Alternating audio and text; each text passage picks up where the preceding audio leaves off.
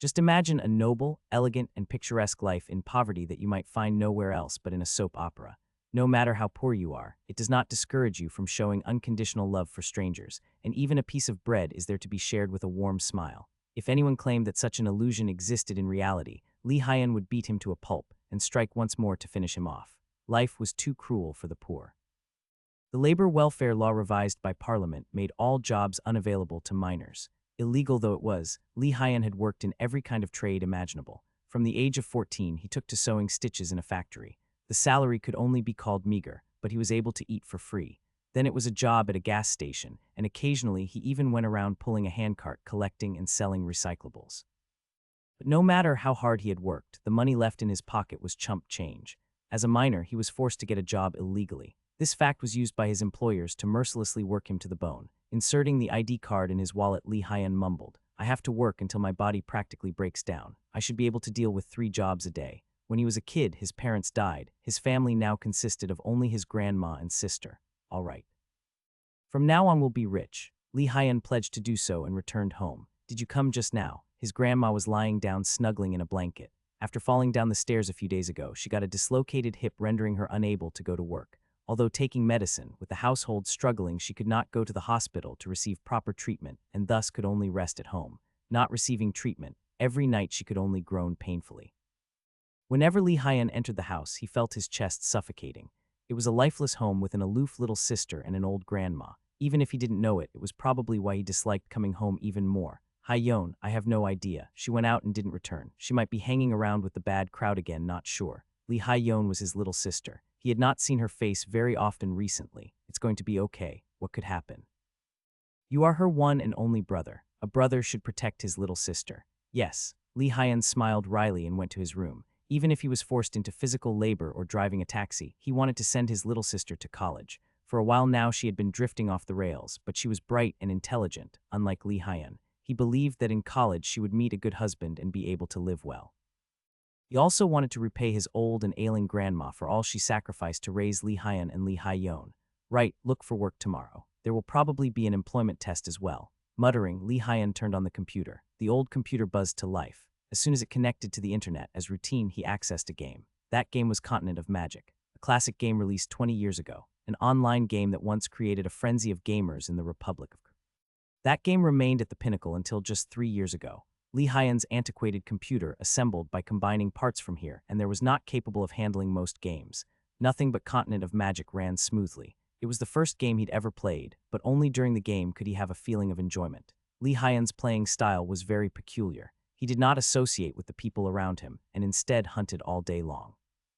After killing monsters and raising his level, he headed to harder hunting grounds. He did not participate in sieges or guild wars at all. He found pleasure in the game by gradually improving his character's abilities and upgrading equipment. He once hunted for 200 hours straight without catching a wink of sleep. It wasn't unusual for him to struggle for a month to raise 1 level or catch a single monster. Some might question what kind of fun he was looking for, but for him it was fun watching his character grow stronger, and when he was able to defeat monsters he was previously unable to, he was thoroughly delighted. In a short period of time, Lee Hyun had reached the highest level. He had attained the ultimate state where levels no longer rose. In the decades of Continent of Magic, it was the first and last record in history. When Lee Hyun looked around back, he found none who could rival his character in supremacy. In hunting grounds where others struggled as a party, he single-handedly wiped out all the monsters. After climbing to the highest level, he alone hunted all the ultimate monsters, including dragons, though for Lee Hyun, he had lost all interest. Nowadays, with the technological advances, the ultimate goal of every game was to equip itself with the virtual reality system. A truly splendid game named Royal Road, referred to as the standard for virtual reality. Beginning with a fully implemented world, the game contained tens of thousands of races and users, over tens of thousands of jobs and hundreds of thousands of skills. You could enjoy adventure as you desire or even go sea fishing with friends for days, as long as you don't encounter whimsical typhoons, of course. The massive scale of freedom was amazing, but best above all was the wondrous game system. Royal Road had the reputation of inducing the ultimate fun a human could enjoy in a game. Well, for me, that's all just a pie in the sky. What could Lee Hyun expect from a computer slowed down by a slightly more complex web page? Popular as it was, to install the equipment that realized virtual reality would cost over 10 million won. If he had that kind of money, under any circumstances, his grandma's medical bills, otherwise it would go to his little sister's college tuition. And now to diligently earn money, the game had to end. Are you sure you want to delete your account? Yes, no. Lee Hyun brought the mouse cursor over, yes. Now, with a single click of the mouse, the treasured character he raised would disappear forever. The moment he flexed his finger, a thought raced through his mind. Can I sell my character for money? Account sale, I think. Somewhere it seems. A newspaper or something said buying and selling characters was common, and that story meant money. It dawned on Lee Hyun that if he was going to delete his character anyway, it wasn't a bad idea to sell to others. Lee Hyun began searching through the internet looking for a character trading site. One search resulted in dozens of sites, and among them he located and entered the one with the largest trading volume. So I just post my character here for a price and it's done. Lee Hyun uploaded pictures along with his own character. Highest level in Continent of Magic, with the best equipment coming from dragons that was worth 30 trillion marks. He decided to begin the auction with the initial price of 50,000 won. He was afraid no one would bid if he asked for too high a price. The auction deadline was one day. Waiting for a long time for big money to come was unlikely. To get a job, though, he needed a decent suit of clothes, so he was in a hurry to get money right away. Typically, there was a range of characters and items to determine the price, but the auction content of other people could only be seen by paying members, so Lee Hyun was denied access. Lee Hyun finished posting and went to sleep. Waking up early the next day, he planned to stop by a nearby employment office. Not even an hour after Lee Hyun posted, the netizens that occupied the virtual space began heating up the internet. Initially, no one believed the auction post. With the last patch of Continent of Magic, they were well aware the levels increased significantly higher. The maximum level limit was 200. In the entire server, no one who achieved such a state could be found, possibly because the figure itself was practically impossible for any man alive. And now, there was an auction post with the character that rose to the highest level for sale. Some guy's playing a prank on us. What sort of moron posted this boring stuff? This has happened so frequently it's no longer fun. From the early 21st century, phishing entries became a trend, and because they were duped so often, they thought it was one of such cases again. No, never, can't be. Netizens tried to ignore the auction post, but their curiosity could not resist, and they entered to see the post once again. Auction posts unconditionally required screenshots of the character to be shown. Each of the files attached to the posting were opened. The character info was truly outstanding. Various stats hit maximum and equipment items were indeed fantastic. Where the hell did he get those weapons? Full set of red dragon armor along with red dragon's backbone shield. Wow, he says they were conferred by the black god of valor. People admired it quite a bit. Somehow it did not seem like a normal phishing post. To forge such detailed images, a great deal of effort would be needed. This guy definitely spent a lot of time on it. The interface is Continent of Magic, but what game did he import the equipment from? Among those present at the auction post were current graphics designers. Looking at the base photo, they tried to find a blind spot. No matter how well crafted the picture is, microscopic traces remain. Even if it looks perfect in the eyes of the public, when you apply the latest technology, the fake parts will be revealed. The designers magnified the images by a factor 10,000, tracked down the pixels, studied every shade, and even scanned the photo files in 3D trying to prove it was a forgery. But their attempts proved futile. Finally, they were forced to acknowledge, all these images are real. I'm the chief designer of LK Co. I guarantee this picture hasn't been altered in any way. Contrary to their expectations, the graphic designers began to confirm the authenticity of the images. Then real users of Continent of Magic appeared. The moment they saw the images, they shouted in surprise. From the beginning, they suspected nothing. It's real. Character named Weed. This user's damn famous. The equipment is his, but I didn't know he reached the top level. Really impressive. Lee Hyun always played alone, intentionally avoiding hunting grounds with lots of people. He never participated in sieges, and minor disputes were usually ignored and passed by. Rumors about him never ceased to stop. Slaying dragons and krakens deemed simply invincible and sweeping through the highest level hunting grounds all single-handedly. Not associating with other people didn't mean they couldn't recognize him. Among the remaining users, he was already a legend. Only Lee Hyun was oblivious to the fact that he was a celebrity, so the equipment is real. Then, this can only be called jackpot. The initial price for the auction was 50,000 won. Excluding the character value or equipment, just owning it alone according to current prices made the amount was far too low. People hurriedly began to write down their bids. It went up in a flash from 50,000 to 300,000 won, all the way until 700,000 won. An hour had not passed before it exceeded 1 million won. The value of selling just one piece of equipment, there was no need to be hesitant about the loss. The bid began to skyrocket. By this time, many people stopped participating out of desperation because they imagined to some extent the auction's closing price. Although the number of players in Continent of Magic decreased over time, after the servers integrated into one and became free of charge, there were still quite a lot of users. Initially, it was the players of Continent of Magic who drove up the price, and following them were the wealthy office workers who increased the price further. At one time when the game was created, Continent of Magic kept the Republic of Korea up all night. The highest level character in that game, owning that antique had such value that you wanted to show it off to others. The shrewder among the office workers quickly phoned their similarly aged bosses. Director Nim, is that you? Why are you calling me at midnight? Do you want to get fired? That well. Director Nim, did you play Continent of Magic in the past? Yes, what of it? The highest level character in Continent of Magic is up for auction. I thought Director Nim would surely be interested in it. What? Why, we'd you mean? Yes, so Director Nim knows. Character is level 200. Stats and equipment are filled to the max. Then followed the explanation. Right now. With your own money, call for 30 million won right now. I'm going back home right now to check it out. Try to get the first place bid. In the current age, people who hold key positions in companies belong to a generation that played online games in the middle of their youth. They boosted the price range. In large portal sites and every game-related website, the hot topic talked about was the auction of the highest level in Continent of Magic. Many people started searching, and instantly the keyword ranking shot skyward. From this point, the real auction began. In the meantime, though, Lee Hyen was sound asleep, completely unaware of this. Physical labor 50,000 won per day, washing dishes in restaurants 30,000 won, supper ham hocks. He was busy summing up what to do the next day in his dreams. With the people's attention all focused on certain person, the auction price was soaring. So far, nobody knew who Continent of Magic's highest level was, but it invoked a desire to possess and show off the eternal character of the once greatest game. The auction price finally exceeded 100 million won. At this point, ownership exceeded the market price for the individual holdings and equipment.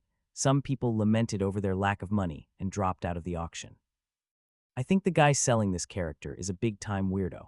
How could he set the auction period for such a priceless avatar to only a single day? Was he damn sure he would receive the maximum possible price for it? In this manner, people commented the auction post to soothe their sorrows. Before long, the number of comments went beyond 900. The auction was automatically extended a few times, and when it exceeded 300 million won, several companies became actively involved.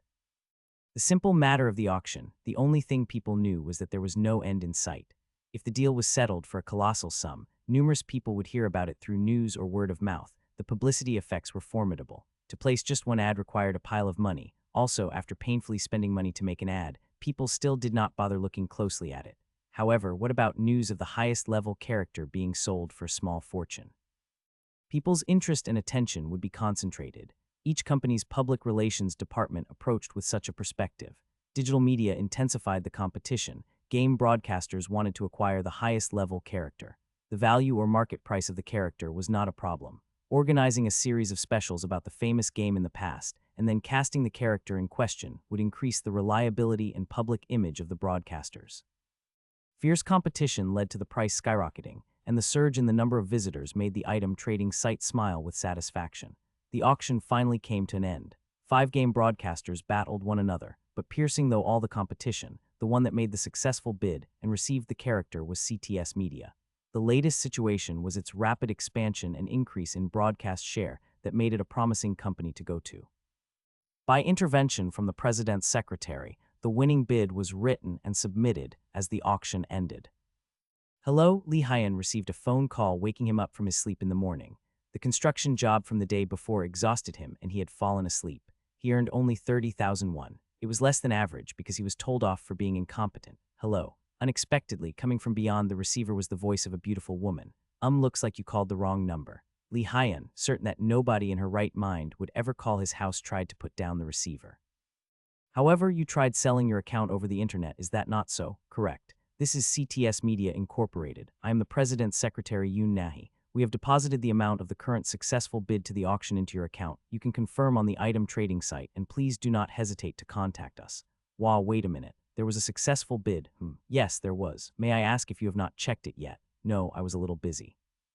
Yoon Nahi of CTS Media, President's Secretary, even going so far as to work in financial resources, she was no ordinary woman. Also knowing 8 languages, all those around her were busy flattering her. But the fact that he did not check the auction of such a fortune was enough to overwhelm Yoon Nahi. How much was the successful bid? Lee Hyen was filled with unease.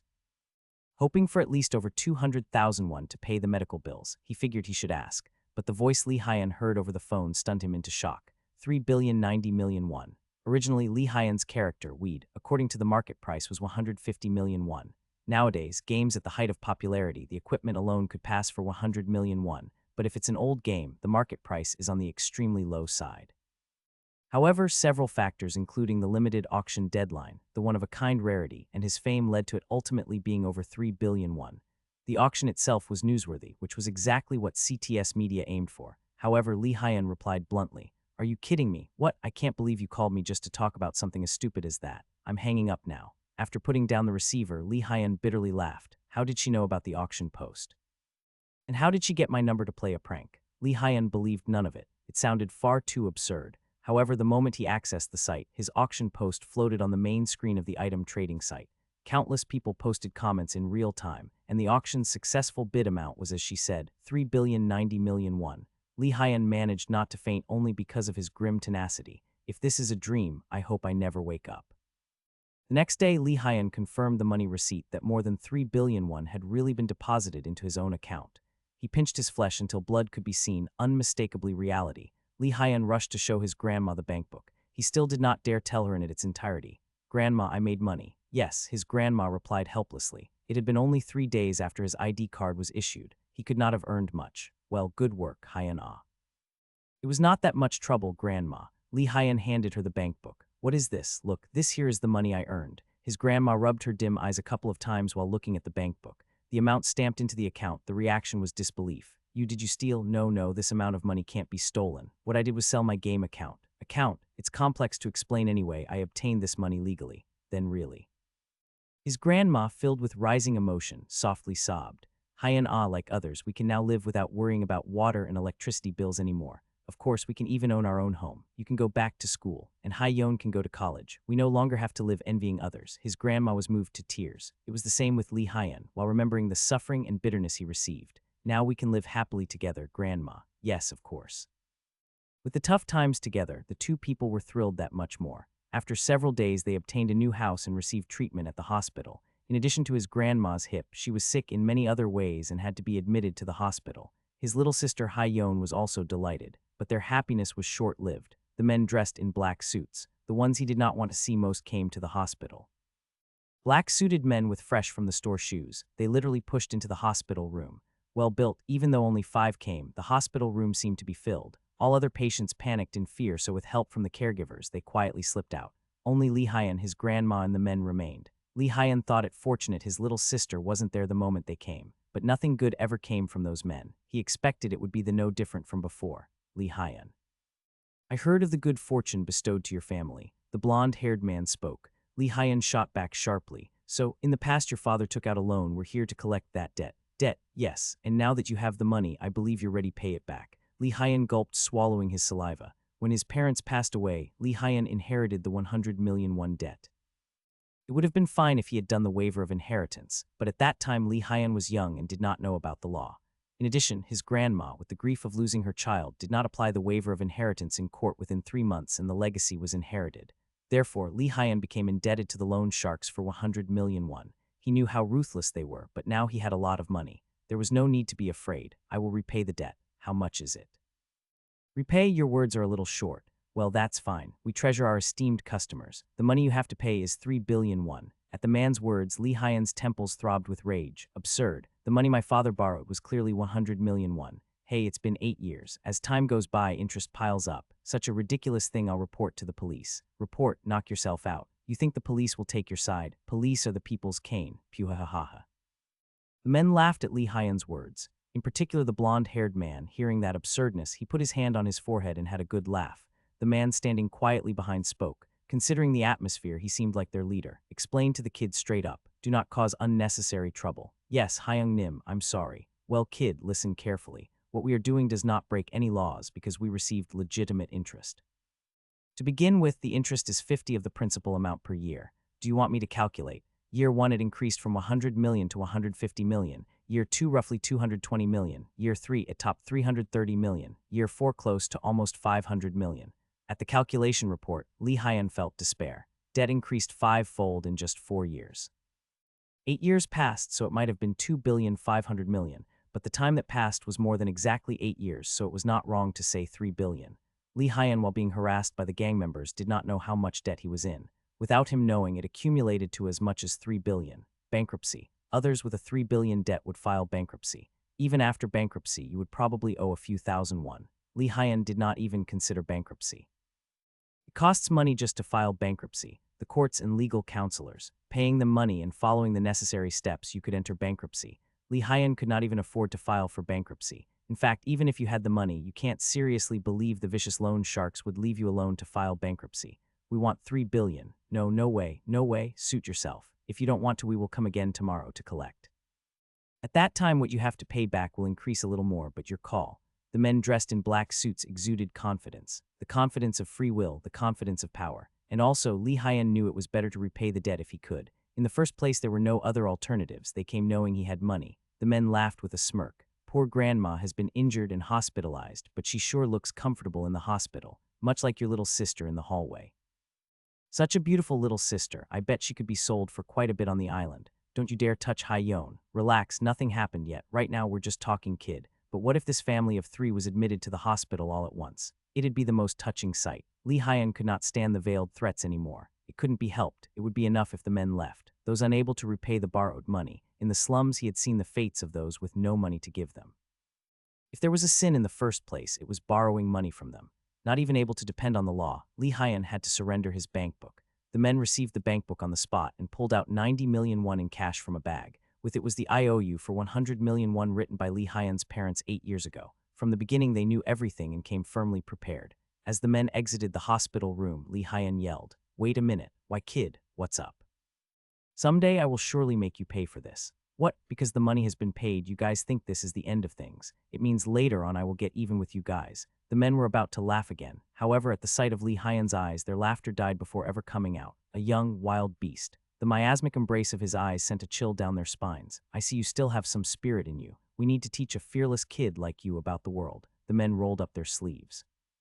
But Lee Hyun was not the slightest bit scared, nor did he shrink back. "Enough. We have already collected the money. Don't do anything unnecessary. But do you really want to make a scene in a hospital?" "Understood, Hyung Nim." The men thundered, getting out. And Kid, the casual leader of the men, looked at Lee Hyun and gave him advice. "I am Han Jinsup of Myeongdong. Do you really? Your boldness will work in this poisonous world. If you think it's unfair, make 3 billion in 5 years and look for me. Then I will serve you as my Hyung Nim." The loan sharks departed. Lee Hyun sat down on the ground helplessly, and at the sound of his little sister crying in the hallway, his grandma broke into a sigh. After being robbed to the tune of 3 billion, he did not have the strength to do anything. He was slammed by extreme emptiness. However, on the third day after being robbed, he stood up. There was hope, so he could not sit and hesitate. A smile casually drifted to Lee Hyun's mouth. Amidst the tears, laughter emerged. It was but a moment, the touching experience of a large sum of money that seemed to enlighten him just a little about how to live in the world. Right. If I earned once, I can earn twice. Lee Hyun was busy. 90 million won was not taken away, but it did not mean he could use it all. Because the house contract was already set, 50 million won was set aside, able to cancel, but he would have to pay a penalty. He would rather die than pay the penalty. Ultimately, the amount that could be used was only 40 million won.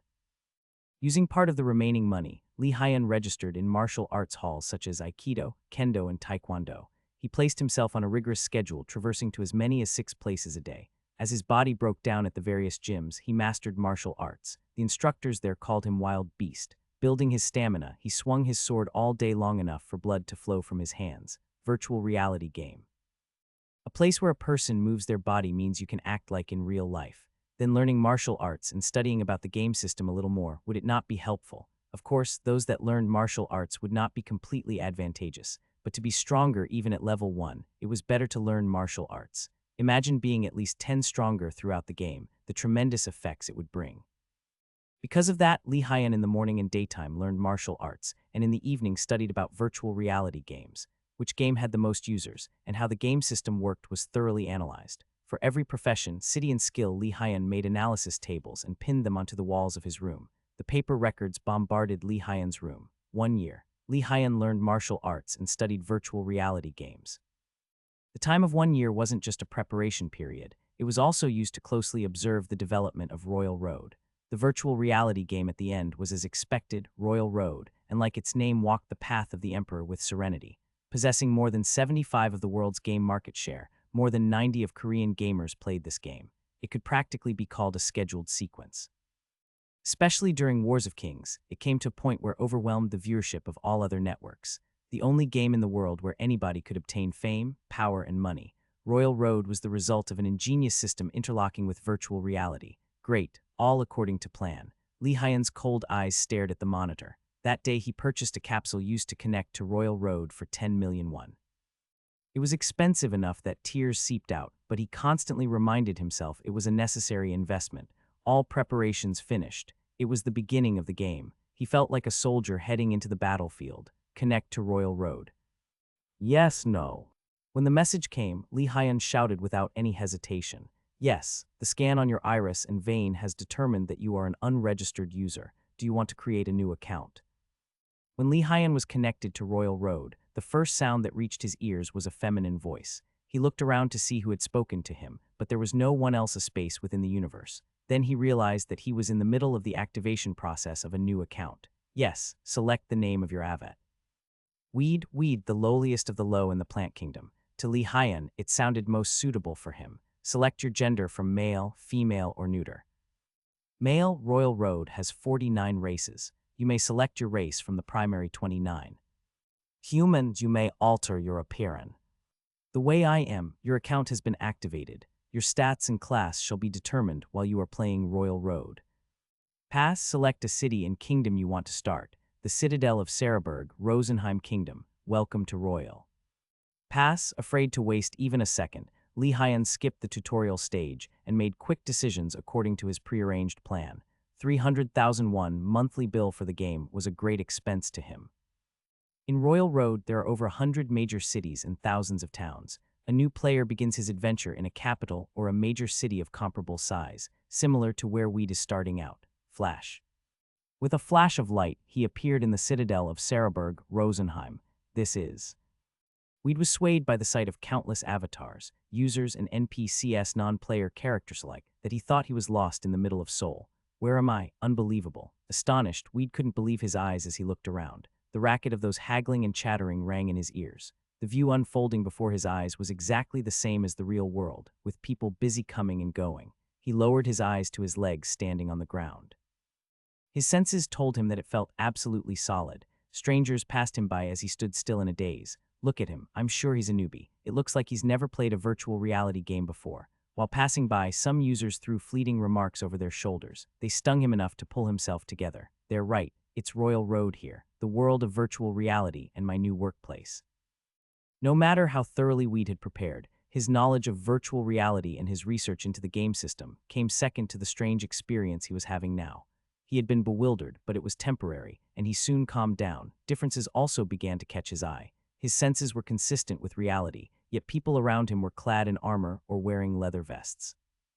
Close to the spot where he had shown up was a bulletin board exhibiting maps and descriptions of Rosenheim Kingdom and directions for using the basic interface. It's time that I start. Weed clenched his fist and then he started to exercise. He sat down and stood up and then proceeded with standing high jumps, tumbling, kicking, and punching. He twisted his waist around and carefully tested one joint after another. He wiggled fingers and toes and jerked his head back and forth. Even though a tsunami of humiliating comments gushed forth from other users nearby, Weed was determined to overcome it.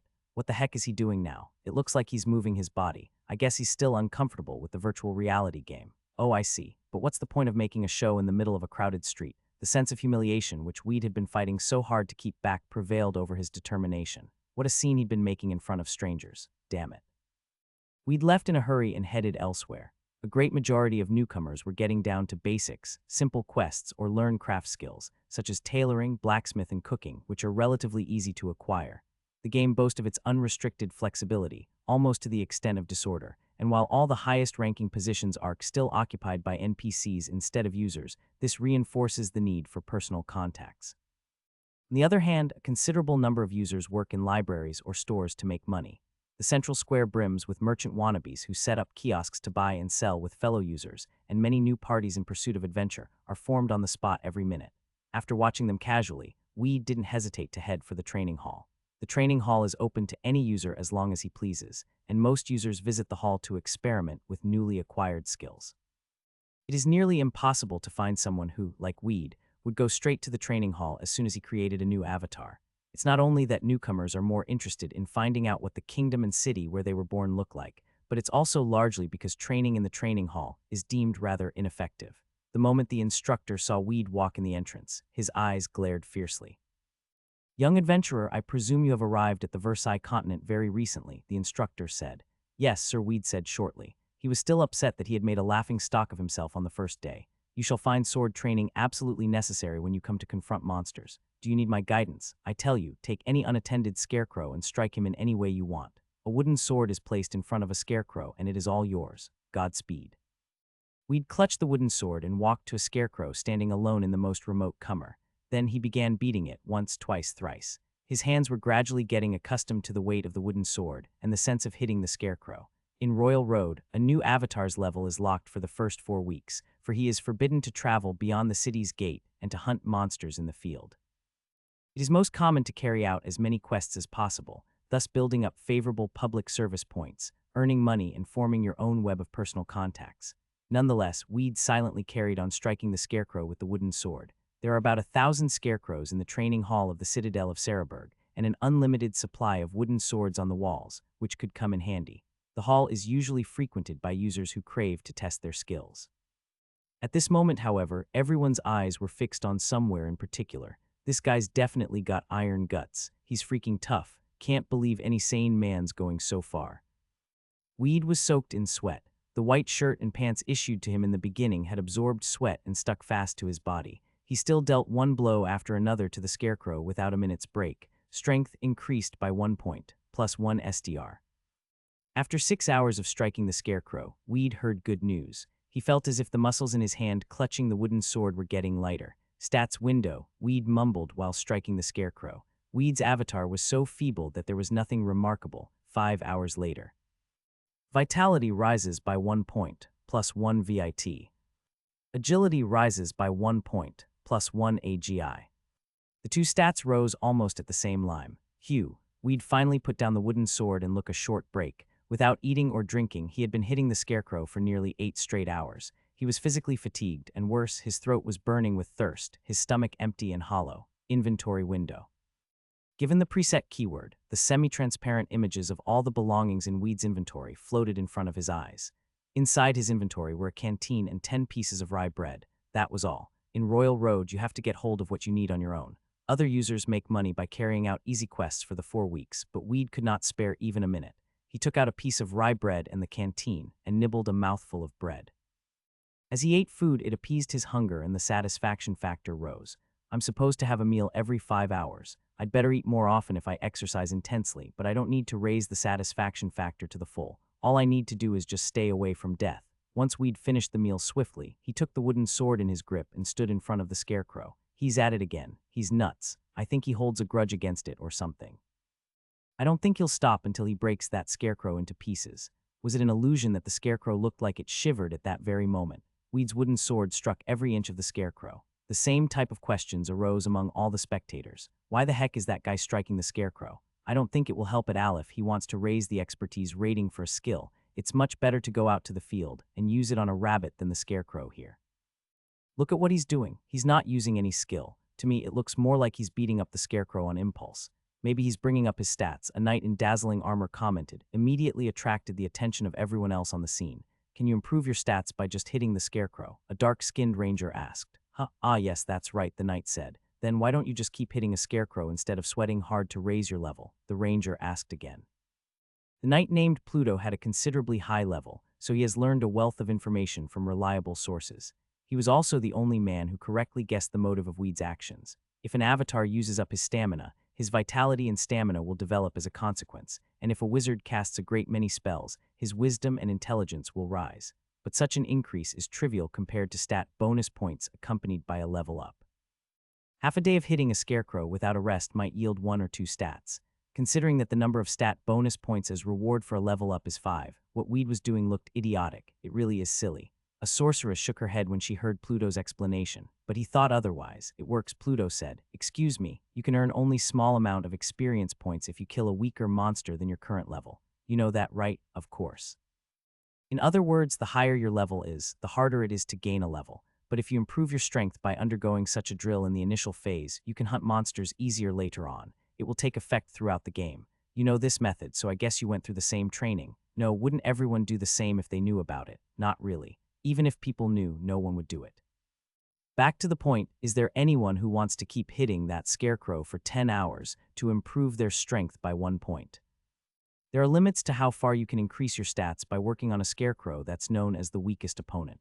In the case of strength, I estimate it's 40 or so. Is there anyone who wants to keep hitting the scarecrow for at least a month to raise 40 points in strength? I would get sick and tired of it and give it up in days. The crowd watching Weed nodded in unison. You'd rather look for a cool weapon than to strike a scarecrow ceaselessly for a full month in order to bring up your strength by 40 points. An item that keeps up strength by 40 points is unique, yet far from rare. This works only for newbies who can't go beyond the walls. It was once popular to beat a scarecrow like this, but it was quickly abandoned because, when you weigh against it what you can get in the long run, it's way too boring and painstaking. We'd overheard the heated discussion that those around him were having. He wished he could have trained somewhere else, but so long as he wasn't allowed to leave the citadel, he could not avoid attracting unfavorable attention in the hall. What makes you call this boring and painstaking? We'd swung the wooden sword at full strength. If you work hard, your avatar gets stronger step by step. When your avatar evolves, it can defeat stronger monsters and make more money. For Weed, this was the ultimate entertainment in his lifetime. Weed was inherently inclined to routine physical labor. All this time, the instructor was watching him with awfully gratified eyes. 3 weeks had passed. Weed logged on to Royal Road on a daily basis, except for minimum sleeping hours to the point of addiction.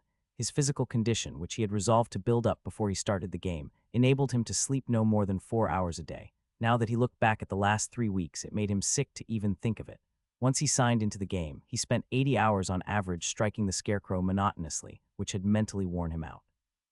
Had it not been for pop-up messages encouraging him, he would have given up. Strength rises by 1 point, plus 1 SDR.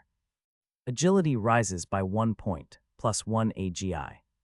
New stat, Fighting Spirit. New stat, Sustenance. In Royal Road, a new stat is sometimes created besides the original ones, Fighting Spirit. You can call on superhuman strength temporarily, or bring weaker monsters to their knees with a force in your eyes alone. You are prohibited from distributing stat bonus points to this stat, and it rises spontaneously, depending on the avatar's action, especially if you fight monsters for a long time or often confront monsters stronger than your current level. Pop-up messages related to the skill occasionally appeared, too. The only skill Weed had at that point was Sword Mastery. Level up, Sword Mastery 3. Increases attack power with a sword, plus 30 ATK. Increases attack speed with a sword, plus 9 ATK SBD. Sustenance. You are likely to use less stamina in action. You are prohibited from distributing stat bonus points to this stat. Every time a pop-up message appeared, Weed was secretly delighted by the progress he was making. But what was deeply troubling him was a sense of frustration that he had been falling behind in his goals. For the last 3 weeks, as he devoted himself to beating down the scarecrows, his strength had increased only by 28 points, agility 25, and vitality 22. Unless I pick up my pace, I'll end up wasting more precious time on this scarecrow, even after the restriction is lifted. I must finish it before I can leave the citadel. Weed's eyes burned with determination. Rumble. At that moment, Weed's stomach decided it was time to eat. Aside from slow progress with his stats, he was tormented by the fact that he was running out of bread. He could run to a nearby fountain and fill the canteen with water, but bread was different. He had to pay money for it. Sniff, he smelled an appetizing scent coming from somewhere. Weed, swinging the wooden sword, paused and caught a glimpse of the instructor, who was taking out his lunchbox for the lunch break. He, honorable instructor. As Weed wagged his invisible tail, he walked to the instructor. Who is this? None other than Weed Nim. What has brought you here? The instructor said warmly. Wouldn't it be lonely to have lunch alone? I am here to keep you company, Weed said obsequiously. Growl while his stomach growled, Weed lied with a straight face, but he could not deceive the instructor. I take it that you are hungry. Sit beside me. I have brought plenty of food, sufficient to feed 2 mouths. Enough with your humility. It is my honor to serve a meal to a would-be great adventurer like you, Weed Nim. I assure you that your reputation will someday resound beyond the bounds of the citadel of Saraburg. When that day comes, please remember me. Yes, sir, I certainly will. He wasn't sucking up to a real man anyway. What was the big deal about Smooth talking an NPC with artificial intelligence? Beside the stats that Weed had increased while beating the scarecrow for the last 3 weeks, he established an affinity with the instructor. This supplementary effect was somewhat admirable. While Weed was busy devouring lunch, the instructor suddenly asked, "By the way, Weednim, what do you think of sculpture mastery?" Sculpture mastery. What the heck is sculpture mastery? Weed chewed a mouthful of boiled rice and swallowed it before he asked back, "What do you mean by sculpture mastery?" "I am merely curious of your opinion. I wonder what sort of view you have about sculpture mastery in general," the instructor said. AI that moment, the speed of Weed's brain racking, despite it being absurd to convert it to a numerical value, multiplied roughly by 5. I've so far figured out that the instructor is a simple-minded and nearsighted guy. He sincerely believes that the sword is invincible, and to him, it's the highest virtue to exercise hard enough to break out in a sweat in the training hall. And now he's asking me what I think about sculpture mastery. As soon as Weed collected his thoughts, he frowned. "Honorable instructor, I can't believe you even mentioned it. I am a man of the sword. Did you ask for my opinion upon, God forgive me, sculpture mastery? I am most disappointed."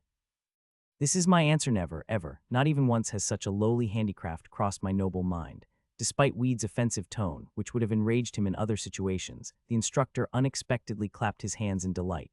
"I knew you would say so. It is out of question. The likes of sculpture mastery are nothing but awful mistakes of God which do not deserve a second of our attention. Why do I, a man of the sword, need to ever think of it?" "You are most agreeable." Weed sensed that, though it was invisible, his friendship with the instructor moved to a higher degree at that moment. This is the way to make friends with somebody. You don't need to shed blood with them. You don't need to squander time and money on them. You just join them in speaking ill of something at the first opportunity, and it will invoke their sympathy. We'd expected the instructor to change the topic of the conversation, but he rubbed the back of his head and stayed on the subject. "It is rumored that the unknown man who mastered sculptural and once carved the moonlight," the instructor said. "I doubt it, sir. A rumor is always prone to distortion. How can anyone learned in worthless sculpture mastery carve the moonlight? Perhaps it was a pebble in the shape of a moon," Weed said cheerfully. "You think so too, but I was told by my predecessor. His honorable name is Melium, currently a royal knight." Sculptural was perceived as a fruitless skill, no more than trimming a small block of wood to produce a fine ornament. Rumor had it that if you elevated the craft beyond a certain stage, you would be capable of making projectile weapons of metal, but it was undoubtedly one of those obsolete skills that nobody bothered learning. On that account, Weednim, this question of sculpture mastery intrigues me.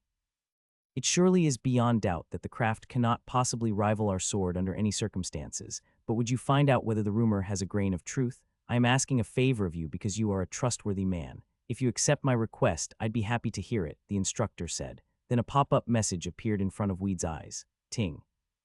A mystery sculptor, rumored to have visited the royal palace. A rumor that a man who had mastered sculptural art did carve the moonlight has been prevalent in Tile Royal Court of Rosenheim Kingdom for long. Look into the rumor to determine whether it is true or not. Difficulty level. Quest requirements. Close friendship with instructor, reserved only for those who have not acquired sculpture mastery.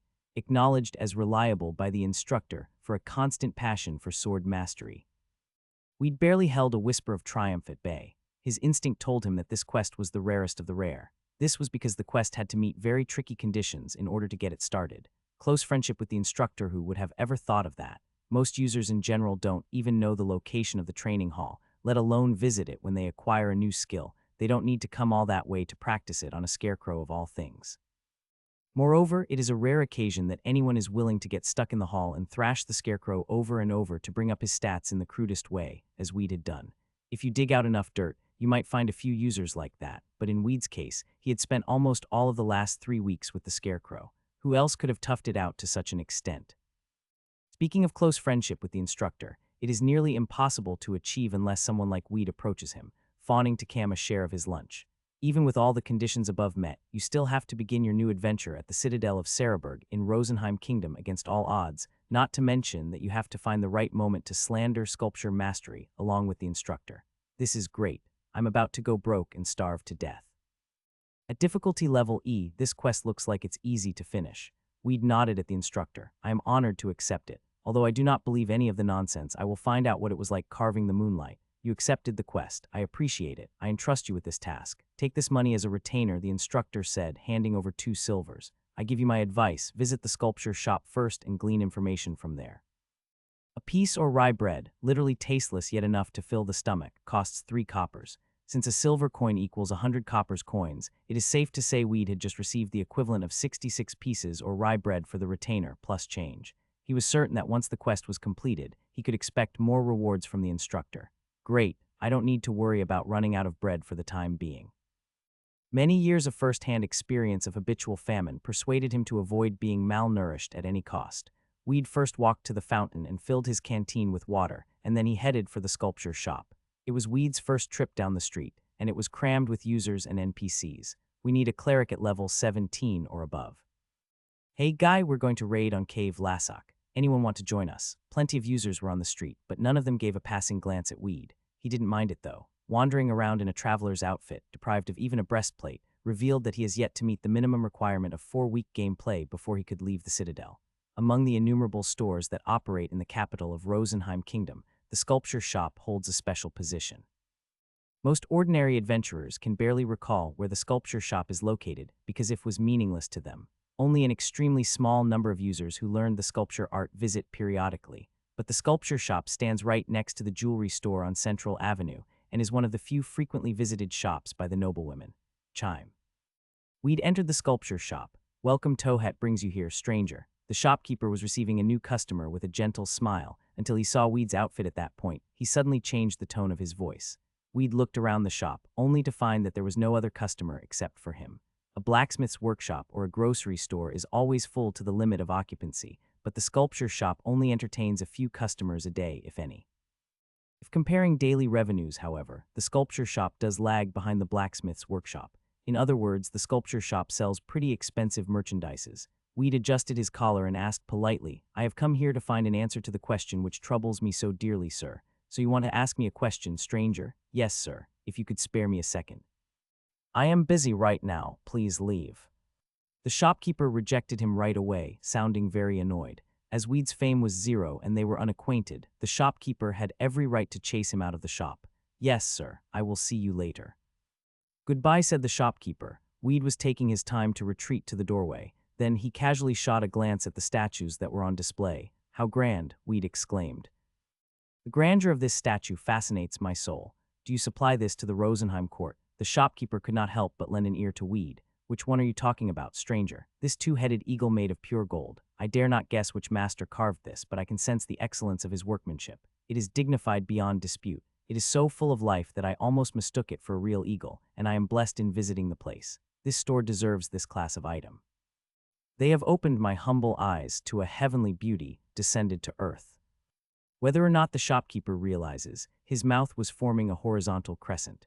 Are you interested in sculptural art, traveler? I dare say I am only wishing to feel peace of mind at the sight of outstanding statues, and my soul craves to be even a small part of the magnificent spirit embodied in them. Come over and sit down. You may be good company to arouse me from boredom. Would you like a cup of tea? Only if you're kind enough of offer me cold, honeyed water. I will be satisfied with a cup of cold water. Sure, of course, I have it. We drank the honeyed water blended by the shopkeeper, which soothed the exhaustion that he had accumulated over the last 3 weeks. Now tell me what has been troubling you so much. The shopkeeper said, Yes, sir, but can you please forgive me for asking for a brief tour of these statues on display before everything else? I have business that demands your guidance, yet it is less urgent than comforting my poor soul that wants to have a good look at these masterpieces of art, Weed said. You may look at them for as long as you wish. Isn't it the racin' darter of fine statues to please those who appreciate their value? The shopkeeper consented with a content smile. Weed felt that it had won his goodwill, one scarcely disturbed by visitors and away from public attention. Suppose that you asked to look at various items in a grocery store, the next second you would be kicked out. Weed relished the statues on display at leisure, but he had his own agenda. I doubt sculpture mastery will make a pile of money. The most expensive statue that is currently present is worth 30 silvers. The quality statues are made of stones or rare wood, and in spite of the impressive workmanship, the materials themselves were not costly in the first place. They were nothing more than wooden carvings or engraved stones. Weed knew that there would be money if he could create a gigantic lion statue or bronze status, but he wasn't fooled by the possibility that was so far off. What kind of nobleman with so much money would order a new statue every year? He needed to reach the top of the ladder in order to do really well as a sculptor. Little competition guaranteed that it wouldn't need too much effort to become the best in the industry. Still, it was a niche market, too small to count on. The guaranteed way to make a fortune was to target other users as potential consumers. They were always leveling up and demanding better equipment, so on and so forth. Fire weapons, strong equipment, enchanted bracelets, and rings were popular among users, but statues were valueless to them except in rare instances. Waste of time, waste of money. Weed's primary purpose for starting this game was to make money. With a capital M, he looked around the display for the last time and passed his verdict on sculpture mastery. The skill is worth a dime in a dozen. Weed sat down across from the shopkeeper. Now, what are you looking for? The shopkeeper asked. I am interested in a past event. I was told that someone had carved the moonlight in the royal palace 50 years ago. I would like to know if there's any truth of that event, Weed said. Oh, that event. It is legendary tale that has been passed down among the sculptors. I also heard it from some trustworthy patrons from the royal court. Weed had thought that carving the moonlight was impossible, another urban legend, but the owner of the sculptor's shop also knew the rumor that the instructor at the training hall had claimed to have heard. Quest complete. A mystery sculptor who is rumored to have visited the royal palace. The rumor that had reached the instructor's ear really took place. A sculptor carved the moonlight, and it was widely, yet secretly, known amongst the Cereburgens, though it remained an enigma how he carved the moonlight. Reward returned to the instructor to claim it. Weed grinned broadly. This was, after all, a simple quest with the lowest difficulty level E at the same time. Unless he had succeeded in making friends with the shopkeeper, it could have turned out tricky. How that he was done with the quest, the next move was to return to the training hall and earn a reward from the instructor. As Weed was looking for the right moment to say his farewells and leave, the shopkeeper, absorbed in thought, finally spoke out. I have not heard how he carved the moonlight. Did the patrons from the royal court not tell you about it? They always omitted it in their tale. They refused to tell me about it. They said Queen Evan of Rosenheim, oh may her soul rest in peace, was involved in the event. Can you do me a favor and look into this so that my curiosity shall be gratified? The sculptors passed. The rumor has it that Queen Evan was involved in the event when the sculptor presented himself in the royal palace and carved the moonlight. The shopkeeper of the sculpture shop wondered what link existed between the two of them. Difficulty level. Warning, if you are found to be investigating the rumor in question, you will be exposed to hostility from royal knights. Weed's clenched fists were shaking in excitement. It's a serial quest. Even when the difficulty level of a quest is awfully low, the level of rewards shoots up in case of serial quests. The more stages you complete, the more difficult the quest becomes, and so most serial quests are likely to make it highly difficult for Weed at his current level to solve. The only quests that Weed could complete are the ones that are inside the citadel, asking around and gathering information from people. I am still incompetent. I am afraid I may not be worthy of your request, Weed said. I am certain you are up to this task. You prudence shall lead the way to safety, the shopkeeper replied. If you say so, I will take it willingly, Weed said. You have accepted the quest. Keeping down a sudden impulse to hum a tune, Weed headed straight to a pub across the street. Good afternoon, returning the greeting from a waitress. Weed looked around in search of a bard. There were a few conditions to meet. First, he counted the bard users out when he looked for the right man. It was a long shot that any user had ever heard of an event that had happened in the royal palace half a century before. Weed would be better off to find a Cereburgen native, possibly an elderly. Whether he could sing ballads favorably or not, an old bard was reliable when it comes to worldly gossip. Weed stopped by several pubs until he found a bard who lived up to his expectations. It was a middle-aged bard in his 40s, experienced by with both charm and youth. Clapping both hands, Weed approached the bard. The bard thrust his palm out, and Weed could not miss what this gesture implied. He frowned immediately, his mouth twitching with a grave sense of responsibility that he would not waste a penny. You sure have a charming voice. I appreciate your talent in writing both the lyrics and the music for that ballad. Also, your skills in the instrument were more than impressive. I bet you broke the hearts of many Cereburgen ladies back when you were a young ray of sunshine at the peak of your career. Of course, I do not doubt that you are still stealing ladies' hearts for a bard. Adventure and romance is everything. I also love romance. The palm didn't go away and the bard snapped. I'm sick and tired of cheap compliments from the likes of you, foreigner. Show me the money or get lost. Weed was momentarily lost. Do I just give up the quest in the middle? Anyway, the quest doesn't penalize me even if I decide to drop out, but maybe it would give me sweet rewards later, and I would hate to miss out on them. Weed's hand slipped into his pocket and fished out a coin before he realized his mistake. 2 silvers. There were 2 silver coins in his pocket. That was everything that the instructor had given him as a retaining fee for the previous quest. The bard seized the silver coin from Weed's palm. It was a basic mistake that he had forgotten to exchange his money into smaller coins in advance. I can't believe I made such a silly mistake. Weed's body shook in distress and grief. HMPH, this is a secret, so you must keep it to yourself, the bard said under his breath. Queen Evan, and the sculptor had been on intimate terms since they were children. "What do you mean by intimate terms?" Weed asked. "You fool, I know nothing else for intimate terms between a man and a woman. They loved each other."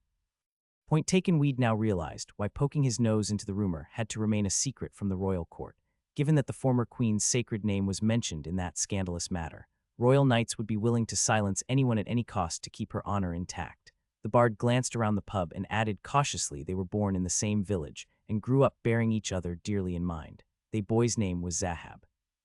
The girl was always carrying ornaments carved and given by him when she was a child, with a dream that she would become his wife someday. But destiny played tricks on them. The girl was chosen to be the royal maid and the boy left her. But in the end, there was a promise between them. "What promise, if I may ask?" Weed asked, now curious. Zahab promised to show the girl the most beautiful statue under heaven. "I guess it was not kept then. The queen must have a great number of beautiful, magnificent statues in her place." "No, he kept it." Many years later, Zahab presented himself as a quest to the royal court. It was said that, at the sight of his work, she was most touched, saying it was the most beautiful creature under heaven. Then what statue, for Freya's sake, did he present to Queen Evan? A queen doesn't easily cherish an ordinary piece. True, pay a visit to a lady's maid who witnessed the day, and hear the rest of the story. This is as far as I can tell you because I also heard it from someone else. "Is she still alive?" "Yes," the bard told Weed the way to the house of the lady's maid. Weed went to visit her. She had retired, and when he mentioned Queen Evan and the sculptor, she gave him a joyous welcome. "Her Highness was very virtuous and gracious lady. So do you want to hear about what happened back then?" "Yes, ma'am." "You have found the right person to ask. I personally served Her Highness. She first resented Zahab Nim when he visited the palace. Why so, if I may ask? It was his promise. When they were young, they made a promise that Zahab Nim would present Her Highness with the most beautiful statue under heaven. But when he appeared in the palace, he was carrying a sword, not an engraving knife. To the eyes of everyone, he looked like a fine swordsman who was proficient in the sword. You should have seen how heartbroken Her Highness was. It was indescribable. Her Highness so believed in Zahab Nim that even if the world turned upside down, he would be the same eternally, and likewise, the promise between them was divine. On that day, Brent Kingdom, which bordered on Rosenheim, dispatched a band of assassins. They revealed a treacherous ambition to seize our kingdom, and Freya only knows how shocked I was when assassins stormed in and assaulted her and His Highness in the garden. Those wicked scoundrels. Yes, young traveler, you can say that again. A couple of royal knights were trapped, thus incapable of holding them in check, and we were left to face death. At that very moment, Zahab Nim walked into the garden. As you can see, right in the middle of fighting, Her Highness warned him and ordered him to leave, but Zahab Nim only smiled. He smiled in the middle of such a dangerous situation. And he said he would show her the most beautiful statue that he had ever carved under heaven. To everyone's surprise, the moonlight shattered into pieces at Zahab Nim's sword. Its beauty was really striking. He was singing a song while he carved the moonlight. I cannot remember the lyrics word by word, but the title was A Sculptor's Heart. Listening to the song, Her Highness was overflowing with tears. It was really the most beautiful statue Milady had ever seen. Had Zahab Nim only inscribed his name on a crude plank, but Her Highness would have taken it for the most beautiful sculpture in the world. But I tell you, the sight he was carving with the moonlight was literally heavenly. The assassins scattered at the inconceivable sight, and Zahab Nim kept his promise. Many years since gone, but I still cherish that moving memory. Then, a mysterious flashback flittered before Weed's eyes. Whittle. A boy is holding a tiny engraving knife in his hands. As the engraving knife slides up and down, a piece of wood is shaping into a form. It seems he is carving a maiden. A little, lovely maiden. Through his craftsmanship, the piece of wood is endowed with life. A girl blushing up to her ears is watching him. The boy's hand moving the engraving knife and his serious look. The girl loves him, everything about him. Soon the boy hands her the complete statue. It looks so much like the girl. For now, all I can do is carve a piece of wood, but someday I will give you the most beautiful statue in the world. The boy and girl make a promise with each other, hand in hand. As the girl grows up, she blossoms in beauty. She caught the eyes of the king. She eventually became queen, but the girl is not happy at all. Her Highness is still unhappy the day Zahab comes back to see her.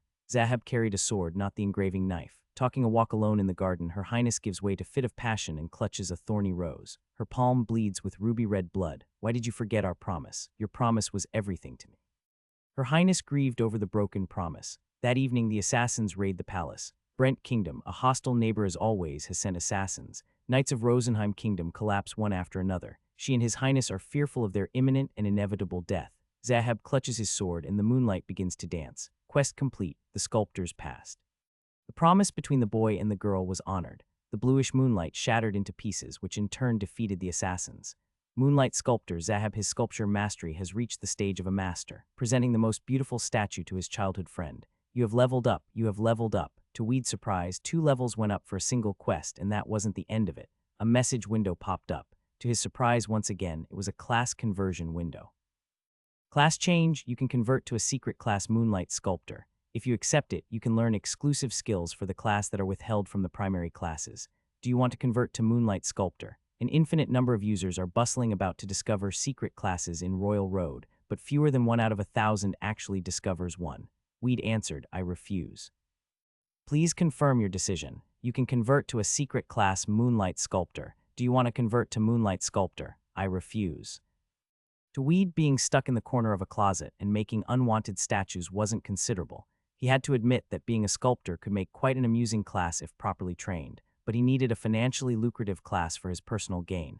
When Weed came to his senses, the old lady's maid was watching. You're welcome. It's my pleasure to tell you their story like this. So, young adventurer, I want to give you a small present. Will you please take it? Wouldn't it be unkind to reject a present out of goodwill? Weed was not so cruel as to decline anything offered to him. A man should accept any present with gratitude. I will gladly take it, ma'am. The old lady's maid took something bundled up from deep inside a drawer. It resembled an ancient scalpel. This engraving knife used to belong to Zahab Nim. He left it to Her Highness, and I happen to keep it now. And this wooden statue is carved by Zahab Nim. Please take these, the lady's maid said. I shall long treasure your present, Weed said. He received 2 items from her. You have received engraving knife. You have received Zahab's legacy. Weed thought that these items were uncommon, as they were left by one of the masters of sculptural art. Even the wooden statue looked classy at a casual glance. Please keep Zahab Nim's engraving knife with great care. Yes, ma'am. Weed calculated that this might sell and make good profit. The wooden statue will show you where Zahab Nim's resting place is located. I hope his sculpture mastery will not be buried forever. I hope so too, ma'am. If only I could hear the song of that day again. Everything about sculpture mastery is concealed in that engraving knife. Excuse me, in Zahab Nim's engraving knife. That moment Weed looked at the engraving knife. He had a gut feeling that an irresistible destiny was drawing near. Follow Zahab's last wish. Zahab did not die that day. He left for a faraway continent to test his sculpture mastery. Once you graduate in Sculpture Master, you should find Zahab to learn the song A Sculpture's Heart from him. Then you should come back here and sing it to this old lady's maid. The tradition runs that Zahab's was last seen heading for the Grey Pass region. Difficulty A. Quest requirement: you must complete the quest before the old lady's maid passes away. Cancellation is not permitted. Reward: you can learn item identification skill, sculpture mastery, repair skill, and handicraft skill. A serial quest with a difficulty level of A, rewarding 4 skills. Weed couldn't tell if he's lucky or not. For one thing, he knew that it was extremely difficult to acquire skills unrelated to his own class. Those skills, such as item identification and repair skill, which he had learned without converting to the sculpture class, could come in handy in numerous ways, but in a level quest was far beyond his ability for a long time, possibly many years. The average level for Royal Road users is currently 100 or so. The highest ladder is in the low 300s. The difficulty of a quest that requires a balanced party of power rankers a level 300 to finish is known to be B-level. That means Weed had just accepted a quest that requires him to be above level 400 to be able to cope with the quest, let alone finish it. As if it were not bad enough, the Grey Pass region is the most perilous of the perilous areas, inhabited by the most forceful monsters. It is one of the top 10 forbidden areas on the continent, where you are absolutely guaranteed to be chopped to pieces the moment you stepped in the area. Damn it.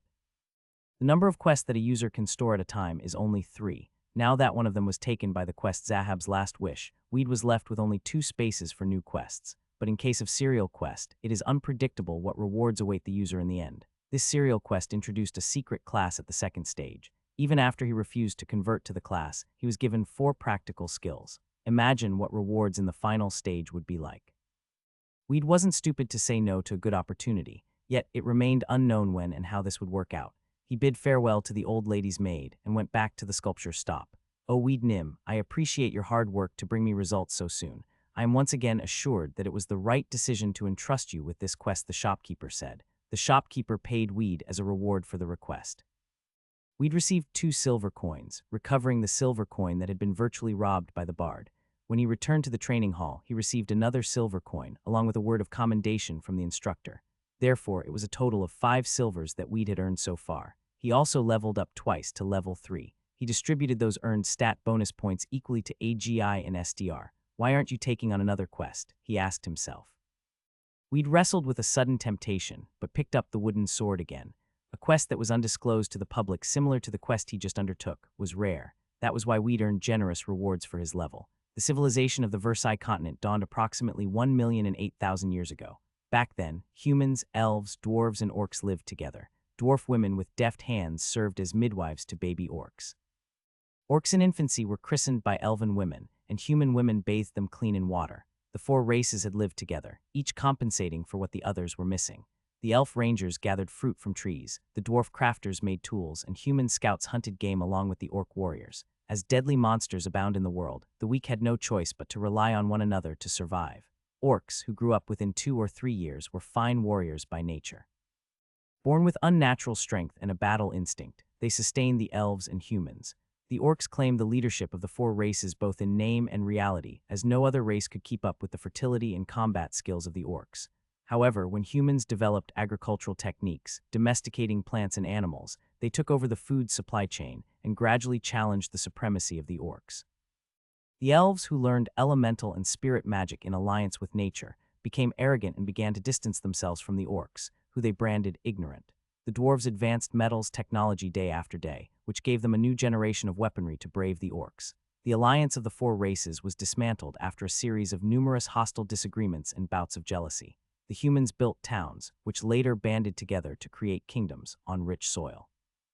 The elves moved to the Forest of No Return, where the elements and spirits were magnified in effect, extending the domain of their magic widely.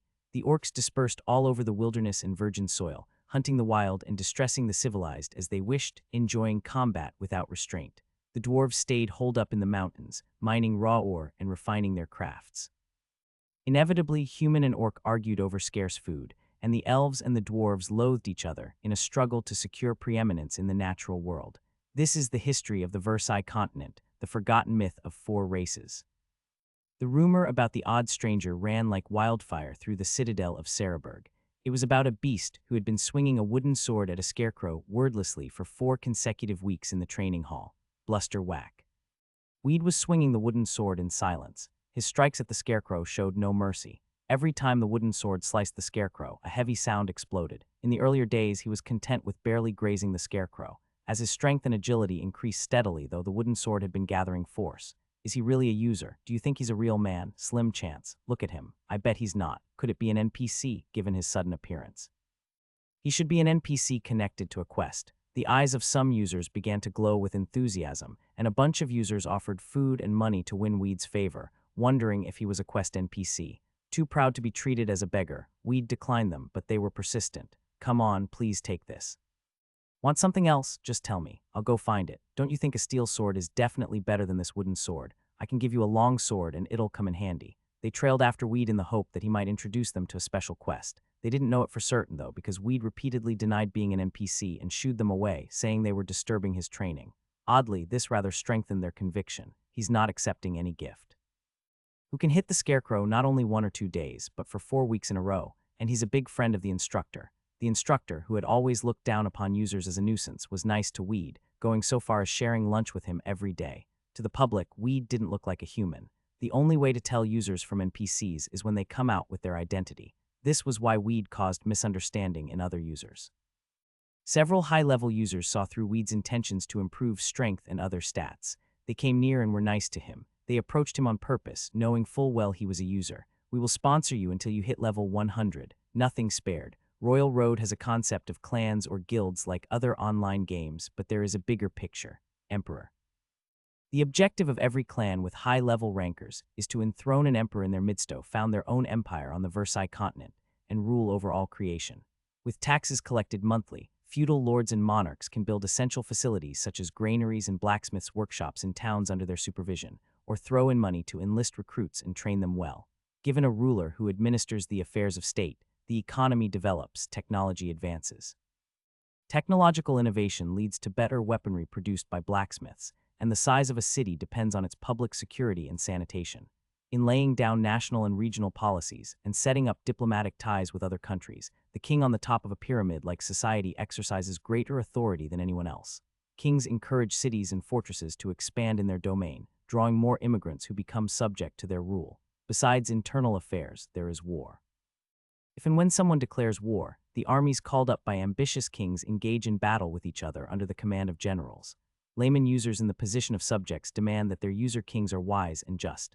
Therefore, the cities where they reside will grow more prosperous, and trade of goods will be more dynamic, which stimulates the users to aspire for success in the game. Still, Weed declined all the clan offers. Strength rises by 1 point, plus 1 SDR. Agility rises by 1 point, plus 1 AGI. Vitality rises by 1 point, plus 1 VIT. Fame rises by 20 point, plus 20 fame. Life rises by 100 point, plus 100 HP. The wooden sword had not shown any sign of pausing, suddenly stopped in midair. Then Weed closed his eyes. I've made it. For 4 weeks, according to the game's time flow, Weed had improved the stats as much as he could in the training hall. To his surprise, he earned a little fame. Never hurts to have some fame. The more fame you have, the cheaper you can buy goods from grocery stores or blacksmiths' workshops, and you can get more respect in talking or negotiating with NPCs. The instructor, who had been watching him pleasantly at a distance, walked up to Weed and said, "Good job, Weed Nim. I didn't expect you would come so far, yet you overcame my prejudice. I am very proud of you. I'm indebted to your teaching, honorable instructor." "Haha, you're absolutely right." The instructor laughed heartily. Weed knew from experience how high a simple word could lift up the instructor. The instructor handed a sword to Weed. "What's this sword? It is yours. This sword is awarded to a man who completes the basic training program." Basic training. A question suddenly occurred to Weed. He had learned by accident that he could improve stats by swinging a wooden sword at a scarecrow in the training hall. While combing through online game communities, he had read a posting about it in a forum run by a couple of small-size clans. Therefore, he had focused on bringing up his stats as much as possible in the training hall before he began seriously. Weed had good reason for it, though he conceded that it might sound inefficient to invest 4 weeks to improve his stats slowly one by one. As far as other users were concerned, they would rather waste less lime to acquire an item that boosted stats so little. Still, Weed thought, it isn't the same as training hard to strengthen the bottom-line stats of one's avatar. It makes a difference, a big one. As good luck would have it, you might pick up a good item during a journey, but your original stats will be the same, regardless of whatever items you are equipped with. Suppose you rise 40 points in strength, and imagine what it will be like when you wear a plus 50 STR necklace. The stats that Weed had drilled in the training hall would help him right up to the last minute of the gameplay. Weed pondered the meaning of the instructor's remark and finally asked, "Do you know how many people completed the basic training by now?" 16 here, the instructor answered immediately. He added, "The continent is vast, Weed Nim. I think there are a total of 3,800 foreigners who finished the basic training program in all the training halls. To the best of my knowledge, nobody has finished the basic training as fast as you did. 3,800 people." Weed's eyes flashed fire. "They are my potential rivals." His next question broke a brief moment of silence. "You said this is basic training. Do you provide a higher level of training program?" "I don't, but there are other places." "Where are they?" "I do not know where they are located. I heard they were open only to those who were destined to find them. You must finish a basic level to be qualified for the next level of training." "Don't mention it." Weed was now done with the training hall. When he turned to leave, the instructor called to him. "Weed Nim, do you have a plan?" "Excuse me, sir. An expeditionary force is scheduled to depart for the lair of Litvart a week from now. A colleague of mine is the commander of the force. His name is Midville. If you do not have a better thing to do for now, why don't you lend your sword to him? A cleanup operation in the lair of Litvart."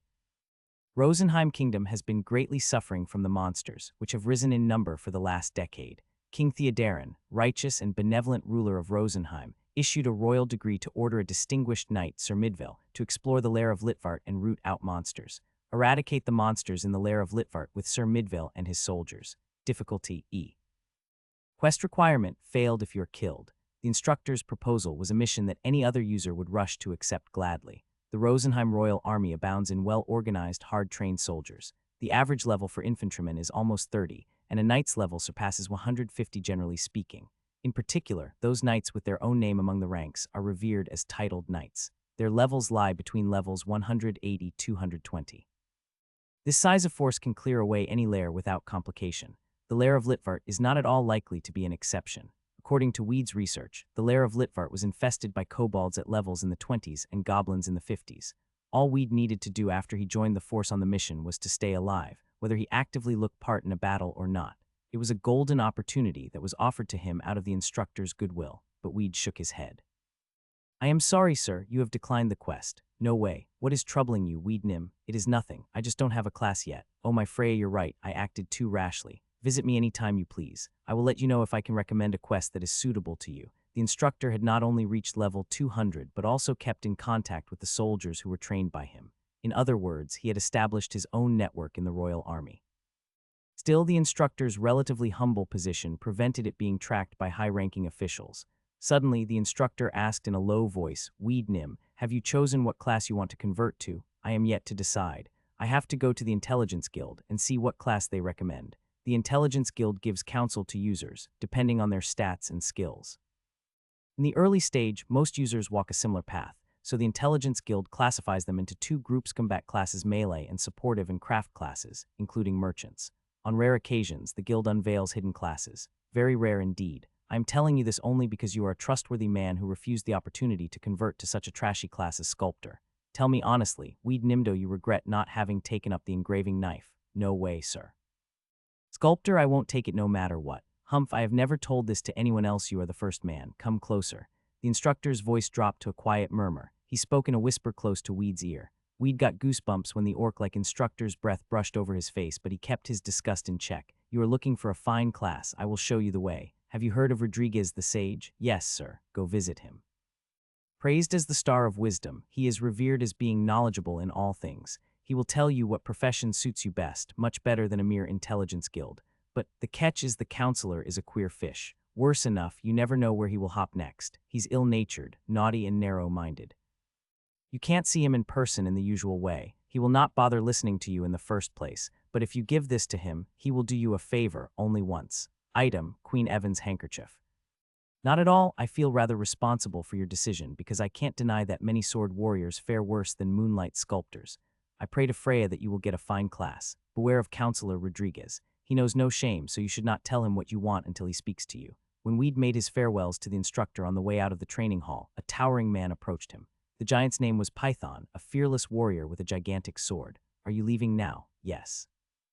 Where are you going? I'll first find a class, and then I'll work hard to raise my level. I'm sure you will make it to the top very fast. I haven't seen anyone as steadfast as you in online games. Though I'm proud of how tough I am, you are literally a man of steel. Python was a warrior at level 288. He had learned a new skill, so he had come to the training hall to experiment with it. When he arrived at the hall, it was crowded with a flood of users, all of whom had gathered to observe Weed. Python was also a man of curiosity. Some people got Weed mixed up with an NPC, but when Python, squeezed by the crowd, overheard that a user could improve stats in the training hall, he had started whacking the scarecrow right next to Weed. The force that was released from Python's massive figure had been shocking. With a few more users who had participated in the show, Python had unintentionally diverted public attention from Weed. For the last week, Python was the only user who Weed had spoken to so far.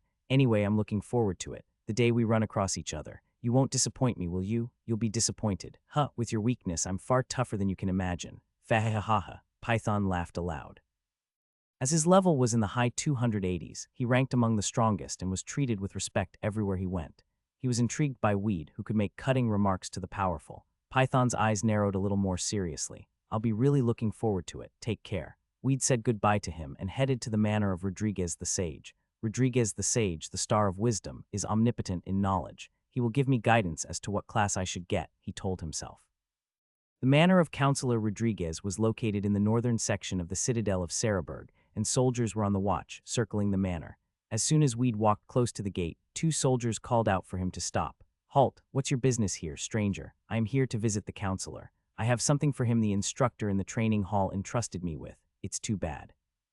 I understand you have business to be taken care of, but the counselor does not expect anyone with such little fame, the soldier answered in a matter-of-fact tone.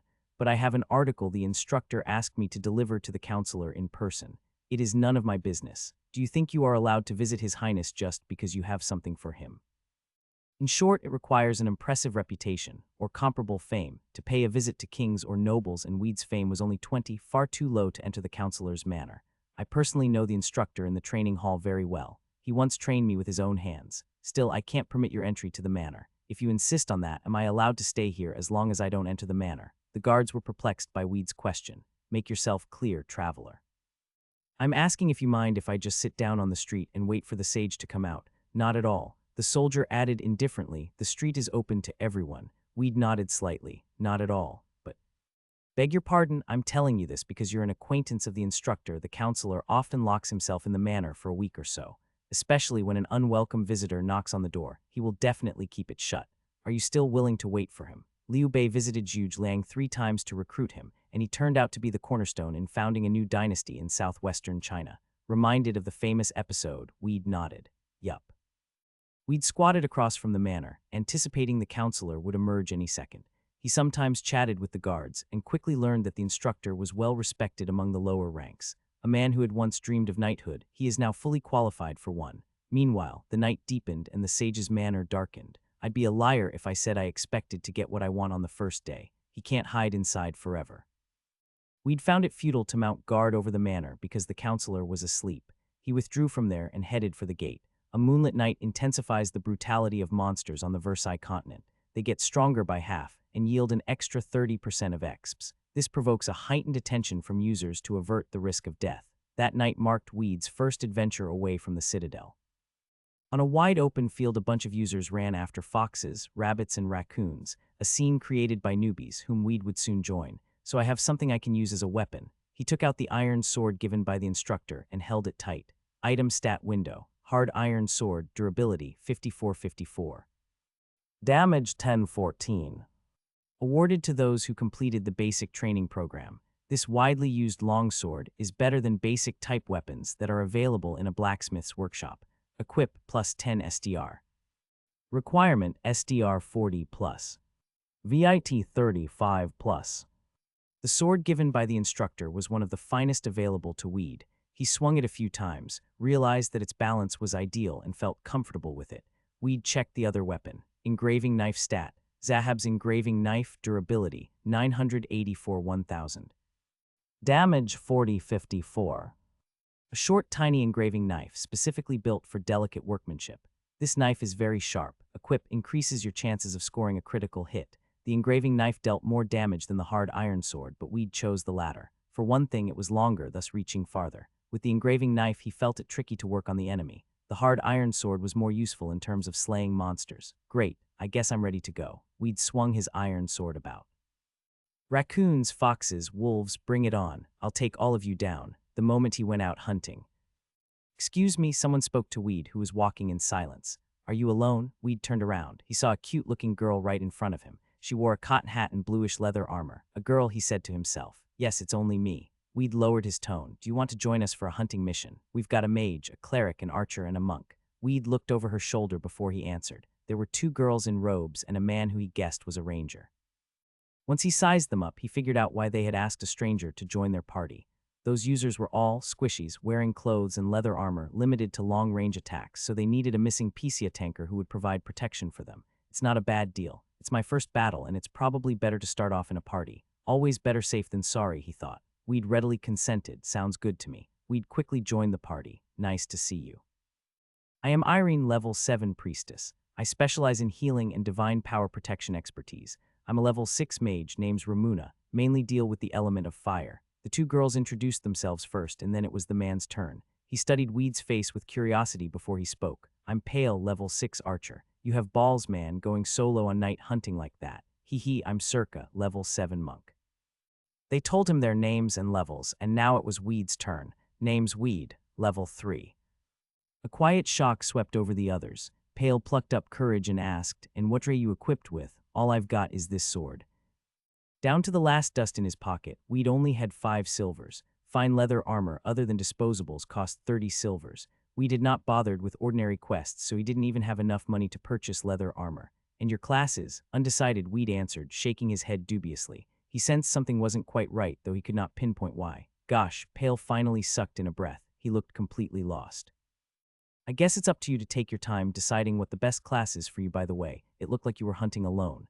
Is it your first time out here? Yes, I'm new to the virtual reality game. I see. Why am I not surprised to hear that? At Weed's frank response, Irene and Ramuna looked at Circa with scolding eyes. Their looks said that she had picked the wrong guy. LV, 3, class, undecided. As if that were not bad enough, this shabby-looking kid was a newbie in virtual reality.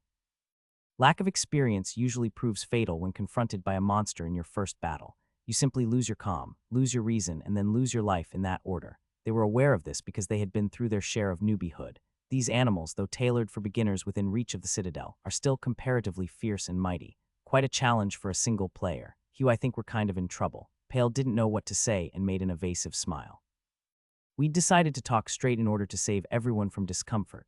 I'll leave the party if you think I'll do more harm than good. I'm sorry. Circa acknowledged her mistake and bowed to Weed apologetically.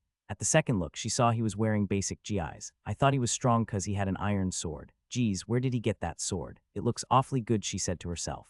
Weed broke away from the part and headed to the field alone. Pale and Circa felt guilty having disowned him.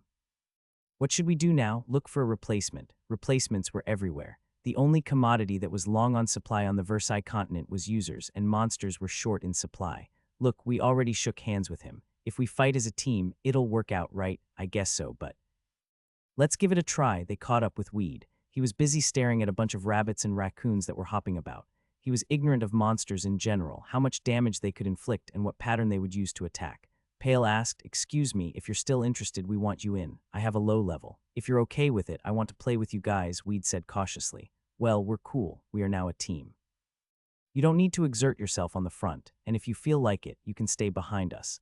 Pale suggested Weed take cover instead of taking an active role in hunting. In their eyes, he was no more than a pure newbie. "Are you sure about it?" "Yes. You can't collect as much experience as you are actually bringing your party down when you're making less contribution, but your priority at this point is raising your level. Listen, level 3 to level 6 makes a lot of difference, even though they're only 3 levels apart. If you're at level 3 and add all stat bonus points in strength, you'll get 25. I have 40. Add to it 10 bonus points in the course of converting to a class, and the gap between you and me widens drastically. Hale omitted this, but additional rewards in accordance with a user's class were more noticeable. For instance, take an archer wielding a sword and a sword warrior yielding a sword. The sword warrior can inflict twice the damage as an archer wielding a sword. On the other hand, his arrow will make less than half the damage dealt by the archer. It was, to say the least, a disappointment to the others that Weed was freelance. "Now stay behind and watch us take down mobs for now," Weed Nim. "When you find room to spare, get in, have a go, and leave. It will help us if you just confuse mobs, divert their aggro elsewhere." Weed nodded. "I see." The confusion was settled, and Weed decided to join their party and hunt monsters together. It was a pickup group designed to handle dull beasts around the Citadel, and his teammates had already been engaged in pick and roll without him. The thing is, though, that they had realized it was too risky, that only Circa, a monk whose agility in dodging attacks compensated for a low defense level, had tanked on the front line. That was why they had been searching for a tanker. Damn it, An Hyundo, successor of Bangkok Kumdo, one of the traditional schools for swordsmanship in Korea, pursed his lips in dissatisfaction. In the dojang, hundreds of teenagers and adults were practicing Kumdo, yelling battle cries or kihap in the language of Bangkok Kumdo. Yats, yats. An Hyundo could hear erupting kihaps and the whistling sounds generated by swords in action. Once you master swordsmanship, a sound gives you a clue as to which stage a Kumdo practitioner is in. An Hyundo was ranked the best Kumdo master, recognized worldwide, 4-time world champion of swordsmanship. As An Hyundo matured in age, he retreated to his own dojang and dedicated his time and energy to training the next generation of Kumdo practitioners, but his hand and body had never left the sword, even for a second. "I haven't seen anyone with the guts. I should have trained that kid properly when he was around. He's got something that could transcend my talent. Plus, he's got the guts and balls." An Hyundo used to be satisfied that he had quite a number of competent apprentices. They had enough talent to qualify for a medal in the World Championship of Swordsmanship that was held every 5 years. One day, however, the Grand Master's perception had been turned upside down. A year ago, a man of about 20 years of age visited An Hyundo's dojang. "Hello, I am Lee Hyan. I've come here because they recommended this is the best dojang. Son, you handled a sword before?" "No, sir. That's why I'm here to learn it." "True, you must learn it. Learn and learn until you have an understanding of the big picture of swordsmanship. Then we may talk about who's the best." An Hyundo believed it was the end of it and forgot about the kid for a while. Then one morning he saw Lee Hyan swinging a sword in a shower of sunlight. Li Haiyan swung the sword for hours. His movement synchronized with his breathing patterns, and his sword emitted a beautiful sound. He had already reached a stage beyond what a beginner could achieve in a few months. An Hyundo summoned his subordinate instructors and asked them about Li Haiyan, who turned out to be devoted to ceaseless drills. Speaking of that apprentice, he's got the bug. I haven't seen anyone who's more obsessed with training than him. How obsessed is the kid? Once he picks up a sword, he never lets it go unless we pull it from his hands. You have to pull the sword from his hands to stop him. Yes, master. If we leave him alone, he will swing the sword hard until he's completely out of breath. The first day he joined the dojang, he kept swinging the sword when his palms were shredded with bleeding. He went so far. Yes, master, exactly the same thing occurred on the second day. He trained in sword techniques while bleeding until a callus formed, his grip was firm, and his palms were as hard as a rock. So it's not surprising that he reached this level so fast. He's amazing. An Hyundo chose Li Haiyan to be his successor without telling him so. Talent and work. The apprentice had both virtues, and what really captured the master's mind were his eyes. When An Hyundo instructed his would-be successor to a duel, his eyes glowed with something distinctive. It was the will to fight, which an ordinary man whose instinct had been emasculated by civilization could not muster. This was found in Li Haiyan. It was still a time of trial for him. An Hyundo believed that it was too early to tell his plans to Li Haiyan, which might jeopardize his progress. Therefore, the master had treated his apprentice rather indifferently, motivating him with plenty of objectives and watching his progress from a distance. Then one day, Li Haiyan stopped checking in at the dojang. Back to now, Hugh. An Hyundo's sigh deepened. I wonder what he's been doing. I should have made him my successor when I could. Taking cover behind Pale, Weed was watching the battle from a safe place. Irene, help me. Roger, fireball, Ramuna chimed in. Divine power leads us to triumph, blessing. While Circa the monk was attacking a fox head-on, Ramuna, Pale, and Irene attacked at the fox from behind. They adopted this strategy because Circa's level was 7, the highest among them, and the rest were squishes with relatively low life and defense. The fox moved swiftly from one place to another. It dodged Circa's fist with little damage, and the tail attacks when it suddenly spun around were sometimes critical enough to make her back away. With little stamina left, Circa often found herself at the risk of immobilization. Then Irene would give her rapid healing to replenish her life and stamina while the others attacked the fox to take the aggro away from her. They're not bad. The quartet's teamwork was emphatic. They neither lusted for cheap items, nor became worked up over small things. It appeared to him that the chemistry among his teammates had built up over time. Perhaps they had teamed up in another online game before they migrated to Royal Road. Still, they had to ratchet up the tension while hunting a fox at level 5. Raccoons and rabbits were easy game, which Circa could handle alone. But a fox was tough, to put it mildly. We'd easily grasped that this party focused on foxes in their hunting spree. He watched the ongoing battle for a while until he thought he had seen enough of it. His sharp eyes analyzed the patterns in movement of the foxes and Circa. It's easier than I thought. They outnumbered their enemy by 4-1. The way a fox moved was slow and predictable as far as he could see. He watched it until he gained enough confidence. Then he held the iron sword and left the cover. Circa smiled at Weed, who was coming up to her side. Watch out, Weed Nim. Yup. His response was very short. The monster on their radar was once again a fox. I'm going to attract her attention first, Weed Nim. You attack later, like when it's almost dead. Circa punched the fox, which jumped on her in a reflex action. Ramuna, Pale, and Irene rained projectiles, both physical and magical, onto their victim.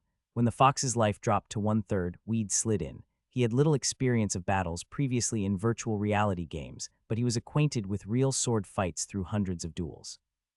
Plus, he had struck the scarecrow tens of thousand times. The iron sword drew a shiny white trace in the air in a fraction of a second. At the end of the gaudy semicircle was the fox. Weed had timed the attack so precisely that the fox could not even try to dodge it. Critical hit. A message window that was visible only to Weed popped up. Critical hit. That only appeared when the damage was doubled as a result of an effective attack, the outcome of exquisite timing. Glint. The fox was cut in half and disappeared in a flash. It dropped 2 items, a fox pelt and meat. You can turn meat to steaks by cooking on a bonfire, and fox pelt is one of the most widely used materials for clothes. This kind of production process requires related skills. Newbies rarely learn such skills as cooking and tailoring. It is more often than not that these items are destined to end up on a shelf in the nearest grocery store. Great move. You were lucky this time. Grinning, Circa collected the items. Pale and Ramuna, who had been casting the most powerful spells in case of a counterattack, were delighted by their new teammate's success. Weed Nim will distribute items among us when the hunting mission's over. All right, then I'll go lure another fox. Everyone, get ready. Okay, bring a fox full of items again. Shoot. Wish it were up to me, grumbled Circa comically. She dealt a punch to a fox that was wandering by and attracted it closer. Fireball, blessing. Hailing hand. Circa put up a tough fight as the fox was moving swiftly. Pale and Ramuna pressured the fox persistently. Weed's iron sword began to move when the fox had 40% of life remaining. The sword slid out of the sheath and struck the fox like lightning. Swish. As luck would have it, the fox didn't drop any item this time, not that items dropped by ordinary foxes were of any great value. For the third fox, the sword went into action with 50% of its life remaining. A critical hit didn't burst this time, so the fox survived Weed's first strike. It was followed by a sequence attack that flowed like liquid. The slain fox left only one item. What? It seems strange. We're hunting foxes faster. When Weed attacks them, they almost always die. A few foxes later, his other teammates detected the pattern. Since Weed had joined the party, the pace at which they were hunting foxes had picked up. As soon as he pulled out his iron sword, foxes were helplessly slaughtered. They disappeared in a gray flash the moment Weed brandished the sword. What in the world? Pale's mouth dropped open, planning to stay there for some time. For Weed slew foxes so fast, Circa was busy drawing new ones from far away. Even if Pale didn't bother shooting arrows, the pace of hunting hardly slowed down. This apparently inexplicable situation in the eyes of everyone else in his party was attributed to Weed's stats. Initially, Weed had been given 10 points in strength at the activation of his account, plus 40 points that he had obtained from the training hall. He had invested stat bonus points acquired by the 2 level-ups equally in strength and agility. As a result, his strength and agility were both 55, and stamina 50. Moreover, Weed enjoyed 10 points in strength from the iron sword he was equipped with. To achieve this level of strength solely by raising your level, you need to hit level 11 as you invest fully in strength. More remarkably, Weed's agility, stamina, willpower, and vitality were way beyond his current level. It needs at least 8 to 9 extra level-ups to improve so much. Weed level 3 rivaled an average LV 30 warrior. A more surprising fact was that he had advanced sword mastery to level 4 while striking the scarecrow. It translated into 40% more damage dealt to the enemy. Weed's current level in sword mastery was 4 plus 98%. Once it reached level 5, the effect on attack power would increase to 50%. Last but not least, the iron sword that the instructor had given Weed was a sort of high-powered luxury compared to his level. To sum it up, a fox was no match for Weed. That sword must be a unique item. Pale immediately became suspicious. Otherwise, they could not come up with a proper explanation for Weed's uncommon strength. They were still newbies, so they could not see how Weed knew how to come in at the right moment. In battles in virtual reality online games, as they are based on real-time movements, a martial art maniac is obviously better positioned than a klutz. Weed utilized the sword techniques that he had trained for during the whole year, down to trivial-looking footwork which was invisible to the untrained eye. They simply believed that his sword was superb. Great. Excited, Circa lured foxes one by one. Weed held the iron sword tight. He was in high spirits because the sword techniques he had examined and learned were proving productive. I didn't waste the year. Now, he cried to himself. Critical hit. Many of Weed's attacks were deemed critical. He predicted where the fox would move and executed his attack exactly where it went. His year-long training that demanded sweat and blood was bearing fruit. Yats, yats, brisk battle cries came from his mouth. He was immersed in his own fight, keeping eye contact with the foxes and swinging the sword mercilessly. Irene and Ramuna giggled at the comical sight of Weed acting and looking so serious. Suddenly, the fox's paw scratched him on the chest. Healing hand. Weed's torso flashed in white. Then he realized that, even before he received the divine power, the gauge of his life dropped minimally. Maybe. Weed called out to Circa, who was running to draw another fox, Circa Nim. Yes, Weed Nim, what's your life? It's 150. Why? Oh, nothing, I'm just curious. A fox could give a maximum damage of 15. Defenseless, Weed had to absorb the full damage, but his life was over 700. Okay, Circa Nim, how about I do the tanking for now? Are you sure it's okay? Yup, so you keep drawing foxes. Ramuna, Nim, and Irene can't move far away because their stamina runs out quickly. Pale Nim, can you shoot at foxes in the distance to lure them over here? In a short time, Weed had assumed the role of leader of the party. Of course. Then, Pale Nim, please help Circa Nim bring foxes here. Weed moved wildly. When Circa ran back, taking damage from a fox, he quickly took care of it. Those foxes drawn by Pale's arrows fell immediately by his sword, only to vanish in a gray flash. Weed hit level 4. He decided to invest every stat bonus points in agility. The higher the agility is, the more easy it is to dodge an enemy attack and more likely you are to hit the enemy. It is directly related to evasion and accuracy. The iron sword in Weed's possession was marvelous for a novice, providing extra leverage and strength, so he boldly invested 5 points in agility instead of strengthening his avatar. The hunting spree continued. Excited by the fast pace, Ramuna and Irene could not believe their luck. They had never experienced such fantastic hunting. Circa, bring more foxes here. Exactly, just leave everything else to us. You can concentrate entirely on the bait. Okay, Unny. Circa was busy drawing foxes to them, so was Pale. If Weed had hunted by himself, he would have to roam in search of target monsters and often take a rest to replenish his stamina when it ran out.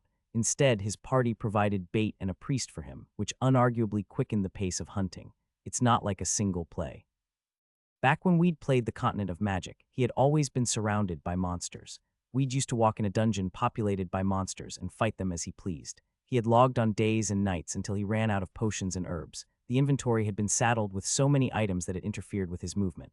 Monsters had surprised him everywhere. Weed had fought on in a circle of monsters. He had killed so many, and in return, been killed as many times. Weed felt that a group game was far from the way he used to play. It was more effective, and he was having more fun. Their strategy soon backfired. Kaya, Circa, made a deadly mistake. When she tried to bait a fox, she unintentionally caught a wolf's attention. While trying to run away, Circa screamed, "Run away, everyone!" Growl. The wolf was chasing after Circa on 4 legs. Its monstrous muzzle dripped saliva. While the rest faltered, Circa was constantly assaulted by the wolf. It was faster than a fox, easily gaining on her. It looked hopeless. "I'll rescue her. You should all run away. By the power of the Holy Spirit, restore her health." Healing Hand. Irene the priestess rejected the impulse to run for her life and cast the healing hand over and over to refill Circa's diminishing life. Damn it. After a moment's indecision, Pale began shooting arrows at the wolf. 1, 2, 3 shots. As soon as he loaded an arrow on his bow, he shot it. The multiple shots, his signature skill, flew at the wolf, but it hardly flinched. Now that the wolf had registered the entire party as its enemy, it would eventually attack Irene and Pale after it had finished off Circa.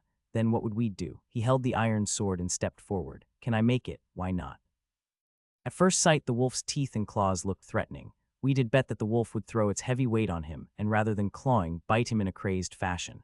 "You'd better deal with me before anyone else," Weed said, standing in the wolf's way. Weed didn't expect the wolf to understand what he had said, but as if it knew from instinct that the deadliest enemy had just appeared, it turned its eyes on him. Growl. The wolf leapt off the ground, straight at Weed. Weed rolled to one side swiftly out of the path where the wolf was charging and swung the sword. Its teeth nearly slit his throat. That scratch alone slashed 80 points of his life. "Weed Nim, run away. My mana ran out, so I can't help you with healing hand," Irene shouted. "Shoot. What kind of priestess doesn't know how to manage her mana?" he said to himself. Since Irene was fully assigned to healing, she should have always reserved a sufficient amount of mana in case of emergency. If not, someone could end up lying dead, or in the worst scenario, the entire party would face annihilation. Weed had believed Irene must have had something up her sleeve when she volunteered to come to Circa's rescue. To his dismay, though, all that she, a priestess by nature, had was heart. The current predicament didn't give Weed any time to blame her. The wolf was growling at him. After a few flames from Ramuna, no more reinforcing magical power came flying from behind. Apparently she had run out of mana. Only Pale was left shooting arrows from a distance. The wolf got bloody, yet Pale's futile attempts only prompted it to intensify its aggression. "Bring it on, you bitch." Weed swung the sword and confronted the wolf. Yelping, the wolf leapt on him. From that time, Weed's pose and moves changed drastically. His legs were glued to the ground while his waist and shoulders rocked back and forth. Like a breeze, Weed let the fierce wolf pass by. "I'll be a fool if I die here." Weed was capable of predicting the wolf's next move, and a single wound wasn't as much as he had been afraid of. "I know I can defeat it." Weed loosened his grip on the sword on purpose. Wail. The wolf groaned in a cry of pain. Even after Weed had sacrificed a portion of his power in exchange for a higher speed, the physical damage delivered by his sword was substantial. Damn it, Weed was also wounded every time the wolf clawed at him. His life of 700 fell to 200. He was already coated in his own blood. "Sorry, Weed Nim, I can't pin it down. It's moving too fast." Pale's low agility made it impossible to make a hit on the wolf, which moved like a streak of lightning. "I'll fight too." Circa came to Weed. She had already been injured when she had been chased by the wolf, her life lower than half. Stumbling with shaky legs, Weed said, "Now listen. You guys all should run to safety while I can still cover you. It's the only chance you have." Now, Pale and Circa looked at each other, but their legs showed no sign of fleeing. Then Weed murmured bleakly, "You fools. What's the point of sacrificing your life for a stranger?" Pale felt like crying. For the record, Weed could have escaped death if he had decided to. He could have outrun the wolf to the gate of the citadel where the guards would protect him from the threat. Instead, Weed had stepped up, held his sword in his ground, and faced the wolf for his teammates, who he had never seen hours before. Weed Nim. Circa's eyes were watering. She, innocent and sensitive, was deeply touched by Weed's heroic act. Staring at the wolf, Weed said firmly, "If you want to stay here, so be it. I'll do my best to fight the bitch. Still, you must get the heck out of here the moment I get killed." "Yes, promise me you will." "Okay." Circa and Pale walked away, creating a stage, and Weed got down to a bloody fight against the wolf, which still posed a serious threat. Weed's life descended to 150, and before long, it went down to 70. The iron sword kept on missing the wolf by inches. The wolf was bleeding so white that it seemed a single hit could knock it down, but Weed had failed to make the final strike so far. Irene and Ramuna realized that Weed's life finally reached the life-risking moment, below 10%. Pale's heart raced and Circa's pounded. They tried to attract aggression from the wolf, but it knew Weed was the one to kill, entirely neglecting minor players. One more hit from the wolf and Weed would die. If Weed died, he would lose some items from his inventory, drop one or more levels, and be penalized by having his access to Royal Road denied for the next 24 hours, all because Weed decided to sacrifice his life to save a bunch of strangers. The wolf snickered, sensing it had the upper hand of his archenemy. Growl. When the wolf leapt to kill Weed with its final strike, his sword, which had missed it repeatedly, finally tore its ribs. Before Weed's eyes, a cascade of message windows burst open. You've leveled up. Level up, Sword Mastery 5 plus 50 STR plus 15 Agility. Skill, you acquired a new skill, Engraving Knife Technique. So many exps were pouring from the wolf that his level escalated to 5. Weed shook his head, half wondering, what's the Engraving Knife Technique? Skill window. Identification LV 10 enables you to learn the true value of unidentified items. Mana consumption 30. Sculpture LV 10 enables you to carve or engrave various types of materials. Artworks of a high artistic value are worth a fortune. Easier to win a girl's heart. Repair LV 10 enables you to repair weapons and armors. Beyond LV 5, you can forge new weapons and gears. Handicraft LV 10 has extra effects on various types of craft skills and sword mastery. Sword LV 50 increases attack power and hit rating for swords. Engraving Knife Technique LV 10 enables you to carve the invisible, the intangible. Mana consumption 50 per second. Legend tells that Grand Master Zahab accidentally discovered a way of truth when he was practicing the sculptural art. That sculpture is an art of transforming all creations at the sculptor's will. Zahab's secret technique is passed down to his successor. Weed checked the skill window and shook his head in disbelief. I need to try this engraving knife technique to figure out what the heck it is. It swallows mana too badly. At my level, I can't sustain it longer than 2 seconds flat. The wolf had died anyway. Groan. Weed fell down to the ground, his face blank white. Then Pale, Irene, Ramuna, and Circa ran to him. The first words Weed uttered to his teammates were, "Circa, are you all right, Weed Nim?" Irene and Ramuna were on the verge of bursting into tears. Circa could not hide her tears. Pale, the only man other than Weed, was at a loss for words, engulfed by a wave of emotion. If a user's life goes down below 10%, he will die slowly. Within a minute, Irene recovered some of her mana and cast Healing Hand to drag Weed out of death's grip. It's my pleasure, Weed. The look between Weed and Irene warmed up, a sign that she was growing fond of him. The same goes for Ramuna and Circa. To his surprise, moreover, Pale was addressing him with respect and admiration that the archer had never shown before. Let's move on, Weed said when he felt better. Are you okay? Yup. Alive and well, Weed said, rolling up his sleeve to expose his muscles. Circa didn't make the same mistake again. The party under Weed's leadership created a striking record of 60 foxes in the next 4 hours. Ramuna, Irene, Pale, and Circa all leveled up, as well as Weed, who achieved level 6. Weed invested all the stat bonus points in agility. Phew, good, Ramuna said, sweating hard as she felt drained by the excessive consumption of mana. We have to leave now. We've got to go to classes in the morning. We should get together and hunt again. You'll be here tomorrow, won't you? Ramuna asked Weed, who nodded slightly. Can I add you as a friend in my list? Circa asked. Pale and Irene were grinning. Yup. Weed added them to his friends list and said goodbye. These are your share. Weed received 3 silvers when they distributed the spoils from hunting. After they left, he went on hunting more foxes. This was why he hated party plays. When things got hot, people left. Weed looked for monsters as he had an hour left until sunrise. He overlooked easy prey such as raccoons and foxes and left the boundary of the citadel to enter a forest where wolves were reported to lurk in every shadow. Howl. A pack of wolves emerged. They crouched and came close to Weed, who was walking alone, their eyes gleaming in elation. The system of Royal Road allowed monsters to level up by internal conflicts between them or by killing users, so the wolves coveted lone users. When the wolves looked in Weed's eyes, though, they cowered instinctively. Those eyes. This human doesn't consider us his enemy. He takes us for exps, nice exps, great item drops, it's what he wants from us. The wolves saw through Weed's intentions. Worse, his will to fight made them recoil in fear. Yap yap, they quickly turned tail to flee. How dare you? The iron sword knew no mercy and Weed knew no honor. He openly stabbed the backs of the retreating wolves, cornered them with nowhere else to go, and beat each and every of them to a pulp. You sons of bitches, come on. The moment that the sword slashed the air, another wolf fell into despair, swift and merciless. Weed's extraordinary sword techniques terrorized the wolves, so why had he fought bitterly against a single wolf when his teammates were around him? On the edge of an imminent and unavoidable death, Weed had made the final strike to kill the wolf. In the eyes of his teammates, it was a lucky one. This mystery was kept by Weed. Weed was done with the wolves as soon as the sun rose in the morning. He left the battlefield and headed for Councilor Rodriguez's manor. Damn, it's day again. Early in the morning, Lee Hyun was already deflated. The South Korean parliament, more prudent than his prudence, had passed an unwanted bill nicknamed Leave No One Behind, which was devised to weed out social outcasts and misfits. The whole stupidity was founded on a theory that asserted that those who were born and brought up in defective backgrounds created a higher rate of violent crimes and divorces. According to the law, all Korean citizens who were 20 years old or above with noticeable defects in their background were required to visit a psychiatrist occasionally for a mental exam. In short, Lee Hyun was eligible for it as he had lost his parents in his childhood, and his adolescence had been haunted by the loan sharks. Lee Hyun went to the Great Society Rehabilitation Center. I feel like I've time traveled back to the 60s. Great Society, how lame. Murmuring complaints, Lee Hyun walked into the rehab. The name suggested romantically decorated interiors.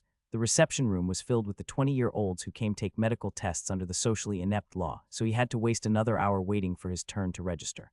Hi, I'm Lee Hyun. I'm here to take a mental test under Leave No One Behind. I see. Please fill out this form. A nurse in a white gown handed a piece of paper to Lee Hyun. What is this? We will create a complete analysis of your mental state based on your answers to this questionnaire.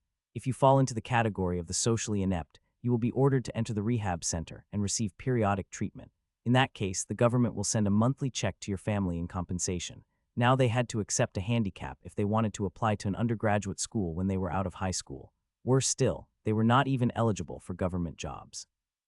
The war on terror presented a viable excuse to segregate the have-nots from the haves. Yes, ma'am. Lee Hyun took the form and filled it out quickly. The pen didn't leave the surface of the paper. Lee Hyun had thought of those questions for many years, so the answers were flowing from his heart. I'm done. Can I leave now? Sure. Take this to cover your bus fare. At least the government showed a small token of pity. Lee Hyun took the coins and left the asylum. Meanwhile, the questionnaire submitted by him started a row among the psychiatrists in the center. Cha Yoon-hee, PhD in psychiatry, was laughing her head off as if her neck was broken. The doctor whose attitude earned her the nickname of Ice Queen was laughing mindlessly in public was a rare sight to nurses. Did she finally succeed in communicating with her pet dog? Guess so. Nothing is impossible for the doctor. Dr. Cha had immigrated to the United States with her parents, both diplomats, when she was young. She had graduated cum laude from Harvard University at the age of 20 and earned her doctorate before she turned 23. Combining beauty and culture, yet puffed up with pride, she had never shown this level of humanity before, which became a topic on everyone's lips. In the end, the chief nurse decided to put her head above the parapet. Dr. Cha, what's so funny? Check this out. Laughing so hard she was crying, Dr. Cha gave the chief nurse what she was holding in her hand. It was a single page of a form that someone had filed out under Leave No One Behind. The 7 short questions and equally short answers. Name, Lee Hyun 1. What is your name? Lee Hyun 2. What is your profession? A great villain who will threaten world peace. 3. What are you doing? Filling out this questionnaire. 4. What are the 3 most memorable or valuable things that you have done in your life? Hit maximum level in the continent of magic. Played the online game for 204 hours running without eating or sleeping. Sold my account. 5. What do you think of politicians in power? Why can't we just export them to China and Japan? 6. When did you recognize your social position? After I watched Planet of the Apes. 7. How would you describe your identity in a single sentence? I am the dragon. The nurse looked taken aback when she finished reading the document. Don't tell Maze this an excerpt from some graphic novel. No. It looks like one of the subjects filled this out this morning. Can't you see the stamp of confirmation right at the bottom? A typical nutcase. You're wrong again. If he were a nutcase, he wouldn't be observing society as sarcastically and precisely as he did in this questionnaire. Against common sense, Dr. Cha concluded he was mentally normal. From a psychiatrist's perspective, she could almost hear a scream of desperation rising from those answers. To be able to ridicule society in such a way, this young man named Lee Hyun must have lived a colorless life in a world of cruelty. Hugh, the chief nurse, could not help but sigh. She had no reason to contradict the doctor's conclusion. Nevertheless, she thought that either Dr. Cha, who had earned a PhD in psychiatry in the United States and been idolized in globally recognized medical periodicals, was above normal, or this Lee Hyun guy was below normal. Both of them are simply abnormal, or they are normal and I'm the only crazy one in the room. Maybe the hard truth is, the whole world has gone insane, she thought as her head spun. Dr. Cha picked up the form and got up. Society needs different kinds of people. Let it be. You don't need to look deep into it. By the way, I'm going to show this to Sejun. Patient Jiang Sejun? Yes, do you think she will read it? She will. Those who shut their mind are more likely to yearn for attention from outside. I just hope she will laugh this time. Dr. Cha took the questionnaire that Li Haiyan had filled in and headed to the ward. Her destination was a special ward located on the 12th floor. With the brand new medical instruments and best doctors, furnished with a private swimming pool and an indoor gym, the room cost nearly 20 million won a day. Hi Sejun, I'm here to see you. Beaming at her patient, Cha Yunhee entered the ward. A pale-faced girl lifted her head from a book that she was reading. Who, even among supermodels whose looks are their only highlights, would be overshadowed by her beauty, but her face was empty of emotion. Like a French doll, she seemed lifeless. God gave her beauty more than she could live with her, Cha thought. For the girl was so beautiful, she was overly loved by her protective father. The taboo blurring the line between father and daughter had never been broken, but her mother was paranoid, suspicious of her husband. Her mother had been jealous of her own daughter, resulting in relentless abuse in the early years, and then came the tragedy on the fateful day. Since then, the girl had lost the power of words. Back when she was young, Sejun had been an angel trapped in an earthly body. Dr. Cha, who used to be a close friend of hers, always felt sorry that she was deprived of her fair share of love and innocence. Take a look at this. I'm not allowed to remove any document from my office, but I wanted to show it to you. Dr. Cha gave the girl the form submitted by Li Haiyan. Sejun's lightless eyes glided over the paper. Dr. Cha hoped she would burst into laughter. Do you know that if you laugh this line against all odds, it will be your first time in 5 years? Dr. Cha thought, but the still face shattered the doctor's hopes. The girl looked over the questionnaire and just returned it to her. The doctor felt heartbroken as she remembered how bright Sejun had once been. All right, do you need anything else? Dr. Cha asked.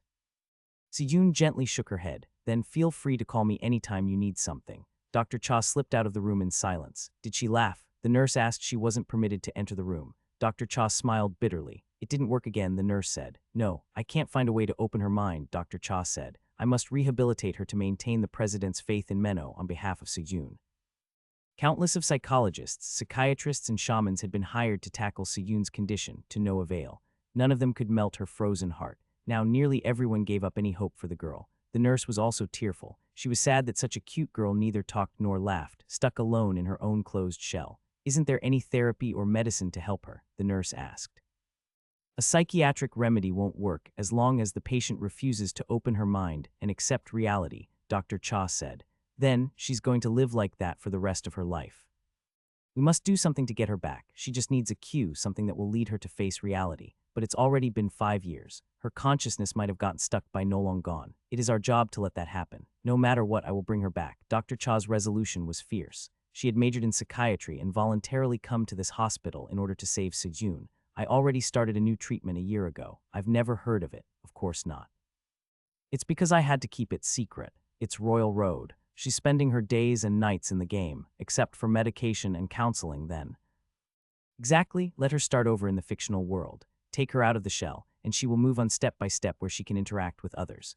I hope she will regain her lost faith in people and feel emotions that she had never felt before, at least in virtual reality. Back home, Li Haiyan visited the item transaction site before he logged into Royal Road.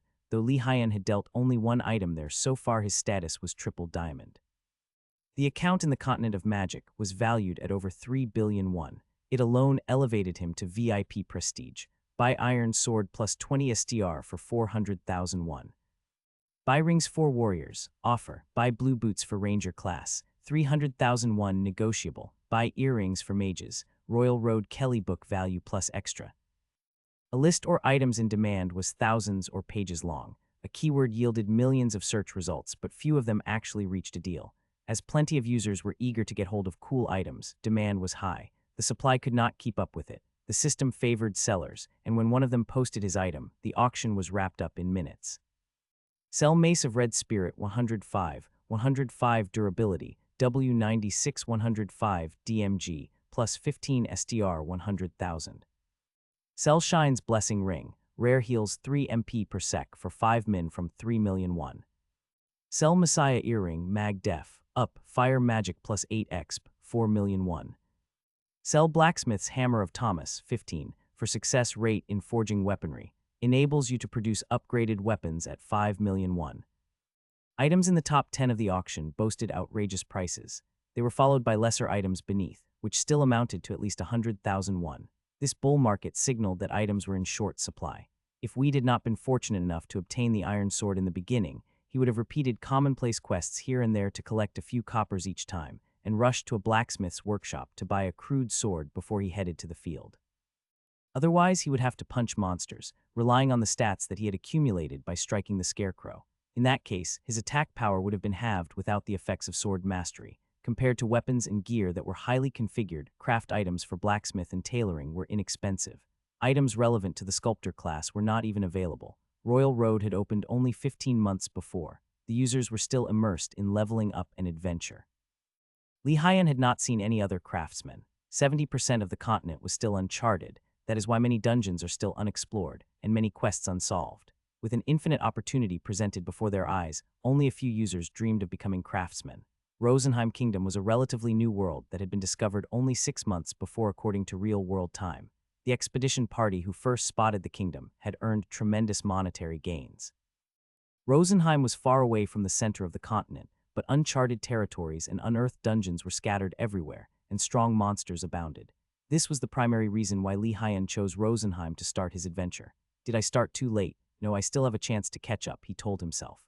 Li Haiyan shook his head. While the competitors were leveling up and having adventure, Li Haiyan had worked out and collected information instead for 1 whole year to prepare. He didn't want to sell his account anymore. The procedure of an online games account transaction was trickier in a virtual reality game where an iris scan was taken to verify the player's identity. Plus, Li Haiyan had to stay in the business rather than making a quick buck. At this rate, Royal Road will give my family something to live off of for the next 5, no, 10 years. Then I can afford to send Haiyan to college. Stability comes first. I'm a high school dropout, but Haiyan deserves a better life, he said to himself. Ring. The phone suddenly started ringing. Li Haiyan looked around and realized that Grandma and Haiyan were out of the house, so he picked up the phone reluctantly. Hello, who's speaking? Li Haiyan, is that you? You still sound rough on the phone, man. It's me, Sang-hoon. Oh, it's you, Sang-hoon. Li Haiyan had not heard this voice for a long time. Since I dropped out of high school, he thought bitterly. Hey, what's up? Li Haiyan asked. We have an alumni reunion tonight. I don't give a SHT about it. Isn't it supposed to be attended by the graduates only? It's not even funny if a dropout like me shows up in the reunion. But no buts, you know why I quit school. I don't want anything to do with the school now. That's it. Do me a favor, Sang-hoon, don't ever call me again. Slam. Li Haiyan dropped the phone and sighed deeply. It was a phone call that he didn't want in the least. If only he had been given an MIB-type memory eraser, then without question, he would have erased the whole 3 years of high school's worst memory and time in his life. Back then, Li Haiyan had been beaten and threatened by the loan sharks. He had to sneak into school. He had gone to school at dawn and left at midnight as if he were playing hide and seek. For a couple of days, Li Haiyan had dodged the loan sharks, but they were smarter than he thought. They had hired street racketeers to pressurize the teachers. Li Haiyan had been even told by his homeroom teacher to pay back his debt, right in front of his classmates. The teacher had knelt before the lost student, pleading amid tears that he didn't want to get involved in that madness. It was the last straw. I quit school the next day, he said to himself. Li Haiyan was a little curious what his friends were like in college, but showing his face in the reunion would only revive shameful moments. The inescapable truth is, the only thing left for me to do is to play the virtual reality game. Li Haiyan finished lunch and slipped into the game again. We'd never skipped his daily routine of settling down in front of Rodriguez's manor from dawn to sunset. Who else would be able to cope with boring days such as this? What do you think about going hunting in the West Valley? Hippies have a high level, but if we team up together, they're piece of cake. I heard you joined an escort quest for the caravans bound for a Line village. The price of troll blood has soared lately by almost triple the usual amount. I'm afraid a big war's coming. Plenty of conversations snuck into Weed's ears. Horses whinnied, carriages wheeled by. Sitting by the main avenue, Weed could catch lots of information. He learned what was going on in the world. Without this type of fun, he would have given up already. When Weed struck the scarecrow, he was at least enjoying a sense of becoming more powerful. It was self-torturing that he had to sit still under the harsh sunlight. Didn't Buddha face a wall for several days, meditating? He asked himself. He was going through a similar experience, resolved to see Rodriguez. For the last 2 days, Weed had met Pale and Irene to go hunting together. They were not as strong as he, so they earned exps more slowly. 30% bonus on exps at night is technically cancelled out by the fact that monsters are stronger by half than during daytime. More often than not, daytime hunting is more efficient for low-level users. Plus, Weed was penalized by being undecided class-wise, so that he could not learn any skills. He would lag behind in skill levels if he converted to a class at a higher level than an average user. Last but not least, it tested his patience that he was wasting valuable time waiting in the middle of a street. What can I do now? Sculpture mastery sculptures. Weed looked around. He found a piece of wood that seemed to have been thrown off from a carriage's wheel. Picking up the piece of wood, Weed activated the sculpture skill carve this. Slide. As Weed's hand was moving, the wood was cut here and there. When the skill finished carving Weed's side, the once square piece of wood was whittled to a small circular piece. I'd better do it myself. Weed picked up another piece of wood and began cutting it with the engraving knife. With his past experience of toiling in a textile factory focused his hands, and craft was like a second nature to him. The engraving knife was so sharp that with just a touch, it carved through the wood. After a few attempts at trial and error, he finally carved the wooden piece into a short sword.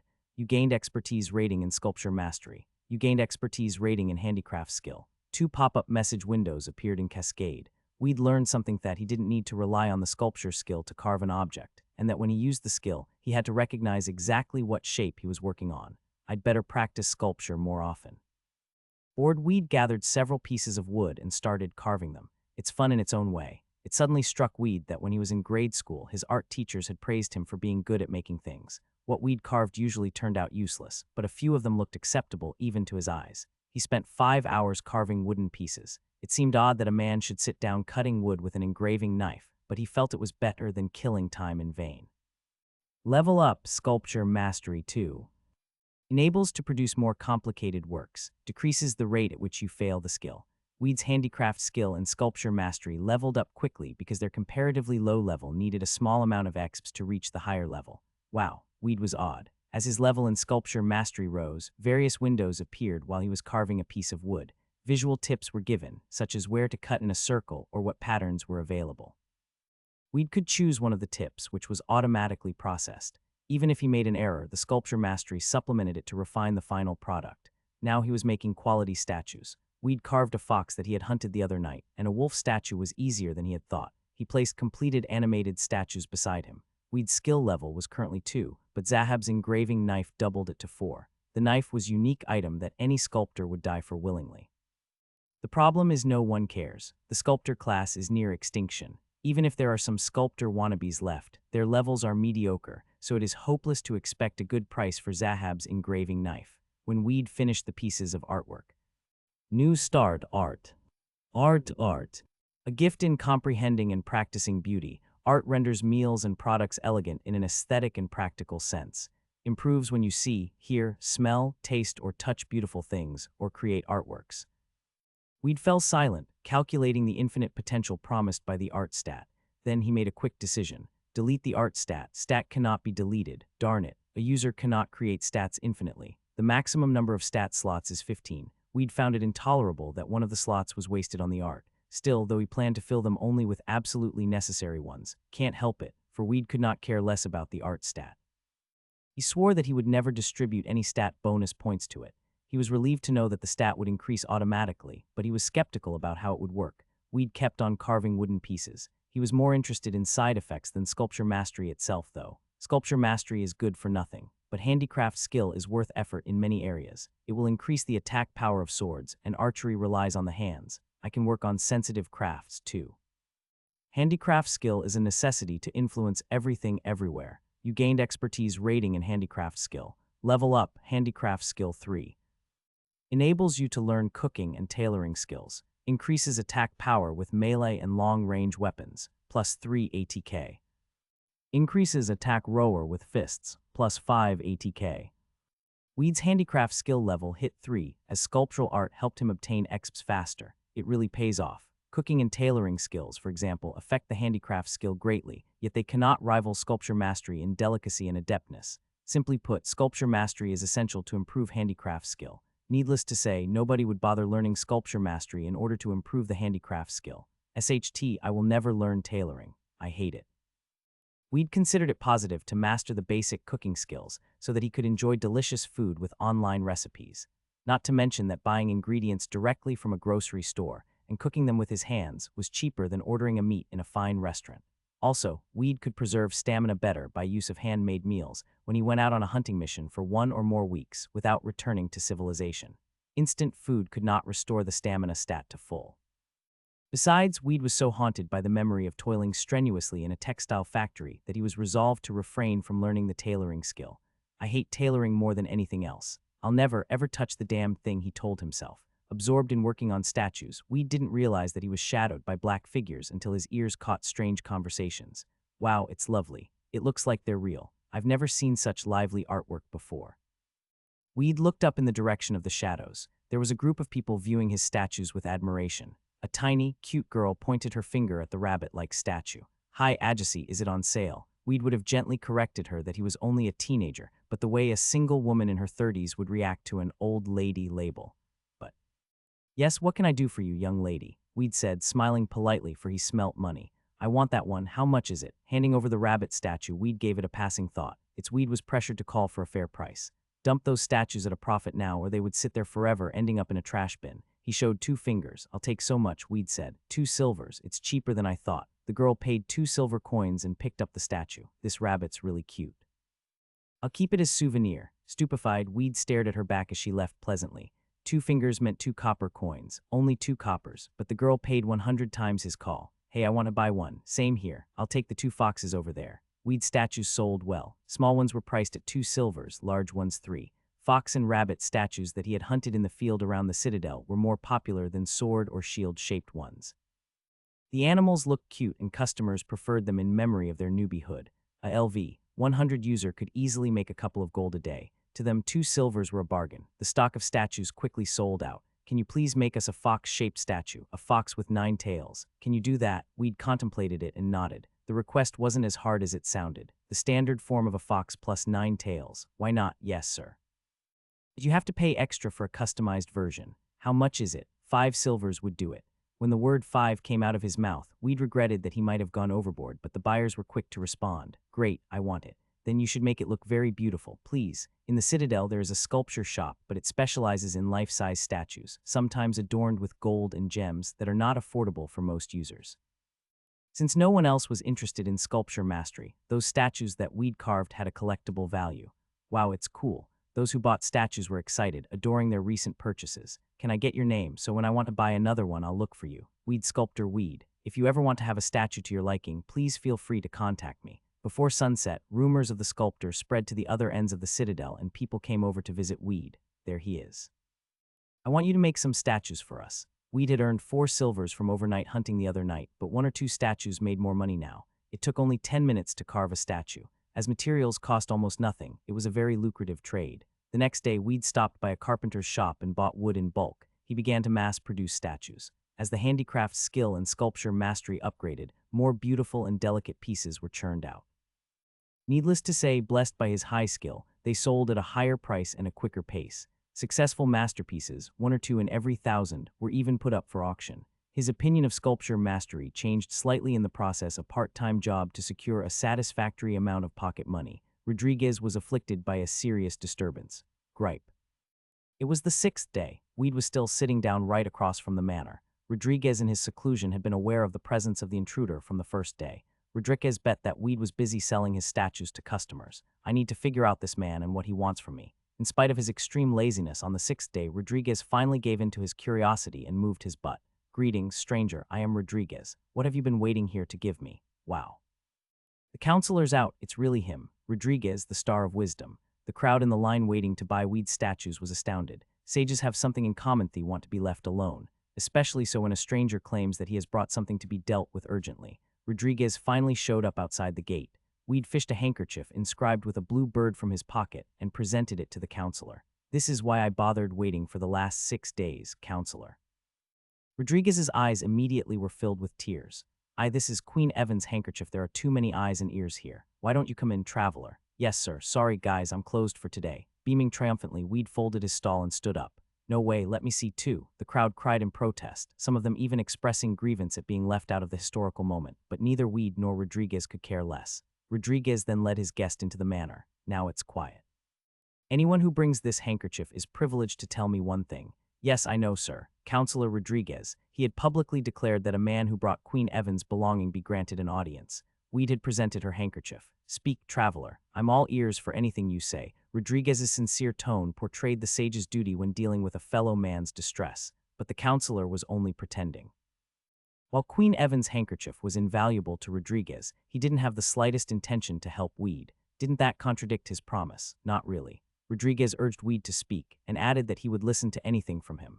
All that the counselor was obliged to do was learn what Weed was concerned about, in order to satisfy his intellectual desire and curiosity, that is all. He never considered actually presenting a solution to whatever problem Weed had. A number of users had been cheated by Counselor Rodriguez in a similar manner. He had always played along with them, and evaded giving the answers that they had desperately sought. Aside from his glorious title of the Star of Wisdom, the counselor was widely slandered as dead end of quests. Weed didn't fall for such a childish, naive trick. To begin with, he didn't trust Rodriguez. A man is a very weak being. This was what Weed had felt earnestly throughout a year's preparation ahead of Royal Road, a weakening will and a comfort-seeking body. Weed never trusted himself, so why should he trust Rodriguez, who he had not seen before? Does it make any difference if I tell you my problem? What do you mean by any difference, traveler? Will you help me when you hear me speak, counselor? That's. Then I refused to say anything. Why bother? It will only get my tongue tired. Rodriguez knitted his brows. He pretended that his integrity was soiled by Weed's paranoia. Weed Nim, speak to me now. You may take the liberty of telling me anything you have in your mind. You brought me Queen Evan's handkerchief, and it is your right to speak your mind, Rodriguez said in his coaxing tone. They were the words that Weed had been waiting for. I will get him to talk. Unfortunately for the counselor, Weed was shrewder than the bunch who Rodriguez had dealt with before. He demanded the final seal of confirmation. Counselor, will you tell me what I want to know if I ask you? I shall remain silent until you promise in your own words. Listen to me, Weed Nim. It seems Queen Evan's handkerchief is a priceless object, counselor. In particular, to my eyes, it means something greater to you. Shall I take it back, keep it and leave now? Sure. Godspeed, sir. When Weed actually took the handkerchief and turned around, Rodriguez held two hands up in the air like a white flag. Wait, I hereby promise you in person that I will give you guidance when I hear your request. I have already promised to answer anyone who brings Queen Evan's belongings, so as long as it is within my capability, I am obliged to do so. Will you make a man's oath? Of course, but you must do me a favor in return. Someday. Weed considered Rodriguez's counter-proposal and nodded. The counselor smirked. What is it that troubles you, Weed Nim? A trifling question could not compel you to stay out there for the last 6 days. Rodriguez had his own agenda, though, behind his question, which spoke of his curiosity. Who cares about you? How dare you humiliate me in striking a deal with such a lowly creature as you? Answer you. I will. But my answer shall be the trickiest one, terribly bent and crooked enough for you to pay the price. Rodriguez was confident in exacting revenge once he learned Weed's request. If Weed wanted to find someone, he would be told about a nephew of a cousin of a mother-in-law of a friend of a wife of the one in question, who he would have to trace back on his own. If Weed wanted to find a place, he would be told of a faraway land with a similar name. Snicker. Whether he was suspicious of Rodriguez's wily trick or not, Weed finally spoke his mind. I don't know what class I should select. Class. Now I see you don't even have one yet. No, counselor. Rodriguez laughed lightly. That was far more trivial than what he had predicted. He had in mind that Weed would ask for the whereabouts of a secret dungeon or Rosenheim's future policies. A good dungeon yields a fortune to its discoverer, and a policy is valuable if you know how to take advantage of it. Suppose you learn in advance that the royal court is planning to develop southern provinces next year. You can secure the commercial rights in the provinces preemptively and extract an enormous profit out of them. A personal recommendation on what class to choose was indeed a piece of cake for Rodriguez. I can't believe such a light question has troubled your soul so profoundly. You didn't need to consult me in the first place. I advise you to visit an employment agency. 6 days are wasted, Weed Nim. I was advised that the counselor was the one who could make the best judgment. Good, I will recommend a perfect class for you. Show me your stats. Yes, sir. Weed displayed the stat window for the first time since he had worked hard to improve his stats in the training hall. Weed had played day and night, and the outcome was level 13. He could take care of a wolf in no time now. My Freya, Rodriguez was stunned. Level 13 and life of 960.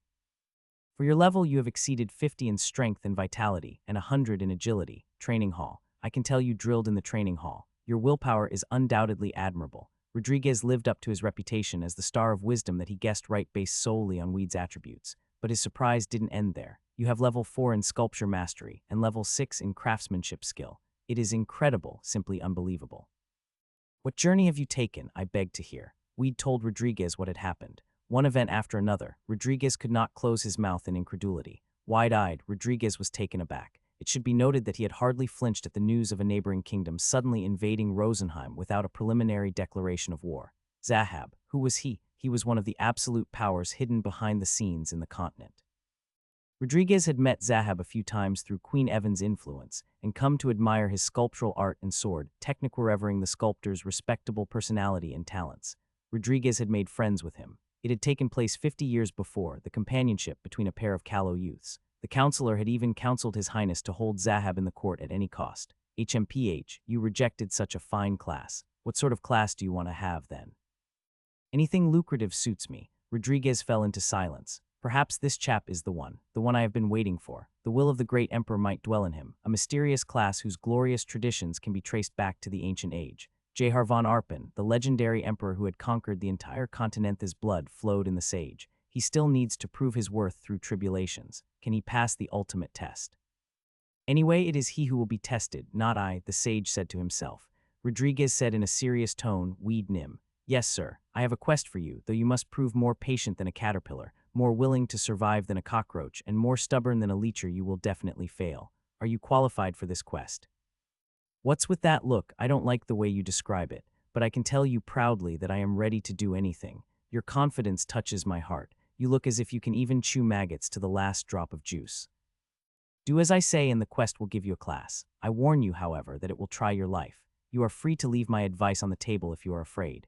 We'd finally felt some suspicion towards Rodriguez's scheme. Fine, I'm in. Have you ever heard of the Lair of Litvart? Yes, sir. The Lair of Litvart was coincidentally the destination of the quest that the instructor had mentioned to Weed. Or it's not a coincidence. You'll never know. Then I'm spared the inconvenience of elaborating on the details.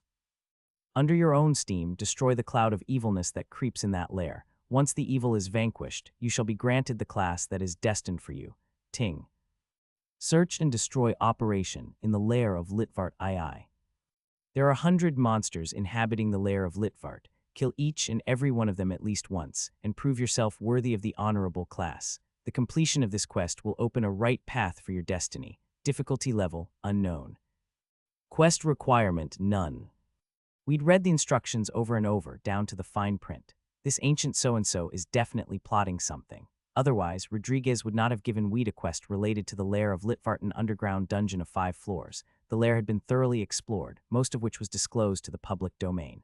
Many users were hunting monsters down there day and night. Monsters between LV 20 and LV 50 frequented the lair, while Weed was still level 13.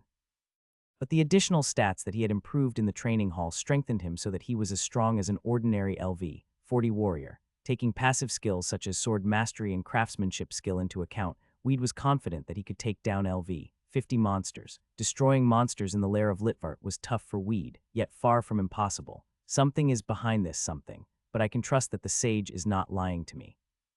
No matter what he is hiding from me, if I finish this quest, I'll certainly get a class. The scent of a trap in this quest was unmistakable. It's not about hunting regular monsters in the lair. Then what? Weed's eyes flashed sharply. Tell me, Weed Nim, will you take it or leave it? For your information, I can't come up with a better alternative. I will not force you. The decision is yours. After a brief moment of mental juggling, Weed nodded. With respect, I gladly accept your advice, counselor. You have accepted the quest. Good. Come back here when you have beaten all the monsters in the lair. On the rare chance that you finish the quest, I have something to give you. It is certain, however, that you will absolutely fail. Rodriguez laughed trenchantly. Weed headed straight to the training hall. I must get there in time. Weed's footsteps moved fast because it was still before lunch break. When he entered the hall, the instructor was about to stick a spoon in his lunchbox. Good afternoon, honorable instructor. You surprised me, Weed Nim. I missed you so much. I missed you too. That's why I'm here. Come over here and sit down. Help yourself before we get down to business. With a good timing, Weed took care of lunch. The lunchbox was enormous, exactly proportional to the instructor's triple X body size. Subtracting Weed's portion from the lunchbox was like taking a cup of water from the ocean. By the way, instructor, speaking of the quest you mentioned the other day. Oh, that one? Yes, I'd like to join it. Haha, I knew it was coming, so I asked them to leave a place for you. I'm glad that you want the quest. The instructor generously granted Weed's favor. You have accepted the quest, a cleanup operation in the Lair of Litvart. Rosenheim Kingdom has been greatly suffering from the monsters, which have risen in number for the last decade. King Theodarin, righteous and benevolent ruler of Rosenheim, issued a royal decree to order a distinguished knight, Sir Midville, to explore the Lair of Litvart and root out monsters. Eradicate the monsters in the Lair of Litvart with Sir Midville and his soldiers. Difficulty level, E. Quest requirement failed if you are killed. You have a day left until the troops leave tomorrow. Why don't you come and stay over at my place? Apologies, instructor. I should run errands for the mission. Too bad, I wanted to invite you to dinner. Dinner, yes. My wife said this morning she was going to cook pork barbecue. Weed's mouth watered at the thought of pork barbecue. Savory and spicy barbecue. This temptation was irresistible. To be honest with you, I always wanted to visit your place. Haha, I knew it too, hee. Weed was never ashamed that he was living an obsequious or subservient life, but he was just sick and tired of rye bread. Royal Road reproduces every aspect of reality, even taste, to the extent that sushi made of fish that was caught minutes ago actually tastes fresh, and outdated food hardens and rots. Rye bread is no exception. For the last 2 months, Weed had eaten only rye bread and his tongue was flavored with rye. The sight of rye bread made him feel like puking. A pork barbecue would be especially refreshing. Plus, it was a free meal, priceless. Then I will come back in the evening, instructor. Sure, Weed Nim, see you later. Weed had accepted another quest in the training hall. Now all 3 slots in the quest window are filled up. The top quest was about Zahab's will, which was out of sight for now, whereas the other 2 quests were a combination set. Now the problem is that Rodriguez's quest isn't what it appears to be, but it doesn't matter. Weed braced himself to face the challenge. In the worst scenario, he would die, so what? He didn't want to die meaninglessly, but some difficulties were always expected. Now I need to get ready first. I go shopping for the trip to the lair of Litvart. Weed walked downtown. Pedestrians in chic costumes passed by, while having vibrant conversations. A bunch of users set up kiosks on the street and sold things. Weed went to the blacksmith's workshop and bought a bow and many quivers of arrows. Bow of Theo Grand, durability 50-50. Attack 5-6. Multiple shot speed 4.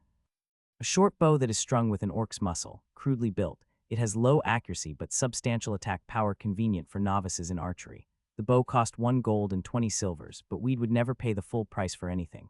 By presenting a butterfly-shaped statue to the cashier lady, he surrendered no more than 1 gold. He had discovered accidentally that he could win ladies' hearts with sculpture gifts. Sculpture mastery. It's only useful on trifling occasions. We'd also bought a stock of rye bread, though he was sick and tired of it. Bread is at least better than starvation, and when a fight breaks out, it reduces the rate at which the health factor declines. When the health factor falls below 30, a user slows down and loses a chunk of life temporarily. His backpack was filled with quivers, herbs, and bread. As soon as Weed was happy everything was present and correct, he went back to the instructor. I am done, instructor. Oh, I see.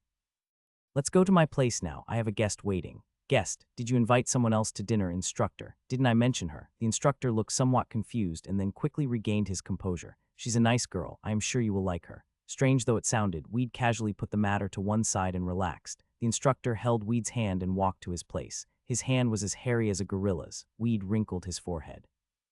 You may as well let go of my hand, instructor. Surely not. I'm afraid you could lose me. Excuse me. Weed finally arrived at the instructor's house. He had no doubt that when he opened the door, he would see the world's happiest family with a burning furnace that filled the living room with warm air. Weed had already been told that the instructor had married a female barbarian, a true love overcoming the barrier of race, but they had not borne any offspring yet. When the door opened, however, Weed was startled at a girl sitting by the dinner table. Incredible. For a moment, the girl's beauty took Weed's breath away. The scene that confronted him was idyllic, but he soon came down to earth. Since the girl was invited to the instructor's place, Weed had assumed that she was another NPC. She was a user, though, just like him. By the look of her expensive-looking sword and armor, he could tell she was a high-level user. That alone was not what shocked Weed.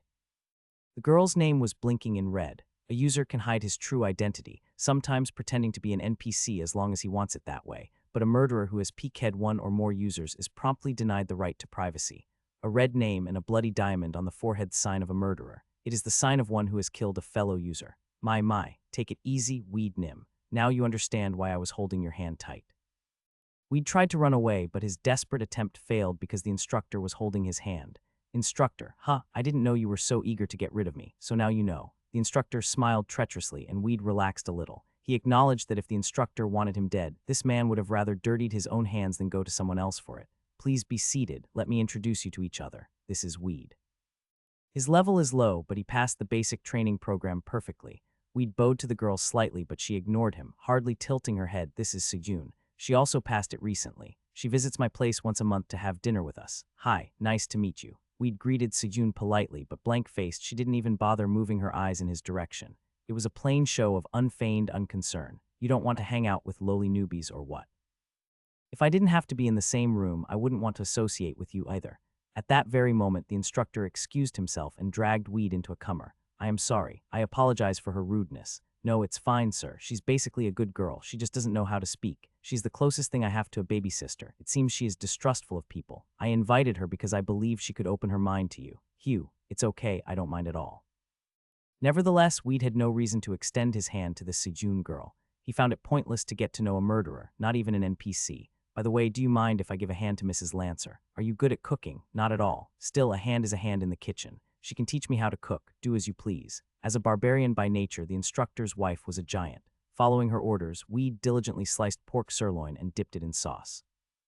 As he was working hard in the kitchen, Sejun rolled up her sleeves and entered the kitchen.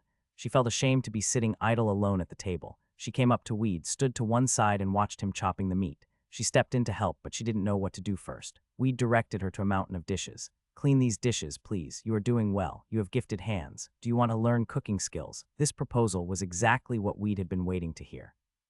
Or why would he ever bother soaking his hands? You have learned cooking skill. As if something had occurred to her as she watched Weed, Sejun also asked the instructor's wife to teach her how to cook. Cooking skills are simple skills that you can learn anywhere, by paying a membership fee to a chef's guild or by serving an apprenticeship in a restaurant. No doubt it pays off well. Pork barbecue on a large tray was finally served to the table. It was roasted yellow, steaming deliciously. The scent mingled with reality in the virtual reality. Weed promptly picked up a knife and a fork. Glare. Suddenly the instructor took it upon himself to caution Weed. You are a guest, Weed Nim. Do not eat too much. What kind of host would criticize an invited guest at the dinner table? He was no longer the manly instructor in the training hall. In his place was a vicious orc exposing his greed for food on the table. An orc at level 200, that was. But Weed wasn't the type who easily succumbed to blackmail in the face of such food. I beg to differ, instructor. You are not agreeing with me. Weed felt suddenly pressurized, which was more than he could bear. He felt dazed, and his hand holding the knife was shaky. Damn it. Weed swallowed and glanced sideways. He had a look at Sejun to see how that fragile-looking girl was coping with it. This was the world of a fantasy RPG game. Level rules. She appeared unaffected. This girl has at least 200, and the barbarian wife, too, Weed thought. The instructor's wife, one of the barbarians who venerated the laws of nature, especially the survival of the fittest, ignored the plight of weaklings. Since a barbarian was physically superior to other races, it was only Weed who was threatened by the instructor's murderous intimidation shooting from his eyes. Nobody sided with him, but this was Weed. Was he not the person who could turn enemies to friends and friends to apostles? Honorable instructor, let me speak. Fighting off the trembling in his body, Weed just about managed to open his mouth. What? If you have anything at all to say, drop the knife and fork first, then we can chat pleasantly until the end of time. Your beautiful wife displayed such exceptional cooking sense and skill in this meal. I am already intoxicated with the smell, and it fills my head with what it will taste like. Once I eat this, the memory shall be treasured forever. The instructor burst into his trademark laughter. She is a great cook, I am proud of her. Absolutely. She is your wife after all. The barbecue looks gorgeous. Honey, Mrs. Lancer poked at her husband. She was apparently flattered by Weed's sweet compliment. True, where else can you get a chance to lay your hands on such a delicious meal? Help yourself, Weed Nim. As the saying goes, a wife is the pride of the husband. The instructor proved he was a sucker when it came to his wife. Anyway, the meal was great. Not only the pork barbecue, but also side dishes that the hostess had cooked using recipe from the northern province delighted Weed's tongue. Yum, yum. It's so good, ma'am. You're the best. I am envious of Mr. Lancer that he can eat your delicious meals every day. True, true, the instructor said, grinning approvingly. Weed loosened his belt and eased himself. The instructor laughed heartily, and Sejun dutifully finished her plate in silence like a French doll made of ice. Weed rested for the night in the house, and left for the gale of the citadel early next morning. Sir Midvale and his army of 30 foot soldiers who were dispatched to conquer the lair of Litvart were encamped near the gate. Greetings. Are you Weed Nim? A knight asked. Yes, sir, Weed said. A little investigation prior to the quest never hurt. From what Weed had gathered from the streets, Sir Midvale belonged to the Red Order, the key unit of Rosenheim army where he had carried out high-profile missions. He was recently promoted, as the rumor went, to a royal knight. He was a pride of the kingdom, revered as the epitome of chivalry. Our destination is far away. It takes 3 hours on horseback, Sir Midvale said. All the other foot soldiers, except for Weed, were riding on brown horses. He was carrying the backpack, and it never crossed his mind that he needed a horse. It would not have made any difference if he had been told otherwise anyway. A horse was a high-priced commodity that cost at least 100 gold. Doc asked me for a favor, so I will lend you a horse for the time being, Sir Midvale said. Vance, bring the horse. A soldier brought a sad-looking colt. It was dragged forcefully by its reins, resisting with its 2 rear legs. Showing 2 golden teeth and panting, the colt looked like a rascal. If I ride on that horse, my luck is as good as dead for the next 7 years, Weed thought. Till the mission is finished, this colt will be temporarily assigned to you, Sir Midville said. Assigned to the punitive force bound to the lair of Litvart. This quick-witted colt often tries to outfox the owner. It hates water and refuses to gallop in rain. It needs extra care, or it may die of sickness. P.S. Beware, it farts very often. The stat window for the colt was frustratingly colorful. Weed had once heard that thoroughbreds were difficult, but he found it outrageous that this fragile colt was worse. It won't be for long, but let's get along anyway. Weed lifted his hand to pat the colt, but it bit his hand immediately. How dare you? When Weed glared at it, the colt turned around and lowered its rear legs. Good boy, Weed said soothingly. The moment he climbed on the colt's back, sneezing out a funny smell rising from the not-so-good-looking bottom, the colt suddenly dropped its head forward, then kicked backward with its 2 rear legs. Ouch! Weed was thrown by the action and landed on the ground miserably. That single attack took 70 points off his life. Obviously, the colt had tried to kill him with that action. You damn arse, snort. Between Weed and the colt, a bond was formed. They stared at each other as if they wanted to break the other's neck. I will never let you get on my back, you stupid human, the colt seemed to say. I'll beat you to death someday, Weed's expression said. An unheard of face-off between man and beast was taking place. On the point of ugly disaster, Sir Midville said, if you're ready, let's depart now. Sir Midville and his troops began to march eastward. Weed hopped on the colt's back quietly and rode on. Siyun also stayed in the instructor's cabin. She could not reject his wife's persistent suggestion to stay over. She ran across Weed several times in the morning. When she opened the door of the guest room, he happened to pass by it, but they missed eye contact, pretending not to notice the presence of the other, and excused themselves without greeting. When Weed left the house, Siyun followed him out because she was too embarrassed to be left behind by herself. With dead eyes, she stared at an empty space where he had been standing minutes before. Where should I go now? She asked herself. Anywhere I want to go, she replied. There was no such place. At the same time, she was free to go anywhere, as long as I can get away from this painful memory. Sijun began to walk toward the south gate, not that she wanted to go there. She only wanted to go to the wasteland, a land yet to be fully explored, somewhere rampant with monsters. She had started her journey near the center of the continent, moving to the western frontier in search of stronger monsters to fight. I want to see monsters. I can lose myself while I'm fighting them. I don't need to think about anything, even the irrevocable truth that I was never loved in my life. Stop, Sijun. Stay strong. Even though Sijun spoke to no one, it was far from the truth that her mind, too, ceased to function. Below the frozen surface, water was swirling faster as she asked questions of herself and answered them. However, on the surface, her face was empty of any sign of expression, as though carved from ice. A repeated conversation, said this, heard that, echoes within her mind. Sijun felt less hungry when she fought amid a pack of monsters. She sought bloody battles in a dungeon full of monsters. Ever yearning for deadlier monsters, she feared no death. She never let the blood flow from battle dry out. Berserker who showed herself worthy of a life soaked in madness and massacre, that was her, always finding peace on a battlefield. The lair of Litvart was at the entrance of Grave Mountains, a 3-hour trip on horseback from the citadel. The colt Weed was riding on occasionally diverted off course and even chewed on grass leisurely. He had to cajole it to stay on course. In front of the lair, a soldier who would look after the horses was waiting for them. Johnson, take good care of the horses. Yes, sir. The punitive force led by Sir Midville left their horses to the soldier and entered the lair. Weed was finally relieved of the colt, ready for battle, set in battle formation. The punitive force shielded themselves with steel bucklers and armed themselves with spears and swords. Compared to them, Weed's equipment was pathetic. An iron sword and a bow. Sir Midville and chain mail approached. Is that all you have, Weed Nim? Yes, sir. Yes, sir. The troops held the bucklers forward and marched on the lair. Weed followed them from behind. Making a little headway, they spotted 5 kobolds that were camping around a bonfire, cooking something. Surprised by the sudden appearance of the troops, the kobolds sprang to their feet. Grakhet, enemy, human attack. The kobolds are LV, 20 midget-like monsters below 4 feet in height, armed with coarse wooden shields and bronze swords. Kill, kill, drive evil human away. They wreck shelter. Rise, brave kobold warriors. When the kobolds rushed out, the soldiers got tense. New recruits, fresh out of boot camps, had not engaged in a battle before. Weed looked toward Sir Midville, but the knight watched his men with indifferent eyes as if any casualty was acceptable. Isn't a knight supposed to care if his soldiers die or not? Perhaps he wants them to have first-hand combat experience on their own, Weed thought. The soldiers quickly formed a linear formation and charged against the wave of kobolds. A couple of kobolds flung stones with slingshots, but the projectiles barely troubled the troops. Outnumbering the enemy and better equipped, the soldiers gained supremacy over the kobolds with few casualties. Every time a kobold fell, a small piece of metal dropped on the ground. Buren, Becker, gather the spoils. The 2 soldiers whose names were called out by Sir Midville began gathering the metal pieces. They were copper or poorly smelt iron of little value, yet sufficient for farming tools. One of the reasons why the kingdom operated such a punitive force, other than to train new recruits and restore security to the outskirts, was to collect war booty, a creative injection to the budget. I need to move in at some point, Weed said to himself. On the next battle, he took out the bow of Theogrand and aimed at a kobold's neck. Hold your breath, steady your hands, and aim at the target. Swish. Weed's high agility and handicraft skill guided his arrows precisely to the targeted kobolds. You have leveled up. When Weed slew 3 kobolds, a level up message window popped up.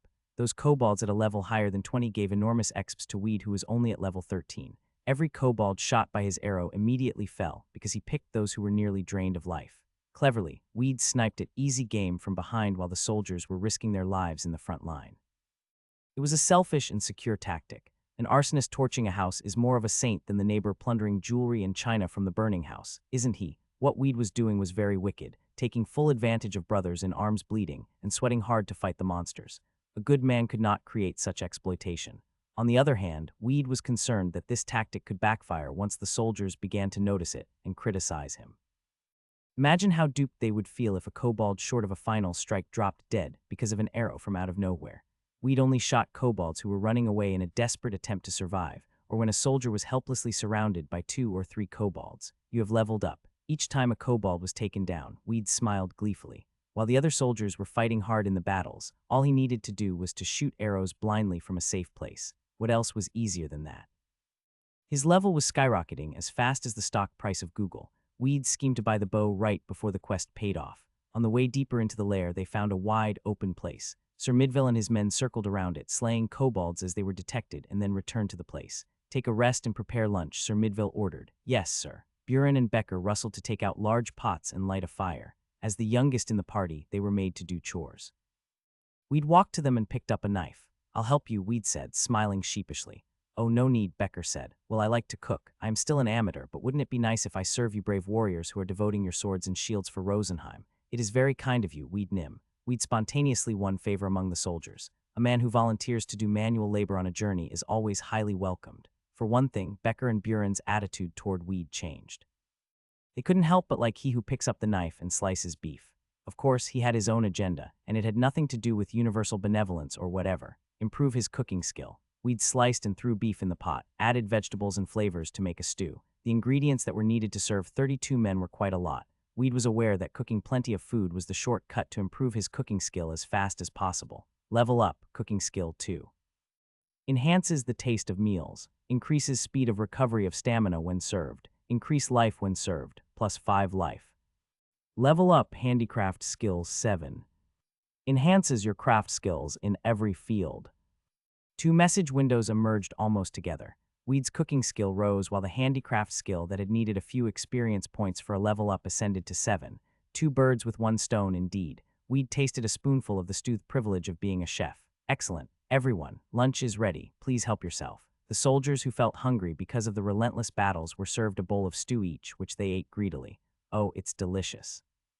I can't believe a meal could taste so good outdoors. Somehow, I think he's a better cook than my wife. They all gave the thumbs up to Weed. Their reaction told him that they wanted him to keep on cooking for them. He filled empty bowls with beef stew continuously when asked, and in doing so, his stomach too. The soldiers emptied the pot, and when the lunch break was over, Sir Midville came over to Weed. He asked cordially, Weed Nim, would you care to keep serving my men?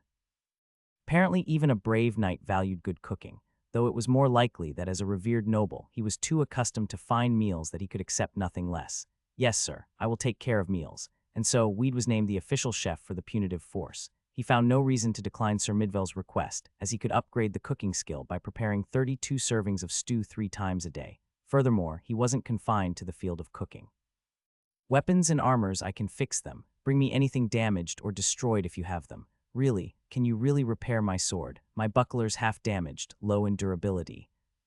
Just show me what you've got. Repair. We'd use the repair skill to repair weapons and gear that some soldiers brought to him. It would cost a fortune to have a blacksmith repair damaged equipment back in town. If they were left with low durability, they could suddenly break in the middle of a battle. Weed was hailed by the troops. He could upgrade his handicraft and repair skills and earn trust from soldiers as a bonus. Sir Midville, who had been skeptical of his friend's recommendation to bring Weed along on the mission, was now more than satisfied with his role. You're the man, Weed Nim. Not at all, sir. Weed blended in with the rest of the troops. Who knows what inconveniences they would have to suffer without him. They would have had to return to a nearby village from time to time when they needed to have broken or edge-nicked weapons fixed, and the meals would have revolted their stomachs. Rarely obtained magical items would have needed identification scrolls, which cost several gold coins for each. Instead, Weed could identify them right on the spot with his identification skill. For the soldiers, it would be torture to go back to the tasteless gruel that Buren and Becker used to claim was beef stew, especially after they enjoyed Weed's version. "We're not cooks in the first place," Buren and Becker cried in unison. In this way, the soldiers and Weed formed an unimaginable relationship. Zwedge. Whenever an arrow flew from Weed, a kobold turned gray. The kobolds are considered relatively weaker monsters. They know how to use tools, but the class of their tools is crude, as though made by children. They basically rely on numbers in battle. Kyoyo, a platoon of 9 kobolds, charged at once. "Come on, my precious EXP points." A big grin forming on his face, Weed greeted the kobolds with silent cheers. He shot arrows arbitrarily, collecting easy exps. Defense was taken care of by the soldiers anyway. All he needed to do was shoot as many arrows as possible. "You have leveled up, you have leveled up. New skill, you have learned archery." This was level up madness. Weed had also learned archery, a skill that was commonly exclusive to the archer class. It was hardly surprising, considering that he had done nothing but shoot arrows as he never swung a sword, even once in the battles. Nevertheless, the soldiers were not jealous of him in the least. After the battles, Weed was the busiest one there. He cooked meals, repaired weapons and gear, and tended the wounded. Sir Midvale had a few healing potions for emergencies, but the soldiers in the punitive force could not afford such costly medicines. Weed rubbed herbs and rolled gauze on wounds with his handicraft skill. Skill, you learned bandage skill. Enables you to stop bleeding. Increases life of the wounded when tended. The maximum number of skills that a user can learn when his class is undecided is 10. Weed's bandage skill, affected by the high handicraft skill, had impressive effects. As he was busy caring for 30 patients every day, the skill upgraded fiercely. The troops roamed on the first and second floor, slaying kobolds for a week. Users were occasionally spotted watching Weed with envious eyes, as he was privileged to join an NPC punitive force and hunt monsters alongside them. The week of slaughtering kobolds upgraded his level to 26. The repair skill hit level 3, and the cooking skill, now level 4, earned him a special option to increase 50 HP for those who were served with his meals until the satisfaction factor went down. Still, he had a headache. Quest information window. Search and destroy operation in the lair of the Litvart II. There are 100 monsters inhabiting the lair of Litvart. Kill each and every one of them at least once, and prove yourself worthy of the honorable class. The completion of this quest will open a right path for your destiny. Difficulty level, unknown. Quest requirement, none. Number of monsters left, 100.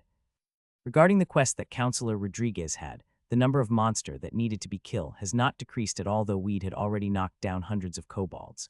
After a week of warming up on the kobolds, the troops headed to the 3rd floor of the Lairth Goblins' territory. While hunting kobolds had been originally intended to give the new recruits first-hand combat experience, confronting goblins posed a grave threat to their life. The level of the kobolds was in the 20s. The kobold rascals are level 23, and the relatively stronger kobold warriors 28, but untitled kobolds were at level 20. On the other hand, the goblins are level 50 or above. Their weapons and gear surpass what kobolds are equipped with in attack power and defense. The combat strength of the goblins is 5 to 6 times that of the kobolds. Watch out now. When you find yourself in danger, retreat immediately. Yes, Commander. Sodders could not hide their excitement and tension.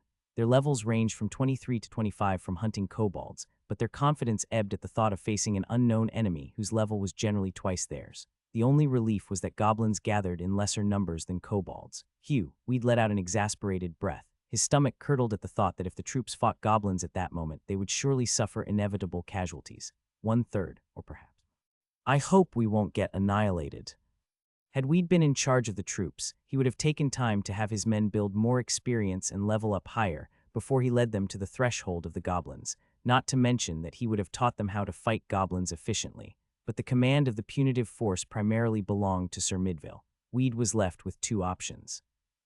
Either he followed them as before, only to sit back and watch them die helplessly, or he give up the quest and hunt more kobolds on his own until he leveled up enough to deal with the goblins.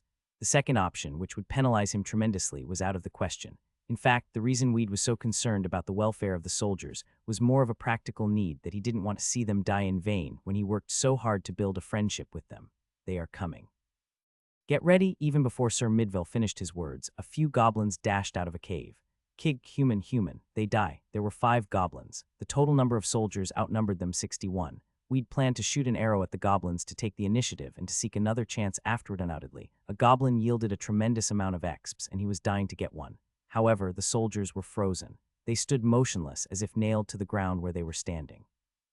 And fighting spirit radiated from the goblins. The soldiers cowered at the sight of an enemy who was level 50. Their swords dropped downward, the bucklers trembled unmistakably. Idiots, Weed clicked his tongue. The goblins were not easy to defeat even if the soldiers stood up to fight fearlessly, and now they were already frozen before the battle began. This would lead to a calamity. Weed shot a glance at Sir Midville, who was standing beside him. Obviously, the knight wasn't in the mood to motivate his men. The weak deserved to die. The code of chivalry developed in Rosenheim Kingdom was cold-blooded. Weed stepped forward. He flung his bow on his back and held the iron sword. I have faith in friendship I've worked so hard to build, he said to himself. Then he did something that was unimaginable to the other soldiers who remembered what he had done in the previous battles. Weed shouted a war cry and charged toward the goblins. Yats, sniggers. Weed's sword was deflected so easily, instilling a sense of futility in him. He could make up for a gap between his level and the goblins with his inflated stats, but the shorter reach of his sword was critical. The sword wasn't effective on the goblins that were armed with longer spears. I'm not wearing any defensive gear. If they hit me, I'm dead. The goblins blocked Weed's sword, and almost at the same time they thrust their spears toward him. He crouched to dodge them. He needed a combination of his amazing reflexes and quick wits to save his life. He had no intention of fighting the goblins seriously, so his subsequent attacks were half-hearted. Die human, your sword sucks. With 5 spears, the goblins attacked at random places that were directed by raw instinct. As long as Weed didn't get close within the reach of his sword, he was free of the risk of being skewered by their spears. Still, he pretended to be in peril, dodging the spears by inches. To the eyes of the soldiers, the scene looked like a hopeless struggle of the weak. Even though it had been long since Weed's level transcended theirs, their view of his role was fixed on a handy man working manual labor, such as repairs, cooking, and first aid. That Weed was fighting the goblins. The eyes of the soldiers began to flicker with confidence. After a couple more exchanges, Weed retreated a few steps and roared in a thunder-like voice, "Look at them. These goblins are weaker than they appear. Look at us. We outnumber them. You are not alone. We have each other. Our comrades shoulder to shoulder are watching our backs. Hoo-ha." The soldiers regained their morale at once. It's a shame on us if we hide behind Weed's back like mice. Get up, fight. They charged directly at the goblins. Weed quickly sensed a forthcoming melee and pulled himself from the battle. These bastards are only using spears. If we fight within the reach of spears, it will only cause us more damage. Use your shields. Hold yours, bucklers up, marched forward, narrow the gap in between, and prevent them from thrusting their spears freely.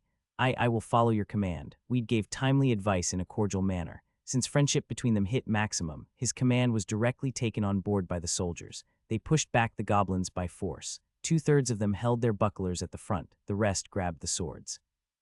As the first 2 lines charged behind the bucklers, the spears that were thrust by the goblins bounced off, astonishing the brainless enemy. Once the gap was narrowed, the sword line began to swing their swords. Charisma has risen by 3 points plus 3 CHR.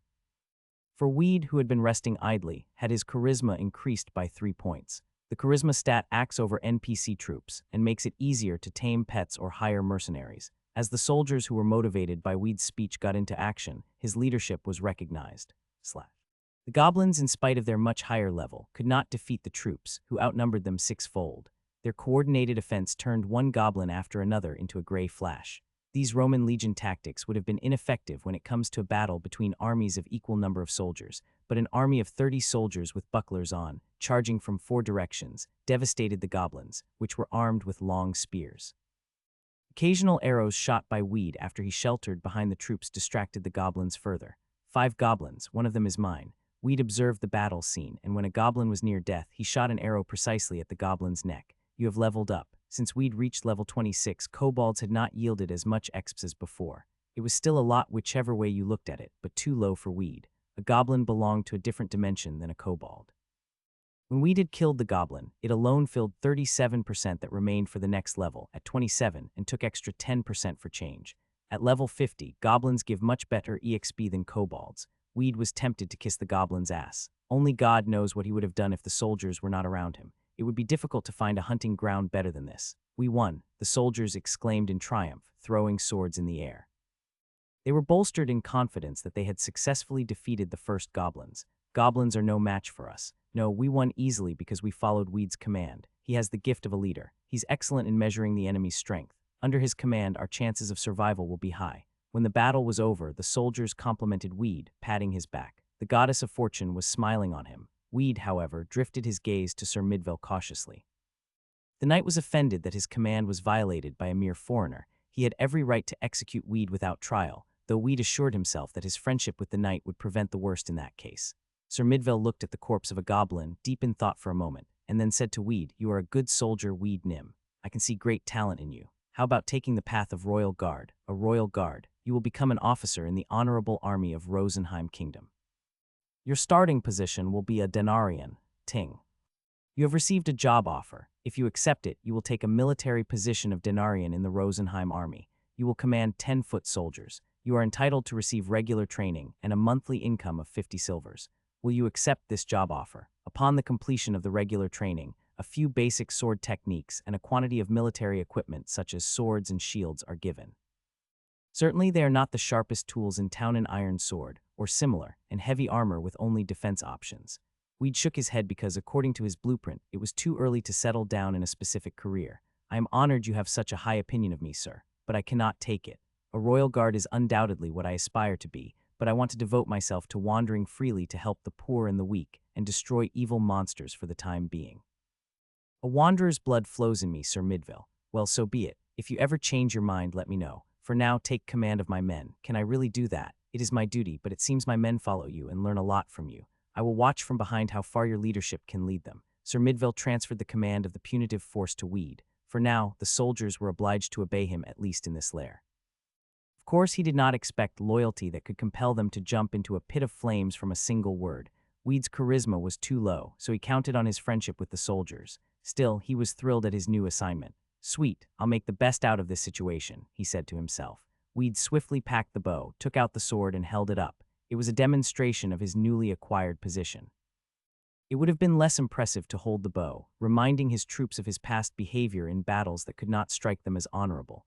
"Listen, soldiers, my name is Weed, and as of now I take over the command of you. I ask you to follow my orders dutifully. Yes, Commander, my foremost objective is to defeat the lair without any casualties. Do your best, and not a single drop of blood will shed in vain. Yes, Commander." Since Weed took over the command from Sir Midville, the attitude of his troops toward him had changed drastically.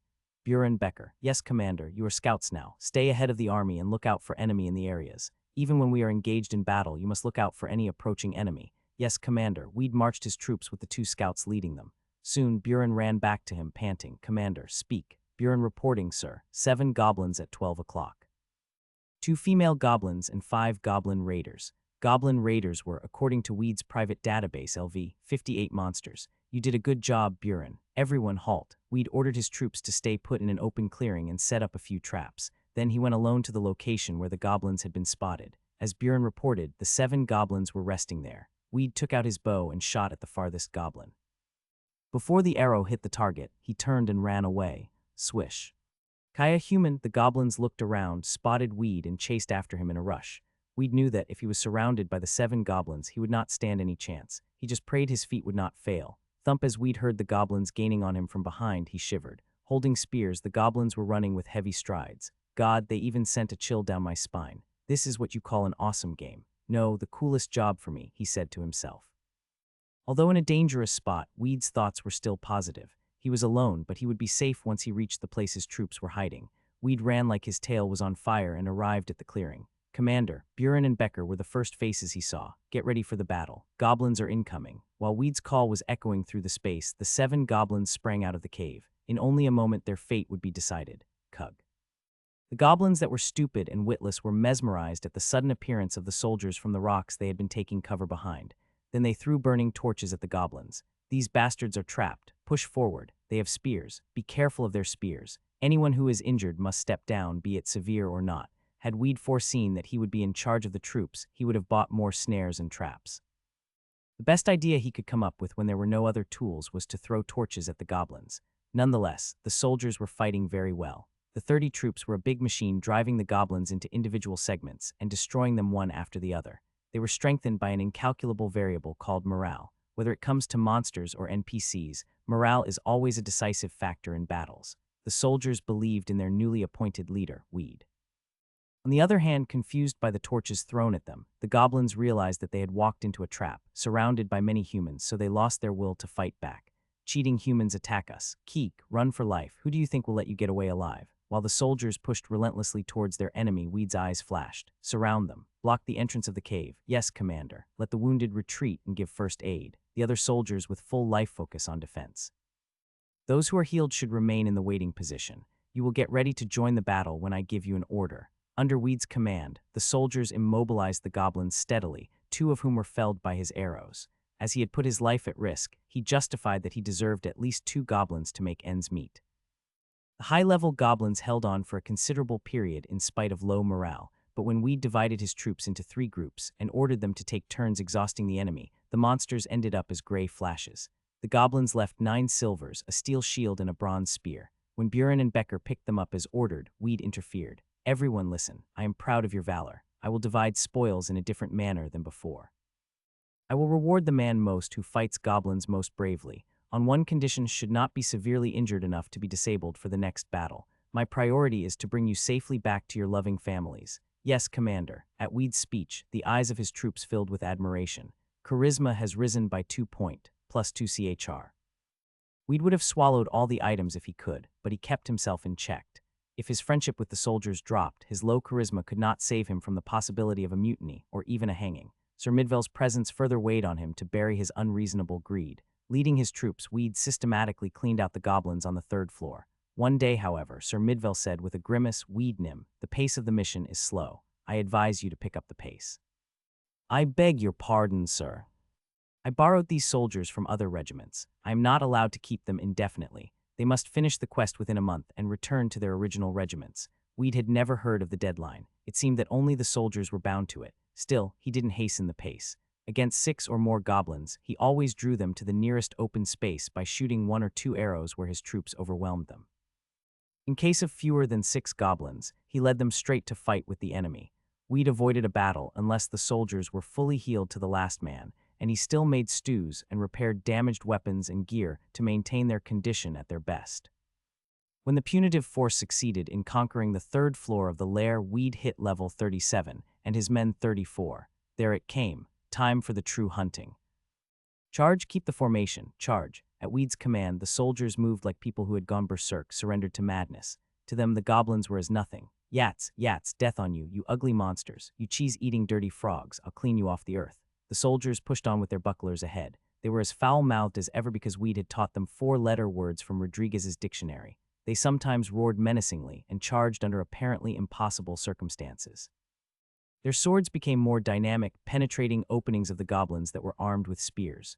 Weed still maintained the same formation for his troops to ultimately rely on their comrades, but they were more reckless and faster. They had slain goblins repeatedly, leaving thousands of corpses behind them. Adopting Weed's tactics aggressively, his troops crushed the goblin defense with thoroughly coordinated attacks. Now it took just the blink of an eye to destroy a platoon of 6 goblins as an army of 30 veteran soldiers rushed on fiercely and devastated the enemy. Battle is won. Let me distribute items based on individual prowess. Hosram and Dale, Yahoo, any soldier who needs a repair or a rest. No, Commander, none. Then let's move on. Scout, report. Buren and Becker in turn scouted and reported the location and number of the nearest goblins. Becker reporting, Commander. 8 goblins have been located 100 yards away at 9 o'clock. 1 goblin alchemist, 6 goblin warriors, and 1 plain goblin. Advance. The soldiers ran at a comfortable pace, neither fast nor slow. Galloping, they were recovering from battle fatigue and preparing for the upcoming battle. Who humans? Enemy, kill them all. The goblins began to put up resistance, but it was almost meaningless. Soldiers, now veterans in combat experience, already dominated the goblins in Morrill. Weed's arrow was a death sentence. His level in archery rose fast as he was actively engaged in battle, and his arrows were no longer aimed only at dying goblins. Weed now shot arrows in order to take the initiative, and when goblins were grouping to break through his men's encircling net, he hindered their movement with warning shots. The main target was, though, any goblin that threatened the life of one of his troops. Imagine that when a goblin's spear is flying at you, your leader's arrow bores a hole in its head, then you will feel saved and thus more loyal to him, won't you? The same logic went for a number of soldiers whose life was saved by Weed at the last second. His troops hunted goblins in the most efficient and time-saving way.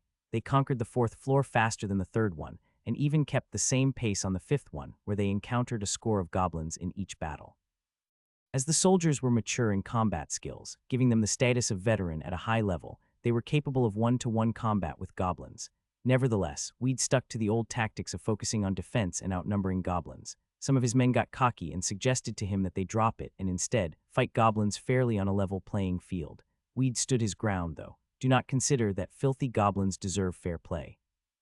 Have you ever heard of a knight asking for a duel with monsters? If there were one, he would be stupid to defend his honor against monsters. We are fighting them in order to restore peace and protect the people of Rosenheim. Keep in mind that if you hesitate to put an end to a goblin because you are trying to be ethical, your comrades will pay the consequences. Weed's charisma controlled his army of 30 men. One who fought a goblin alone was denied his share of recognition. He was later excused from the next battle. He was at first excited to stay out of danger, but soon realized that he had to sit back and watch his comrades leveling up.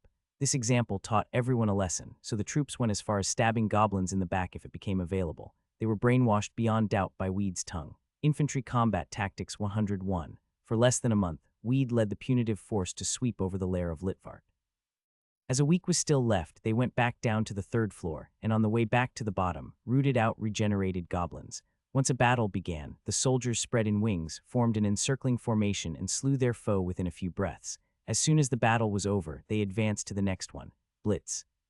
Not one soldier died. They finished the search and destroy operation of the lair of the Litvart quest, with the overall levels of the troops reaching 57, Weed's 62. Considering that the average level of Denarians in the Rosenheim army was 40, what Weed had accomplished was terrific. Good job, Weednim. You have done a great service to us. Sir Midvale didn't hide the fact that he marveled at Weed.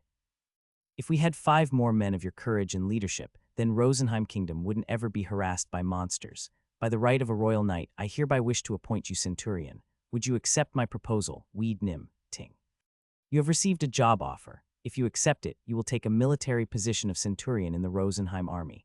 You will command 100 foot soldiers. You are entitled to receive regular training and a monthly income of 3 gold. Will you accept his job offer? An officer in command of 100 troops, a centurion is deemed to be a sub-knight who is qualified to embark on an annual trial of promotion to knighthood in the Red Order. If it were other users, they would have accepted it willingly, but Weed wasn't swayed.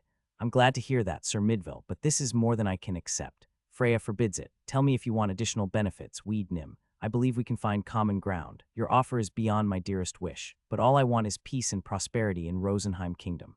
As my heart leads me to travel to many places and help those in need, it seems too early to settle down.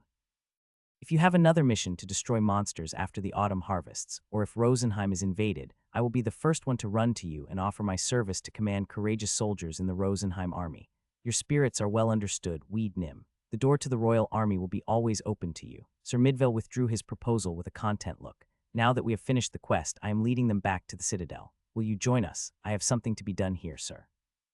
May I inquire as to its nature? Sir Midvale looked curious. For the last 4 weeks, Weed had made 32 servings of stew 3 times a day. His experienced cooking skill delivered great food on time, and Sir Midvale was one of the beneficiaries who had fallen in love with it, forming a solid friendship with him. I must take care of a quest for the sake of Counselor Rodriguez. Weed had assumed that the annihilation of the goblins would meet the quest's requirement, but it was a serious miscalculation on his part. The numbers of monsters that he was supposed to destroy was still 100 without any sign of decrease. Anyway, the number of goblins in the lair was hundreds on each floor, at a conservative estimate. Rodriguez's quest was to sweep away all the monsters in the lair of Litvart, and the kobolds and goblins were not possibly the target because they greatly outnumbered 100. I see, Weednim. A quest by the counselor, I understand. I was looking forward to returning to the citadel with you, but it seems destiny directs us to part our ways here. Instead, I will lend you Ars. Ars, whose ass? Have you already forgotten the name of the horse you rode here the other day? Don't tell me. Weed's head suddenly felt thick and heavy. The colt that had kicked him with 2 rear legs and bit his hand. Now he remembered the colt's name was Ars. What a shameful name for a would-be stallion. The trip to the citadel will cost you valuable time without a horse. Ars is at your service. I am only returning your favor, Weednim. Please take it. Return it to the royal stable when you finish your quest. Sir Midvale turned as soon as he delivered what he wanted to say. His attitude implied that there was nothing else to hear, case closed. The knight meant well for Weed's sake, but he wanted none of it. How in the world could he stand such a wild colt? Weed absolutely hated this pain in the butt, but he had to accept it, or he would make the royal knight lose face once again. Commander, we will miss you. Please visit my place when you come to the citadel. I run an inn in the Central Avenue. You are always welcome. My family owns a restaurant. My wife will serve you a delicious meal, though it's not as good as yours." The soldiers came up to Weed and said farewell. As high-level veterans, they would probably be promoted upon their return at least to denarians, while one or two soldiers who score the best could look for a better position. Weed shook the hand of every soldier who used to be his subordinate. His hand was warm, and its grip held on for a few seconds. "Do you really have to leave? I want to stay here with you, Commander, but I'm a proud soldier of Rosenheim Army. I must return to my regiment. Commander, I will miss you. Everyone safe trip," Weed said. "Godspeed, Commander. Commander, you must stop by in my place later." After reluctant farewells with his former troops, Weed was left alone. As was his routine, Rodriguez was taking an afternoon walk. He enjoyed checking on his neighbors and deepening their misery. "How are you, Hans, fine counselor? What is the best fruit today?" "This one. Please have some." "Fresh strawberry, sire." Rodriguez's steps were light. For one thing, he wasn't pestering others who fell under his gaze that afternoon. He was elated by the recent publication of the latest book he had penned. When he returned home, his manservant in care of the manor was waiting at the entrance to greet him. He spoke without reservation to the manservant, whose dedication to his family lasted for decades. "How was your walk, my lord?"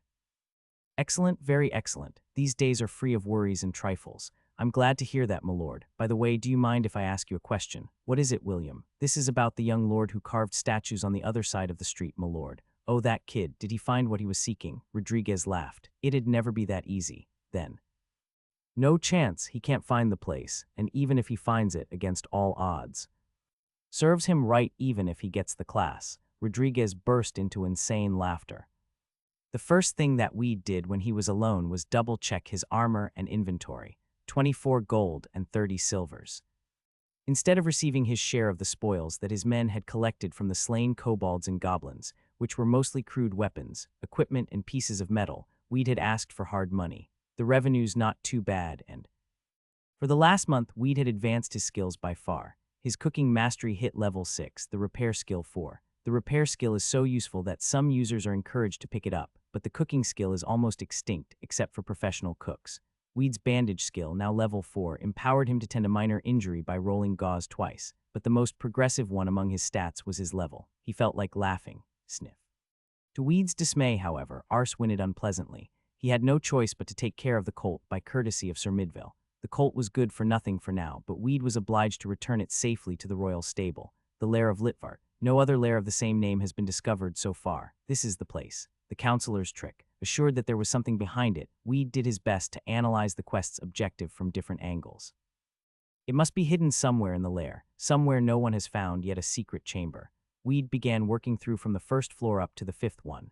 For the adventuring classes, such as rangers and explorers, which are endowed with a multitude of observation-related stats and skills, it is easier to discover a concealed entrance.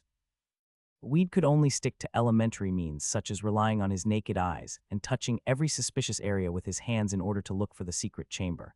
There were at least 20 users on each floor in the lair of Litvart. Hunting monsters, they commented about Weed, who was acting weird. "What's that guy doing? Seems he's looking for some entrance. Why else would he caress the stone wall so dearly? Puhaha, what an idiot. The lair doesn't have any secret passage." This is the first lair found when Rosenheim was discovered months ago. Thousands of adventurers stormed here. "He's taking a gamble, typical creep." They openly laughed at Weed, because they had been jealous of him, who was surfing on an easy wave in the lair with 30 NPC troops. It was no surprise that he was the center of jealousy and envy, just in case. "Watch out, don't let him notice we're behind him." Several users followed Weed quietly, envisioning that he might have overheard valuable information from the NPC soldiers during the mission. Or better, he might be carrying out a special quest. In that case, they even considered forcing Weed to share the quest. To their eyes, this lone freak was a low-level archer, lacking in melee combat skills, worked on household chores for the troops, and sponged off them like a parasite. After a week had passed without event, however, the troublemakers were exasperated by tracking Weed in vain. He was obsessed with exploring the lair, so they left. Nutcase. "Damn, I'm freaking mad. I just wasted days." Even after they left him alone, Weed continued. "There's gotta be something." Many explorers had already finished mapping out the entire region and concluded that there was nothing left. This was exactly what Weed was told, too. In fact, he had done occasional research while hunting down the kobolds and goblins, but failed to make any meaningful discovery. Still, Weed was convinced that he would stumble on something someday. Famous adventurers from all over the continent searched this place. So what? You are wrong, I am right. The lair of Litvart was a vast place. Wandering casually in the forlorn hope of uncovering a hidden place was a hope as far as the distance between the Earth and Andromeda. Even though the adventurers were better in observation skills, attitude could make difference. Weed patiently touched the wall, looking for a clue. Sniff. Ars watched Weed in contempt. He had brought the horse in the lair because there was no one else who could look after it, but he was stressed by the disobedient beast. I need to teach him a lesson first. Weed led Ars to a shelter of goblins on purpose, a goblin warrior and 3 goblin raiders. As soon as they saw Weed, they charged at him. He stepped forward as if to protect the colt in front and fought against the goblins, screaming. My God, I don't want to die. The goblin warrior's spear sailed toward Weed, but only grazed him, drawing little blood from the flesh. If I am killed now, what will ever happen to my dearest Ars? The goblins kept on pounding on Weed. No, I shall stand here to protect Ars. Bring it on, you abominable monsters. You must pass over my dead body before you lay any of your filthy fingers on him. Weed played a brave knight, protecting his weak people at risk of death. When he glanced back, however, he saw the colt yawning and playing with a pebble on the ground. Also, this beast was ready to bolt in the direction of the lair's exit the moment the master fell dead. Damn you. Weed was embarrassed by the turn of events. Why make a fool of himself to win over a mere colt? Weed slew the pestering goblins with a single brandish of his sword. He was tempted to behead the beast altogether, but losing Sir Midvale's trust was too big a risk. Sniff. Ars gave Weed a contemptuous look, as if to ask why he had bled needlessly when he could finish them so easily. Hugh, I was a fool to act like that. Patience, patience. Weed went back to the exploration of the lair. 3 days later, on the 10th day of his private exploration to be precise, he found a cavity in a dark corner on the 4th floor where goblin raiders were regenerated. It was located 10 yards deeper than the regenerating point. Even the most cautious ranger would have overlooked it. Below a large rock projecting outward, the cavity was shadowed, away from human eyes. Is there anyone there? Looking around, Weed made sure that there was nobody else sneaking up on him. Those who had trailed him for a week were long gone, but excessive caution never hurt. For the first explorer who discovers an unknown area, the rewards are immense. He earns fame, plus double exps and a higher rate of item provision for a whole week after the discovery. Weed crept into the cavity carefully. The gap was narrow enough to be mistaken for a crevasse between rocks, and the interior widened little by little on each step.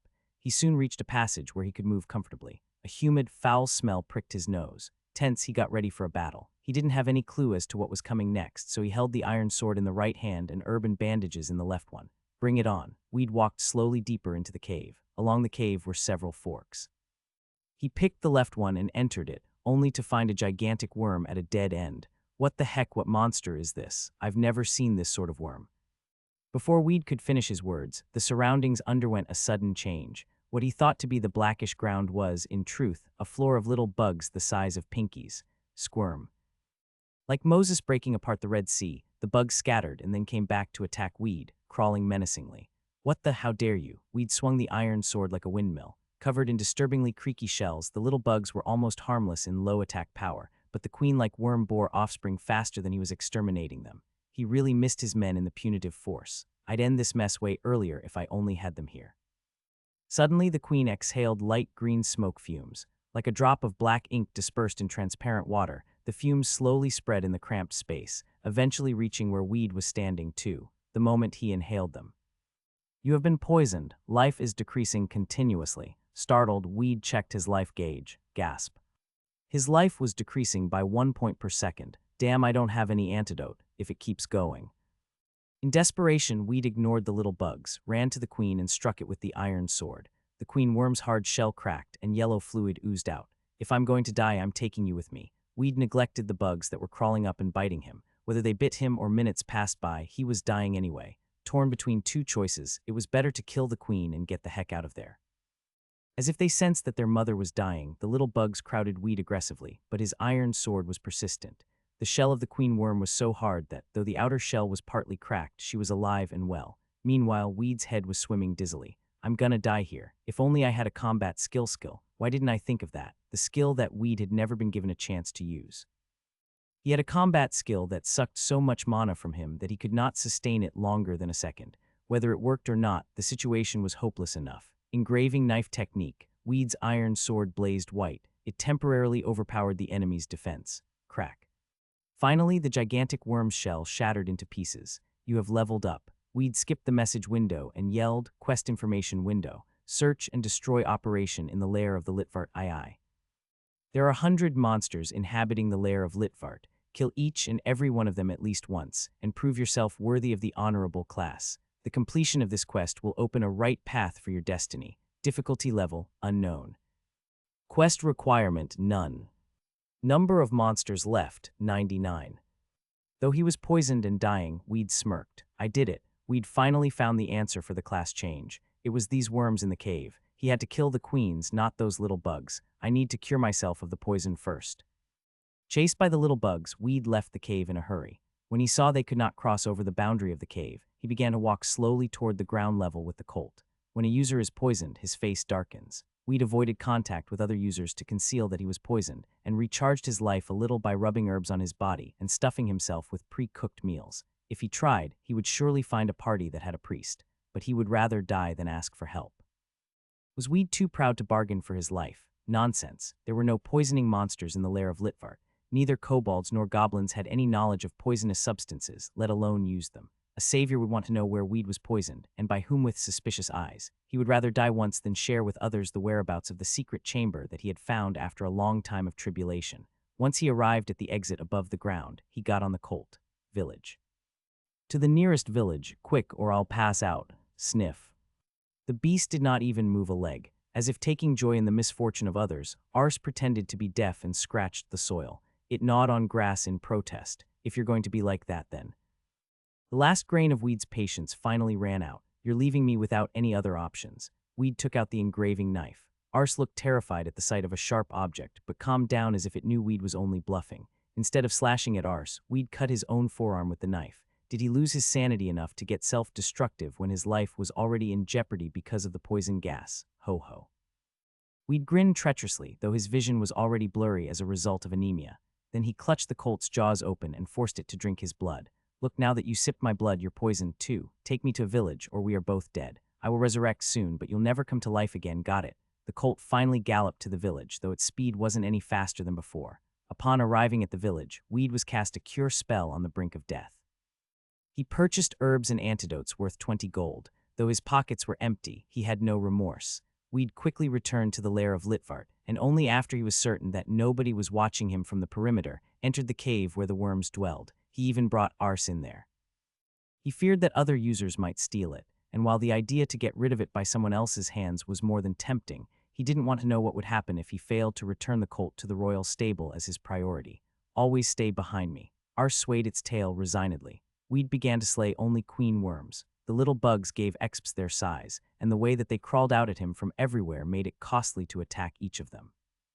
As no sword master could catch raindrops falling from the sky, Weed ignored the bugs that covered the entire floor in a murky color. Engraving knife technique, the mysterious sword technique from Zahab. It crushed the enemy's shell with powers that directly disintegrated the nature of an object, regardless of resistance and defense.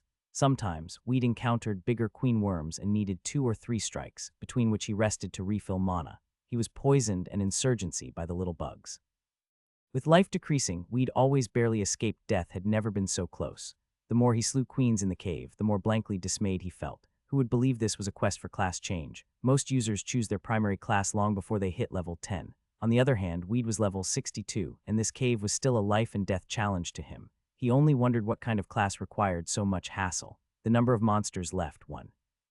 At the end of 7 days of vicious battle, Weed had only one more to kill. The Queen of Queens. She was 5 times bigger than the other queen worms. When Weed entered her throne room without precaution, he was accorded a cordial reception with thick green fumes of poison gas that the queen had retained for him. He would have let it hit him under other circumstances, but he jumped back under a vague hunch. Melt.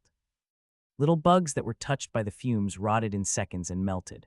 Awful poison. Weed's heart skipped 2 beats. The only way to stay away from the poison gas was using the bow from a distance, but his arrows could not penetrate the hardy shell of the queen worm. He had to approach within reach of her poison gas. The queen worm knew Weed's dilemma, and with a mouthful of poison gas, waited for him to get close so she could shower it on him. Like a rattlesnake waiting coiled for a chance, the queen worm and Weed faced each other, motionless. She can shoot thick fumes only once. If I can dodge the first one, the second one will be much lighter. The initial shot is decisive. Weed's eyes glittered when he saw a treasure his stashed behind the queen worm. I will never, ever give up here. If only I had someone who I could sacrifice to the poison gas right, I think I've found the answer. His eyes narrowed to slits. At the end of his gaze lay dumb-eyed Ars. Punt. Weed kicked the colt's ass right away. Ars plunged forward instinctively, and the queen worm reflexively puffed out the poison gas toward it. Sorry, Ars, destiny's got you. Life isn't fair, and this is the end of our relationship. Weed could not afford the luxury of watching the fate of the poor beast. As soon as he made sure that the poison gas stocked in the queen worm's mouth was fully launched, he rushed to her. Engraving knife technique, double dance. Weed swung the sword wildly until his mana ran out. With the iron sword in the right hand and the engraving knife in the left, he tore the shell off the queen worm. Left without any worthwhile combat skills, this was the best option for Weed. The queen worm struggled, but her gigantic size got in the way as he was too close to her. Moan. She finally closed her eyes shut. Then a key dropped from her body. This is it. Weed picked up the key, inserted it in the keyhole of the treasure box, and turned it clockwise. He found in the box a few volumes of books and a parchment scroll, the successor to the legendary emperor. I am Jehar von Arpen, the first emperor of the continent, who put an end to timeless divisions. My final years have been far from fulfilling. No one has recognized my distress, my superiority. Why does no one understand my profession? Why does everyone look down upon my profession in disrespect? Enslaved to prejudices, the talented have refused to understand my goodwill and succeed me in my trade. Even with my children, this is true, that imbecilic and senseless bunch. They do not deserve to be my successor. I entrust my secret trade to you. The Emperor Jehar was the first and only man who had ruled over a unified empire in the history of the Versailles continent. After his death, the empire was divided once again, thus shaping the present map, but his achievements were recorded as legendary. Weed was thrilled. There were idiots back then, too. They should have known better. It's an excellent opportunity. Who is the Emperor Jehar? He's none other than the first man to conquer the entire continent with his own powers, and this is his class. It must be damn good, but they judged it superficially. Ting. Hidden class. If you accept it, you can use exclusive skills related to the nature of the class. Do you want to convert now? Weed yelled without hesitation, of course. That moment, his avatar was enveloped in light. Black Magic 0 plus all stats are added 20 points. Plus art stat is added, extra 80 points. Plus in Moonlit Night, all stats increase by 30 in addition. Plus enables you to equip certain items specialized for the class. Plus enables you to learn all craft skills to the stage of a master. Plus grants extra options to items that are produced or refined. Plus increases attack power for the engraving knife technique.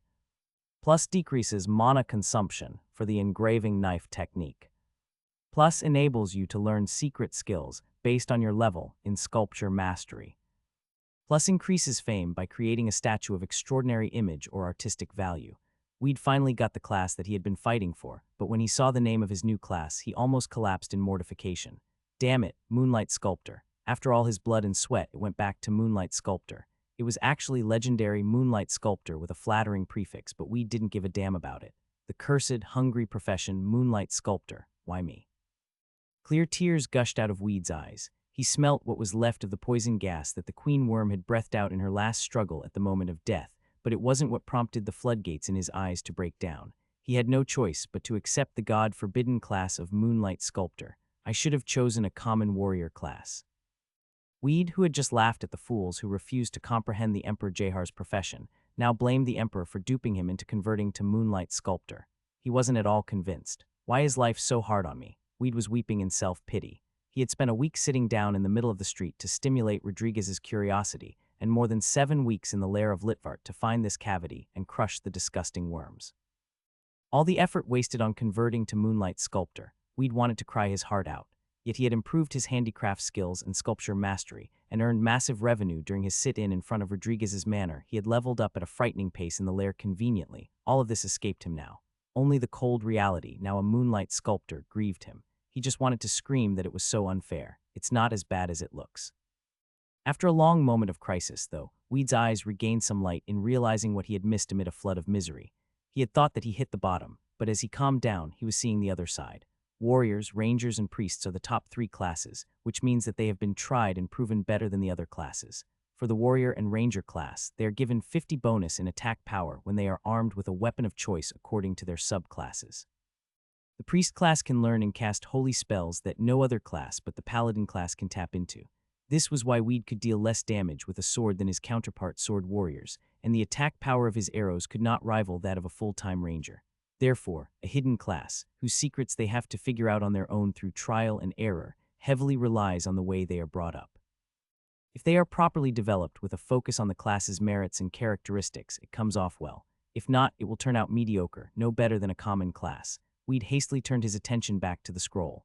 There were more paragraphs that he had yet to read. I love beautiful statues. The statues that are carved with the magnificent spirit of Kvasir have never forsaken me. As long as I love and trust them, they are loyal to me. Who will believe this? That this lowly sculpture mastery is the cornerstone of my quest from a humble farmer in a country town to the man who united the continent. Listen, my successor who walks in the path of sculpture, a very difficult path awaits you. The path that 100 out of 100 men shall give up, and a nation of men will not fare any better. However, my successor, I encourage you to stay the course in the face of the toughest challenges. Hardship brings a value of its own, and toughness produces a result of its own too. The Grand Master of Sculpture, you must learn the secrets of sculpture mastery which I failed to learn. It shall remain the wish of every man who has learned the sculptural art. I hereby entrust you gifts of value. The Emperor Jahar, the conqueror of the earth, the sea and the sky through sculpture mastery. Weed finished reading the scroll and checked the other items, 3 tablets and a book. The effects of the tablets were not recorded anywhere, but he knew what skill to use in this situation. Identify. You failed to identify the item. You failed to identify the item. You failed to identify the item. A tablet of the emperor. This tablet is made of a variety of rare herbs by an ancient emperor to clear the mind when it is taken. Effect: increases mana plus 200 mana. After a series of failed attempts, Weed finally recognized the treasure items. They were rareno, more valuable than simply rare items that increased the amount of mana permanently by 200 points. The tablets smelt of an indescribably comforting fragrance. Weed estimated the price for a single tablet to be no less than 10,000 gold. Since the tablets increased the maximum amount of mana, instead of recovering mana temporarily like mana potions in the market, they were worth such an eye-popping price. Weed put down the tablets and picked up the book. Does it contain great skills? It should. I don't think more bad fortune will strike me again after I suffered these setbacks. No, I'm not that unlucky. This time again, Weed succeeded in figuring out the content of the book when he almost gave up after scores of message windows of failure. The Book of Secret Sword Techniques from the Imperial Family of Arpins. The Emperor Jahar von Arpin recorded the flawless sword techniques on behalf of the imperial family's perpetuity and prosperity. The book is composed of 5 movements and 1 footstep. All members of the imperial family were by origin knights. The skill is initially restricted to the knight class, but the Emperor Jahar von Arpin considered his successor in sculpture mastery, so he refined the skill for a sculptor to learn a weakened version of the skill. Surprised, Weed almost dropped the book. This color is. The Book of Secret Sword Techniques was flashing in gold when it was identified. It meant that the book was a rare skill book. Moreover, it was an grade sword technique book. Weed said. A little disappointing truth was that the skill book wasn't a unique or S-grade one. Still, it was questionable that Weed, now a sculptor, could learn such a high level of sword techniques even if he had found one. S-grade sword techniques in general have a requirement for certain classes, mostly sword warriors or knights. As Weed didn't have much of a decent combat skill, this book was like raindrops in a drought. The days of basic sword skill and archery, they would be now gone, only a distant memory. Weed put a hand on the book and shouted, "Learn. Skill, you have learned the Imperial Formless Sword Technique. The Sword Technique book, now done with glowed white and burned to ashes. Imperial Formless Sword Technique window. Imperial Formless Sword Technique." This skill is tailored for sculptors by Emperor Jahar von Arpin. As the level in sculpture mastery rises, the attack power of the skill increases by 1. It is composed of 5 movements, 1 breathing technique, and 1 footstep. Fu-fu-fu. The corners of Weed's mouth rose. This is great. The Arpenian Empire used to rule over the entire continent. It collapsed to become barely a name only, but the sword technique that had once been exclusive within the imperial family was undoubtedly worth money. But Weed was cast into despair when he read the descriptions of each movement in the skill info window. What in the world? He let out a cry. The first movement, which consumed the least amount of mana of the 5, required 300 mana points. Because his maximum mana was too low for now, the secret sword technique was far beyond his reach, even after he swallowed the tablets of the Emperor. A pub, a place that was usually filled with hearty laughter and clamorous noises, had been silent for the last few days, all because of a single man, Volk. He had a scarily massive body, but what was scarier was his face. Considering that someone whose countenance could make an orc's heart skip a beat had been drinking gloomily all day long, it was hardly surprising that the pub was drowned in silence. Volk made a face while drinking. "I want to propose to her. I need something special for her if there is anything." Volk wanted to propose to a lady. His heart-breaking anguish wasn't visible to others. A gift for her. "Right, I heard of a sculptor in the citadel of Saraburg. I will ask him to make one for me. If he makes something that pleases my heart, I will give him the most precious thing I have in return." Volk left the pub, stumbling. "Hugh, this is still full of users here. Back in the capital of Rosenheim Kingdom after 7 weeks, Weed felt a headache coming on at the sight of an incalculable number of avatars. It was a dizzy scene in which buyers and sellers were actively trading with one another, and new adventurers were looking for partners to join their adventure. Quick, Arse, let's go to your home. Weed led the colt to the royal stable. It followed him obediently. The beast had just survived the poison gas from the queen worm, as luck would have it. As if it knew by instinct that it had missed imminent death more times than it deserved, the colt was willing to stay out of Weed's way. The sooner it got home, the better. There was a shabby stable outside the royal palace. As soon as the chief horse trainer laid eyes on the colt, he grimaced. The good times are gone, now that this mouth-firing arse is back. Heard of you from Lord Midville. Are you returning this beast that shames his father, Weed Nim? Lighthearted now, Weed left the colt in an empty lot. You've had a good journey. I know this beast spells nothing but trouble. I am fine. It's over now. Lord Midville left a message. He wants you to visit him if you're still interested in the Centurion job. He says it's yours anytime. Tell him I appreciate it. The chief horse trainer was polite to Weed, who was virtually a stranger to him. Assured once again that a man's status depended on who his contacts were and what he had done in his name, Weed left the royal stable and went to the training hall. There, he met the instructor. So that's what happened to you. Instructor was very sorry that Weed was forced to convert to the legendary Moonlight Sculptor class.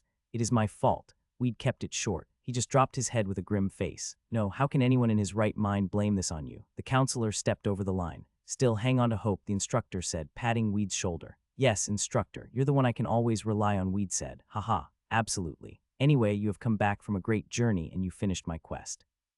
The instructor rewarded him with 3 gold and 50 points of public service to Rosenheim for the completion of the cleanup operation in the lair of Litvart quest. As public service is largely accumulated, it gives a user the upper hand in trades in the country in question, and he is qualified for government positions as well. However, the instructor's attitude changed slightly. He no longer considered Weed one of his kind as a colleague on the same path in swordsmanship. It implied that the friendship between them, which Weed had worked so hard to build up, was crumbling a little. After visiting the instructor, Weed stopped by at Rodriguez's manor as his last visit. As always, the counselor was confined in his study. Haha, you really finished the quest, Rodriguez said. I was wondering how you fared because you had not appeared on my doorstep for a long time. Yes, counselor. Anyway, as destiny directs it, I have an object for you. Rodriguez handed Weed a wooden statue that fitted in his palm. It was shaped like an imperial knight. What is this? Weed asked. It is the legacy of Jehar von Arpen the Magnificent. My family used to serve the imperial family of the Arpenian Empire. The blood and the obligation accompanying it has flowed in my family. I am the one to take the task for this generation. Now that I hand it to you, I am finally liberated from the reins, Rodriguez said. But what is this statue for? Weed had already received a wooden statue of a different shape when he carried out Zahab's Moonlight Sculptor quest. I do not know the secret of this wooden statue, either, Rodriguez said. The myth has it that there have been 5 masters in sculptural art on the continent. Of course, it is only an ancient myth, for they came and went like the wind. They are known to leave their own crafts in their legacies, so I surmise that this statue is probably one of them. According to the myth, if you succeeded in collecting all 5 of the statues and solve the puzzle arising from them, the ultimate secret of sculptural art will appear. Still doubtful, Weed identified the wooden statue. Due to his low level in that skill, he succeeded in finding out the identity of the statue only after a couple of failed attempts. Wooden statue, durability, 1-1. This statue contains the Emperor Jehar von Arpen's skills. Equips, enables you to acquire a unique skill to give the breath of life to any statue. Requirement, expert stage in sculpture mastery. When Weed identified the wooden statue left by Zahab, he also found an engraving knife technique whose prerequisite was 5 or above skill level in sword mastery. A great secret is hidden in sculpture mastery, Weed said. You are now on the path in sculptural art, and I wish you the best in making Grand Master in sculpture mastery. The world has never seen a Grand Master, but if there is ever one, he will be able to handle the fate of the continent easily, Rodriguez said. It is true that I introduced you to this path out of malicious intent, but it is also a true tale I have told you. Weed no longer resented Rodriguez. The past was the past, and a sudden interest in the craft hit him, the one who creates his own path. Furthermore, Weed was told that if he ever made it, the days of riches and power would wait for him. Rodriguez thought he had paid off old scores with Weed. At the sight of his sorry state after he wandered hungry and cold for 7 weeks, the grudge was already gone in the counselor's mind. I have another question, counselor. Do cooks or blacksmiths have their own hidden path to becoming Grand Master? Weed asked. I guess so. God is generous, Rodriguez said. Remember, not everyone on the path in the cooking skill sees and grabs the opportunity. Then, there must be other chosen ones. They will see to it their own way. It is up to them if they have it or not. When Weed had heard all he wanted to hear, he left the manor. Darius heard his heart pounding. He had never expected to go this far when he had solved a series of trivial-looking quests. The best luck, he called it. There were two men at the center of a power game in Rosenheim Kingdom, Duke Canis and Count Albrook. Of the two, Duke Canis, in charge of the military affairs, was more powerful. The man in question was now lowering a snowy white sword toward him now. Darius Nim, I hereby bestow temporary knighthood of Rosenheim upon you, in recognition of your dedicated service to the royal court. I order you to form a punitive force by the power of a knight and rescue the villagers at the frontier from their misery. At your service, my lord. You can count on me, Darius said. Sir Darius, I entrust this task to you, Duke Canis said. Darius felt a slight touch of the blade on both shoulders in turn, then on the head. It might have been a dreadful sensation in times of war, but he was in the middle of an ordination ceremony of knighthood in the royal palace of Rosenheim. Moreover, the holder of the sword was Duke Canis. Rather than fearful, it was such a memorable moment for Darius that he almost let out a cry of excitement. Darius had to fight this spontaneous temptation to exclaim and roll over on the tapestry in spite of the solemn atmosphere. Suppressing a smirk, his face wrinkled into a grin.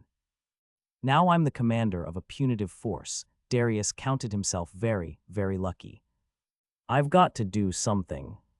We'd made a serious face. The nature of the sculptor class that he happened to stumble on was as follows. As Weed's main weapon was a sword, it was useful to compare him to a sword warrior. The moment the class is decided, a sword warrior wins a 50 bonus on sword mastery. Of course, Weed could close the gap with his useful handicraft skill as compensation. The imperial formless sword technique Weed was surprised by its dominant power when he tried it. This technique was something close to a cheat key, doubling the speed of reflex and the power of destruction, and even tripling the recovery of mana. No wonder the Emperor Jahar selected it to leave to his successor. However, the warriors and knights also have sword skills and breathing patterns of their own. When they master a breathing pattern suitable to their own class, it has a great effect on them, even when the grade of sword techniques that they know is lower than Weed's imperial formless sword technique. It is the special right enjoyed by the knights and warriors, the two standard classes specialized in combat skills. In other words, no matter whether Weed raised his handicraft skill and other stats zealously, and acquired more cheat key-like skills, he would one day be caught up by his counterparts. Even now, Weed was only slightly ahead of them unless he used underhanded tactics. Obviously, he would have been much weaker than an ordinary sword warrior without timely investment in the handicraft skill as well as the imperial formless sword technique and additional stats that he had earned from the training hall. But the sculptor class has a greater potential than appears. If not, the Emperor Jahar could not have conquered the continent, and it would be hard to explain Zahab's strength, he said to himself. The citadel of Cereburg, the capital of Rosenheim Kingdom, in front of the central fountain where the thriving downtown was located, a line of avatars was watching various statues on display. Weed had opened a second stall to work on his skill level in sculpture mastery. Hello, how much is this? A girl asked. 5 silvers, Weed said. Oh my, it's too expensive. Can you please make a little discount for me? Please, I'll buy 2 pieces. The cute girl beamed at Weed, trying to persuade him, but he was merciless. Especially when it came to money, he treated men and women alike. With due respect, young lady, a discount is like an insult to my artworks. Do you think I discounted my passion in art and my devotion to the work in particular when I carved this statue? An artwork has to bear a fair price that reflects its true value, which will grow within your mind as time passes, Weed said. The girl was moved. It was silly that she tried to bargain for artwork that held the sculptor's heart. Seized with remorse, she took shiny silver coins out of her pocket. I'm so sorry. Here are 10 silvers, the girl said. Weed grinned demurely, handing over 2 statues. It was a winner's smile, proud of himself that he had sold the statues as they were originally priced. As a sculptor with the bold description, legendary Moonlight, which he had resisted but converted to in the end, he carved beautiful statues even by the standard of pratique des arts, painture, sculpture, gravure. His current skill level in sculpture mastery was 4. Since Weed converted to Moonlight Sculptor, the effects of his sculpture mastery had been doubled, not to mention that he owned one of the top items that amounted to a cheat key, Zahab's engraving knife. Weed's lineup was yet limited to small-size statues made of plain materials by his immature expertise in sculpture mastery. Their simplicity and low price rather appealed to a broader spectrum of customers. Some of his fans even lined up to pick up the artworks that he was working on there and then. Foxes and rabbits, which cost less than 10 coppers for materials, were the most popular items in his stall that sold at a lightning speed, though they were priced at 5 silvers. He believed that his enterprise was an honest business. He wasn't coercing anyone to buy his statues. What could he do about people flocking to get hold of them for the stated price? Weed moved the engraving knife faster. He was raising his expertise rating in sculpture mastery while he was making money. like sculpture mastery, cooking, repair, and other craft skills are upgraded from the basic stage to intermediate when they reach the skill level of 10, which falls back to 1 after the upgrade. For cooking skill, this upgrade creates solid options of enhancing life and mana benefits for handmade meals. For the repair skill, the intermediate stage introduces a new tech tree for producing and refining weapons and gear. That isn't the end of it. When the skill level reaches 10 once again, thus passing the intermediate stage, the expert stage descends on a new full-fledged master who has proven worthy of himself by completing all the necessary steps. A master in any field of skills, combat or craft, is recognized and respected based solely on the merits of his expertise in the skill, but overall craft skills, such as sculptural art and cooking skill, are very limited in prospect. Weed's priority at this point was upgrading his basic handicraft skill to the intermediate stage. The skill level had increased to 9, while he was dedicated to repairing damaged equipment and serving meals to the troops in the lair of Litvart. One more level in the handicraft skill would be promoted to the intermediate stage. The intermediate handicraft skill enhances sword mastery and archery by increasing overall attack power by 30. The skill is mandatory for a sculptor whose attack power is substandard at best, penalized by the character of his class. The handicraft skill is quite handy. As the handicraft skill rises, all the craft skills become more efficient. The expert handicraft skill can lift guild restrictions for a user into a wider field of craft skills, such as blacksmith work and alchemy. The legendary Moonlight Sculptor class already gave a free pass to all the craft skills related to other professions, but Weed was aware that a higher handicraft skill would make it easier and faster to acquire and develop them. Perhaps the crafters gradually intersect with one another to the point where they converge on the same path to supremacy of a grand master. Actually, it is an understatement that the crafters would become extinct without the existence of the handicraft skill. They cannot catch up with combat specialists unless they beef up their pathetic combat abilities. Now I've finished 100 statues. Even though Weed was carving statues relentlessly, his skill level in sculpture mastery was stuck at level 4 at 98. In contrary to the fast-growing handicraft skill, the growth of his sculpture mastery was slowing down. I hope it'll level up after 50 more statues. That moment, female customers suddenly parted in alarm, and through a corridor between them appeared a tall man with terrorizing looks who was walking toward Weed. The man seemed so full of a deadly aura that even Weed felt his spine freeze. What have I done wrong to turn that thug against me? Weed asked himself under the breath. The man looked around with slit eyes. Scream. Saw me? The girls shrieked. The man walked toward Weed slowly and then bowed down miserably like a bedraggled mouse. I'd like to ask you for a favor, the man said. Shoot, wrong choice of a word. I'm here to buy a statue. But I couldn't find anything I wanted, the man said, kneeling down before Weed. Can you make a statue the way I order? No, I beg you, please. You should make a statue for me so I can propose to the lady. Weed tried to get the man to his feet and hear him out. The man's name was Valk. Valk had fallen in love with a woman. The primary motive for starting the online game was to protect her by her side. For the sake of this person, who was a priestess, he had selected the Paladin Knight class for his avatar. During a year of numerous missions and battles, she had not died once owing to his devotion and sacrifice. He had also enjoyed his second life that was accompanied by blessing and healing from her. The bond between them had deepened as months went by, and he was so happy every time he saw her.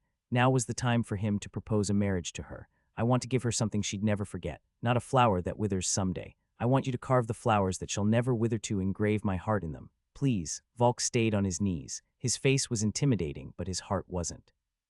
How many men would kneel down before a stranger for the sake of such an unconditional love cherished in the heart? Sighing deeply, Weed looked around. Many women looked touched. Even he, blinded by money, could sense Valk's grief.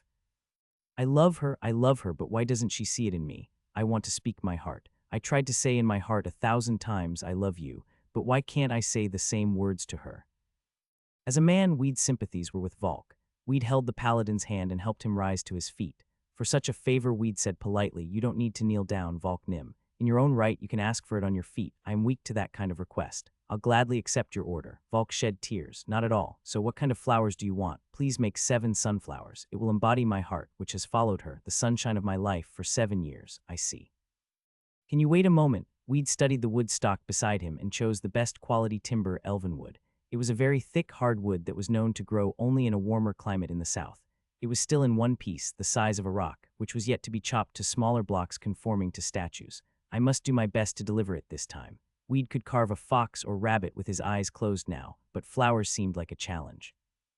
If I carve each flower separately, it will be a simple matter, but how can I put them together later? 7 sunflowers and 100 roses as my private gift for this couple. I'd better carve a bouquet of all the flowers at once. Weed pictured the overall shape of the final work and began to smooth the elvenwood very slowly. Volk and other girls had no idea what Weed was up to. They could not understand why he chose such a large piece of wood to carve only 7 sunflowers. In any case, as the elvenwood was being trimmed off, a shape was surfacing little by little. The first flowers were relatively large sunflowers, soon followed by roses encircling them. As Weed's magic hands danced, a beautiful bouquet revealed itself from top to bottom. Wow, it's amazing. Customers in waiting soon turned into spectators in awe, watching the sculptural art unfolded by Weed. Each time the engraving knife snapped, each time the wood was trimmed, the audience throbbed with anxiety because a small mistake could snap the fragile trunk of a flower. Oh my God, let him finish it. This was the wish of not only Weed and Volk, but also everyone else present. Right in front of them, Weed concentrated on the flowers fervently. As the engraving knife moved, the wood was being shaped, revealing the blossoms, trunks, and leaves. Failure isn't allowed here, Weed's eyes gleamed.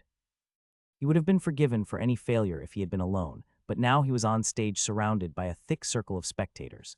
If he made a mistake before the prospective customers, his skyrocketing reputation would immediately crash. He knew better than anyone else that his popularity was growing, large attributed to the fact that there was no other sculptor in the near vicinity, and he had to avoid it shrinking at any cost. A fan's fantasy is equal to money. Weed sublimated his excessive obsession into artistic production and finally succeeded in making the bouquet. Level up, Sculpture Mastery 5. Enhances beauty and complexity of statues. Decreases the rate at which you fail to produce statues. Upgrade, Handicraft Skill Basic to Intermediate. Increases attack power with weapons and fists, plus 30 ATK. Enhances every field of craft skill and sword mastery. Art has risen by 5 point plus 5 art. Fame has risen by 1 point, plus 1 fame. Caution, the sale of a failed work may cancel it. Once Weed finished the wooden bouquet, the 2 skills leveled altogether. Because his sculpture mastery had been stuck at the expertise rating of 98 with the skill level of 4, the first level up message wasn't surprising, but though the expertise rating for the handicraft skill had remained 6% left lower than the next level, it was filled at once, promoted to the intermediate stage.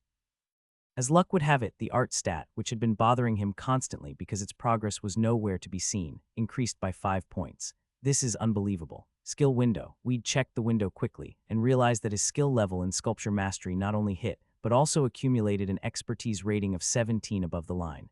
Even the handicraft skill scored 5 after it converted to intermediate 1. Aren't I lucky? Weed was excited by his fortune, but soon understood why it had taken place. Sculptural art isn't a conveyor belt. The expertise rating in sculpture mastery does not advance by mass production of similar statues as if they were made by a cookie cutter. Only when a sculptor is dedicated to create an original work of high artistic value that has never been tried before will sculpture mastery gain an enormous expertise rating. It reminded Weed of the first fox and rabbit statues that had improved his expertise rating in sculpture mastery greatly in the initial phase. Tried and failed, his skill level had risen visibly fast. When he no longer tried a new shape and style by force of habit, though, and repeatedly churned out monotonous products, his progress in sculpture mastery had slowed down almost to a stop. I thought leveling was supposed to slow down as the level was higher, but that wasn't it. It was taking the wrong path. While Weed was immersed in his own thoughts, Volk and other women were fascinated by the bouquet, a bouquet made of wood. The sunflowers and roses radiated softness and warmth, bearing life like real ones. It's finished, Volk Nim. Weed handed the bouquet over to Volk. The sunflowers and roses were beaming on the paladin. To his eyes, it was magic. Oh dear God, I can't believe more tears dropped from the eyes of Volk. Is this really made of wood? Sculpture mastery does magic. Yup, Volk Nim, you just saw me carve this, didn't you? It's simply unbelievable, Volk said amid tears. The other spectators were also dazzled by Weed's finished work. He could not have made the bouquet without Zahab's engraving knife, and especially at the critical moment, his sculpture mastery and handicraft skill had been combined to bring out more fantastic effects on the work. I did make this bouquet with my heart. Now you go for her with your heart, Weed said. He encouraged Volk in a fine manner. He was inspired that he had learned a new secret of sculpture mastery while making the bouquet. Uplifted, Weed said, it's 3 gold. Considering the amount of effort that he had put in, the statue deserved to be worth more than 3 gold, but he was content with it. Suddenly, Volk had a confused look and began to turn over his pockets. Where are they gone? Volk cried. His hand that had been combing through in his pocket didn't hold anything in it. It was Weed, though, who was panicked at that very moment. Is he trying to pull a trick on me? Weed already knew what was coming, more specifically, what Volk would say next second.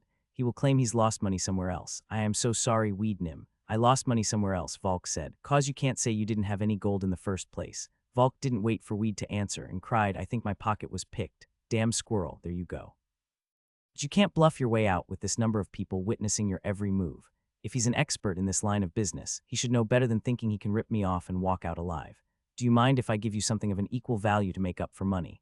Volk followed the steps that Weed had already seen through, a typical trick for the Penniless to try, but he underestimated Weed, whom spread a terrible aura. Who do you think you are to rip me off, jackass? Weed thought. Then Volk was forced to put his hand again in his pocket.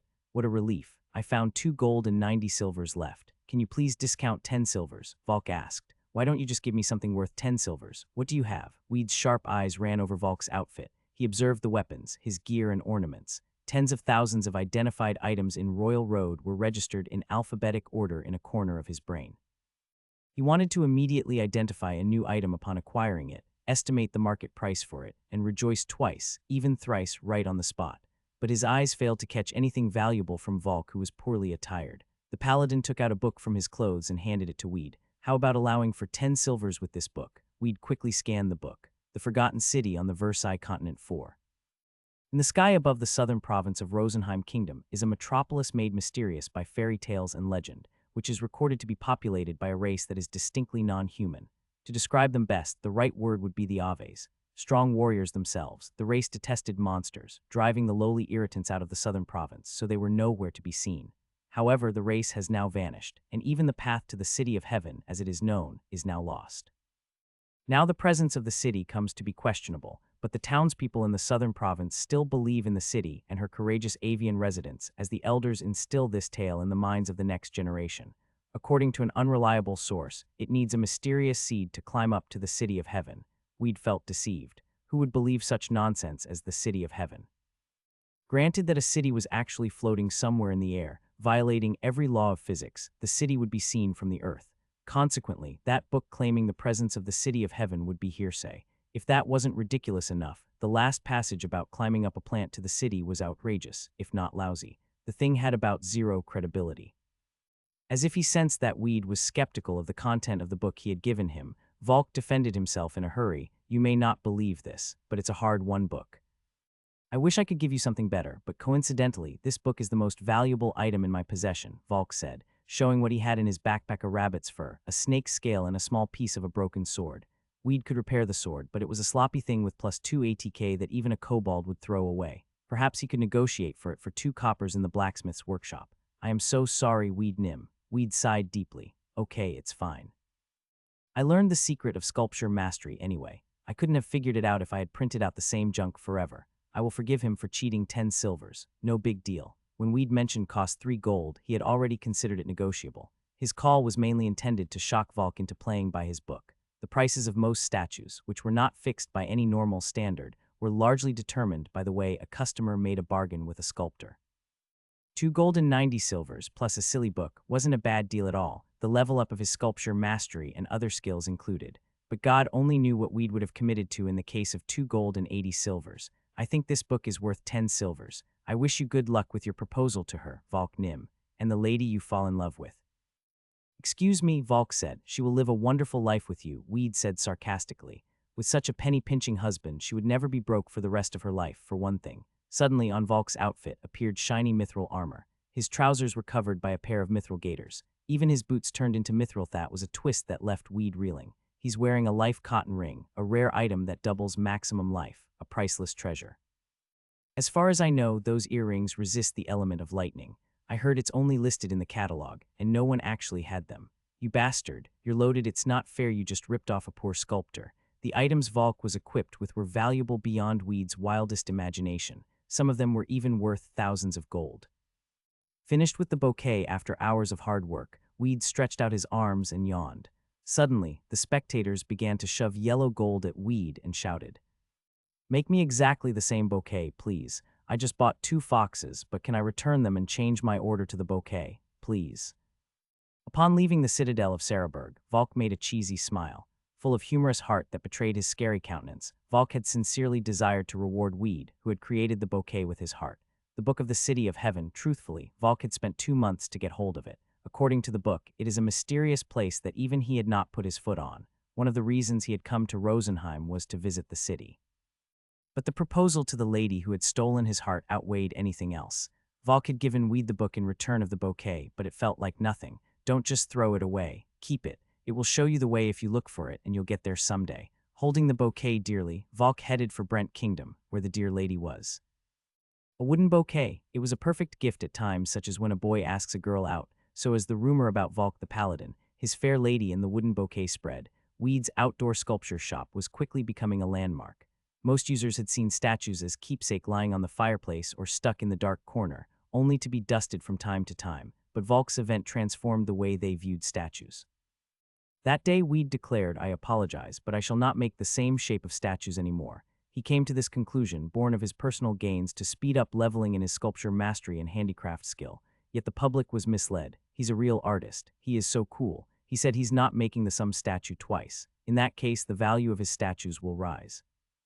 The customers to Weed's vendor used to buy 1 or 2 rabbit or fox-shaped statues as souvenir at a cheap price, but now they ordered original designs for the gifts. The number of finished products fell below 2 digits because a single work cost him a couple of hours, but they were more popular than cookie cutters. 3 gold per each statue. Given that the business didn't require much of production costs, it was lucrative business. In addition, Weed's skill level in sculpture mastery and handicraft skill soared in a short period. In only 3 days, his skill level in sculpture mastery hit 8, way up from 5, and his intermediate handicraft skill rose to level 4. When Weed was short of new orders, he cooked and sold food, rabbit meat or fox meat. "If you bring me any meat, I will cook it for you. It can't be preserved for a long time, so you should eat it within a day." Weed's cooking skill granted a bonus of life and vitality to meals he cooked.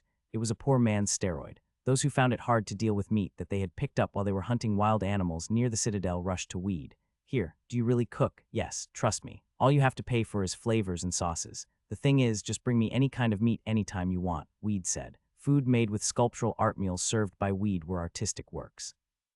More users than you would think learn how to cook because it is useful when they camp out in the field. But how many amateur cooks can apply the art stat when they are cooking? Except for professional cooks, not so many users invest time and energy in the cooking skill, and appetizing meals are even rarer among the pros. Selling quality food at a low price, Weed's stall was a mega hit. Users packed it in hope of a bonus of life and vitality. Someone whispered to Weed, who had spent a week carving statues and cooking food for sale, "Weednim, can you hear me?" It was Pale the archer, who had become acquainted with Weed during late nights hunting foxes and wolves.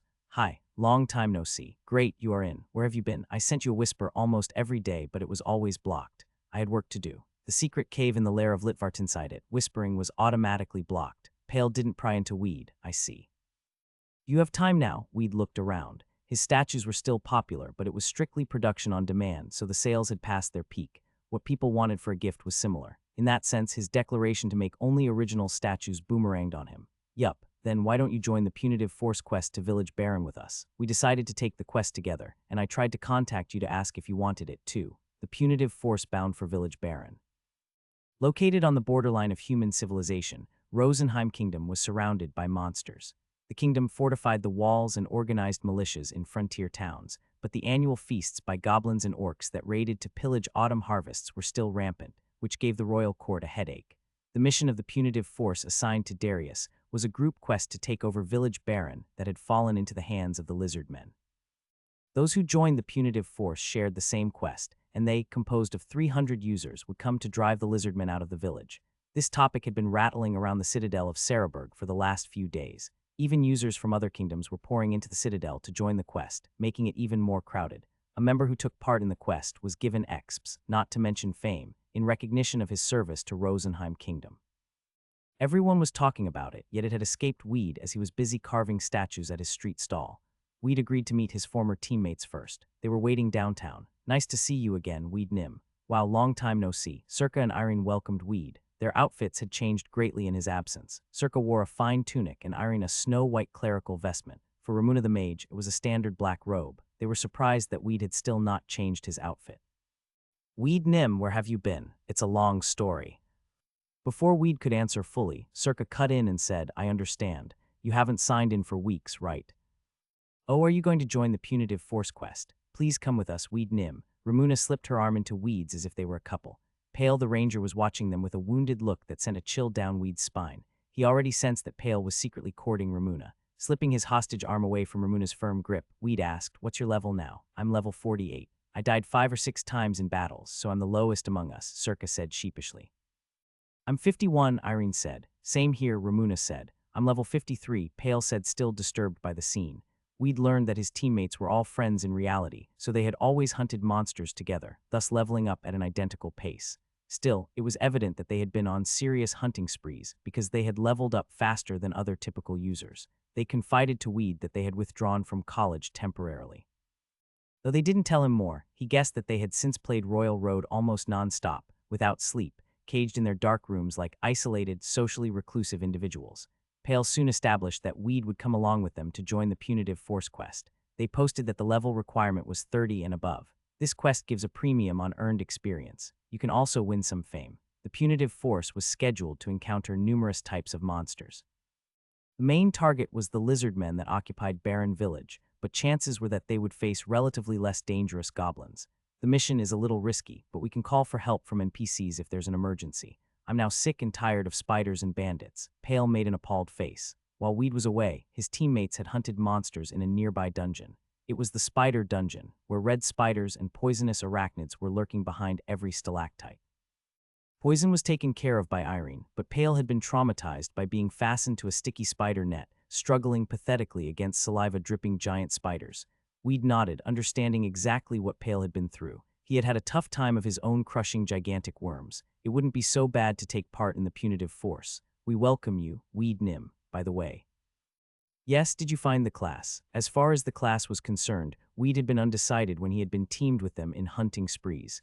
They even had a private gamble on when he would get one. "I got a class, but..." "What class is it? Tell us." Irene, usually reserved, approached Weed with twinkling eyes.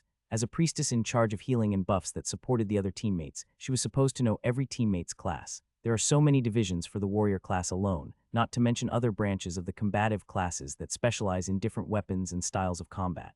Tanker types are heavy on defense and vitality, and deals damage types on attack power and strength.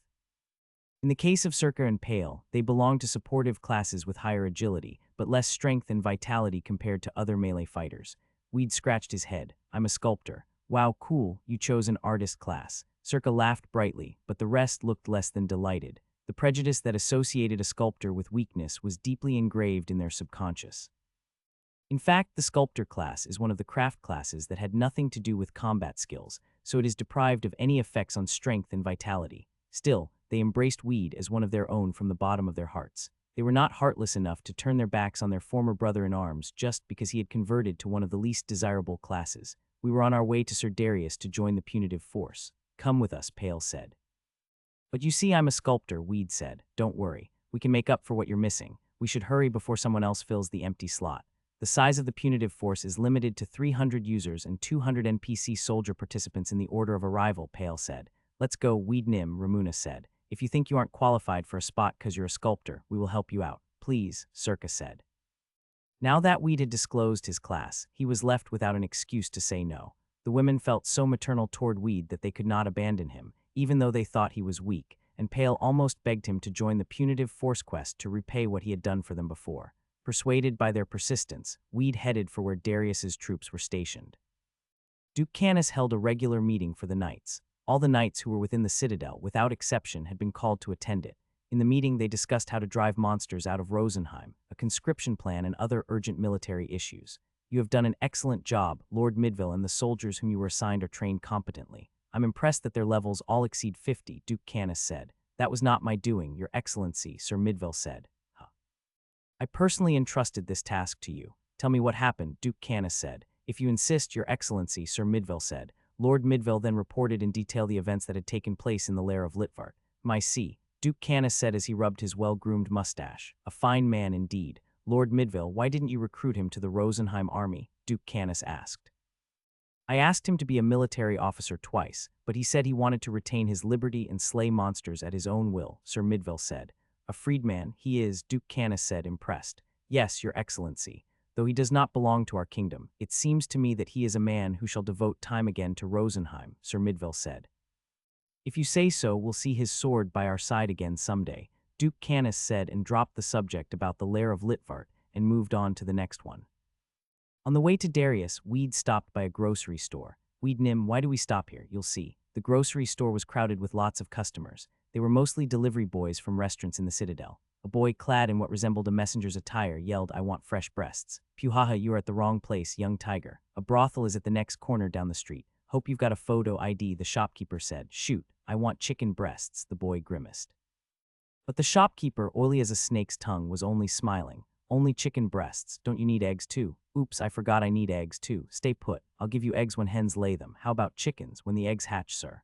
Irene giggled at the exchange between the shopkeeper and the delivery boy. "Funny kid. I guess he got a job in a restaurant 'cause he can't leave the Citadel for the first 4 weeks. Bad choice. Why did he decide to work at a restaurant where there's nothing much to learn?" In Pale's eyes, it wasn't wise to make a career in a restaurant.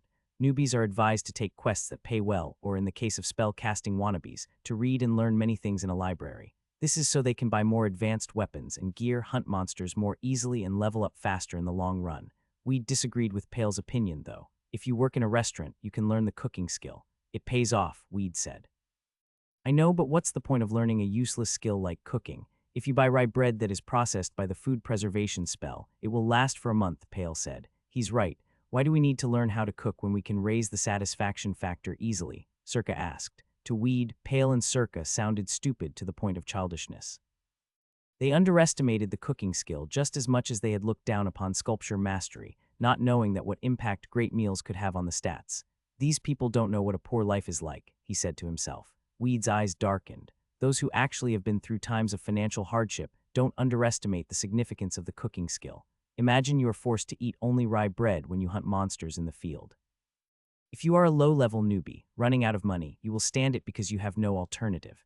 But once your level reaches a point where you can afford to buy more delicious food, your tongue will automatically reject the rye bread." In truth, even Pale didn't always put rye bread where his mouth was. When it comes to the bottom line, people are the same. They have the same list of desires, and when they fulfill it, it grows longer by itself. In particular, the basic needs of housing, clothing, and food are inseparable from life. Moreover, the cooking skill works in real life. As the cooking skill matures, it gives you a list of available recipes based on the types of ingredients that you have now. You can try a new recipe in the virtual game, and it will stick in your head after you log out. If you master the cooking skill at least to the expert stage, you will never need to worry about getting a job because any restaurant will hire you with arms wide open. Virtual reality. It means that reality is exactly realized as it is in an imaginary world. In other words, what is learned in the virtual game also works in reality. Royal Road is such a detailed and realistic game. Of course, the majority of users who don't bother learning craft skills as widely as Weed will never comprehend what it is really about until they experience it with their own hands. I wonder if they will ever want to try it anyway. Weed anticipated that the value of the cooking skill would get higher as users leveled up in their hundreds. For meals that Weed prepared with the basic cooking skill, they had a temporary bonus effect on life. So what would it be like when a master presented his cuisine? I'm sure even a happily married couple would kill each other to taste a crumb of it. Not only the taste of food, but also the supplementary bonus would be spectacular. Hard, flavorless rye bread, worth 3 copper versus French cuisine that tastes like heaven and increases various stats. The contest is over before it begins. We'd imagine that meals prepared by a top chef would claim a stack of gold.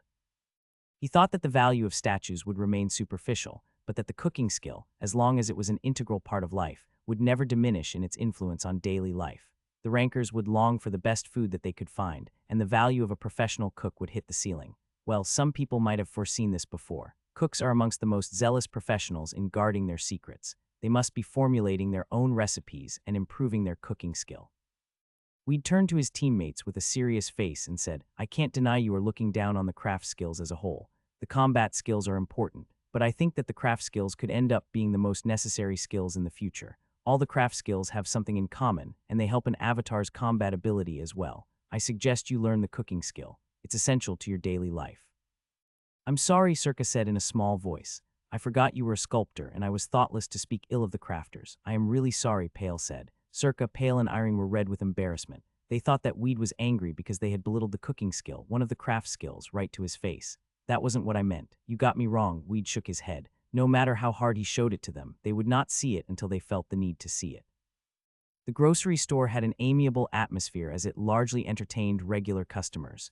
Weed thrust through them and walked to the register. "Hello," Weed said. "Hello, I just heard you. You have the right idea about the cooking skill," the shopkeeper said. "Your face looks familiar to me." Yup, I came here for grocery shopping a few days ago. When Weed improved his sculpture mastery and cooking skill at the same time, he had visited only this store to buy foodstuff in bulk for a simple reason: the low price. The easiest way to maximize profits is always to minimize costs by buying a large amount of materials at a time at a discount. Weed had always used the store for his purchases, yet it was the first time that he had ever spoken to the shopkeeper. No.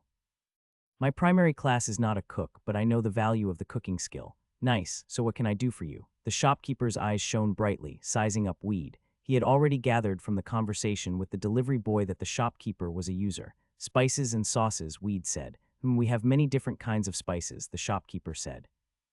There are salt, sugar, and pepper, and I can show you extraordinary local specialties, such as spices from the land of the elves and bottles of sap squeezed out of some plants in the north. On the vast continent, plenty of items with distinctive tastes are harvested by local farmers and traded through caravans. I don't need extraordinary spices, only basic ones. Great.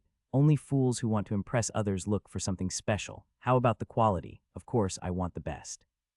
How much? Weed counted how much money he had in his pockets. He had not sold various types of ore yet, except for the silver he had collected from the queen worms. He was saving them for future use when he improved his repair skill enough to enable him to reduce the ores. I have 27 gold now. I want to buy as much, Weed said. Okay, I'll give you some extra, the shopkeeper said. When Weed's teammates overheard the conversation between him and the shopkeeper, they sensed a mutual understanding and respect flowing in between as if the old drinking buddies had been reunited. In fact, the shopkeeper was a user who had already taken the path of the cooking skill. When he saw Weed, he realized that a strong rival in the latest wave had showed up. Weed also recognized the shopkeeper as a forerunner in the field of cooking, so they hardly needed a word. Eye contact alone told them enough. He packed the spices and sauces he had bought from the grocery store in the backpacks. Once he was satisfied that he was fully prepared for a new journey, he headed for the camp of Darius' punitive force with his teammates. The punitive force bound to Barren Village was already the talk of the town, so there were many users who were eager to join the quest. Darius sat down on a tiny chair as he interviewed applicants for the quest. Next, please. Hello, I am Cochrane, level 68 archer. I'm good at multiple shot and my weapon is Lasante's bow. Passed. The next in line was Weed's party with Pale in the foreground, who walked to Darius anxiously. Pale spoke as the representative of his party. We are all in the same party, level 50s, a priestess, a battle mage in the fire element, a ranger, a monk, and... Pale stammered before he introduced Weed because he was afraid that when it was mentioned that Weed was a sculptor, Darius would be upset and reject them altogether.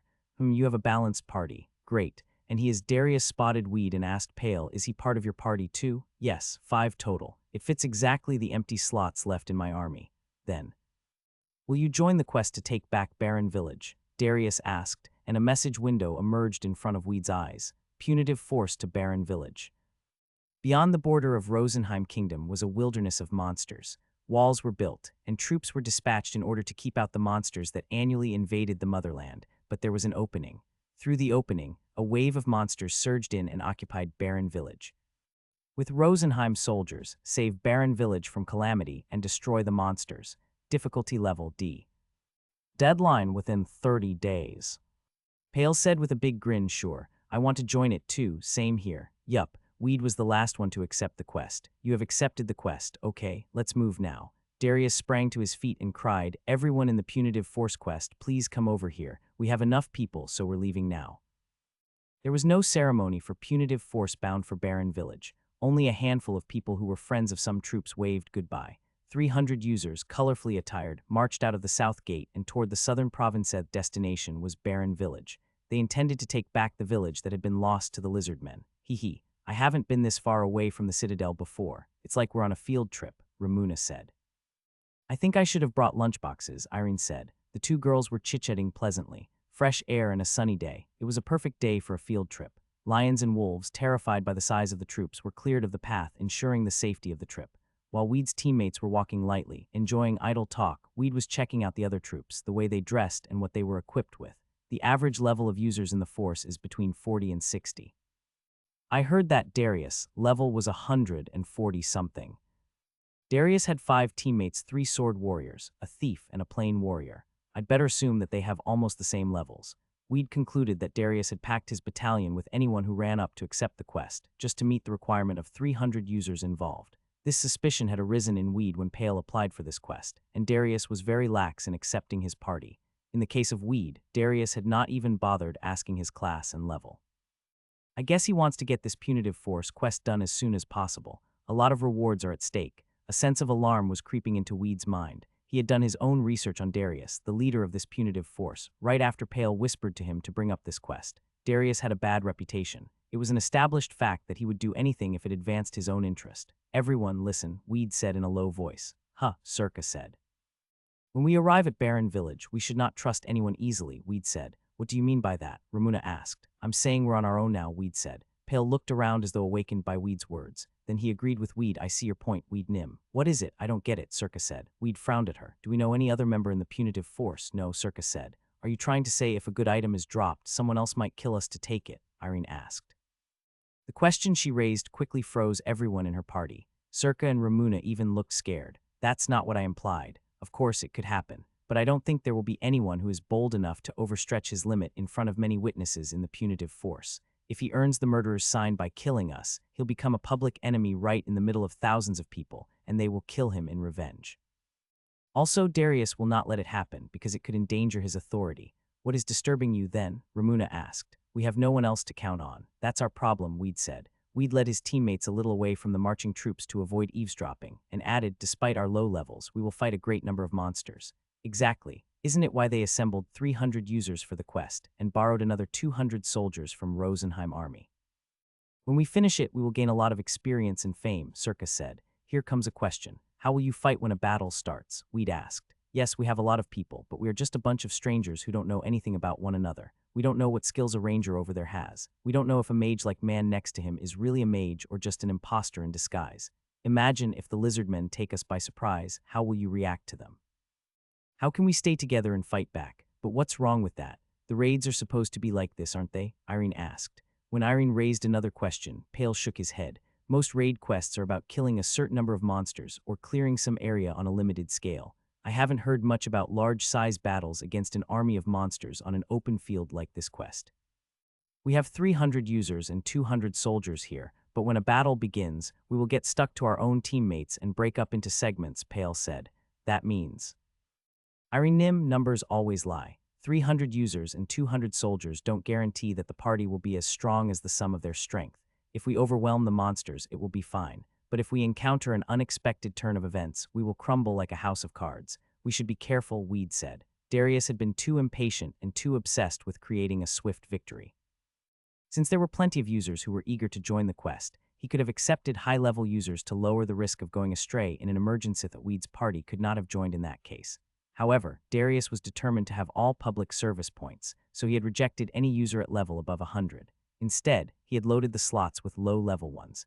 He had also ordered the Rosenheim soldiers to stay behind and follow the main body at a little distance. I bet he was worried that the soldiers might pick up some exps and fame that would belong to them. If Weed had been the leader of the troops for the quest, he would have done exactly the opposite. He would have left out 300 users, and instead made good use of the Rosenheim soldiers. If he had commanded the NPCs to destroy the band of lizardmen, his public reputation and charisma would have gone up. You can gain fame or exps in a number of different ways, but the charisma stat needs this sort of opportunity to rise quickly. Weed once again reminded his teammates to watch out. The troops stopped from time to take a rest and a meal. The users in the punitive force chewed on dried food they had brought, or set light meals. The Rosenheim soldiers kept to a timetable of 3 meals every day. How will we prepare meals? Circa asked. Pale and Circa shot a casual glance at Weed as they were talking about the upcoming mealtime. They knew, from the conversation that had taken place in the grocery store the other day, that Weed was good at cooking. Weed stepped up to display his cooking skill. I will serve you meals. Pale Nim, can you go hunt rabbit or deer? At least 2 of each, Weed said. Okay, Pale said. Pale took his bow and before long came back with 3 rabbits and 2 deer. As a ranger specializing in the bow, he could now fire an arrow at a rabbit without missing. Now I will prepare a delicious meal for you, Weed said. Weed set a bonfire, peeled the skins of the rabbits and deer, stuck skewers through them, and placed them right above the fire. Rotating them little by little, he salted and peppered them all over. Hiya, it looks great, Circa said. Can we eat now? Irene asked. Circa and Irene were slavering over the smell of the broiled meat's temptation was irresistible. Weed had already captivated the tongues and stomachs of Sir Midville and his troops in the lair of Litvart. They had eaten his beef stew like a pack of hungry wolves, and even scratched what little was left on the bottom of the pots. Compared to those days, his intermediate handicraft skill now deepened the taste of his food, and the art stat was applied to make the rabbit meat look more appetizing. Even the skewers poking through the deer's mouth to its backside to keep it above the fire looked gorgeous. "Please, help yourself," Weed said when he was certain that he'd taken enough time to torture his teammates with the sight of the food. As the saying goes, hunger is the best seasoning. Munch. As soon as Weed gave his teammates the go-ahead, they rushed to the barbecues and began tearing flesh from bones and tossing it into their mouths. "Oh my, it is so good," Circa cried. "You're the best, Weed Nim," Ramuna said, giving a thumbs up with a greased hand. Her mouth was coated with yellow grease. Apparently succumbing to gluttony of the 7 sins, Irene the priestess was eating a rabbit whole, and Pale was busy grazing at a deer's rear leg. They were even licking the bones. Gratified by the splendid food, they complimented Weed again and again. Not at all. Weed looked around and found many other users had surrounded the little grill party without him noticing. "Looks so good, really. I'm envious that she's enjoying the meat so much." Among the members in the punitive force, the bystanders' appetite was stimulated even more by the sight of Irene and Ramuna, who were having the time of their life. "Do you mind if I have some of your meat?" a man asked. Weed freely distributed his food to others. "Help yourself, but you should bring some meat next time." Weed began to work harder at the next mealtime because many users rushed to him with meat and asked him to cook it for them. In fact, some of them knew how to cook. They had been forced to prepare meals when they ran out of the dried food they had during a hunting mission. To put it bluntly, however, 80% of the troops were male. They hated mundane kitchen chores, such as peeling potatoes and dicing onions. The same goes for the female users. Even those who learned the cooking skill preferred gathering meat and giving it to Weed to cooking it themselves. "I feel sorry for you." "I really owe you," a man said on the second day of the journey. "Not at all. You don't need to say that. I am doing this for fun," Weed said. "But are you really uncomfortable with it? Then how about this? Let's make a deal. If you want to pay back what you feel indebted to me for, you can pay for the meal. For spices and sauces, Weed said. "I like that. Works out. I'll feel better that way." A great side job. Weed began to collect a little fee for cooking.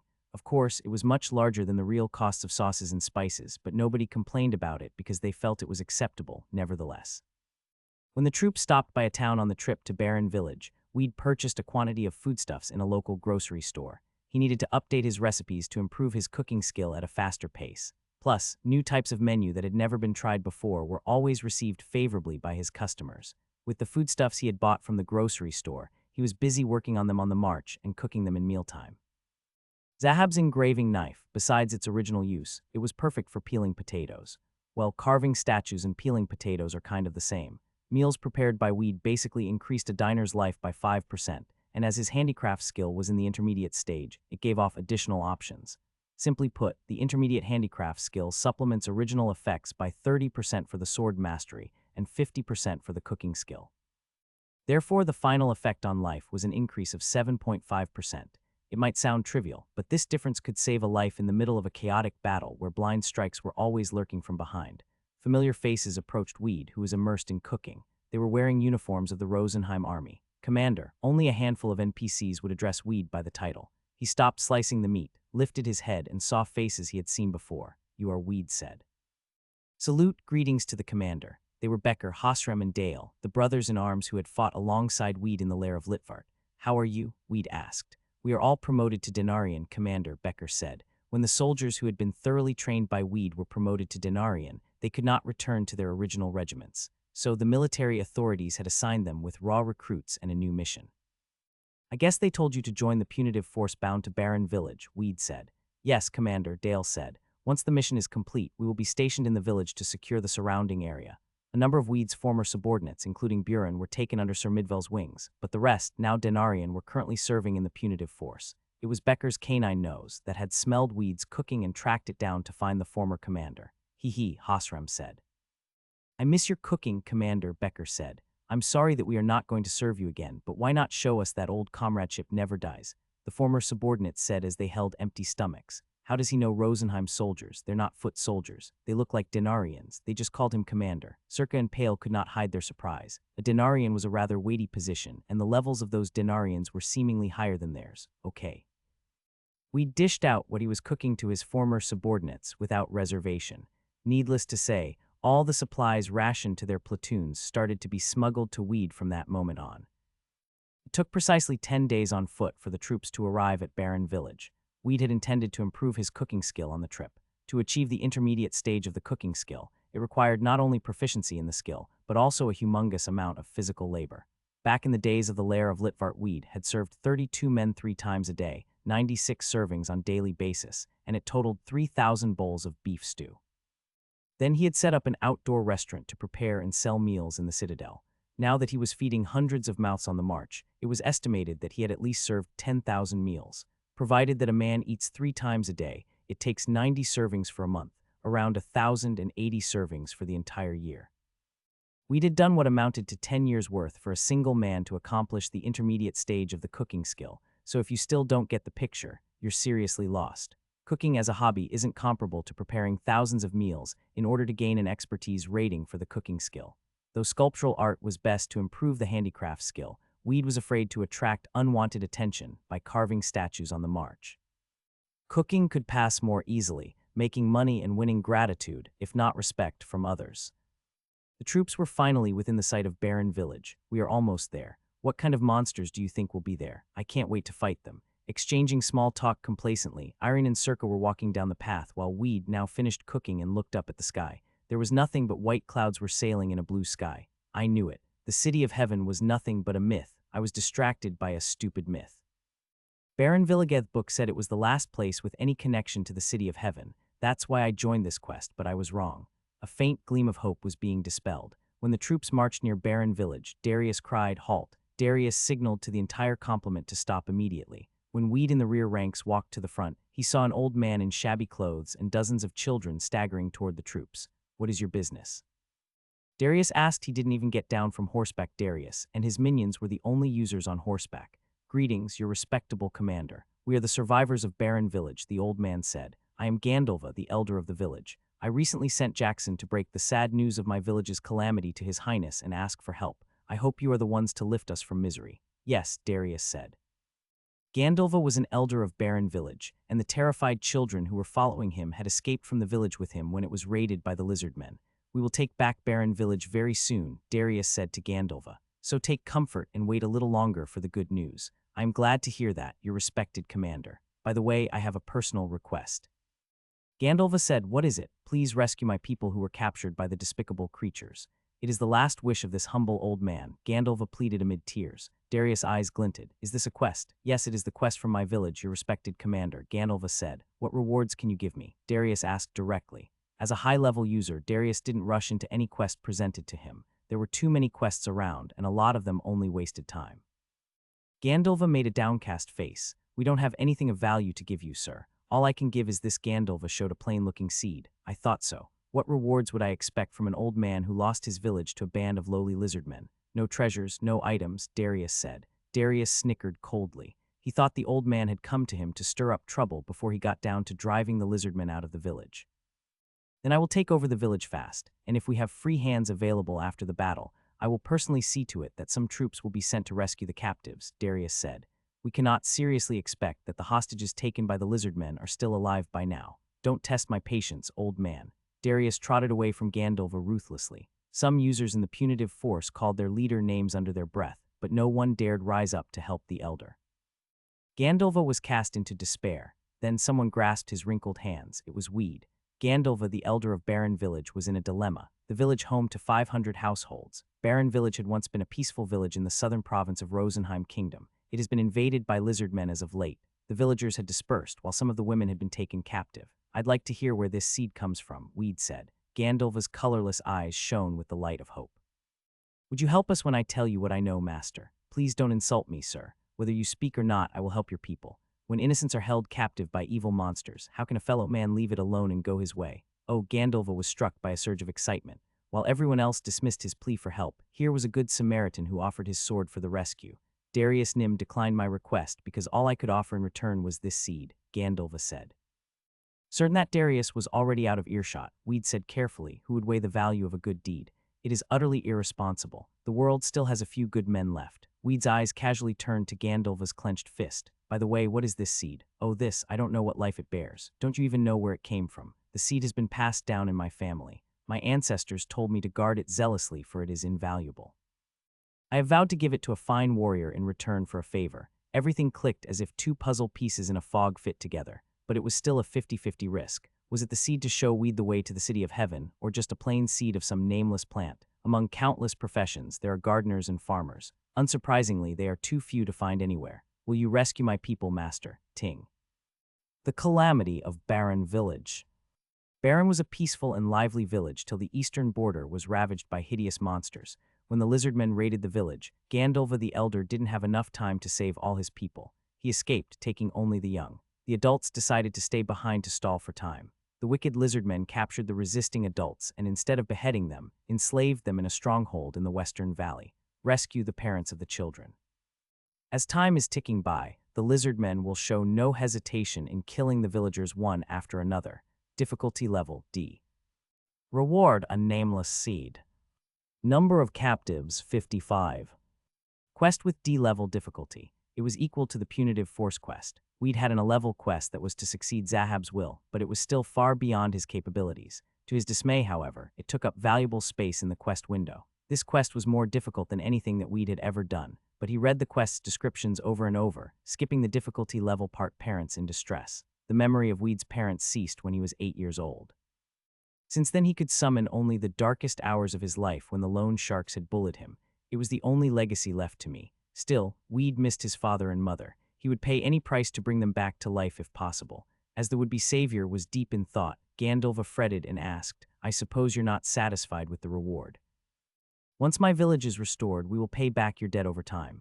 No, it's fine. It is more than I could ask for. I will finish the quest as soon as possible. You have accepted the quest. When Gandalf left, Weed's teammates came over. Weed Nim, what just happened? Did you accept the quest? Pale and Circa gazed at Weed in disbelief. He had just accepted a new quest that would reward them with a mere seed. No questions asked. Catch up to the guy and accept the quest I just got.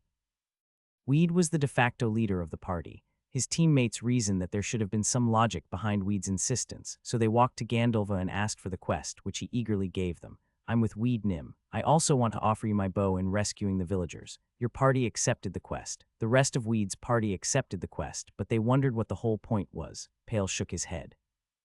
I can't understand why you gave up the punitive force quest and instead picked this quest after we came all the way here. It will present a great opportunity if I'm not mistaken. Whether I'm right or not, this is still better than fighting the lizardmen alongside the troops. What do you mean by that? Suppose we fight the lizardmen with the punitive force. At our levels, we can't gain much in terms of experience and fame. They agreed with Weed.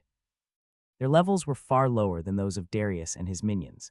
They were originally interested in search and destroy missions that would take place after the troops drove the lizardmen out of town, so the large-scale battle meant little to them. Sandwiched amid 200 other users at higher levels, Weed's party was, at best, more of a liability. I have a hunch that we'd be better off switching to this quest, Weed said. But the difficulty level is D. Don't you think it's too difficult for the 5 of us?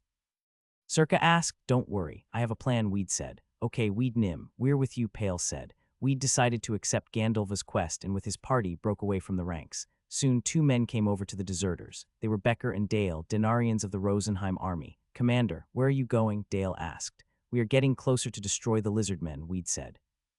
Weed answered fatefully, my teammates and I are leaving to liberate the villagers, fathers and mothers of homeless children from the lizardmen's stronghold. Quite a difficult mission. Becker was startled by Weed's statement. Dale looked disbelieving. Will only 5 of you penetrate the depths of their stronghold? Dale sized up Weed's party. He concluded that they appeared weaker than he. He banged his chest and offered his service. Yes, sir.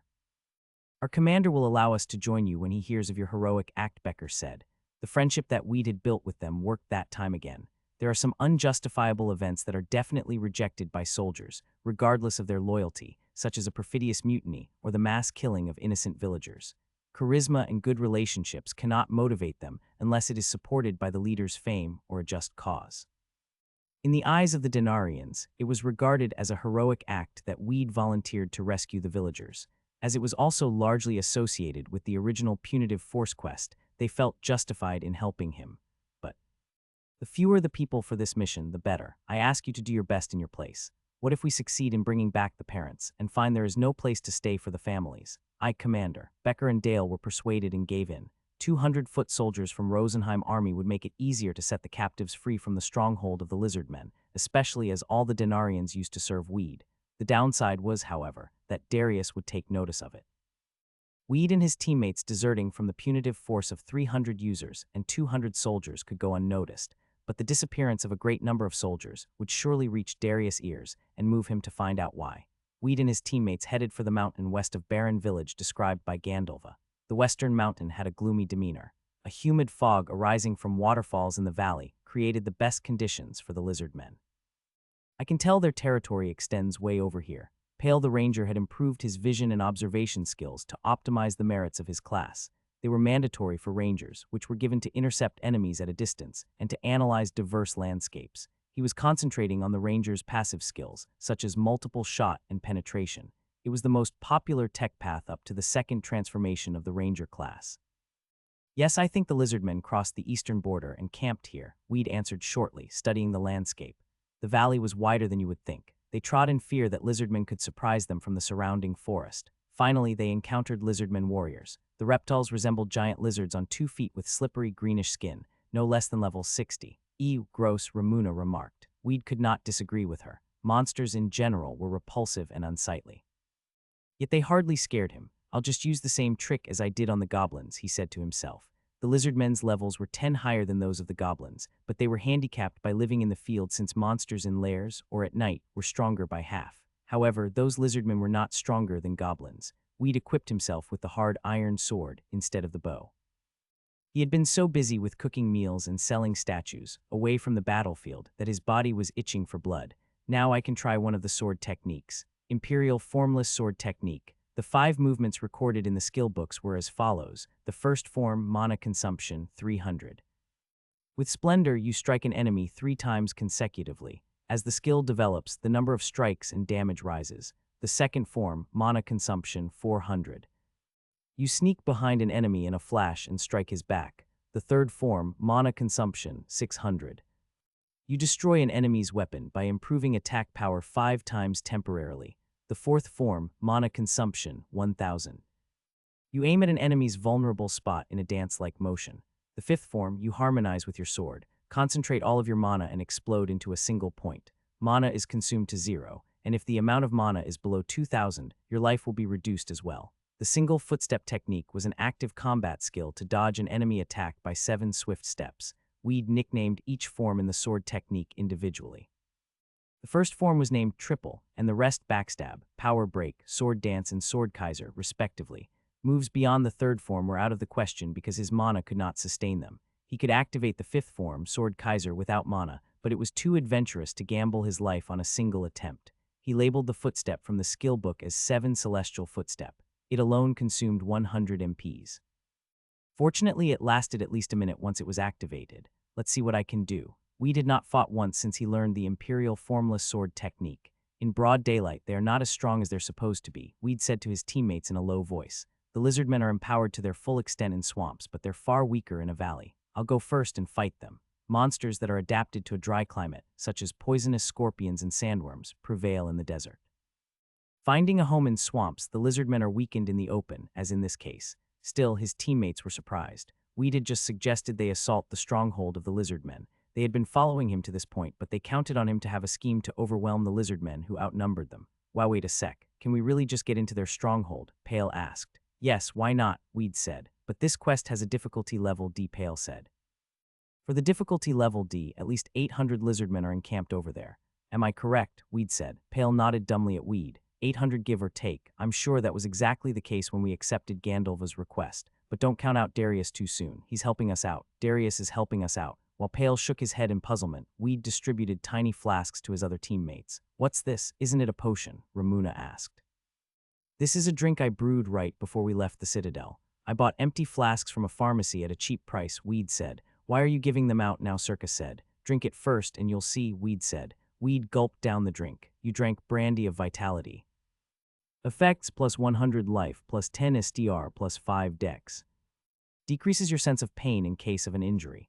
Weed's teammates emptied the flasks and looked stunned. Can't believe this brandy, did Irene said. Circa had recently reached the legal drinking age, so she was particularly susceptible to alcohol. Drawn to the fragrance of the brandy, though, she drank it to the last drop and found the pleasant sweetness rather magnetic. It's not brewed for long enough, so the effect is limited. The upshot is, though, you can drink it with meals without hangovers, Weed said. Weed, who had finished drinking the brandy, was already moving toward where he presumed the lizardmen warriors were stationed. Darius counted himself lucky. If not, he could not have been assigned to such a rare quest of the Punitive Force. The Punitive Force quest bound to Barren Village. It could elevate his reputation to a higher dimension. A high level of fame was accompanied by many benefits, and quests were no exceptions. He could meet distinguished figures in key positions that he would have been denied otherwise, and easily win high-risk, high-return quests. With 500 troops under his thumb, Darius already viewed himself as some sort of an army general. The punitive force led by him finally arrived in the vicinity of Barren Village.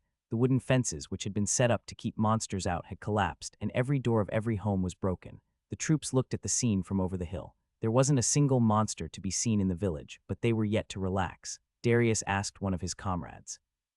"Paros, go scouting the area." "Okay, stay here and take a rest until I get back." Paros was a thief. With dexterity and observation skills heightened to the maximum, he swiftly slipped in the village. An hour later, he returned panting and reported, "There are hundreds of lizardmen hidden inside. They're waiting for us to come closer. They want a dog fight." Darius' eyes gleamed icily. Obviously, the lizardmen, outnumbering his troops, were inducing them to a full-scale melee. On the other hand, he also welcomed it. If they want it that way, let them have it, Darius said to himself. "My fellow warriors, charge Barren Village now." The troops stormed the village. Suddenly, the lizardmen hidden in the houses crashed out. Roar. Humans, the lizardmen, who were basically muscular reptiles, held a shield in one hand and swung a blade in the other. Most users were shocked. Darius had not informed them that lizardmen in camouflage were hiding there. Beheading a lizardman warrior, Darius grumbled to himself under his breath, "I don't need the weak. All I want is the strong who are loyal to me. So why share experience and fame with these weaklings?" Darius used these inconsiderate tactics on purpose, at great risk of heavy casualties, solely because he was concerned that his share of exps and fame would be reduced if they were equally distributed amongst 300 users. The soldiers in Rosenheim army followed Darius from behind. Their commander was Sir Javantes. When the knight realized they were trapped into a melee, surrounded by lizardmen who were leaping out from all directions, he shouted, "Stand your ground. Form a circle by platoons and fight back." Platoons of 10 soldiers began to build circular human fences, the signature battle formation for Rosenheim army. The platoon leaders were Denarians, such as Becker and Hosram, going into defensive formation. "Taking defensive formation.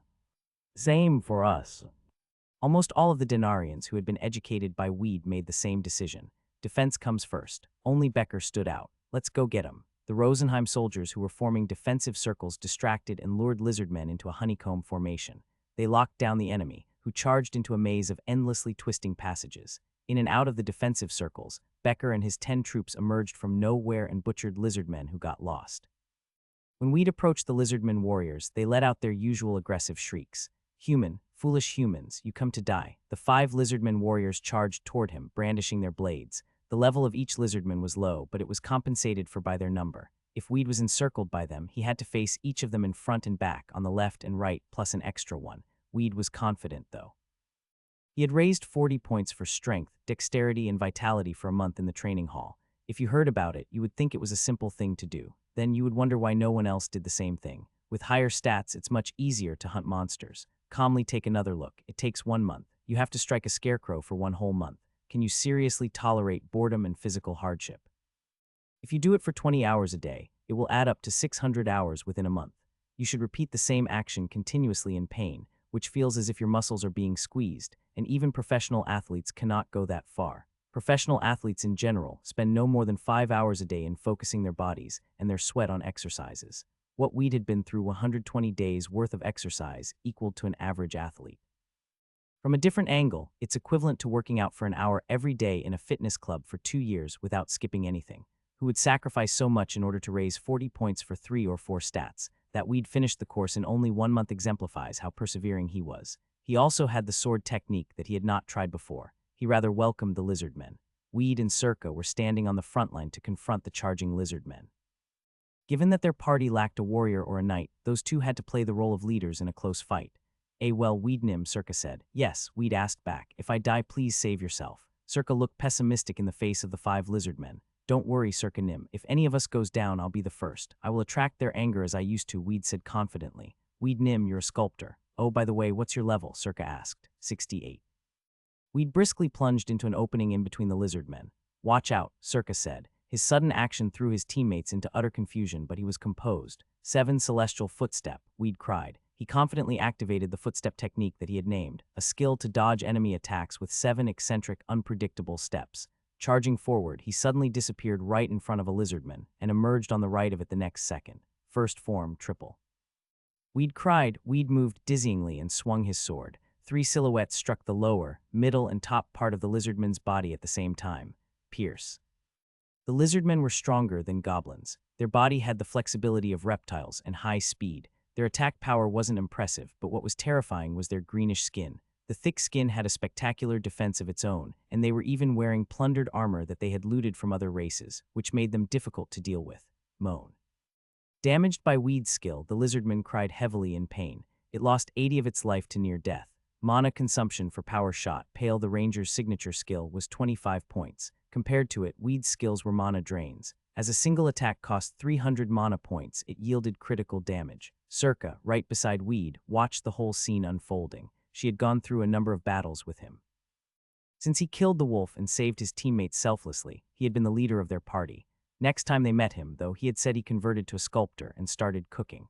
The whole thing was incomprehensible enough, and it seemed that his combat ability had not vanished. I don't know what skill it was, but it was awesome anyway, Circa thought. She felt as if three swords pierced the lizardman almost at the same time when Weed used triple. I can't lose to him. Circa punched the lizardman that Weed had already attacked. She wanted one of them down for now. The lizardman had fallen, stunned by his triple, so it could not avoid her punch. Yan Hang Quan.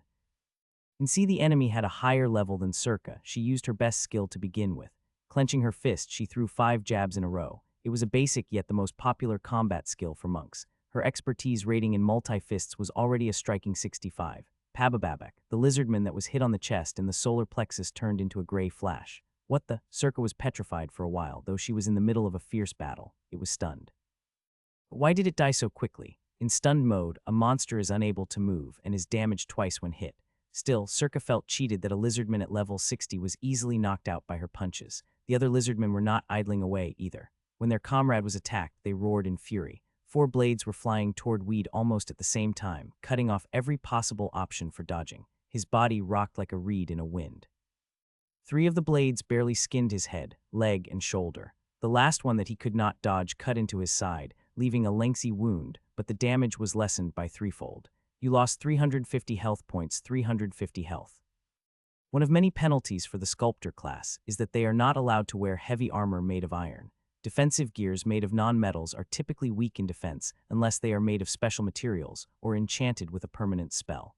Though Weed was wearing a basic leather jacket that he had bought at a giveaway price from a second-hand store, a single strike on him would be deadly. Engraving knife technique. Weed's sword, enveloped in a translucent flash, sailed toward one of the lizardmen once again. It was targeted at the neck this time. Pierce. It was another one of Weed's signature skills that was aimed at a vital spot with great timing. Critical hit. The engraving knife technique, ignoring the enemy's defense, dealt great damage to the lizardman. The only flaw was that it consumed an enormous amount of mana. Had it not been the case, he would have used it every time. Along came Ramuna's spell. Fire Strike. A pillar of flame split into 4 fireballs in the air and struck the lizardmen. The side effect of the spell was to push the enemy back temporarily, technically speaking, bashing, giving leaders a precious break to catch their breath. Fire Arrow. Pale held the lizardman in check with arrows. His arrows contained the element of fire that was fatal to them. Healing Hand. Irene quickly regenerated Weed's diminished life. Then she cast a spell of Holy Blessing. Freya's protection upon Weed. Protection from the Holy Spirit. Strengthen Weed against evil powers. Bless. Holy Blessings empower defense and strength. There are countless types of spells designed to boost various attributes. A shaman's voodoo art speeds up and increases strength and dexterity temporarily. A Holy Knight's aura over an entire party is deemed effective too, but it is ultimately a priest or priestess's blessing that beats all in the field of buffs. If you fight for a long time under the influence of a blessing from a priestess, you will feel almost powerless without them. Once Irene finished what she was originally assigned to do, she pitched into Weed sharply. Weed Nim, you were pushing too far this time. Weed nodded apologetically. In truth, he had fought a lizardman unprotected on purpose to experience their strength. Moreover, he had been interested in figuring out how much damage the Imperial formless sword technique could deal. The outcome surpassed his expectations.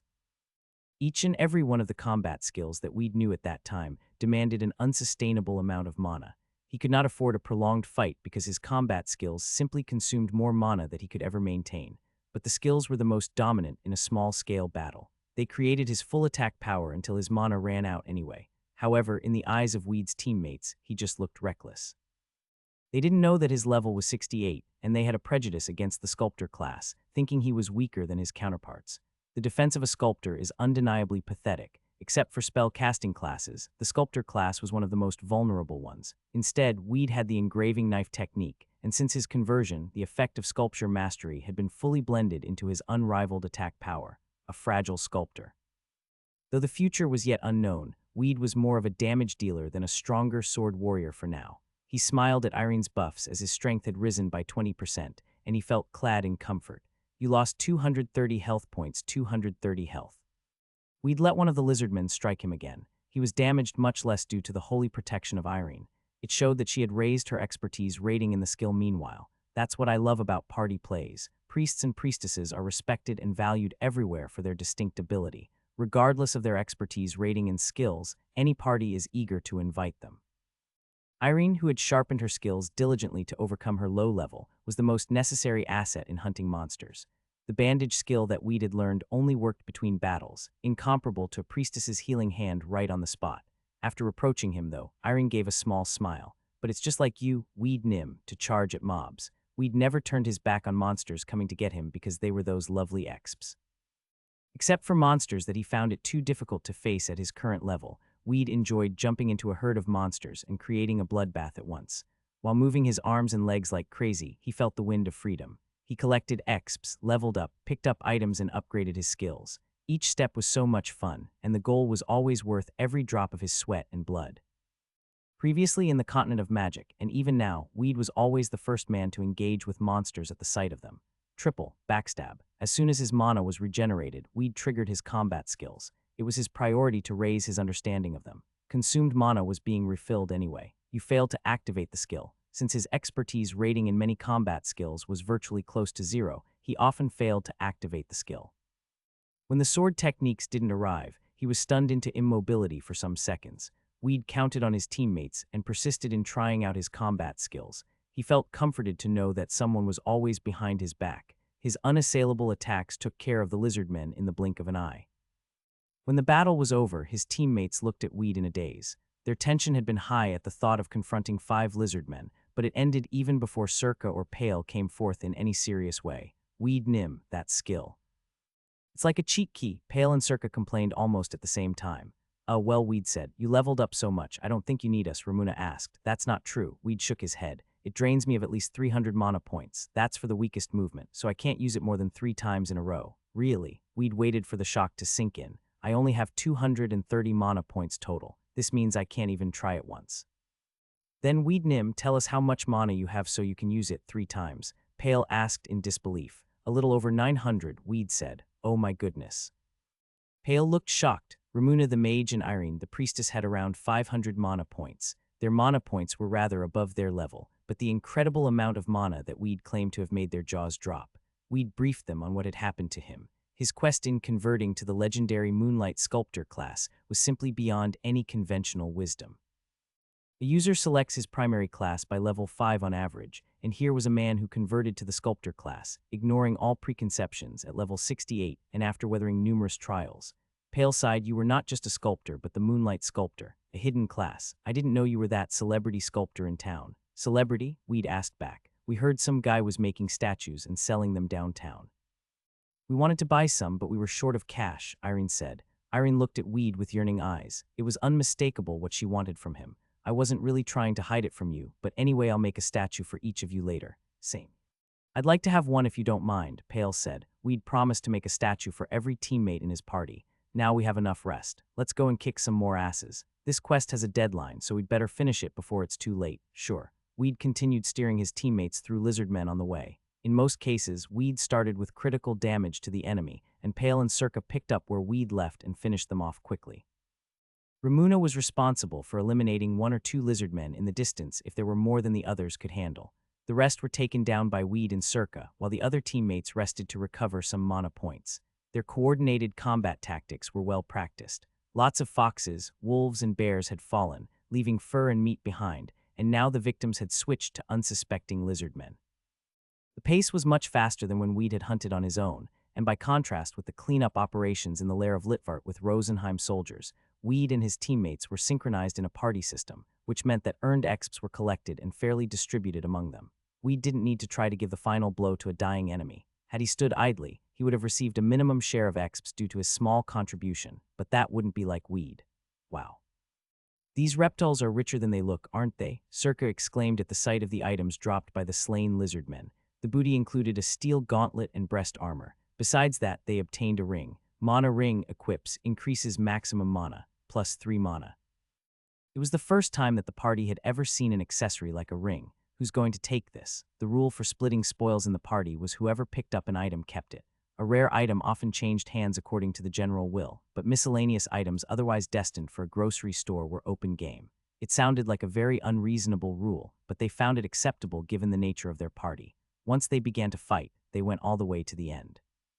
Since they decided to penetrate into the stronghold of the lizardmen, the battle would not be over until they killed the last lizardman standing. If they had chosen someone to take charge of item storage, it would easily exceed the weight limit for how much he could carry. That was why they let anyone gather items up to their weight limit. Weed and Circa, who were active in battles, were usually the last to pick up an item, aware that when they could not carry anything else, the battle was as good as over. As Weed and his teammates came closer to the lizardmen's stronghold, the number of monsters falling in their way increased rapidly. We already took down more than 40 lizardmen. We're still at the border. How many more do you think are gathered deep inside? Irene and Ramuna spoke in turn, but Weed only smiled. Look, you all know the lizardmen are group living monsters, don't you? Yes, Weed Nim. They herd together more than orcs, Irene said. That's right. They also protect their own territory jealously. What if someone steps over it? Weed asked. They fight back without exception. Circa said. That's right. That's what makes the lizardmen fearsome among users. Doesn't it mean we're in trouble now? Weed and his teammates were going through a valley. They often rested in the middle to recharge mana and wasted no energy. At this point, he gave away the riddle. I'd say we're in danger under normal circumstances, but we can count on Darius now. Because of Weed's revelation, they realized where his confidence was coming from. What do you mean by Thado? I got it, Circa said. Darius is really helping us out, Ramuna said, the stronghold of the lizardmen. Now they should have been fighting viciously against the punitive force who had invaded their territory. In other words, the base camp would be nearly abandoned, only guarded by a handful of lizardmen warriors. At the same time, Weed guessed that treasures that the lizardmen had plundered from nearby villages were stacked over there. He was climbing the western valley in order to accomplish Gandalva's quest, but his real agenda was hidden. We will face a more difficult enemy from this point on. How about baiting them now? Weed asked. Roger, Circa said. We should be careful. We can't allow many lizardmen to take on us at once, Weed said. Circa did a great job baiting lizardmen one by one. Her outstanding dexterity helped her lure the enemy separately. Come on, you ugly reptiles. Kruru, human, we kill you. The furious lizardmen chased after Circa. Weed and Pale quickly loaded arrows on their bows, targeted the lizardmen, and shot them. Swish, while Weed shot one arrow at a time, Pale shot multiple arrows so fast that his hands were almost invisible. Their skill levels in archery made a fair difference, not to mention the effects of Pale's other skills. Weed's archery had advanced beyond his overall level as he had sniped at the goblins, yet he could not possibly rival Pale, whose hands had never left his bow. For Pale, even before an arrow hit a target, the next arrow was already loaded and launched. Since level 5, when he converted to the Ranger class, he had been upgrading the chain shot and penetration skills, which rendered his arrows more powerful. Weed shot arrows until the lizardmen got too close to him. The damage was low, yet his expertise rating in archery improved nonetheless. No, the bottom line was that his temperament didn't allow him to sit back and wait for his enemy. Why should I wait for exps? No, the enemy to come. Weed loved to fight, never got tired of it. He was unstoppable now. Yats, yats, yats. Out of his mouth, another battle cry burst forth. Irene and Ramuna giggled. They had once mentioned this to Weed, who had to admit he could not help it. For him, it was a roar of triumph that came out only when he was overly excited. Fortunately, there had never yet been a time when monsters had heard him and rushed to get his party, though he was constantly embarrassed by his involuntary habit when he was fighting shoulder to shoulder with other users. Weed is always composed, but he sometimes goes out of control and becomes childish, Irene thought. They encountered 6 lizardmen in a ludicrous battle. The moment the battle began, 2 of the lizardmen were slaughtered by Weed's sword, and there were 4 more to go. He left those 4 monsters alone because if he had taken down all of them, Ramuna, Pale, and Circa would be denied precious exps. Worse still, Weed's mana would run out while Irene's mana remained in excess, which would compel the entire party to take a break in order for him to refill his mana. They would waste valuable time, falling behind the deadline of the quest. 2 lizardmen went after Circa, but the other 2 in a fury charged at Weed to exact revenge for the loss of their comrades. Weed's sword was in need of repair, below 10 in durability. Given that a powerful sword technique gives an excessive burden to the weapon in use, further lowering the weapon's durability, he had been engaged fiercely without a rest. Disarm the iron sword. Weed returned his sword to the inventory and clenched his fists. Circa's signature skill, Yanhan Quan. Weed's fists lashed out at the enemy incessantly. He had called out the skill name, not that the skill was actually activated. He had not learned it in the first place, let alone used it. Instead, he imitated the way Circa had used her fists to the best of his knowledge and beat the lizardmen. Wanting to hit monsters with his own hands, he had learned martial arts for a year, waiting for that moment. Needless to say, his punches were terrific. Pabababak, Weed's hands moved at an invisible speed. In clubbing the lizardmen mercilessly, his intermediate handicraft skill added an extra 50% to attack power by fist. Human fists, they hurt. Weed closed on his enemy, punching at every opening. The lizardmen swung their blades in retaliation. The bottom line was, the lizardmen and Weed were both obsessed with looking to finish off the other before being finished themselves. Weed's footsteps were light. Anytime his body rocked, a punch thrust into a lizardman. His ankles and waist moved at his will and drew strength for the fists, which in turn struck the lizardmen's stomach and chests. Cug. Treacherous human, he hits the same spot over and over. The lizardmen wailed in pain. Weed Nim, keep up the pressure. Irene was busy healing the frontline leaders from behind. Her expertise in healing was acknowledged. Whenever her teammate's life went down below 70%, her healing hand touched the needy. It is risk-free and effective. Weed was enjoying the first-hand sense of punching the enemy. He preferred hand-to-hand combat to sword fighting, for he could feel it, and it felt more real. The lizardmen and Weed were pummeling each other, but it wasn't the same. The lizardmen's faces were filled with pain, but a smile hovered on his. He was whirling his mighty fists, crying out with excitement. Meanwhile, Ramuna and Pale were casting magic spells and shooting arrows, respectively, to get rid of the other two lizardmen that had fastened onto Circa. Without a hope in sight, those two lizardmen facing Weed were having the hell beaten out of them, yet were still alive. New stat, Fighting Spirit. The endurance stat is mostly generated by warriors in the first rounds of their adventure. When it is developed, it reduces physical damage inflicted by the enemy and even increases the user's life by a small amount. You can invest some stat bonus points from a level up in the endurance stat, but the majority chose to let it develop of itself by receiving melee attacks. After the endurance stat had been newly added to his stats, Weed's movement became more tactical. He checked how much mana Irene had and intentionally let the lizardmen strike him with their blades. The stat grows as it is hit. This is truly the power you can obtain only through pain and suffering. Weed was a human that gladly accepted the lizardmen's attacks as long as they were acceptable within Irene's mana. In Royal Road, you actually feel hurt when you are hurt. Weed even enjoyed the pain. Kuyek, one of the lizardmen, finally perished with a death cry. Weed achieved a stirring feat by punching a lizardman to death in the battle. The other three lizardmen were sandwiched by Ramuna, Pale, and Circa and killed. Weed had killed 3 of them alone, but it would not have been easy even with the iron sword unless Irene constantly regenerated his life. The victory required all 5 of them in the party. Circa went fishing in a group of lizardmen in the distance when there were 2 or more groups of lizardmen nearby. If it had not been the case, Pale would simply shoot an arrow at them, or more often than not, Weed would be the first man to move. Weed would run right into the ranks of lizardmen and swing his sword freely. His teammates would run after him and help finish the monsters off. Then they would walk away victorious. This was what Weed liked about his teammates most. They were usually chatty and noisy on the march, but when it came to battle, they would fall silent and get serious.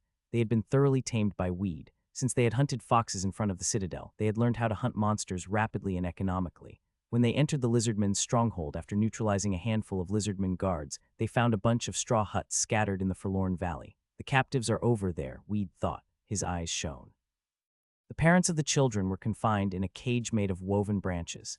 Weed studied the situation for a while. There were 10 men and women locked in the wooden cage, and he located 8 lizardmen mounting guard over them. 8 of them. With little consideration for mana, Weed could finish 2 or 3 at most in a blitz, but in that case his teammates would have to deal with the other 5 remaining guards. He was certain that they would prevail in the end, but Irene and Ramuna, who were low in life and weak in defense, could end up dead. Mages and priestesses could be endangered by only a few wild strikes from a lizardman. We'd better rescue the captives first. I'll lead the group away. Circa knew it was time for action and moved. Human, how she get here? Kill first. When Circa approached the lizardmen, 5 of them began to chase after her. Instead of pursuing her, the other 3 lizardmen stayed behind to keep an eye on the captives. They're not as foolish as I thought. Weed made eye contact with Circa on the run. They nodded. Weed Nim, I will race in a circle along where we came from and come back here. Weed and Circa struck a quick deal through whispers. Assured that she and her pursuers were out of sight, Weed and Pale appeared in front of the remaining lizardmen. More humans. Human, come again. The 3 lizardmen stammered in surprise. Engraving knife technique, fire arrow, power shot. The guards survived barely a second against the human intruders. Weed impaled down them in a split second and opened the gate of the wooden cage. The parents stayed inside, though, scared out of their wits. Weed could sympathize with how terrified they were, having been captured by the lizard men and waiting for death any second. "We are here by the request from Gandalva, the elder of Barren Village," Weed said to the villagers. The elder. "Yes, he asked us to rescue you and take back home safely. Is anyone wounded here? This way, please." Weed went into the wooden cage and gave first aid to the wounded with herbs and bandages. That measure alone restored their health greatly. Weed Nim, Circa Nim's back pale, said. Circa, who had been leading the lizardmen away from the cage, was coming back. "Stay in the cage for a minute. Get ready to leave now. You want to see your children again, don't you?" Weed said tenderly to the villagers. Some would have counted the villagers as a liability, and as a matter of fact, they were right in a sense because his party was responsible for rescuing the captives from the lizardmen and guaranteeing their safety to Barren Village. But Weed thought one step further. These lovely EXP points. What Weed was carrying out was a rescue mission. For each head saved, he would receive extra EXP points as a reward when the mission was completed. He had given up fame and exps from the punitive force quest to exterminate the lizardmen, but this one was still a good bargain.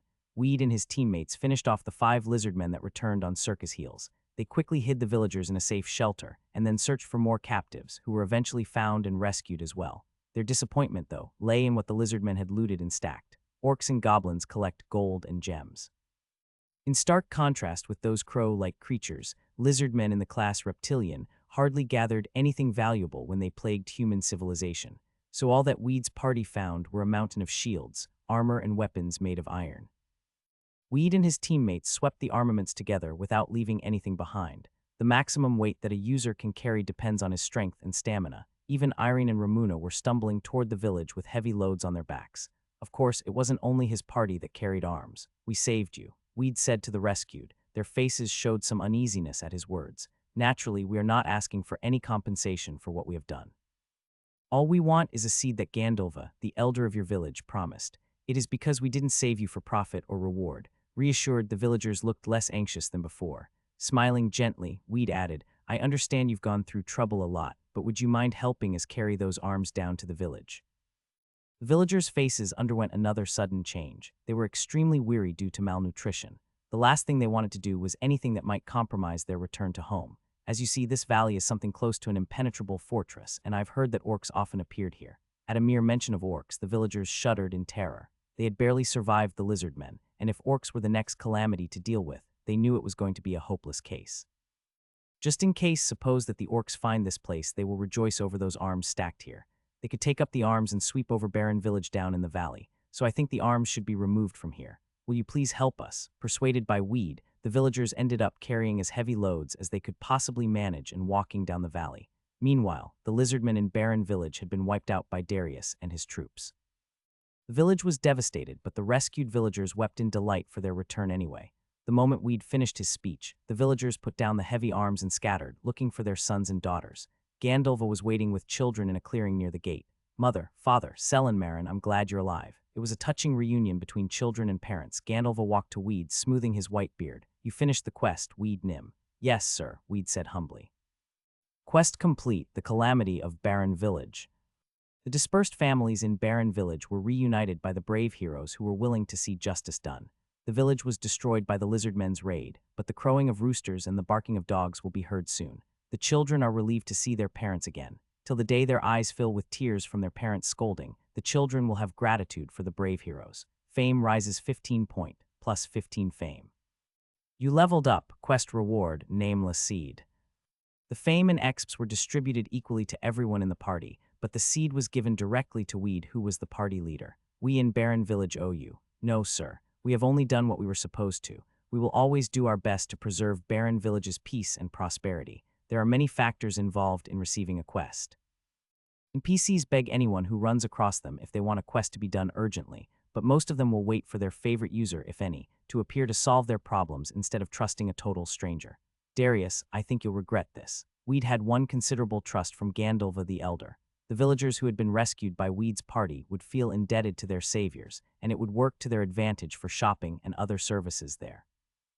Darius assumed that he had nothing much to gain from Barren Village. He would not be worried. but he would have to pay for his mistake if he had planned to expand his power over the southern province based on his status as the commander of the punitive force. Obviously, this subtle friendship rather than material reward was more likely to turn into the biggest asset in the future. Darius would not have rejected the quest under normal circumstances, but he had been the commander of the punitive force. For that reason, Weed understood Darius but pitied him at the same time. Opportunities don't present themselves often. Like an unforeseen accident from nowhere, they come and go. Gandalva suddenly clasped Weed's hands. I am reminded that I have another favor for you, Weed Nim. You are a trustworthy man. I heard from soldiers in the punitive force that you were a sculptor. Am I mistaken? No, Sir Weed said calmly. We used to have a statue of Freya that we all worshipped in the central square of the village. Freya was a goddess who was most widely worshipped in Rosenheim. She was known to govern fertility and beauty.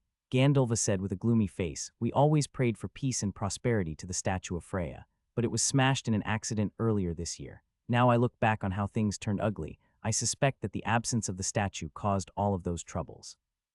Do you want to restore the statue of the goddess? Yes, Weed Nim, I want you to carve a new statue of Freya. I originally asked another plausible foreigner to bring a replacement, but I have not since heard from her. It's urgent. Would you please carve a statue of Freya, the statue of goddess Freya? Freya, the goddess of beauty and fertility, is the patron goddess in Barren Village. The statue of goddess Freya stood in the central square, but it was destroyed by a pine tree when a flood knocked the tree down. Though the lizardmen are defeated, the villagers will not live in peace until the statue of Freya is restored. Build a statue of Freya in the village and bring peace back. Difficulty level, class quest. Requirement only available to sculptors. It was a class quest reserved to sculptors. The difficulty level and rewards for the quest were undecided because they depended strictly on the outcome. The rewards for most quests were settled by the same rule. Except for definite missions such as messengers or couriers of certain objects, the rewards varied to a great degree on the outcomes. Please wait here. I need to consult with my teammates. When Weed said so, his teammates, who had been listening to the conversation vacantly, grinned and congratulated him. Congratulations, Weed Nim. Good luck, Circa said. I thought we made a mistake when we ditched the punitive force quest, but I am proud now, Ramuna said, smiling. Weed sought consent from his teammates, and Pale was eager to give it. It's fine with us. What's left from the punitive force quest is to sweep up pockets of resistance.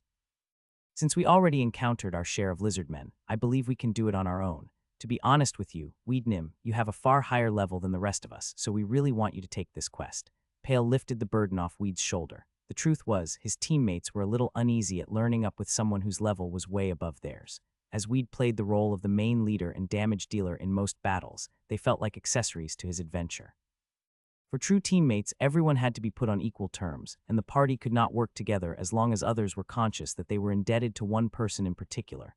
I see. I'll take the quest, Weed said and walked to Gandalva. I will make the statue of Freya, sir. You have accepted the quest, Gandalva said. When Weed and his teammates left the village, Becker and Hosram approached them along with their subordinates. Nice to see you again, Commander, Becker said. Where are the others?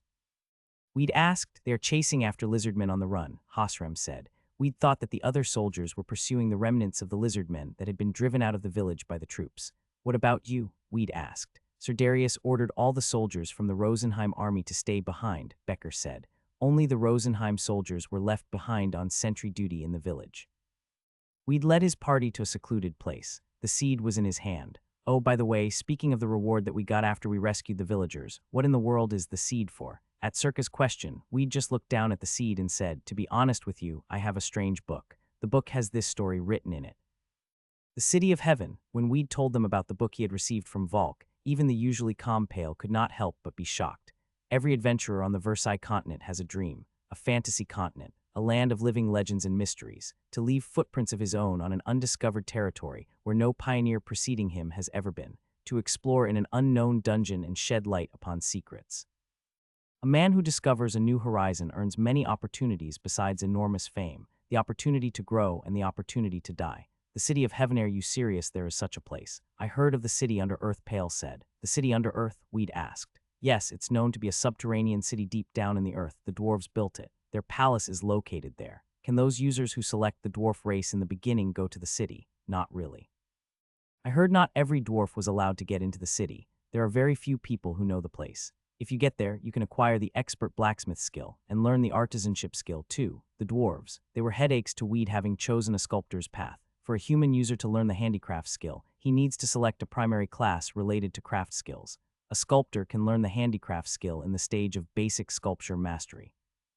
In Weed's case, he had obtained it even before he chose the class, for he had finished the unique serial quest about Zahab's successor. But not everyone is half as lucky as he was. Be assured that almost none receive such a windfall. Cooks and blacksmiths have to advance their skills to at least the intermediate stage to learn the handicraft skill. A tailor can learn it when he raises his skill level to 8 in basic tailoring skill. Unless you choose a craft class, you cannot reach the intermediate stage of any craft skill. So if you want to learn the handicraft skill, the tailoring skill is a must-have. But dwarves are born with the handicraft skill right after the activation of a new account. With boundless stamina and imposing strength by nature, dwarves even have superb handicraft. Weed could not relax his vigilance against the race. Instead, dwarves are short in height and penalized in spell casting, horse riding, and expert combat skills. Weed wanted to visit the city under Earth someday. If I get the chance, I'd love to go there, Weed said. It won't be easy. I heard they are very hostile to humans. Only good artisans are respected there. Unless you win a certain degree of recognition from them, you'll be denied entry to the city, Pale said.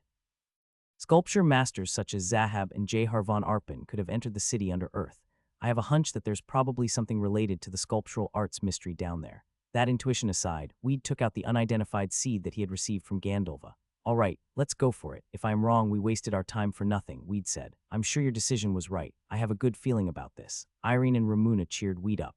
Identify this item, Weed said. Burdened by his teammates' expectations, Weed used the identification skill carefully. Seed of Heavenly Tree, Durability, 1-1. Effect guides to the City of Heaven. Requirement, you must sow it near Barren Village. Once Weed read through the description window, he closed his eyes for a moment, then opened them again. His teammates were impatiently waiting for him to deliver the good news. This is real. Once Weed gave the confirmation, the rest of the party members cheered. However, there were still matters to discuss. I don't want us to be seen sowing the seed and climbing up to the City of Heaven. Weed was going to take his teammates there, but introducing it to Darius and his minions, or even other members in the punitive force, hardly appealed to him. Selfishness, or you could call him self-centered if you wish. Still, it was Pale, Circa, Irene, and Ramuna that had been through the unofficial mission along with Weed to get hold of the seed. I agree with you. If there is a City of Heaven, it will be eventually discovered by someone and become available to everyone, but it doesn't need to be us to do that, Pale said, seconding Weed's suggestion. It wasn't a case of monopolizing the information. It was more than those in the know deserved to be able to use that knowledge. If everyone learned of the existence of the City of Heaven, the merits of their discovery would be diminished, and what Weed had done so far would not bear any fruit. Living by kind and righteous morals was a foolish thing to do. Imagine if they went public with the City of Heaven, who would unveil his own secrets or share his own quest to who appreciation of their naivete? I think so. It's too early to tell anyone else about this, Irene said. Let's go there alone, Circa said. They soon came to a common agreement on the matter, yet leaving for the City of Heaven was put off for the time being. We'd had to finish his Statue of Goddess quest, and the punitive force quest for the other teammates was still underway. They decided to head for the City of Heaven once they were all done with the quests. They were half excited, yet half worried about exploring a new region. If it turned out to be too tough for them, they would possibly end up enjoying the scenery in the sky and coming back in vain. An exploration always held such hazardous possibilities. We'd cooked up a good excuse for Darius and his troops, who had been reported to be returning. He was afraid that they might question why his party failed to show up in the battles. When they returned to Barren Village, however, the battered troops numbered less than 100, and they were quarreling with one another intensely. You're responsible for this. Why are you making a scapegoat out of me? Your pathetic plan got Kalanya killed in action. It is his responsibility to take care of his own life. Now you're blaming the dead man. While winning back Barren Village and cleaning up the remnants of the lizardmen, the troops suffered heavy casualties. To begin with, the group of total strangers was incapable of executing organized tactics, so they ended up losing many clueless users in the middle of dogfights. As a consequence, there was no love lost between Darius and the ranks in the punitive force. It was a battle, part of a war, that we just participated in, Darius said. Inevitable casualties are always a part of war, aren't they? Get over it. A few casualties. Are you calling the death of Kalanya inevitable casualties? You don't give crap about it. It's all because of your bad leadership, the angry user who had lost his friend shouted. Wasn't it you who eagerly accepted to obey my bad leadership? I am tired of quarreling with you this way when the battle is decisively won. What the hell? The quarrel between Darius and his ranks got worse. With such heavy casualties, nobody cared if Weed and his teammates had run off during the mission. Weed studied Darius and his minions. None of them looked hurt, all alive and well. I bet they took most of the exps for the punitive force. They forced the other users into a trap, and only when the lizardmen got weak and tired, jumped in the battle and finished the reptiles off. In a mid-sized battle, it was up to the army leader how to fight, possibly changing the whole outcome of the battle. We'd later learned that the lizardmen, hidden in a forest, had sent some of them out to bait the hook. A forest is where they fight best. A large army is rather immobile in a forest area where defenders are better placed than offenders. Darius and his minions had engaged with the bait, and the main force had been ordered to penetrate through the forest. While they were toying with the bait lizardmen, the main force had been trapped in the jaws of death. When the main force eventually exhausted and wounded most of the lizardmen, Darius and his minions, who had finished off the bait, suddenly appeared, slaughtering them. To sum it up, Darius and his minions had collected the most fame and exps. I did my best. I killed the most lizardmen and my friends rescued you. Show us some respect, Darius said calmly. What do you think we don't know what you're up to? How can he say something like that? He's not as clever as he thinks. Darius is just some second-rate leader. When the users in the punitive force began to denounce their commander so loudly, Darius and his minions finally revealed their teeth. If you have the guts, stop mouthing off and fight a duel with me like a man, Darius said. You wouldn't be here in the punitive force if I hadn't picked you, women. Weed looked at Darius and the other users in the punitive force cynically. You are all fools. Darius had spread a bad reputation about himself among general users in exchange for a handful of fame and public service points. He had missed a bigger fish to catch a small one right in front of his eyes. You have to pick up small ones without making a noise and catch the big ones boldly. Then you look around to see if there is something else you missed. That is the right path. Still, the other users in the punitive force could not be forgiven for their collective folly. What had they seen in Darius to obey him unquestionably? If they had stopped to throw a little doubt on his intentions, they would not have played to his will. It was their fault in trusting a stranger too much. If they had been more cautious, their friends would still be alive. Good luck, Weed Nim. If you make the statue look like me, I'll reward you. It was decided that while Weed was carving the statue, his teammates would wander, hunting monsters with other users. A handful of surviving lizardmen still harassed the local population, and there were fine hunting spots around the village. Weed had already revealed himself as a sculptor, so the other users assumed that his quest was related to his profession, and nobody raised a question about it. Godspeed. Once everyone else left, Weed stood motionless in the central square of the village. There were several Rosenheim soldiers and returning villagers. They watched him with hopeful eyes. I should find a rock, he said to himself. Needless to say, the statue had to be made of stone. Weed was most accustomed to wood carving, and it was the first time that he had ever handled stone. Fortunately, there were many rocks in the neighborhood that were fit for his purpose. Barren was, after all, a backwater village stuck at the foot of mountains. From the rocks, he finally chose one so large that a grown man could not embrace it with his arms. Let's go. Weed took out a hammer and a chisel to cleave the rock. Weed had bought them from the sculpture shop in the citadel of Cereberg just in case, yet he had never thought he would actually use them on the trip. Hammer and chisel for sculpture, durability, 10/10. They are a set of items for stone carving. Relatively cheap, they are dull and easily breakable. Careful handling is recommended. Clang, clang, clang. The only difference to wood carving is the material. Sculpture is all about the mental image, about how to shape an object. All I need to do is reproduce the image in my mind. It will bring the best statue, my own statue, out of this stone. Weed handled the rock carefully. Shaping stone demands more time and energy than you can ever imagine. A little shock on a wrong spot, and the crack will spread all over the stone.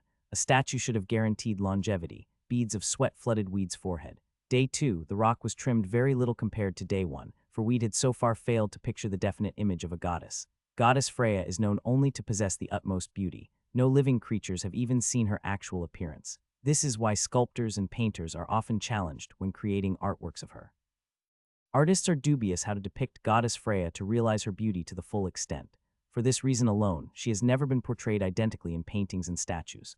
The artists have a real headache over this issue. At the same time, it stimulates their pride as artists. Suppose two rivals carve statues or paint paintings of Goddess Freya, and what if the goddess depicted by one is more beautiful than the other? Beauty. I have to carve the most beautiful Goddess Freya on the continent. That was the only subject filling Weed's head. That was why Ramuna joked that she wanted him to model the statue on her. Clang, clang. The speed of the hammer and chisel working on the rock was slowing down as Weed dug deeper into his thoughts. Who and how should I shape the statue after? Weed's head became a maze. Though this profession of sculptor was not originally his choice, slacking on an assignment given to him was against his temperament. If the completed work turned out to be mediocre, it would hurt his pride as a sculptor. Plus, his fame would vanish, which he could not overlook. Who should I take, who? At that very moment, someone's image dawned on Weed. She would be. Clang, clang, clang. The hammer and chisel began to pick up speed at last. The rock was gradually trimmed off, the outline of the statue surfacing little by little. As shards from the rock fell to the ground, the statue got into shape, beauty beyond veiling. An angel descends from the celestial realm and learns to smile. Her smile envelopes the world with light. She is but a single maiden, Sejun. The statue that Weed was carving was based on Sejun. He had looked at her face only once during the barbecue feast in the instructor's house, but he had never seen any beauty comparable to hers. Even a movie star could not rival her in beauty, where mysterious and noble dignity had combined. Yet there was a decisive flaw in her. She never smiled, and her face was empty of any known expression. On the other hand, the statue was smiling a serene smile, a lady in a traveler's outfit, holding a sword. To his shame, Weed was enchanted by the statue that none other than he was working on. He had thought he would just try to imitate Seyun's pretty face, but as hours passed by, he felt his heart throbbing at the sight of the statue's smile.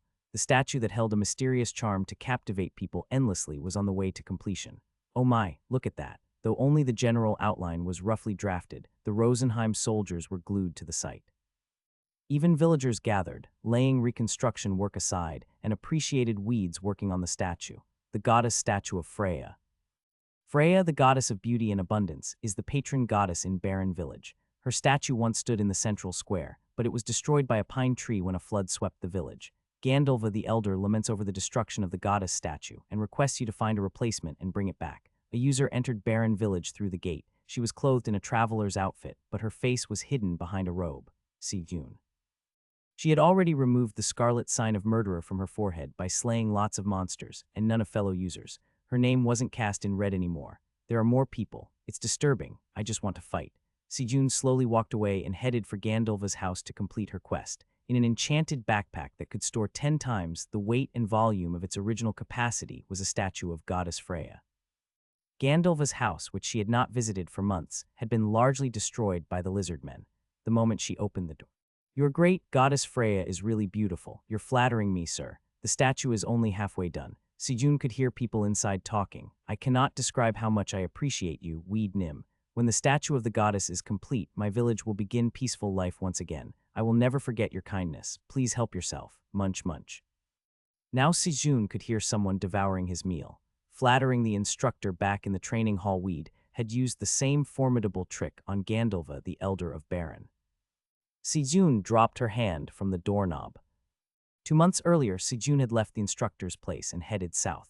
She had wandered only in unpopulated hinterlands and backwater villages, fighting monsters all the way. Either mountains or lairs had suited her as long as there were more monsters, battle after battle. Sejun could forget everything else in it. In doing so, she had drifted to Barren Village. The village had been peaceful back then, way before the lizardmen's raid and occupation. Hugh, what should I do now?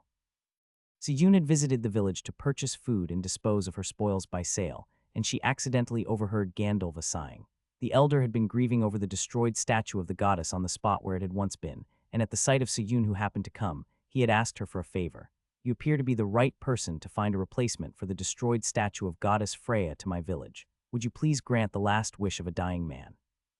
Speechless, Sejun could not take most of the quests available to other users. She had been unable to build friendship with NPCs, let alone users, and was nearly blind to background information. All she could do in any given town was selling items she had obtained and buy items she needed. She had nodded at Gandalva, who was in grief, and accepted the quest. The right choice to finish the quest was to go back to the citadel of Cereburg, buy any female statue there and bring it over, but she had set out to find the real one. Her destination was the Order of Goddess Freya. Through Brent Kingdom in the north and across the Halko's wilderness in the southwest, it was the free city of Somren. The Order of Goddess Freya was located there. It would be a long journey of 3 months by the official route, but she could make it within a month if she hiked over the Bark Mountains in the west. Travelers of a sound mind avoided the route because they had to survive an enormous number of monsters. Sejun had cut her way through the Bark Mountains. Over the countless corpses of monsters, she had arrived at the Order of Goddess Freya and bought a statue of Goddess Freya, which was even endorsed and blessed by Archbishop Mandolin. For that, she had spent most of her gold. Sejun turned away from Gandalva's house. On the way to the gate, she stumbled on the central square of the village. There was a statue standing that she had not seen before, a yet-to-be-completed statue of Goddess Freya. Isn't she really the beautiful goddess, traveler? A maiden spoke to Sejun, but her eyes were transfixed on the statue. Weed, a heroic savior of our village, is carving the statue of the goddess. When it is finished, my village will stay free of monsters and live in peace once again. I cannot imagine if he were not there for us. Sejun looked at Weed's statue. It was incomplete, yet it was beautiful, it was dazzling.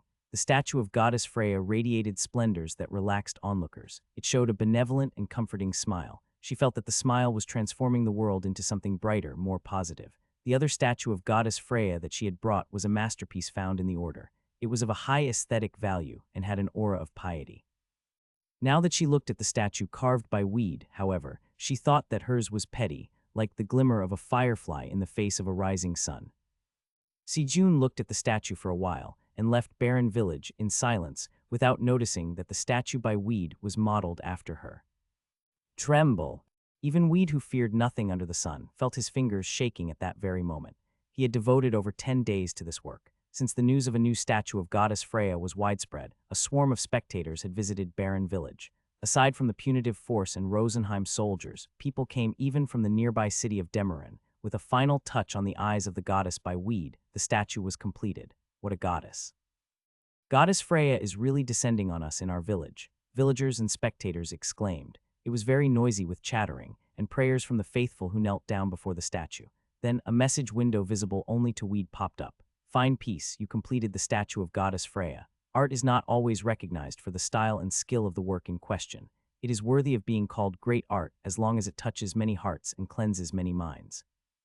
The statue of Goddess Freya, of outstanding beauty, despite low expertise in sculpture mastery, will hold the public eye forever. Artistic value 150. Effects increases speed of life and mana recovery by 15 for 24 hours. The effect does not overlap with another statue. Number of fine pieces created 1.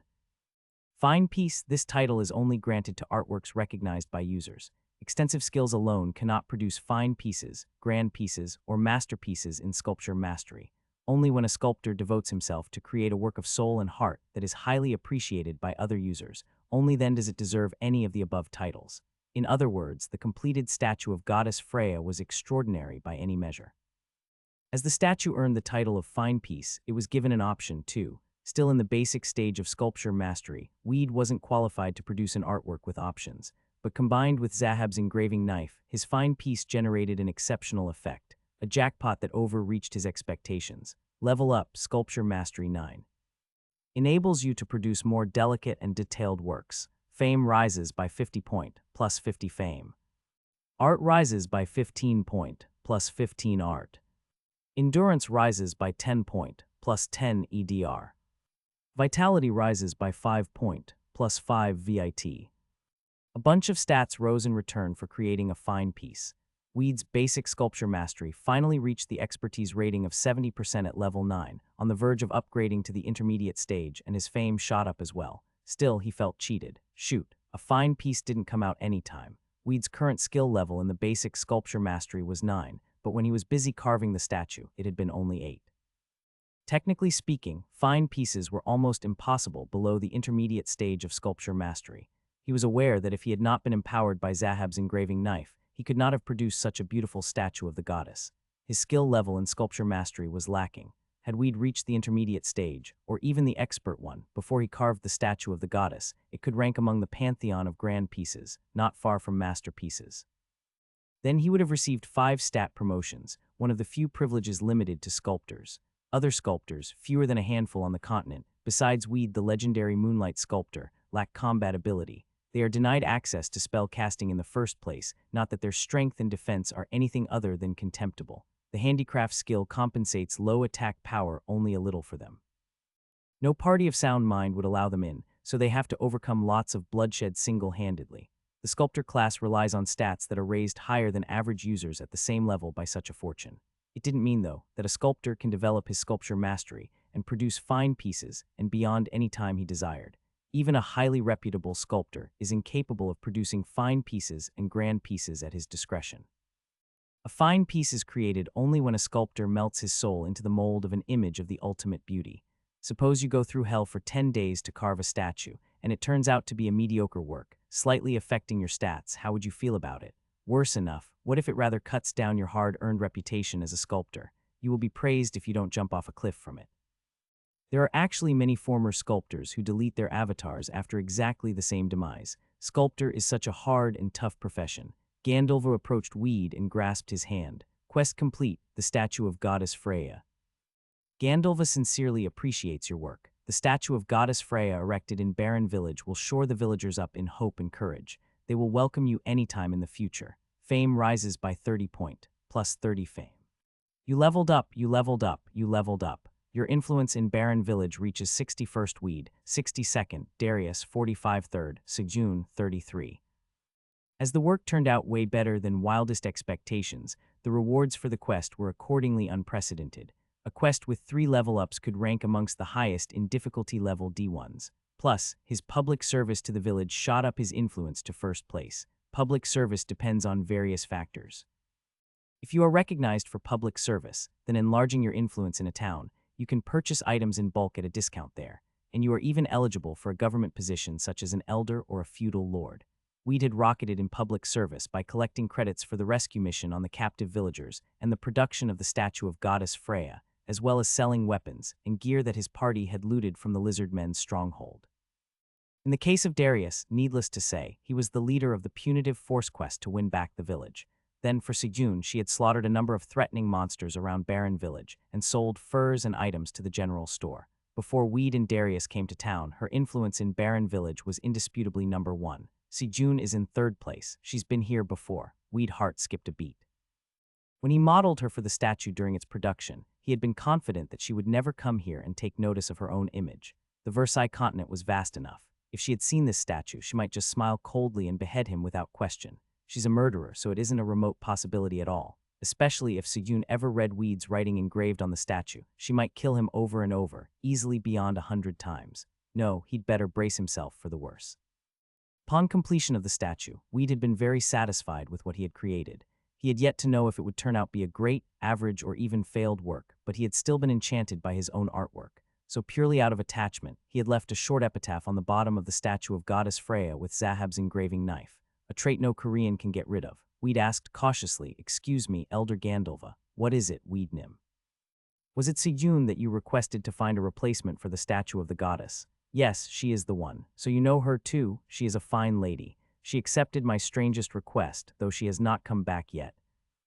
I see. Weed was relieved that Sejun had not returned by now. If she had come back when he was in the middle of carving the statue, he was afraid what sort of hell would have broken loose. She might have killed me in revenge for me stealing her quest. As the job was done, he wanted to leave for the City of Heaven as soon as possible. He wanted to get the hell out of town before he ran across with Sejun again, but Gandalva didn't let go of his hand. Gandalva lowered his tone and said, "I have something to tell you, the savior of my village, Weed Nim. Go on, please. Do you believe in destiny? I do not think it is an accident that you came to my village. Excuse me, a priest from the Order of Goddess Freya once visited my village and told us that evil was raging. They are expanding their influence in the invisible realm, lower than where we are, and in the dark and cold." The priest from the Order of Goddess Freya declared that only the courageous one could defeat them. Then, he granted me the power to select the courageous one. I did not fully comprehend what his words meant, but I now do. I have not revealed this secret to you. The seed that is passed down in my family will serve you as guidance to a new land. The priest told me to find a man named Seagull in order to get back the lost treasure from the Temple of Freya. Find him. Become the courageous one who shall defeat the evil. You learned a clue to the lost treasure from the Temple of Freya. This is a follow-on quest to the statue of Goddess Freya. Doesn't look like it has any downsides. Awesome. To think such an opportunity would come to me. Weed acknowledged his fortune once again. Part of it was attributed to Sejun, who had failed to show up with a new statue, and in turn, opportunity had found him. It is my long-cherished wish to prevent evil from raging in the world. I will do my best to recover the lost treasure from the Temple of Freya. You have accepted the quest. Weed concluded the conversation with Gandalva and headed for his teammates who had been waiting for him. "Great job, Weed Nim. I never thought that a statue could be so beautiful," Pale said, looking at the statue with fevered eyes, which was very unusual for him. Circa, Irene, and Ramuna looked intensely moved as well. They had reached level mid-60s by hunting monsters with little sleep while Weed was busy carving the statue. "It's amazing. It looks real. It's the most beautiful statue I've ever seen. I bet even Goddess Freya can't rival the statue in beauty. How did you create such an image? I can't help but admire your exquisite aesthetic sense and artistic soul." We'd felt a little embarrassed by their praise. Exquisite aesthetic sense, artistic soul. Their eyes betrayed that they had been too shamefully blind and dull to recognize a once-in-a-lifetime artist, though he was always there before their eyes. "Who, you mean Weed?" Saying that he was power-hungry would be more credible. Would they believe it if I told them I was clueless until I actually got to work? No, I don't think so. What's the point of telling them something that they wouldn't believe anyway? A good salesman doesn't tell you everything when he knocks on your door to sell something. He hides the flaws and highlights the merits of the product. What is good for you is the best policy. I made this statue as I pictured all of you in my mind, ladies Irene, Circa, and Ramuna. Your pure hearts and pretty faces are cherished in the statue, so it looks as beautiful as it is now. Oh my, girls are simple creatures, aren't they? All the girls in Weed's party were happy to hear such a flimsy lie. Hey, you're that Weed, right? Darius came up to where Weed was. You're quite good at sculpture mastery. Is that a grand piece? Darius was well versed in many fields of knowledge. At level 140, he must have picked up a few pieces of information about sculptors somewhere. No, Weed said. Then is it a fine piece? Darius asked. Yes, Weed said. Oh, I never believed I'd see a fine piece. I heard there were less than 100 sculptors who ever created fine pieces. Darius showed his surprise with exaggerated gestures. Then he made a feline smile. Congratulations. I guess you earned quite a number of stats for this. At least such good fortune should befall to sculptors who are pitiful in abilities. Darius made light of Weed, solely based on the fact that he was a sculptor. In fact, most sculptors are weak. Their combat skills are contemptible if they have higher stats that are raised by the production of fine pieces and whatever else.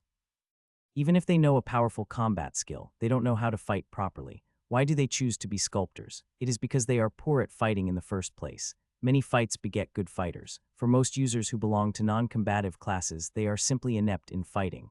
They usually get confused, as they are ignorant of how to respond to enemy attack and lost to what role they should take in a party. Elementary combat skills they learn are ineffective in general, and even the expertise rating is low enough to be ridiculed by their teammates.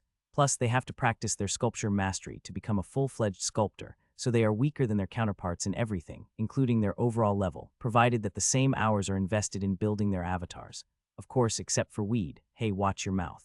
Pale, one of Weed's teammates, stepped forward in a fit of passion. He could not stand Darius holding his teammate in contempt. Then all hell broke loose. How can there be someone like this guy? His face looks like a skillet covered in grease after cooking sausages in it.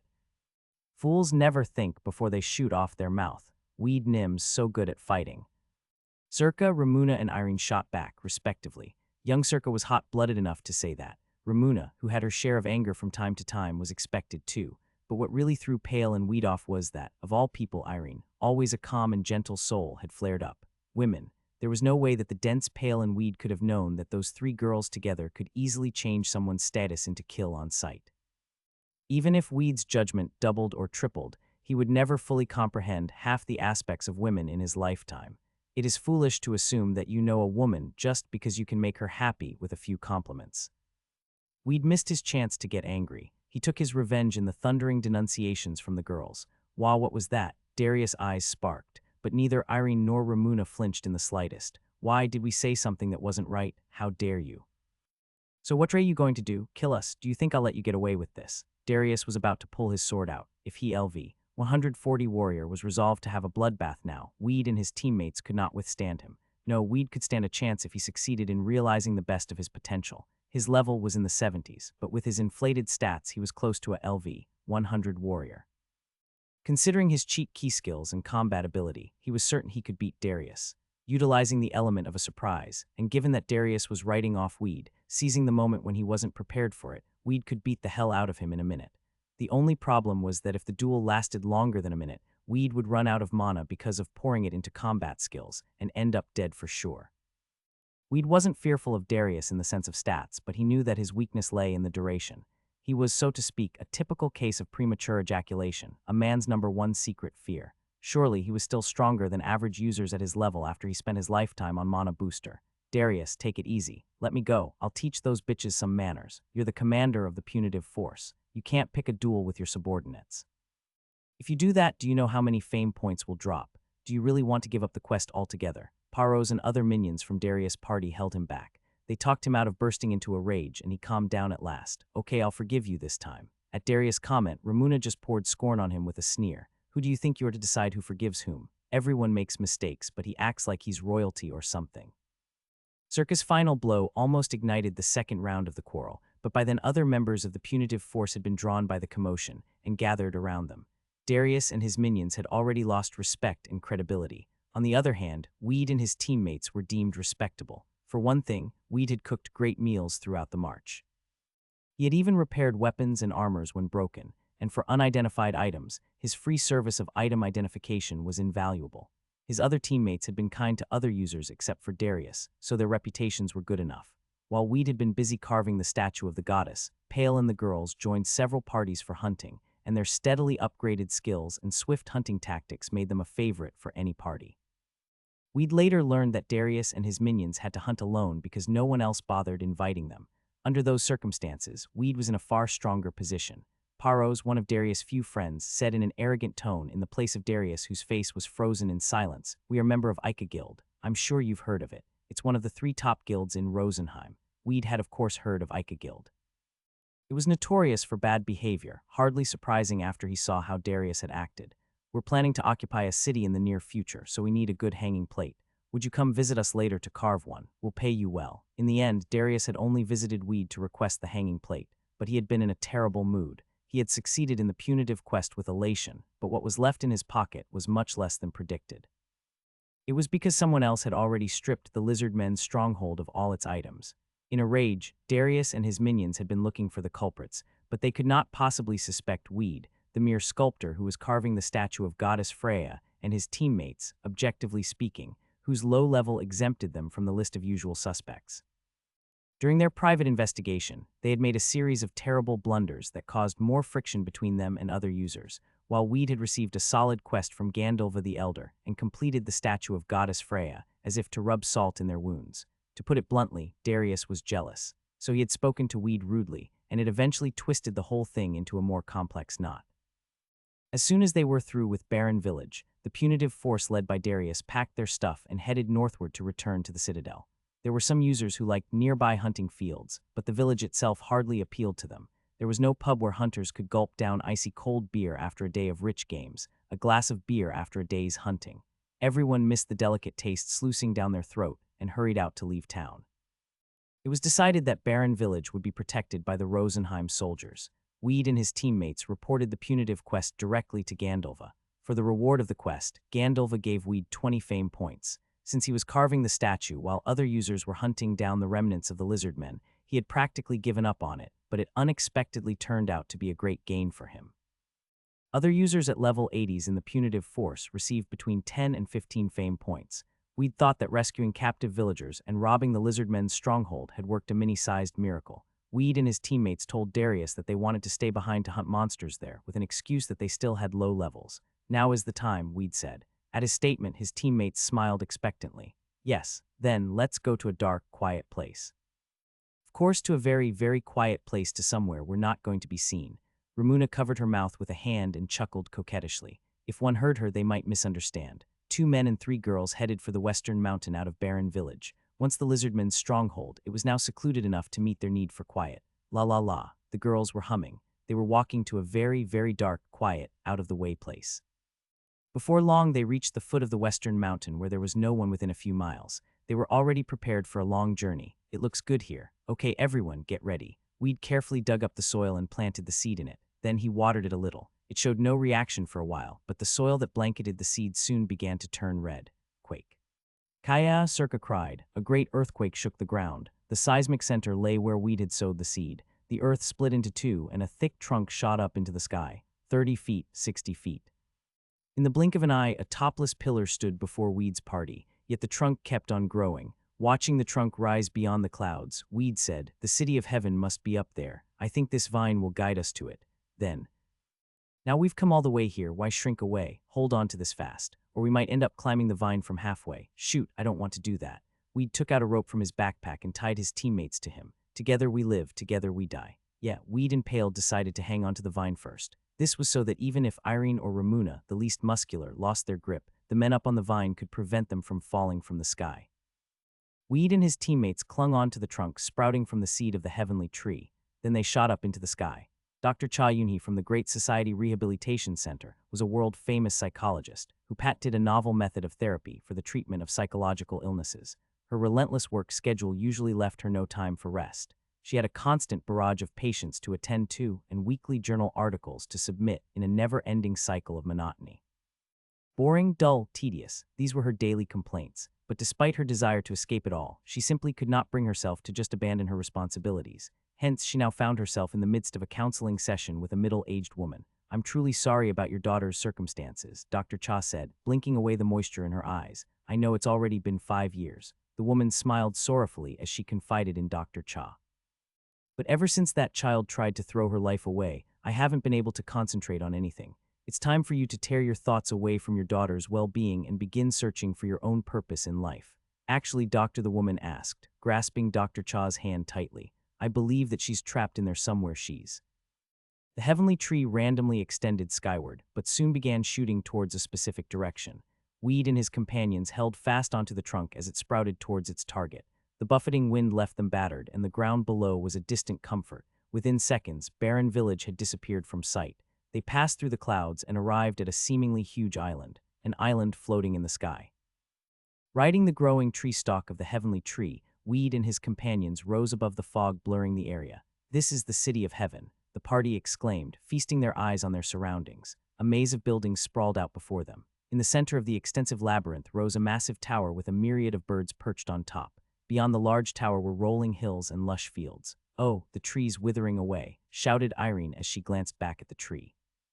The heavenly tree's trunk withered and splintered before their eyes. The fragments disappeared into the clouds, severing the floating island from the distant ground below. Our way back has been destroyed. What do we do now? Circa fretted. Her companions, on the other hand, did not seem particularly concerned. The adventure starts here. Since the tree is gone, we'll worry about returning when the time comes. But pale Nim Circa was on the verge of tears, already missing the solid ground. Weed attempted to cheer her up. If there's a will, there's a way. But Circa seemed unconvinced by Weed's words of encouragement, at which point Weed nonchalantly said, well, if we can't find a way, we can always jump right. But. Well, you'd surely die once, but you'd definitely end up on the ground. Circa's face went white. Truth be told, she had always been terrified of heights. As the heavenly tree grew, she had held on for dear life, afraid of plummeting to her death. Perhaps she would have passed up on this adventure if she had known it would take her all the way up here. The party continued on, consoling Circa along the way. The City of Heavens was home to a unique species. They look like birds. Standing on two legs with their small beady eyes, pointed beak, great wingspan, and rounded cheeks, they resembled sparrows. The old birds seemed to have white beards around their beak. Kaya, so cute, Circa exclaimed, her affection for the birds overshadowing her acrophobia. She was no longer trembling in fear, but excitement. The old bird slowly walked towards the group, ignoring Circa's unwelcomed affections. Greetings, travelers, welcome to Lavia's. The whole party shifted their gaze to Weed. Based on previous experiences, Weed was deemed to be best suited to lead. Furthermore, it had become clear to the party that Weed's every move was calculated, since he was the type to sweet-talk any NPC into giving him what he wanted. Indeed, our city is home to the noble and dignified avians. Only here will you find the sun so brilliant and the air so fresh. The white, bearded bird gushed with pride as he shook his wings. Even his feathers quivered with excitement at the praise. The air here is indeed the freshest and the sunlight most impressive. No doubt the passing clouds paint a beautiful picture. But what are the specialties here in Lavia's? We jumped at the chance to learn about the city's specialties. If there were items exclusively found in Lavia's, he would make a lot of money by purchasing them in bulk and reselling in Rosenheim Kingdom. We are not on familiar terms, yet to permit you to ask such an impertinent question, you need to get better acquainted with me. It would help if you could bring me some delicious treats. In fact, I would like that very much. The bearded bird flapped his wings and hobbled away from them. Weed tried to chase after the bird, but soon gave up and returned to his party. Okay, let's split up to explore the city from here on. If all 5 of them explored the city together, it would have been too time-consuming. Therefore, they decided to split up in order to cover more ground. The city seems to be safe since there are no hostile zones. Still, Lavia seems to be too big a city to explore alone. Let's all meet back here in 2 hours. If you come across a good quest during your exploration, just come back for the time being and share it with the rest of the party. We'll decide together as to which quest is best. Now, let's get started. Okay, got it. And thus they set off to explore the city. To begin with, Weed proceeded towards the bustling city center to see if there were any shops. Merchants were waddling like ducks through the streets, hawking their wares to the pedestrians. As the name suggested, the residents of Avian City possessed traits common to birds, and although chubby torsos and stumpy legs were the norm, their heads ranged from those of owls to hawks. To think there's a city like this, amazing, Weed thought. Opening a chicken restaurant here would definitely be the wrong move, since the locals could misinterpret it to be cannibalism. Unlike human cities, carriages did not exist since the birds themselves were big enough to carry the horses. If the roads were blocked, all they had to do was spread their wings and fly away. From all the stares he received, Weed felt like a monkey at the zoo as he walked amongst the avians. Weed entered a weapons store. Good day, a human traveler. Is there something you need? There are many things I need. However, I'm not familiar with the items on display. I'd like a closer look, as you wish. We'd inspected some of the items. Bravo Steel Beak, Durability 90-90, Damage 23, Additional Effects, Ability to grasp food items that grant bonuses. The long length makes it easy to reach buried worms. Price 100 gold. We'd sighed and turned his attention to a different item. Silver Pitchfork of Saigon, Durability 30-30, Damage 17-19, part of a set. Low durability since it is made of silver. Good for snatching the heads of the undead while flying low. Price 70 gold.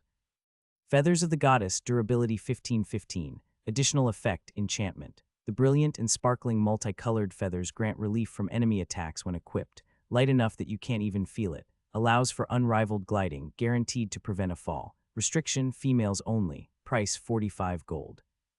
The items ranged from pitchforks and telescopes to peculiar, hollow weapons that were conical and tapered towards the tip.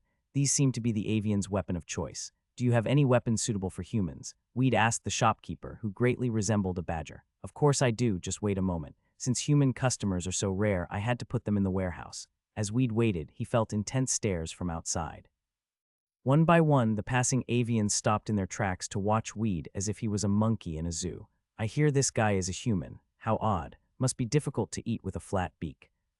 Look at that, no feathers either. He must freeze during the winter, poor thing. No normal bird could ever enjoy the cold. From their perspective, Weed seemed like he would easily freeze to death.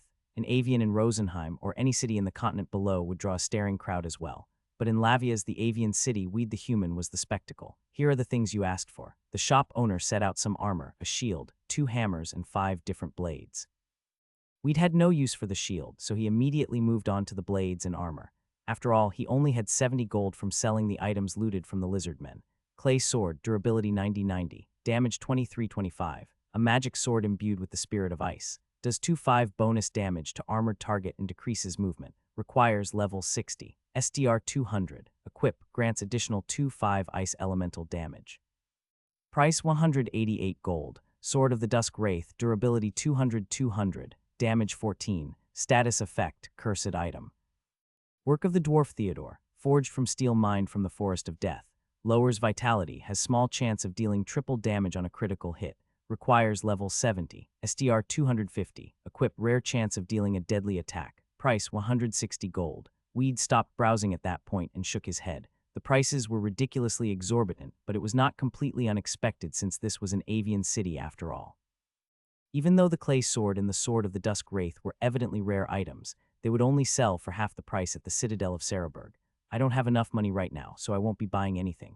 In that case, come back again, except these might already be sold, so you better earn money as quickly as you can, said the badger-like shop owner, sounding disappointed. Weed's party was the only human travelers here, and for the most part, doing business was his main focus. Weed left the shop and slowly made his way to the east side of the city. Beyond the city's periphery lay an endless expanse of fields and patches of nothingness here and there. Chirp, chirp, cheep, tweet, tweet. Cute avian children were singing, perched on top of clotheslines. Amongst them, the yellow chicks were particularly adorable. Hiya, Weed said to them, walking over to look, but they merely giggled and gave no other response. Good day. Weed greeted every avian he came across. One of the avians, who had been in front of the weapons store, excitedly asked him, "You're a traveler I haven't seen before. Are you part of the strong group from the land below? I am not strong yet. Though I love peace and admire the sky, I also respect the military arts, for strength is required to ensure peace. I feel the same way. I happen to have a request that you may be able to fulfill. Truthfully, Lavia's isn't as peaceful as it seems. This is an ancient land, and there are great evils lying underground, gathering their powers to destroy us. Will you help me, Ting, the undead of Lavia's? Undead lurk in the depths of the city of heaven, Lavia's. The avian residents cannot sleep for the nightly wailing of the undead. If you return after killing at least 30 skeleton soldiers in the underground passage, good things may happen. Difficulty level D. Reward unknowns. Quest requirements: failure will decrease friendship level with crows. Weed and his party had not expected the City of Heaven to be more than a regular, undiscovered city, and had only hoped to buy or attain unique items that could not be found in the Citadel of Sarahberg. They had assumed that a quest related to the Rosenheim Kingdom was the best they could get. Surprisingly, there were hunting grounds in the City of Heaven. Not to mention, it was a rare undead hunting ground. Skeleton soldiers were known to be around level 80 or so. Weed thought for a second and shook his head. I understand that defeating the undead is my quest, but I am here with companions. I will return once I've consulted them. Weed continued touring the area and spoke to avians he passed. For some, it was their first time seeing a human traveler, and so they made certain requests. They were mostly related to the undead. Through the various conversations, Weed gathered information about the undergrounds in Lavias and the paths leading there. However, the place was practically a war zone. The majority of its inhabitants were skeletons, as well as death knights, demonic wardens, dullahans, liches, specters, and shades. Dullahans were powerful and exhaustive undead who carried their own heads. Not only were they level 140, they were fast and had excellent combat ability, making them very difficult to defeat. Liches specialized in black magic, and due to their high intelligence, they were known to flee if they found themselves in danger. Needless to say, the Death Knights were the harbingers of death. They rode on horseback just like the ringwraiths from the movie The Lord of the Rings. They were the stuff of nightmares. In terms of level, they were nearly 200. To think that such powerful undead were residing underground, Weed's heart began to race. Ah, lovely EXP.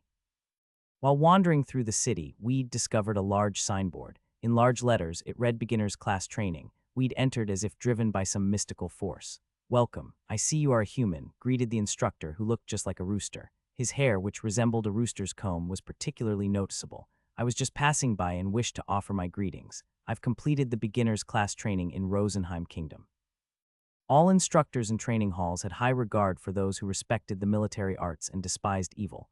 Completing training also gave some reputation. Weed had entered the training hall expecting to build an instant rapport with the instructor and gain some useful information, but the reaction he received fell far from his expectations. MMPH, the avian instructor, smothered a laugh. His eyes showed his amusement even as his beak remained still. "That can't be. It's hardly possible for you to have completed the beginner class training. You don't have that look about you." "Huh, but I completed the beginner class training at the Citadel of Cereburg. They only have a basic training hall there." Weed's eyes lit up with flames of desire. "Basic training hall. So then this place is the next phase. Can I attempt the beginner's training once? Looks like it. Those who completed basic training are eligible. However, this here is different from your basic training hall. There's a high possibility of danger, so don't push yourself. I want to try it." "You mean the training?" "That's what I said." Weed followed the instructor accordingly. He led Weed to a structure at the rear of the training hall. Its entrance was a yawning, pitch-black beak within which lay a dark passageway. "All you need to do is go through this passage and exit safe and sound on the opposite end. It's simple, right? However, combat skills will be unavailable. And a word of advice, don't light a fire. That would make it too easy, no, too convenient." Understood. Weed's response was brief. With long strides, he entered into the passage. At first, there was nothing that could dismay Weed. However, as he progressed through the passage, his resolution slowly began to fade. He began using his hands and feet to blindly feel his way through the passage. He did not know what could emerge from the eerily calm passage. It was then. Pying, Weed reflexively ducked his head under the onslaught of slashes. As strands of hair flew off, he realized that the calm was now over. An attack, great, his body moved as soon as this registered. Weed had already drawn his sword and thrust it forward. Though he could not see, he could sense something approaching. Clang, the iron sword clashed against something metallic. Judging by the impact, the blow was neither blocked by a shield nor parried. The enemy's body had felt as hard as stone. From the right, Weed sensed the attack just as it sliced through the air. Now he was certain that the next one would also come from the right. Since he could not see, he had no choice but to rely on his other senses. Weed had faith in his instincts. At that moment, Weed's sword moved as if it had a mind of its own. It smoothly swung to deflect the oncoming attack in the pitch darkness. Someone who had no real-life experience with a sword would never be able to do this. 10, maybe more, thought Weed. The relentless attacks gave him no respite. "Yats!" Weed shouted a battle cry as he launched into the air. As he rolled onto the ground, he firmly held the sword sideways, aiming to slash at the ankles. Sparks flew as his sword scraped against something made of iron. In that instant, the area was briefly illuminated. There were dozens of barbarians clad completely in steel. They held swords, batons, sledgehammers, axes, clubs, hammers, and maces. A chill ran up Weed's spine as his burning will was snuffed like a candle in the wind. But attacks from the steel barbarians were not over. He was able to parry several of the attacks, but in the lightless passage, it was impossible to deal with all the attacks at once. A blow landed on his back, smashing him into the ground. The barbarians descended upon him from all directions.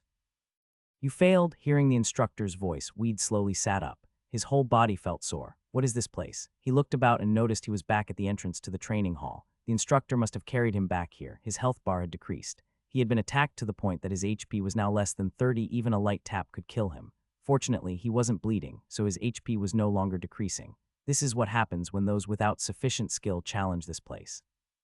I saved you this time, but if you try again, you will die. Weed shook his head to regain his wits and asked, do I need to be at a higher level in order to succeed? That's not it. The Infinite Steel men adjust to the Challenger's level. Then that means my true skills aren't up to par. Apparently so. How long has it been since I entered? About 4 hours. My companions must all be waiting for me. I'll be sure to come back again. Weed left the training hall and proceeded to the designated meeting place. Weed ran quickly. At the rendezvous point, he found the rest of the party, their faces glowing with excitement. I'm sorry I'm late, Weed Nim, Circa exclaimed, quickly running up to him. We found a great quest. We were waiting for you to return, Weed Nim, so we could all decide if we should take it. While Weed was gone, the rest of the party had zealously explored Lavia's in order to gather information. First, how to get back to the ground below. The feathers of lightness, sold at the supermarket, would slow the descent of a falling object. Using the feather to leap off of Lavia's might be exhilarating for Weed, but it would be a terrifying experience for someone with acrophobia like Circa. The second was the slightly disappointing news that Weed's party was not the first to discover Lavia's. They had been expecting it to some extent since their fame had not increased when they first set foot on the City of Heaven. Next were the quests. Irene had found a quest to slay 20 skeleton knights. The reward was a ring that increases mana regeneration rate by 10. Skeleton knights were, of course, tough opponents to face with their levels ranging in the 100s, but the party was bewitched by the reward. After all, a ring that increased mana regeneration rate was very rare. Its value in any of the big cities of the Versailles continent was priceless. Where is the place? Weed asked, also amazed by the reward. Just like that, they accepted the quest to slay skeleton knights.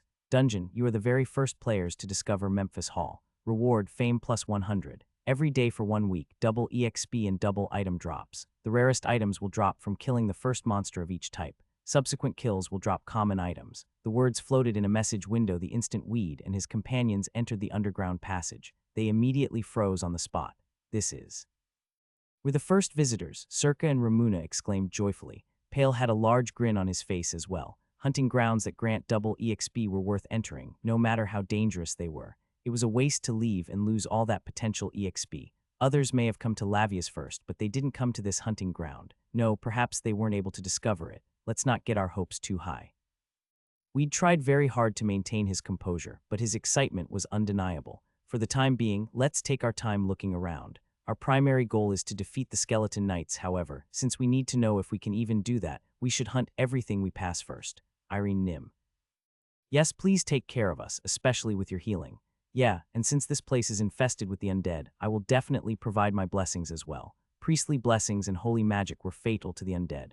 The blessings served to increase damage by 1.5 times against different enemies, and inflicted additional damage if the opponents were undead. Let's go. Everyone in Weed's party got every available buff, increasing their strength and vitality. Defensive buffs were focused mainly on Weed and Circa. They then began moving out. Human, the rare living humans. 4 to 5 skeletons had gathered in the underground passage. The small, diverse group of undead consisted of 2 skeleton mages, 1 skeleton soldier, and a skeleton archer. Human, the skeleton's empty eye sockets flashed. A murderous red aura exploded as they ran to the party, their bones rattling as they jostled in time to their movements. Get ready to fight. Clang. Weed was the first to spring forward, blocking the skeleton soldier's sword. Instead of stopping at a simple block, Weed smoothly parried the attack aside and dealt a counterattack. It was not an in-game skill. Weed had naturally executed the art of sword fighting by using appropriate movements of the wrist. Triple, pop, snap, crack. He dealt 3 consecutive attacks. By nature, triple was a very difficult skill to follow with the eyes. It thrust forward, then slashed diagonally, and as the sword draws back, it utilized the entire body's momentum to slash once more in a continuous attack. Mastery of the skill gave the potential for additional slash attacks, but even then, it would still be called triple, since the name was derived from the 3 original attacks. In the midst of the intense melee, Weed executed the skill without shouting triple. Even a split second could determine the difference between life and death, especially if one was capable of utilizing that moment to aim for the enemy's weaknesses. If all 3 continuous strikes were somehow blocked, there could be a chance for a 4th slash to be executed. In case this was deflected too, there was always the minute possibility for an impressive 5th. Triple was originally meant to be 3 swift slashes, which took advantage of the enemy's weaknesses to deliver a successful attack. On top of this, Weed was able to maneuver his sword, using his innate abilities to create openings in his opponent's defense. Unsurprisingly, the skeleton soldier's ribs completely shattered under the onslaught of Weed's sword. Only someone like Weed could think to use such an overpowered and cruel method to kill his enemies. At that point, the skeleton mages in the rear began chanting spells aimed at Weed. However, Ramuna's spell was the first to be cast, Fire Strike. Due to high proficiency in the skill, 6 fireballs were fired in succession at the skeleton mages. This served to interrupt and effectively cancel the spells they were about to cast. Your mind, Pale was focused on the lone skeleton archer. The two were furiously firing arrows at each other. Eat this, blessed arrow. Pale let loose an arrow which emitted a blinding flash of light. By nature, the undead hated light, and skeletons such as these were particularly weak to it. Higher-level undead, however, could walk around in broad daylight without any issues. Pale's arrows lodged themselves into the skeleton and shone brilliantly. Meanwhile, Circa delivered punches to the skeleton mages at close range, with Ramuna supporting her. Since this was their first time fighting a formidable opponent, they were all putting their lives on the line. Weed only had to deal with the skeleton soldier. The bones of the skeleton soldier rattled as it leaped into the air and executed a powerful strike as it descended. Although its sword was riddled with chips and cracks, the strength behind the strike was too great to ignore. Even so, the moves are too obvious. Weed activated a skill, Backstab. By the time the skeleton's sword reached its target, only Weed's afterimage remained. Weed, who was already behind his enemy, sliced into the skeleton's neck. You have dealt a critical hit, critical hit. Such precise timing was required that even 1,000th of a second mattered in the delivery of a successful critical hit. Aiming for one had its risks, therefore, succeeding in it was all the more satisfying. Having sustained damage from both triple and backstab, the skeleton's bones fell apart into a lifeless heap. Weed Nim over here, Circa cried, fatigue evident in her voice. Fighting 2 skeleton mages was too much for her, and she was gradually losing ground. As a monk, she had high agility, so her movements should have been quite fast, but at the moment this was not the case. Strength decrease, speed decrease. Both resulted from poison wounds and curses that left her bleeding continuously. Suffering from the skeleton mage's curses, Circa was engulfed in dark smoke. The curses were both stronger and faster than Irene's cleanse spell. Weed hastily rushed over to save her, Sculpting Blade. Each time Weed recovered enough mana to utilize the Sculpting Blade skill, a skeleton mage with low health disappeared with a flash of gray. They were dying faster than expected since Ramuna had bombarded them with spells till all her mana ran out. The remaining skeleton archer was quickly finished off by a well-timed combo from Pale and Ramuna, who had since recovered her mana. Wow, we won. Circa let out a cry of joy as soon as the battle was over. Even our levels rose, Pale said, grinning. The level 80 skeletons, who were more than 15 levels higher, coupled with the doubled EXP gain, gave an incredible amount of EXP to the party. They were already close to leveling up just from killing a single group. Having used all their mana on removing the curses, Ramuna and Irene sat down to recover mana through meditation. Meditation doubled the speed of mana recovery. Unfortunately, it was a skill exclusive to mage and priest classes, meaning Weed could not learn it. Shall we see what items we got? Normally they would just grab whatever they wanted, but this time, just one battle had felt as if they had been walking on thin ice. So the party gathered around the items the skeletons had dropped. Worn bloodstained gloves, durability 740, defense 6, an item filled with the hatred and desire of the dead. Although they strengthen the wearer, they seem to be best avoided. Restrictions, level 50, strength 100, equip, raises strength by 20.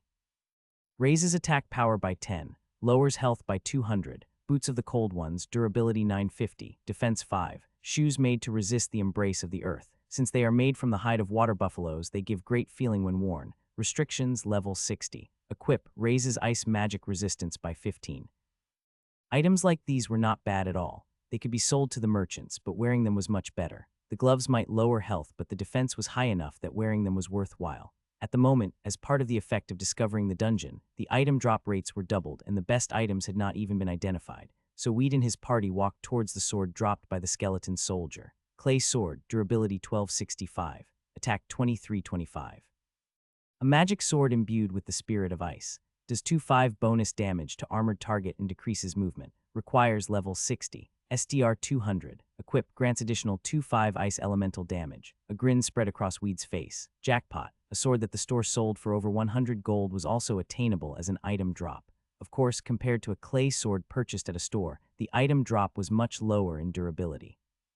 In addition, the maximum durability of the sword would decrease little by little if the sword breaks and remains in an unrepaired state. This is. Pale looked over the items for a while. He felt greed sinking in. He was human after all, so why shouldn't he feel it? However, Weed slowly walked to the center of the group. All he wore was a simple, hardened leather outfit, neither armor nor boots. Weed spoke, addressing Pale. That bastard's attack power was really something. If there were 2 of them, there might have been trouble. Pale bit back tears as he stood aside, allowing Weed to claim all 3 items. If Weed, their meat shield, did not have good equipment, then who would replace him? These kinds of items should belong to Pale Nim, said by Weed's disappointed voice. Still, as I'm the one who has to fight them directly, it would be a bonus to be well equipped. But the next item drop should definitely go to Circa Nim and Pale Nim. This was classic example of giving the disease and then offering the remedy. Weed was the one who would benefit most from the items, so this could be called a group decision. Weed would finally be free of the hard iron sword that he'd received from the training hall instructor. Suddenly, a voice called out, "Humans, the beloved soldiers of the undead." A skeleton knight had appeared without warning. Everyone made mistakes, but this one was potentially fatal. Until now, the enemies in the hunting grounds they had explored stayed mostly within their designated territories. Skeleton knights, on the other hand, wandered wherever they pleased. Oblivious to this fact, the party had been resting without a worry when it suddenly appeared. A skeleton knight with its eerie glowing eyes, wearing scale mail over its body of bones, was an undead over level 100.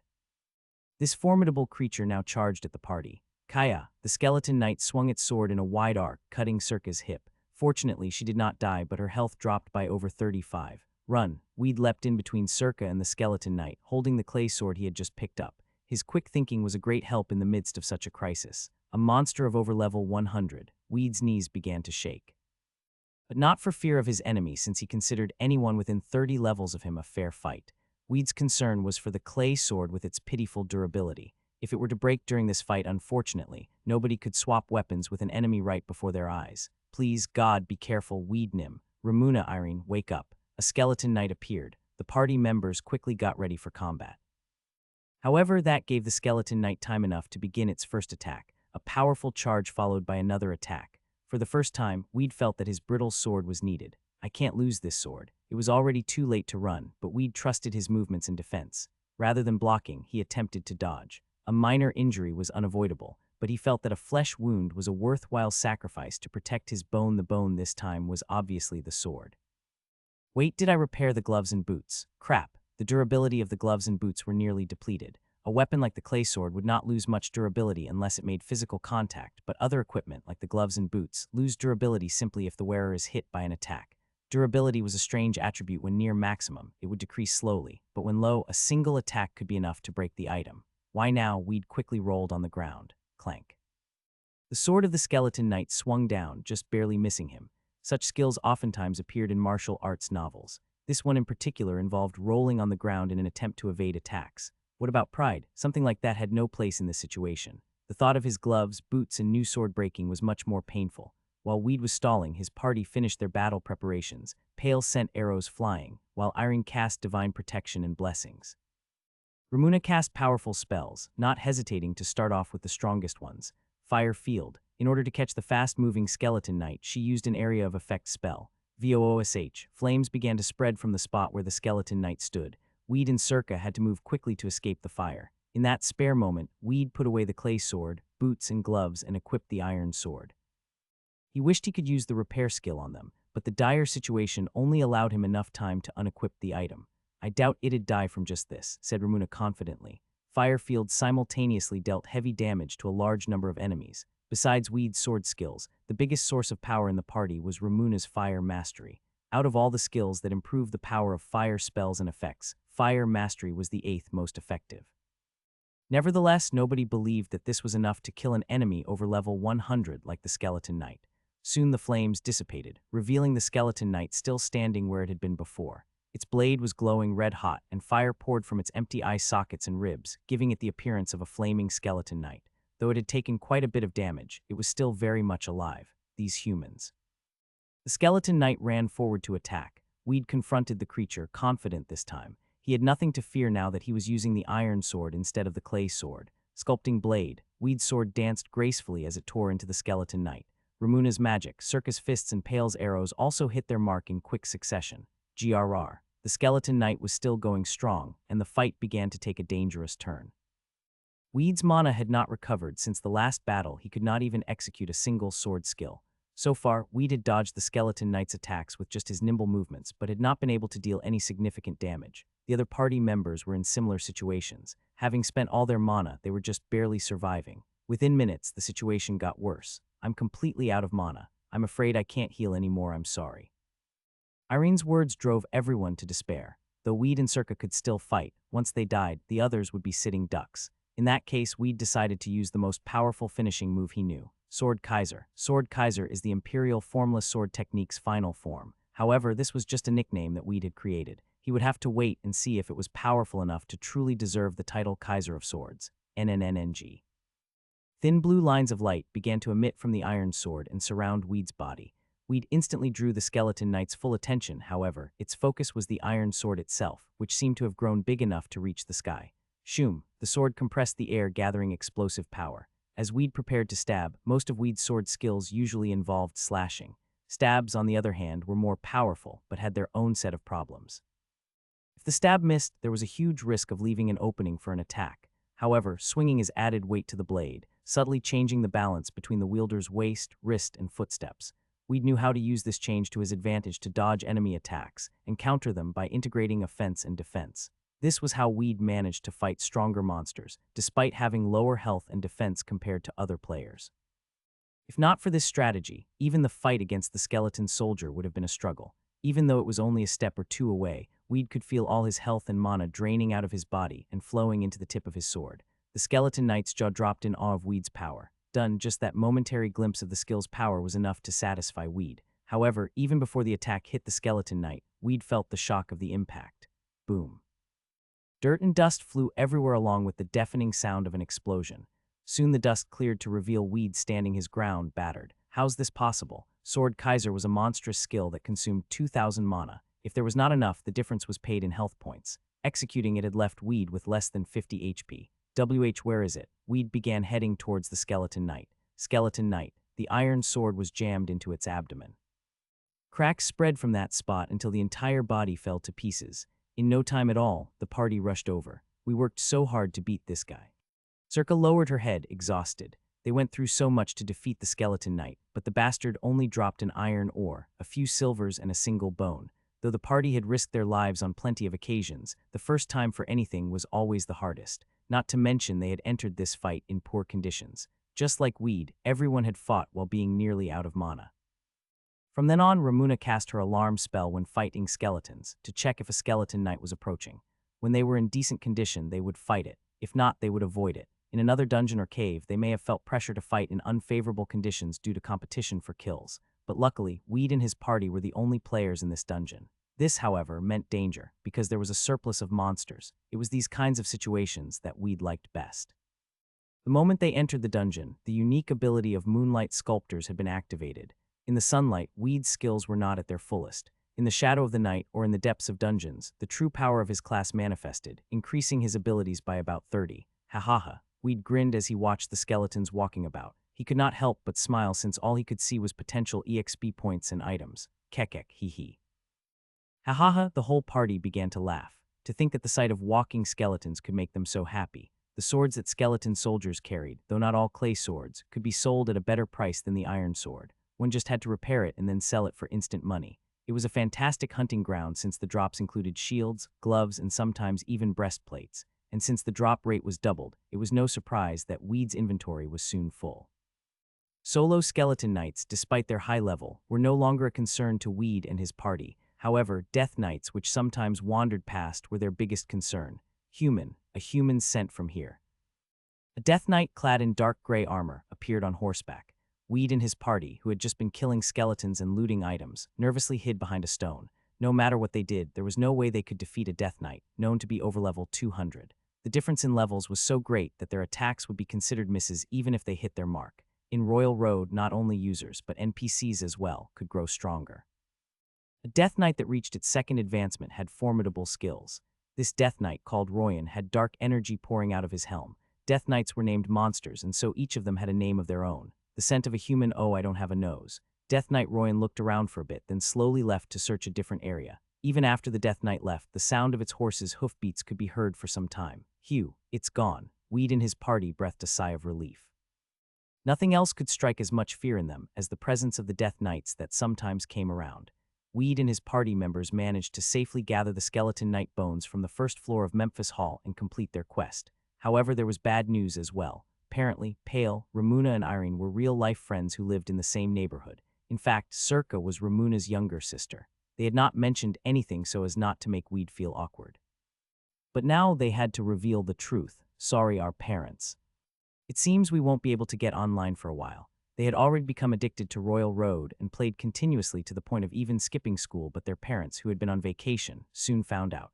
Obviously, they were all grounded. You guys are playing games instead of doing homework. Go to school right now. The log and licenses to the expensive capsules were thus confiscated, and their requests for extended leave from school were cancelled.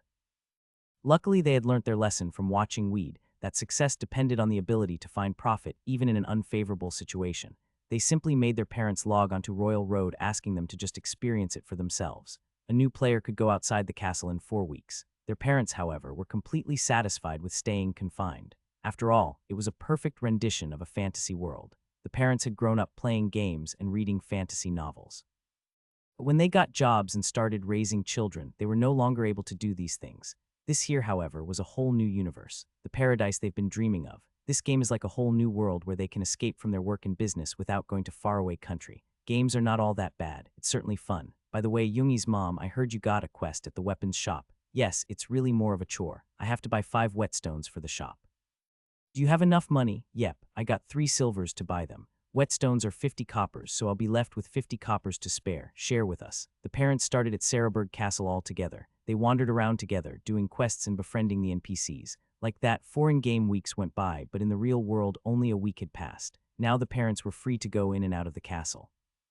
When Pale and Circa had told them they could now leave the castle, their parents just laughed. Come on, how can we hunt monsters? Hunting is for you youngsters. We like staying in the castle and helping people, doing chores for money, which we can then use to buy good food. But upon leaving the castle out of curiosity, the parents' attitudes changed dramatically. The following was the conversation that transpired between Ramuna and her parents. Bastard swords deal more damage than long swords. Why is that?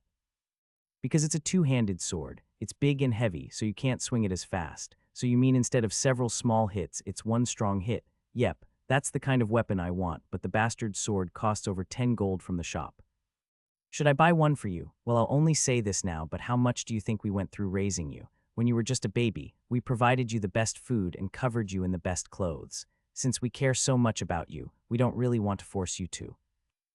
Pale's situation was quite similar. His parents were school teachers and thus very strict. When he was young, he could not so much as breathe loudly in front of his parents. His father, who had been an army ranger in his youth, had developed significant charisma from his years in the military. On the night he left the castle for a short time, Pale had the following discussion with his father over dinner. It seems those damn foxes are very strong. Pale, whose real name was O Dongman, was thinking hard to figure out what his father was saying. His father hinted once again, damn foxes, they're too strong. Only then did it occur to O Dongman. They're a bit challenging at first. If you don't have any equipment, that is, I do have some. You didn't try to fight them on your own, did you? I did. Well, of course it's hard if you try to fight the foxes alone. At your level, Dad, it's almost impossible. Then you mean you can beat them? Foxes, of course. O Dongman's father grasped his son's hands. Avenge your father. Like that, the parents were also sucked into the world of Royal Road. Since neighboring families were also playing the game together, Royal Road became hot topic at town meetings and family gatherings. Now, instead of discussing real estate and finance, parents chatted about Royal Road over drinks. Apparently, there were many people their age that played the game.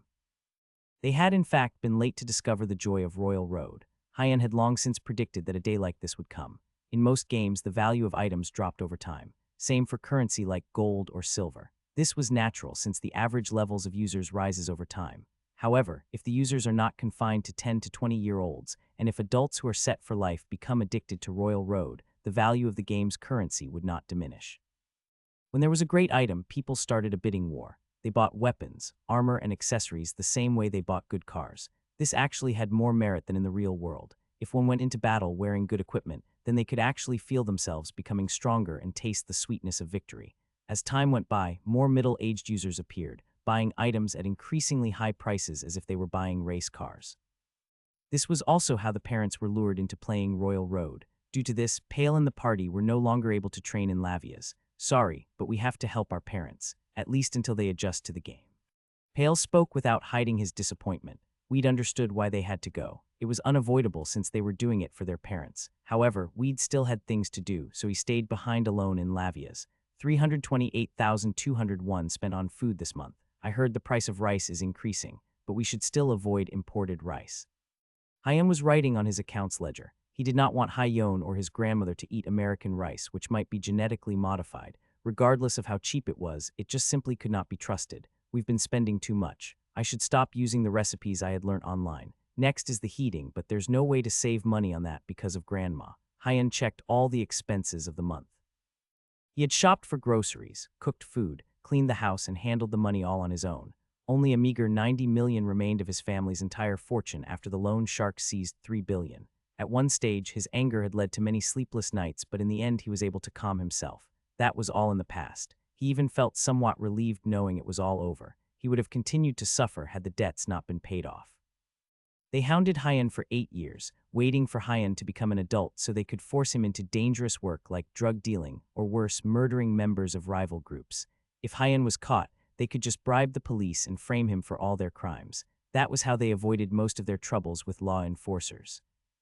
Hyeon had lived such a troubled childhood that the press and public would simply assume it was only natural for him to have committed these crimes.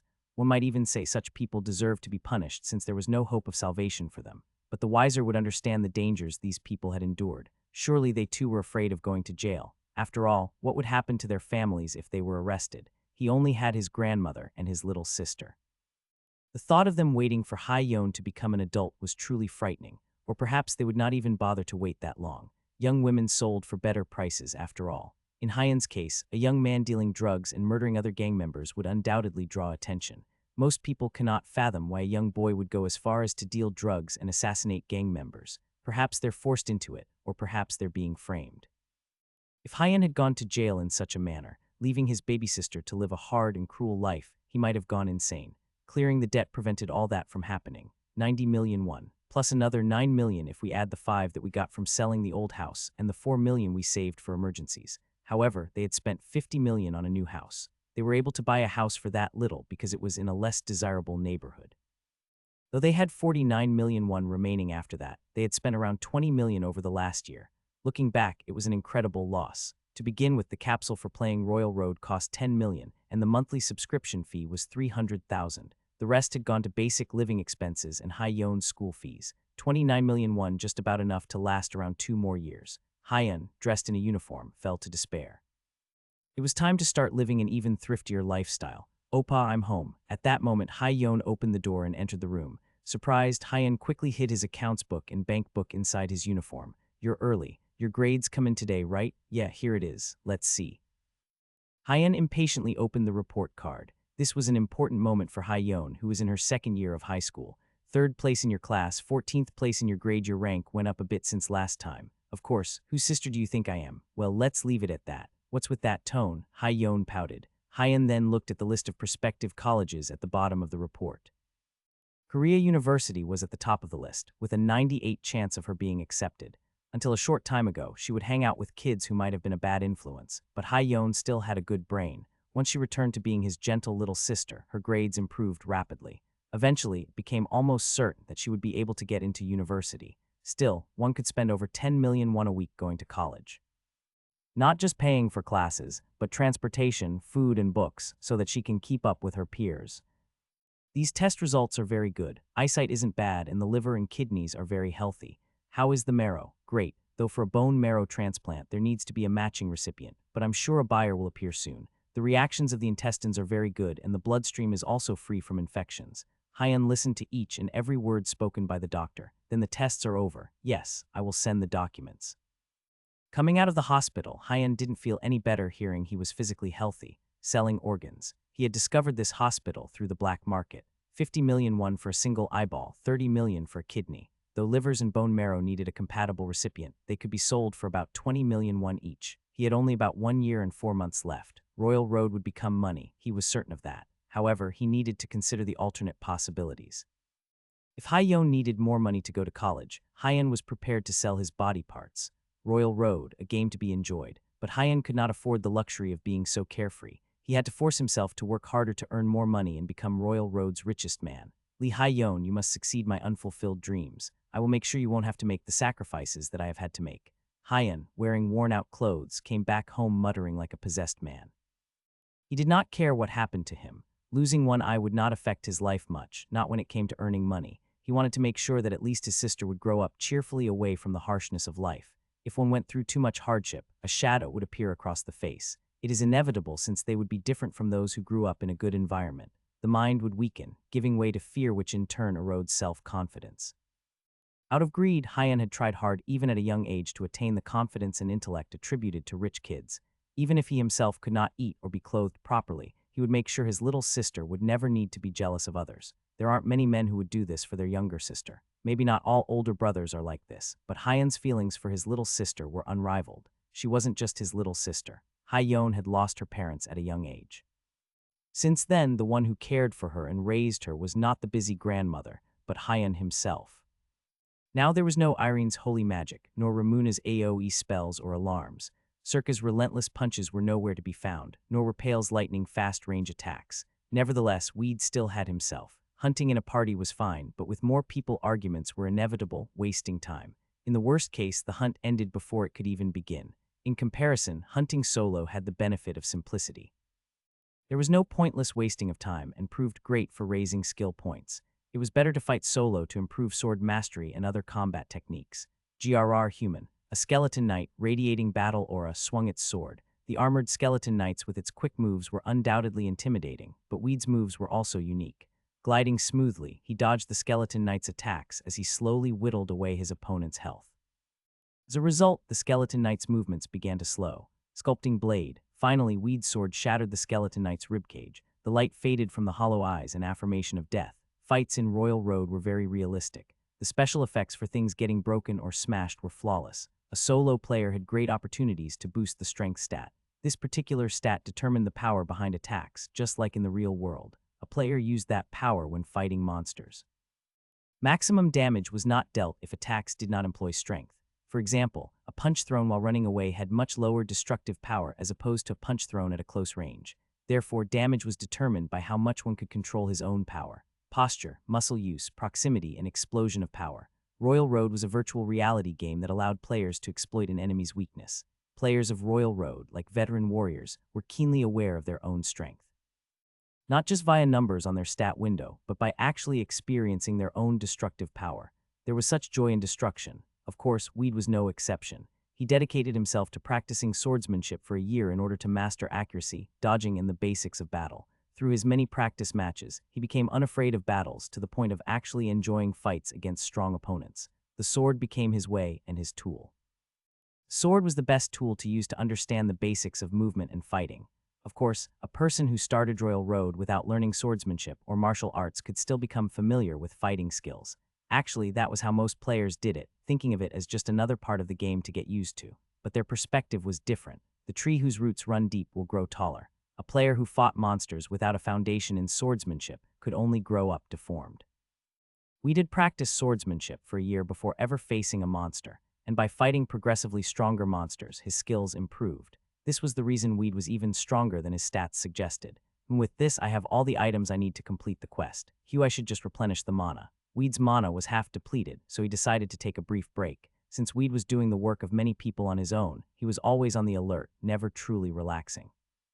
While he waited for his mana to replenish, he sat and sculpted with enthusiasm. The sculpture he was making was in the shape of a crow. Making a sculpture for the first time significantly raises both the art stat and sculpture mastery. Since Weed had decided to make each new sculpture unique, his art stat and sculpture mastery were rising quickly. His goal was to make sculptures for each avian tribe in Lavias. Weed returned to Lavias and distributed the sculptures he had made to the avians.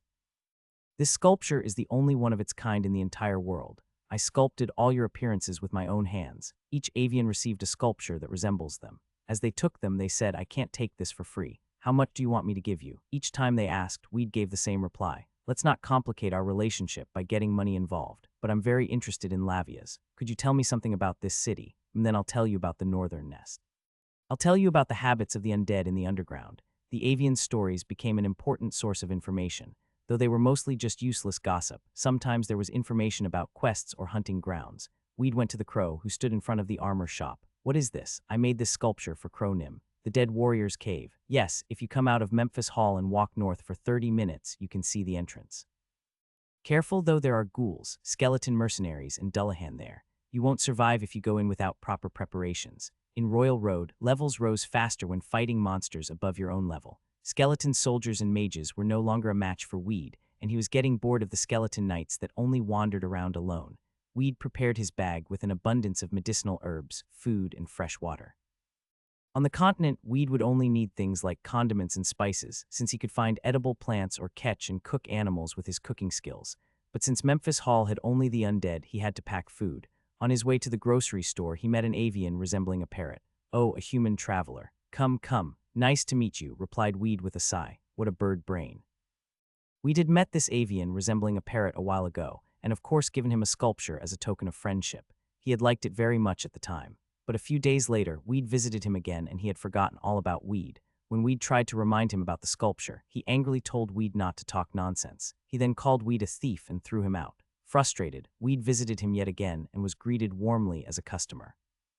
That was when Weed realized something about the avians. They have terrible memory. Don't people say that a goldfish can't remember anything beyond 3 seconds? These avians were better than goldfish, but the fact remained that they possessed the undersized brains of birds. They forgot Weed's existence even after he had introduced himself multiple times. Because of this, Weed's strategy to make friends with them wasn't working. He ended up having to get everything he could out of them right then while they were still being friendly. "I came to buy beans, sesame seeds, corn, walnuts, fish, lakes, pork, peanuts, and spinach."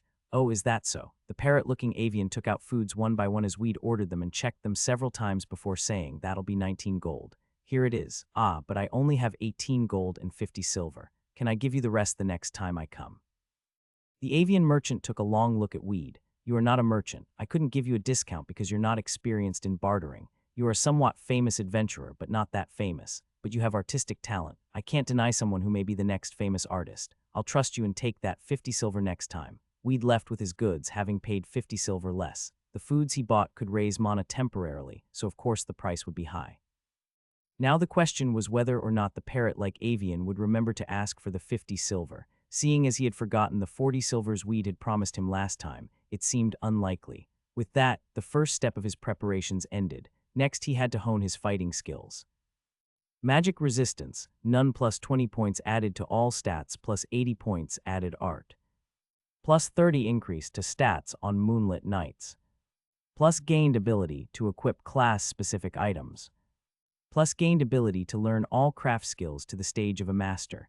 Crafting skills are optional, advanced skills available. Plus decrease in mana consumption for the sculpting blade technique based on level of sculpting mastery. Plus gained ability to learn secret skills based on your level in sculpture mastery. Plus fame increase upon creation of unique sculptures of artistic value. Weed's level was over 100. When Weed and his party discovered Memphis Hall and received double experience points, they had concentrated on hunting the whole time. They decreased their sleep time by 2 hours and even stayed connected while they slept. This way, Weed had got to level 95. Hunting solo, he had raised it to 109.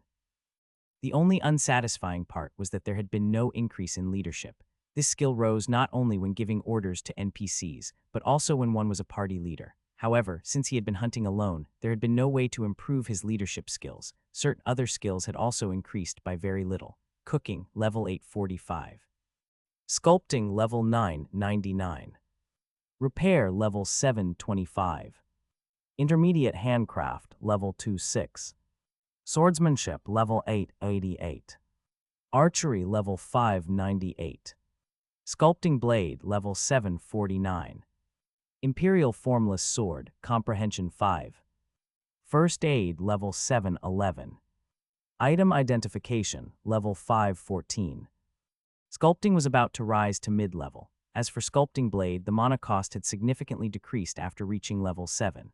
He had used Sword Kaiser a few times lately, but for hunting solo, it was more effective to use the sculpting blade, due to its ability to cut through the unseen. This was critical when fighting the undead as it effectively severed the soul. This sword technique was, therefore, akin to holy magic in its ability to destroy the undead. Not bad. Weed smiled as he headed toward the market to buy antidotes, medicinal herbs, and bandages. His eyes grew sad at the thought of spending money again. Truthfully, he had never bought items before. He made his own food and sometimes even sold it. Sculptures carved from cheap materials could be sold for a gold or two. Naturally, this was not a small sum. When he was with Pale and the others, he always told them he had only 30 gold, even after taking his portion of the loot.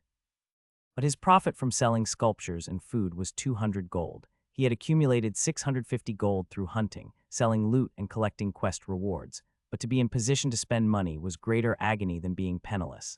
Weed's shoulders drooped, and his face looked like one facing death whenever he went into a store. Especially when paying, he seemed like a person having a near-death experience. Therefore, no one could comprehend why his heart ached so, or why he was always short a few silvers. Weed now knew the first floor of Memphis Hall like his own home. He knew perfectly well where the dangerous Death Knights patrolled, and the best spots to hunt skeleton knights. Being a solo hunter without a party, what Weed dreaded the most was an ambush right when he had low health and mana. For this reason, Weed prepared a few hideouts where he stashed plenty of bandages and herbs. He had figured out safe spots to rest and places where he could most effectively target his enemies.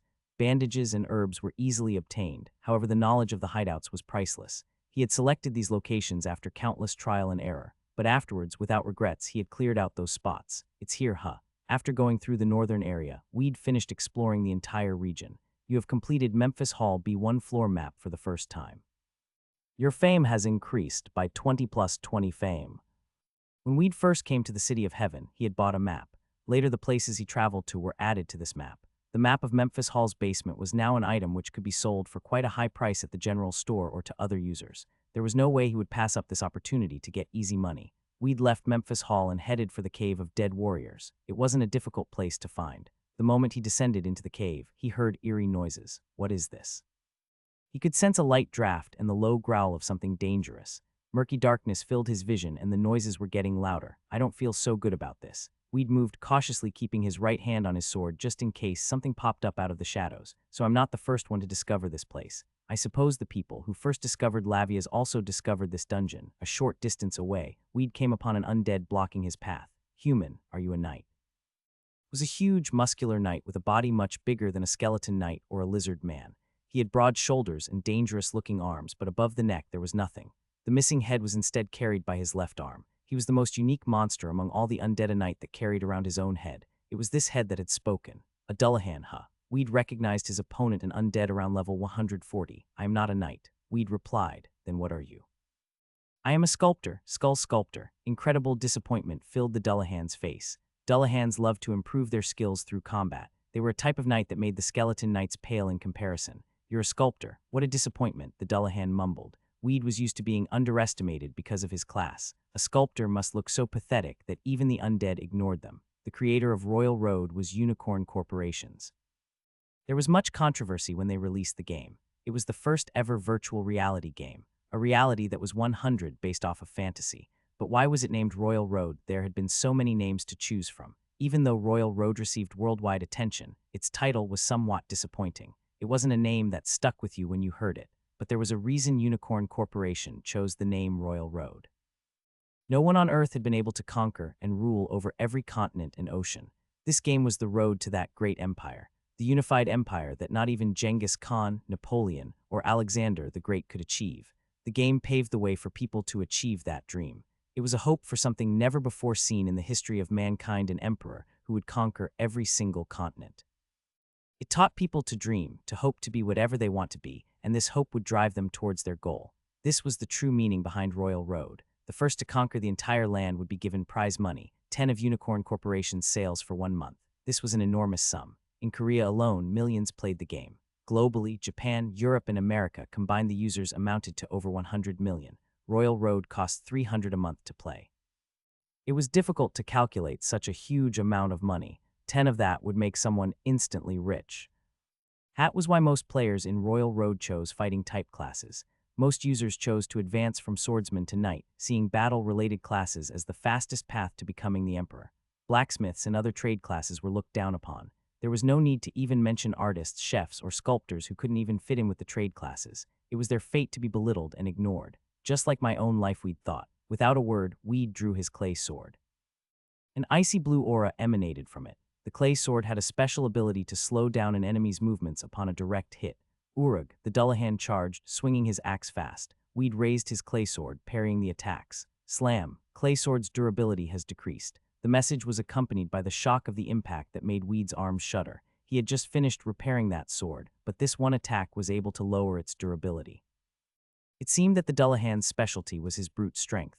I can't lose. Sculpting blade, Weed attacked relentlessly. The two exchanged blows rapidly. Weed, charged with the intent to kill, aimed for the vital points. Battles had to be finished as quickly and simply as possible. That was the only way to minimize the risk of enemy reinforcements showing up. For Weed, who hunted alone, another Dullahan or monster appearing would mean nothing but trouble. Besides, Weed could sculpt as a side job while he rested. This meant that he had to reduce the time spent fighting as much as possible. Bash. The Dullahan used a skill with his axe swing, pushing Weed back a great distance. Devil's Strike. The Dullahan roared, initiating a chain attack. The axe now launched into the air and spun violently as it came flying. Although Weed ducked to avoid the blow, his HP dropped by 300 just from the wind pressure. If he had used the 7 celestial footsteps, he could have dodged completely, however he chose to get hit. The point was to raise his level of defense while working on his endurance. Now it was Weed's turn. Triple. The first strike missed, while the second, more destructive strike came from the opposite direction. The enemy managed to dodge both attacks, causing Weed to execute a powerful swing from the bottom up. By then the throwing axe had boomeranged back to its owner, and the Dullahan thrust it forward to block Weed's third attack. At that instant, Weed's sword crisscrossed through the Dullahan's chest, making a total of 5 consecutive attacks. Triple had evolved as Weed's mastery of the skill increased. The Dullahan had somehow blocked the first 3 attacks, but the next 2 lowered his HP by more than 20. He went into a frenzy trying to push Weed back by repeatedly using his bash ability.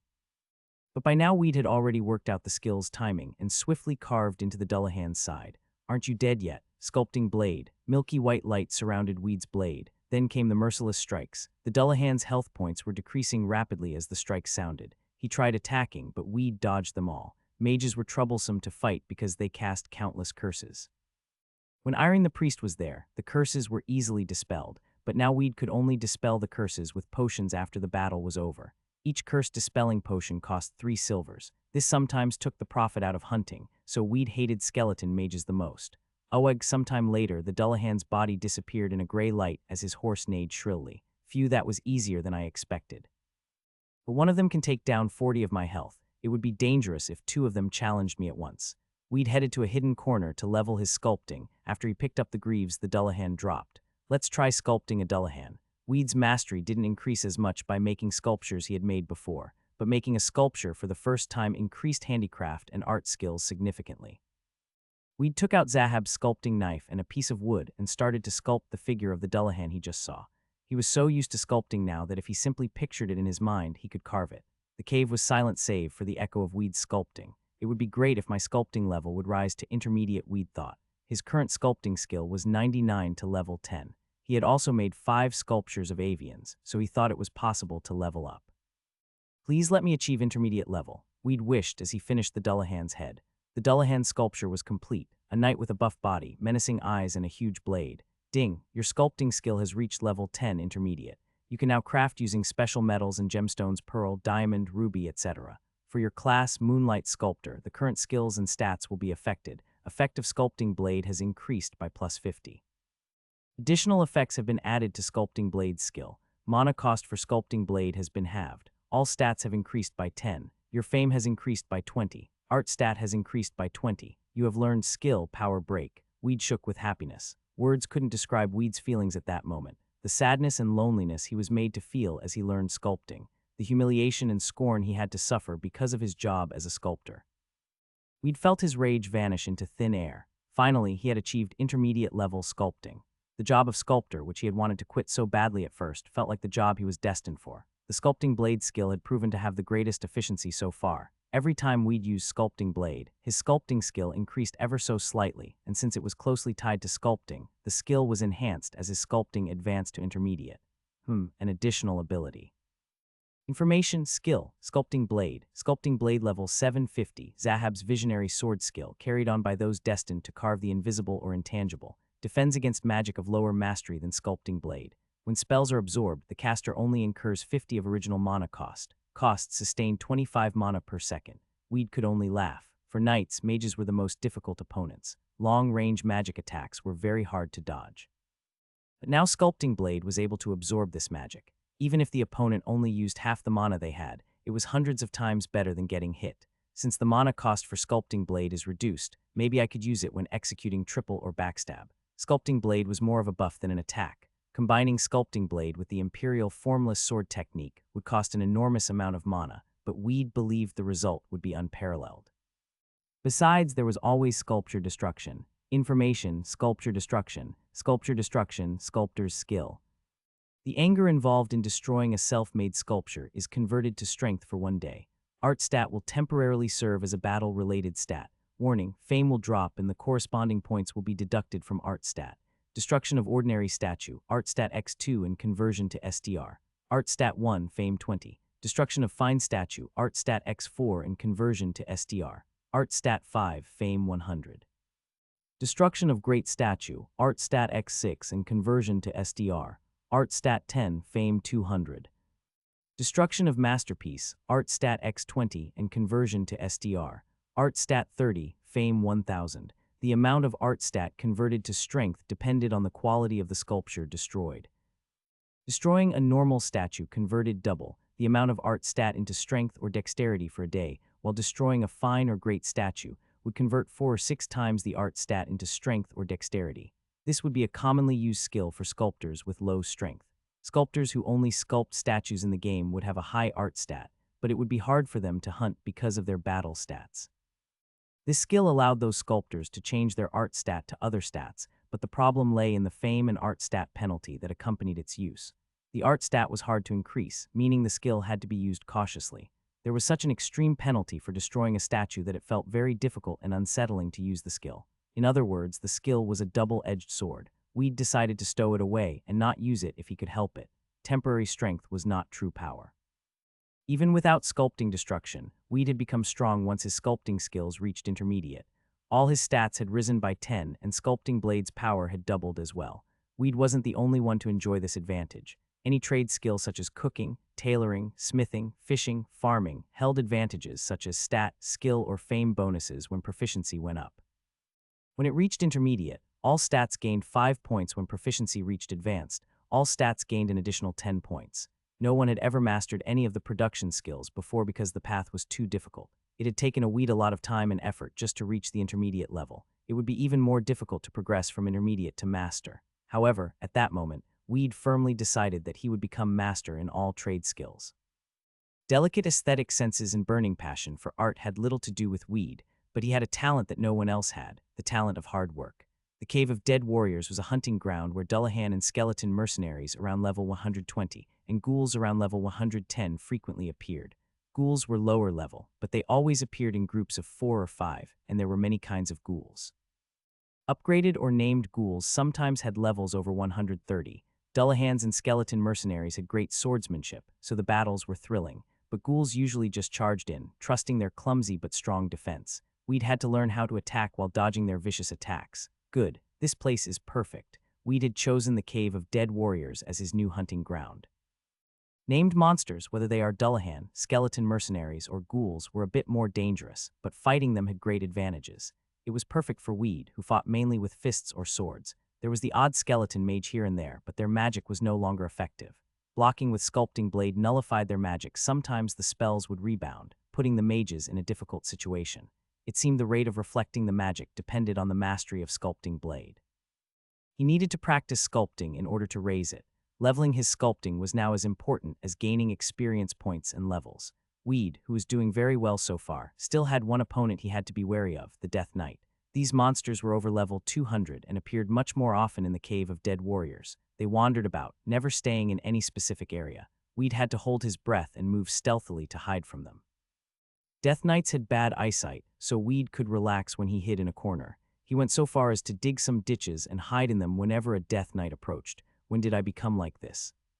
When he had played Continent of Magic, every monster was weak against his max-level character, but now he had to hide from Death Knights. Nevertheless, Weed felt some satisfaction. With his high mana recovery rate and mastery in first aid, Weed's downtime was much lower. Dullahan are the best monsters for hunting. But is there anything better? It'd be nice if there was something weaker than Death Knights, but strong enough to give a lot of experience points. Weed moved cautiously, not forgetting to make his hiding places in key areas. He didn't need anyone to teach him this. He simply persisted to adapt and survive like a cockroach.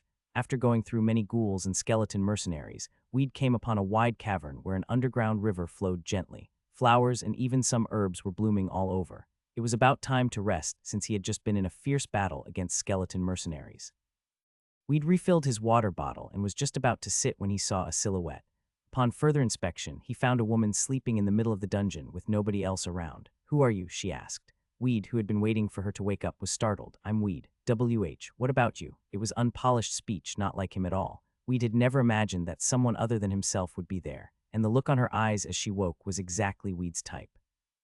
"My name is Dan," she said, smiling an aloof smile. Hyan hadn't met many girls before. Of course, he had taken classes with girls, but he'd never spent time with one personally. It wasn't that he was unpopular. There were some girls who approached Hyan, saying that his downcast and detached aura was attractive. He found them foolish. "You think this is cool? Try experiencing poverty yourself and you'll change your mind." He hadn't gone on dates with girls either. Dining out, even just coffee, cost money. Hyan found food samples from the grocery stores and home-cooked meals much more economical. What he really couldn't understand was why dating a girl involved spending enormous amounts of money every time there was some sort of anniversary. Plus, when others went to the drive-in to watch movies, Weed climbed up a nearby telephone pole. The only time he watched TV was when somebody else had one. Of course, he'd picked up a TV that someone had thrown away, but he didn't watch it because it would run up the electricity bill. He only ever watched it around midnight when the electricity charges were much lower. The cheapskate Hyan, and therefore Weed, had almost no experience with girls. Dan. That name was deeply engraved into Weed's mind. Every man had a dream girl. Weed was no exception. The woman of his dreams had long, natural hair, a young, intelligent face, and a kind, attractive smile. But these were nothing but details. If a girl could make him fall in love at first sight, then she was his dream girl. Weed developed a small crush on Dan. That was it. I don't trust anyone. He hadn't completely trusted Pale or Circa either, even though they had trained together. Humans changed. They might appear to be friends at the moment, but he highly doubted that they would take a bullet for him. Give as much as you take, no more and no less. That was Weed's philosophy. He could not trust anyone except his family. Weed's gaze sharpened. "Dan, how did you come here? Only avians lived in the city of heaven. Humans could not climb up there, and judging by her clothing, she was an adventurer. Here, I've been here for 3 months already. 3 months. A thought flashed into Weed's mind. By any chance, are you one of the adventurers who discovered the city of heaven? Yes, I was part of that group, but I don't want to talk about that. What do you mean? I'm the only one left here. I see. Dan yawned gracefully and stretched. I am level 134 and a shaman. Her level was lower than Weed had guessed. He assumed she would be at least level 170 since she was alone in the Cave of Dead Warriors. Weed being there at only level 109 was also an anomaly. A regular player wouldn't have dared. What are you trying to say? I mean, if you are alone, let's form a party. What, you don't want to? No, that sounds great. Weed accepted, not just because Dan looked somewhat like the girl of his dreams, or because he trusted her. Weed, ever suspicious, couldn't trust a girl whom he just met just because she asked him to train in a party, but Weed liked to keep his enemies close. The girl was suspicious. Besides, Weed had stored many items in his various hideouts within the dungeon, so he couldn't just leave Dan alone. Shamans could use white magic to cast buffs that increased strength, agility, and speed, and black magic to decrease enemy stats. They could use offensive spells and healing spells, counteract poison, and dispel curses. They could also wield swords and maces, meaning they had some physical combat skills. In essence, they were the jack of all trades. However, the shaman class was unpopular since they had a few skills in every aspect, but weren't outstanding in any of them. Their healing ability was weaker than a cleric's, and the curses they cast were weaker than a black mage's. Their melee skills were comparable to that of an archer with a sword instead of a bow. Low HP, low vitality, and magic weaker than a mage's. Stats couldn't be invested in just one area, but had to be equally distributed, so this was a class that couldn't do much. Weed had no expectations from Dan. He just hoped she wouldn't hold him back. Maybe he could just ditch her after retrieving all the items from his hideouts. GRR, skeleton mercenaries appeared and Weed tensed. So far he had faced no more than 3 skeleton mercenaries at once. No matter how great Weed's combat skills were, it was difficult to face 5 at once. With his back turned, even 1 or 2 blows could add up to considerable damage, and he couldn't use first aid until the battle was over, so it would have been dangerous. At that moment, Dan raised her right hand and cast a spell.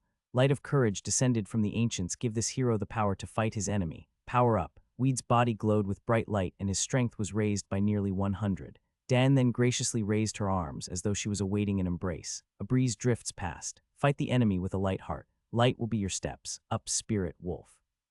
Weed's agility and speed increased significantly. He took just 1 step towards the enemy and he felt as if he was running. You fated to bring death, blood, and carnage. The battlefield shall be your home. Bloodlust. Dan's various shaman buffs boosted Weed's stats. Now he could easily take on 5 skeleton mercenaries. But at that moment, Dan cast curses on the skeleton mercenaries. Their speed and strength decreased. They could no longer heal their wounds, and they lost their will to fight. No way can a shaman's magic be this strong. We didn't understand the situation. After easily killing the 5 skeleton mercenaries, he didn't even pause to pick up the item drops before turning to question Dan. Your magic is unbelievable for a level 134. How is that possible? If I don't understand the reason, we can't be in a party together. He ran the risk of hurting her feelings, but she answered back with a happy smile. It's because of my hobbies. Yes, please don't think I'm crazy. I don't like killing monsters, she spoke shyly. I use curses on monsters, holy magic, and sometimes ranged attack spells. After that, when their HP drops, I cast Healing Hand on them. On monsters, yeah, I just played around like that. What Dan was saying was shocking. She was level 134, but her magic was very advanced. So Dan played around by cursing, then healing the skeleton mercenaries, Dullahan and ghouls in the dungeon. Weed and Dan. Dan's Bless spell raised Weed's abilities by an incredible amount, and at the same time weakened monsters. It was as if she had put wings on Weed, who was already incredible. Their teamwork increased their potential by near impossible amounts. Even so, Dan did not kill monsters. This was no loss for Weed, since he could increase his skills in swordsmanship when she did not take part in the fights. Even so, I can't trust a person I met in a place like this. Weed was constantly worried that she might betray him, even as he fought. Having spent so much time there, Dan knew a lot of things about Lavia's. According to her, until just recently she had been going around Lavia's gathering information. She had gone into the dungeon just around the time Weed's party arrived. Pretty unbelievable story, Weed thought. But it was true that he had never encountered her in Lavia's, so it must have also been true that she had stayed in the dungeon that long. Nevertheless, that was not reason enough to believe everything else she said. How about we change training grounds? I happen to know of a few undiscovered dungeons, though I haven't been to them yet. According to Dan's investigations, there were at least 8 undiscovered dungeons. When you say undiscovered dungeons, do you mean nobody has entered them yet? Yes, Weed cocked his head in confusion. I don't understand. Dan was a member of the first party to ever enter the City of Heaven, and yet there were dungeons they hadn't visited. It was very hard to believe. There was no reason to, since everyone other than me was over level 200, so they didn't bother to enter the lower level dungeons. Even so, I don't think anyone would purposely ignore a dungeon. There were multiple benefits to discovering a dungeon, but the one that couldn't be ignored was the increase in fame. A considerable amount of fame was gained for discovering a dungeon, and exploring the whole map of it awarded even more fame and even money. Even if their levels were so high that there was nothing worth hunting, who would pass on that fame? Dan was hiding something about the party she had been part of. If you don't tell me, then I won't move from here. I can't tell you what. Is it a secret? Yes, I promise not to tell anyone. It's hard to explain, but I am telling the truth. You have to trust me. Weed decided to let it go. There was nothing he could do to convince her to reveal the secret. Words that seemed frail had a higher chance of being true. Plus, they had just left the Cave of Dead Warriors to explore other dungeons, so at least she was being truthful about that. Merkin Tower, secret area of Pan Lake, Baraval Coal Mine, Segmel Vista, Geet Altar. Parrot Nest, Barlog Ruins, Sealed Cave of Margars the Destroyer. These areas had been left unexplored. Weed and Dan arrived at the region, out of sight from the city. Merkin Tower seemed as if it had risen up from the clouds. As expected, Weed and Dan became the first to discover the place. They were mainly up against flying monsters. Weed had archery as his long-range attack skill. He used a tough strung bow that made good use of his stats to deal heavy damage. For just 10 gold coins, users could buy special feathers near the tower and use them to fly for a whole month. Plus, dungeon discovery meant double the experience points and double the item drops. Weed and Dan explored and trained in Merkin Tower, the secret area of Pan Lake and Baraval Coal Mine one by one. At the Balrog Ruins, Geet Altar and Segmel Vista, the weakest monsters were Death Knights. Nobody dared enter those areas and they had been sealed off. Nevertheless, with Dan's help, Weed made good progress and gained incredible amount of experience and items. Now if I can just make this, Weed was glaring at 2 lobsters at that moment. Next to him, Dan also stared down at the lobsters and gulped. Weed's cooking skill was 99 to reaching level 10, so he chose a special dish for the final one. The best a beginner-level cook could dish out was seafood, that is, the famous lobster. Of course, Hyan had never eaten lobster in his whole life. It was simply too expensive. One of the reasons he was so diligent in practicing his cooking skills was so he could taste food such as these. The lobsters struggled, but they were no match for Weed's cold glare. Ultimately, they could only drop their antennae in defeat. Weed, however, was not trying to stare them down to death. He was trying to visualize that expensive lobster meat. Weed's hands shivered. Even in the game, lobsters were rare and expensive. In Lavia's, they could be purchased for the hefty price of 1 gold each. If he had not explored the dungeons with double the item drop rate, he wouldn't have even considered buying them. After I cook these suckers, I will be at intermediate level cooking. Weed's willful hands moved like lightning as he grabbed the lobsters' heads with his left hand and used Zahab's engraving knife in his right to slash them from head to tail. The lobsters' bodies split in half and Weed quickly rinsed off the sand and took out the eggs. Right away, he began to stir-fry it in a frying pan, along with the sauces and spices he had previously prepared. Soon steam was seen rising and the lobster was cooked to perfection. Finally, the lobster dish was done. Ding, your cooking skill has reached level 10, intermediate. You can now cook a greater variety of entrees, and while satiated, various abilities are raised depending on the type of entree and ingredients used. Example, Drake's egg, various herbs. All stats have increased by 5. Your fame has increased by 10. You have learned craft skill, wine brewing. Your affinity with earth has increased by 30. Earth-based magic resistance has increased by plus 20. Fire and water-based magic resistance has increased by plus 10. His desire to reach intermediate-level cooking skill finally came true, and the rewards were very satisfying. Equipment for raising magic resistance was quite expensive, but he could raise his magic resistance through his cooking skill. Wow, that looks delicious. Dan, who had been waiting patiently for the food to be cooked, rolled back her sleeves and rushed towards it. Weed also hurried to eat his portion of the lobster. Weed fought while Dan assisted. The two dominated the dungeons. Dan worked so hard at healing and casting buffs that Weed didn't regret forming a party with her. Dan was a woman who became more mysterious the better he got to know her. When she spotted a monster, she cursed them multiple times, all while looking at them with sorrowful eyes. Plus, she was not careless with money or items. Whenever Weed tried to get a few more silvers or even coppers, she noticed and pointed it out. To think that it could be this much fun not being alone, no one else visited Lavia's. Pale and Circa messaged him, saying they had settled in a hunting ground at the citadel of Cereburg. Since their parents were still new players, it was hard for them to leave. At all times, they were alone together. Plus, she was a woman who looked like the one in his dreams. As a man, it would be a lie to say his eyes never strayed toward her. At first, Dan was all smiles, but sometimes a shadow crossed her face. However, it lit up again as she hunted and had her meals with Weed. One day, Weed decided he wanted to become her friend. Do you want to hunt together from now on?" he asked. But Dan fell silent. "I'm sorry, Weednim," she said after a while with a serious expression on her face. "What do you mean? Once I made a bad decision. I thought nobody loved me, I couldn't trust anybody. Is that, by any chance, why you were left alone in Lavia's?" It's hard to explain the whole story, but yes, it's somewhat related. Anyway, I was encouraged by spending time with you, Weed Nim. Perhaps I might find my place once again. So Weed was a bit frustrated. It was good to hear that spending time with him helped her regain her courage, but hearing that she would go back made him feel like he had been used. No one liked being used. I didn't mean it like that. After meeting you, I feel as if I can live on. No way, do you? Yes, I am ill. Even though I can get an operation, it's not certain that it will make me better. I was postponing the surgery, but it's time to take the chance. Please don't look at me like that. I'll be fine. Destiny and coincidence are so similar it's sometimes hard to decide which it is. I don't want our meeting to be a coincidence. If it was destiny for us to meet, then we will meet again. I really hope I can meet Weed Nim again. Dan logged out. Weed felt empty after Dan left him. He hadn't really spent much time with her because he was suspicious of her and concentrated on hunting. Maybe she never tried to hide her sickness. Weed was always busy. As soon as she logged on, he would drag her somewhere to hunt. For over a month, they had barely conversed and just hunted. He felt regret. Maybe Dan could never come back. If she never comes back, there won't be many people who would remember her. She was in Lavia's alone and nobody came to look for her. I guess that's the reason why she spent her time cursing and buffing monsters. Loneliness and fear of death can only be understood by those who had experienced it.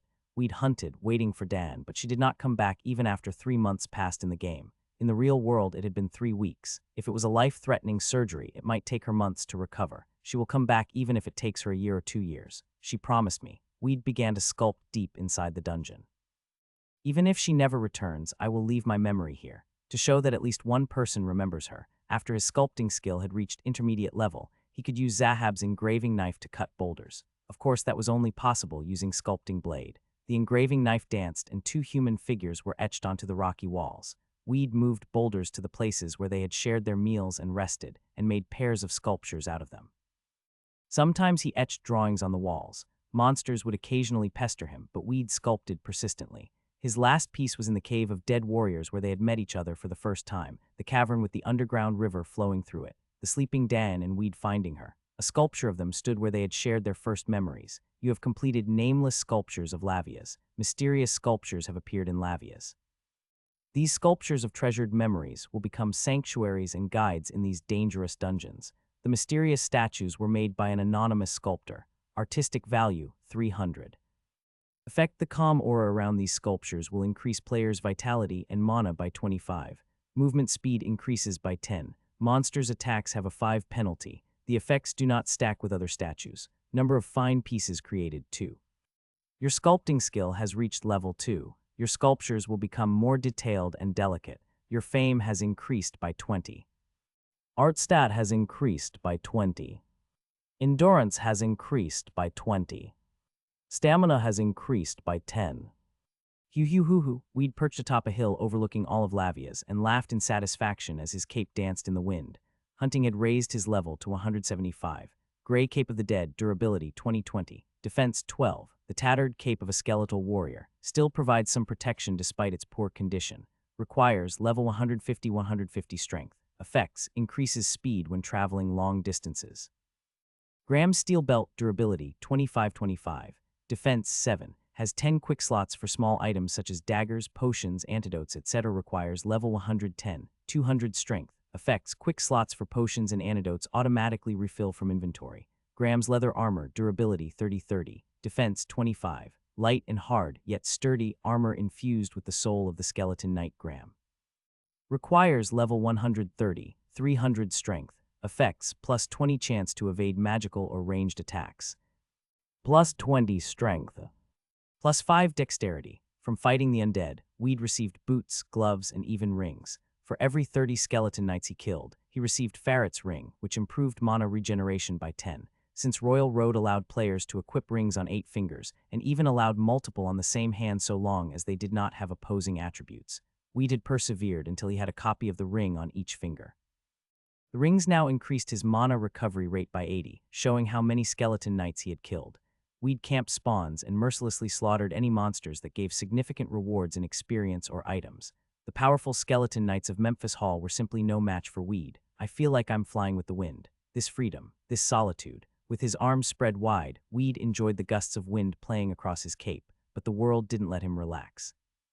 The durability of your cape has been reduced. Undead. None of their drops were normal. The items degraded quickly, even when not in use, and tended to have low maximum durability. Thus, although Weed looked great wearing all his items, appearances were deceiving. Weed quietly untied his cape and put it down before him, then struck it, saying, "Repair." This action was sufficient for the task. After he tied his cape, Weed felt the wind once more, as if nothing had happened. He had enjoyed this feeling incontinent of magic, the aftertaste of clearing a dungeon, savoring the results of his own artistry. Now it was time to leave it all behind and continue onwards. Then a sudden gust pelted his armor with small pebbles. The durability of your armor has been reduced. It was the rare leather armor obtained from the skeleton knight called Graham, an item incomparable with newbie armor. Even better, it hadn't cost him a single coin. Repair. Weed was forced to constantly use his repair skill as he returned to Lavia's. Equipment with low durability was very fragile, so he might have looked quite dashing when fighting monsters, but in truth he was paranoid about damaging his items. Due to his inherent need to recycle, Weed persistently used these items, which others would have discarded or sold at a cheap price. Indeed, it was the greatest sign of poverty. However, this kind of life would end soon. Once he attained intermediate repair skill, he would be able to restore any losses to maximum durability. Then he could pose without feeling restless. Do you believe in destiny? It doesn't seem like you're saving our town, and us along with it was a mere coincidence. A while back, a priest of the Order of Freya came to warn of evil armies on the rise. They exert their influence in places in the lower, colder, and darker reaches of this world. The priest told me that only a truly courageous champion can stop them. Then he gave me the authority to choose that champion. I didn't understand what he meant at the time, but now I do. There's a secret I didn't tell you. The seed that has been passed down in our family serves to guide one to a new place. The priest said that to find Freya's lost treasure, one should seek out Seagull. Please become a hero who defeats evil. Obtained information regarding the lost treasure of Freya. We did not forget the clue from the elder of Barren Village, Gandalva. I need to find Seagull and discover the lost treasure of Freya. This was definitely a chain quest and smelled of large rewards. Most quests from temples were difficult to obtain but were very rewarding, since temples and palaces could only be entered by those with fame over 10,000. I will find Seagull. Although Weed knew every area in Lavia's, he had never encountered anyone named Seagull. He tried asking everyone he met for information, but received no response. Only when he talked about the lost treasure of Freya did he finally get some answers. Seagull. Of course I know him. He's an herbalist who goes into dangerous dungeons without a second thought and has courage enough to face the undead. You didn't know? All the herbs sold in the shops are from Seagull. Each avian provided some information about Seagull, but not his location. We'd headed to the market and inquired further. You want to know where Seagull is? He might be in Bearkin's Crypt. Bearkin's Crypt, that place always echoes with the screams of ghosts. We tried to subdue them but failed since they have no physical bodies. I wouldn't recommend going there, but I won't stop you either. The entrance to the crypt is on the mountain behind the city. Look for a patch of blue flowers near the 15th large boulder. Once prepared, Weed enthusiastically departed the city in search of Bearkin's Crypt. Great. Such helpful directions. Weed sighed at the ridiculous situation. Avians could fly, so when outside the city, they took to the skies. Their eyesight was remarkably good. They could even see the bugs crawling on the ground. The avian's directions, therefore, made no sense from a human perspective. The 15th large boulder on the mountain. What did that even mean? He couldn't see all the boulders at once since he was on his feet. In the end, he simply searched around every suitably large rock. To make matters worse, the blue flowers he was supposed to find were hidden by tall grasses. Nonetheless, he finally managed to find the entrance after a long and persistent search. There was a small building accessed by a steel gate. That was all. The rest was underground. A crooked, poorly maintained sign bore the following message: the dead. Those whose blood and flesh has rotten away, those whose mortal bodies exist no longer, this grave be for them. After taking a quick glance, Weed pushed open the steel gate and entered with an emotionless face. Dungeon, you are the first to discover Bearkin's Crypt. Rewards, plus 100 fame. Every day for 1 week, double EXP and double item drops. The rarest items will drop from killing the first monster of each type. Subsequent kills will drop common items. Before coming here, he had gathered some information from avians about this place. He only knew that Bearkin's Crypt contained spirits, ghosts, and specters of level 130. Spirits were souls bound to the world with wicked desires. Ghosts were just blurry apparitions. This place is weaker than I expected. Weed slowly looked around the graveyard. Ghosts and specters came out sometimes, but he simply ignored them and they left without bothering him. The cause was the killing intent emanating from Weed, an effect of the Fighting Spirit stat. Fighting Spirit enables bursts of extraordinary strength and cows weaker monsters. Points cannot be distributed into this stat. It changes as a result of a character's actions. Increases faster when fighting powerful monsters or during prolonged combat. Fighting Spirit for most warrior-type players was usually about 20 to 30. Close quarters fighters like monks or assassins might have had a bit more, but it was rare to see anyone with over 50 in the stat. Though there were numerous comments and analyses regarding the Fighting Spirit stat, most concluded it was useless. Unlike strength or dexterity, increases to Fighting Spirit didn't show any obvious effects. Many intelligence-based characters like mages didn't possess the stat at all, yet had no more difficulty in hunting. Although some players worked to achieve a high Fighting Spirit stat, they all had to raise their characters with that goal from the beginning. In other words, it didn't have much effect. Though Fighting Spirit increased automatically, it wasn't easy to improve. Even killing tough opponents with every ounce of strength was often insufficient to raise the stat by a single point. Additionally, the stat decreased whenever one died or fled from combat. Thus, there were very few people who possessed a high Fighting Spirit stat. Weed's Fighting Spirit stat, however, was 193 addition of the 35 bonus points from the El Moonlight Sculptor class, made it 228. Since he fought against stronger opponents like Crazy, the stat grew immensely. Monsters of the same level no longer tried to fight him. If Weed engaged first, the monster would fight, but in a severely weakened state due to the force of the killing intent. Weed wandered through the maze like Crypt, warding away monsters with a mere glance. After searching extensively, he spotted a wounded avian. Damn. Weed hurriedly approached the avian, whose body was covered with scars and feverish from poison. First aid, he put some herbs over the wounds and bandaged them. If it was very near death, he would have needed a potion, but for normal injuries, the bandage skill was sufficient. After attending to its injuries, Weed gave the avian a potion. After a while, the avian woke up, shaking its head. I passed out. I was so injured that I couldn't do anything and almost died here. Anyhow, who might you be? I'm Weed. Weed, you must be the human who came to Lavia's. My name is Seagull. Seagull, finally Weed had found Seagull. Yes, I've noticed. But where is the lost treasure of Freya? The treasure of Freya, how did you learn of it? Well, in truth. Seagull listened with a pained expression as Weed told him what had transpired in Barren Village. Gov, you've done great work. May Freya be with you. The lost treasure of Freya is here, in Bearkin's Crypt. Weed nodded. He had read something similar in the history of the Versailles continent on Royal Road's homepage. Bearkin referred to him, didn't it? Bearkin Demoff was a dark mage who mastered necromancy. He sought immortality and kidnapped many children for experimentation. Although his search for immortality ended in failure, he plotted a conquest with an army of undead. His army seemed invincible. Bearkin's necromancy allowed him to constantly expand his army as the battle progressed, providing an obvious advantage.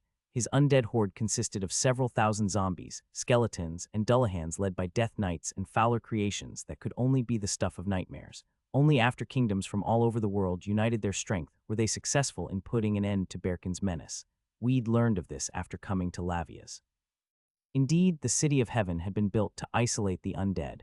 Would you retrieve the lost treasure of Freya from Berkin's servants, stolen treasure of Freya? In the time of chaos, when dark magicians made contracts with demons and killed thousands, the continent was soaked with blood in a war between mad kings. Holy influence declined and the world descended into anarchy. Those with strength flaunted it while fools who held swords upside down and those with light lips gained power. The deceased could not gain eternal peace and the living writhed in pain and despair. It was at this time that the treasure of Freya was stolen. Difficulty C. Penalty if refused 100 fame. Relationship with the Order of Freya becomes sour. Weed paused for a moment and then nodded. I will retrieve the lost treasure of Freya. You have accepted the quest. I will. Weed passed Seagull and ventured deep into the crypts. Even against Death Knights, Weed couldn't feel much tension anymore. After Dullahans became too easy for him, he stopped avoiding Death Knights and fought them instead. In his first battle against a Death Knight, he failed to block its attack and died. The penalty was a 24-hour ban on logging in. Additionally, his level decreased and his skill mastery was reduced by 5 on all skills. Raising his level again would be easy enough, but the lost skill mastery was fatal. Crafting skills like sculpting or cooking were difficult to improve. Thankfully, there was no one around to steal his items. In this matter, however, Weed was very stubborn. He actively avoided Death Knights, but when he met one accidentally, he stayed and fought. In the end, he died 5 times. 5 days banned from Royal Road, decreased levels, and 25 reduction in skills. After that, he increased his level and gained experience until he was able to fight Death Knights equally. Of course, the level gain was important, but he thought the experience of fighting stronger monsters was more valuable. If he didn't think like that, he would have gone crazy with regret over his losses. If not for the Death Knights, he could have had 10 more levels. He felt miserable about the days he couldn't log in during the double experience and item window. Ghosts and specters wandered around, tempting him with experience points and items. However, he ignored them and concentrated on finding Death Knights. This was very unlike Weed, who normally cleared out any dungeons he encountered without exception. We did double the experience point and item drop rate, but he just let spirits and specters leave. No need to fight them now. Weed was waiting for tougher prey, Death Knights. However, they rarely dropped useful items, and the few remaining Death Knights were difficult to find. The one guarding the lost treasure would undoubtedly be stronger than any others, so he was Weed's target. Weed was the first discoverer of the dungeon.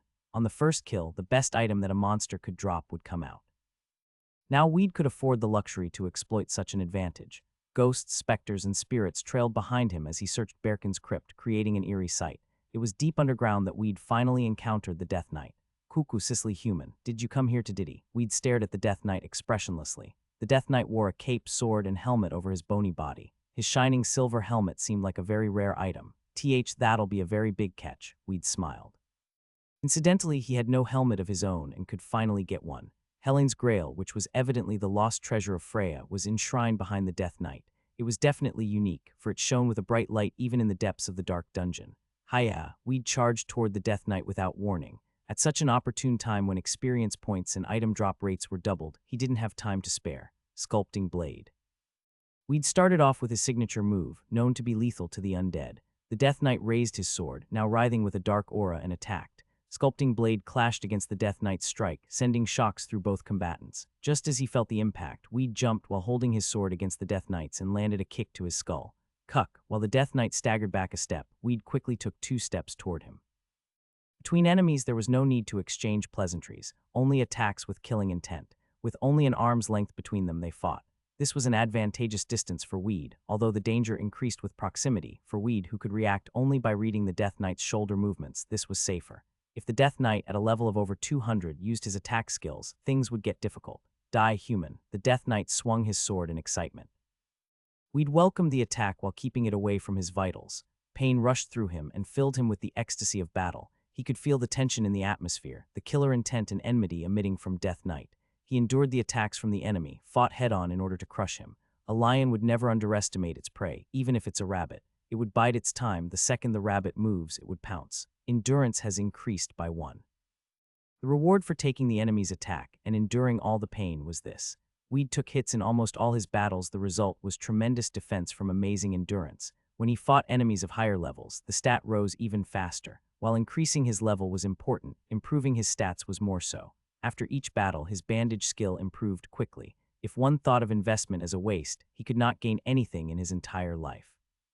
The lower the level, the more an investment in bandage is necessary. When Weed had 205 health points left, he started to attack seriously. He dodged the Death Knight's attack in close quarters, confusing the enemy by moving left and right. Then, with fierce attacks, he defeated the Death Knight. Kook. Now Death Knights are getting boring, Weed muttered as he sheathed his clay sword. He had defeated Death Knights at level 125, so by now it felt a bit boring to fight them. The one he just fought was about twice as strong as most of the others, perhaps because he was Berkin's servant. Otherwise, Weed would have taken a few more hits before starting to fight seriously. Even so, he couldn't feel much threat to his life. Many people thought fighting in close quarters was dangerous, but looking the enemy in the eyes and feeling his killing intent during battle was invigorating. The enemy's breath had to be felt.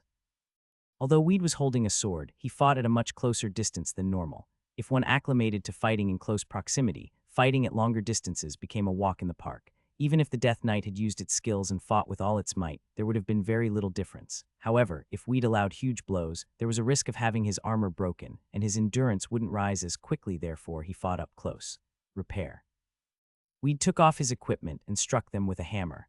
Armor and other equipment that had been about to break was quickly restored to maximum condition.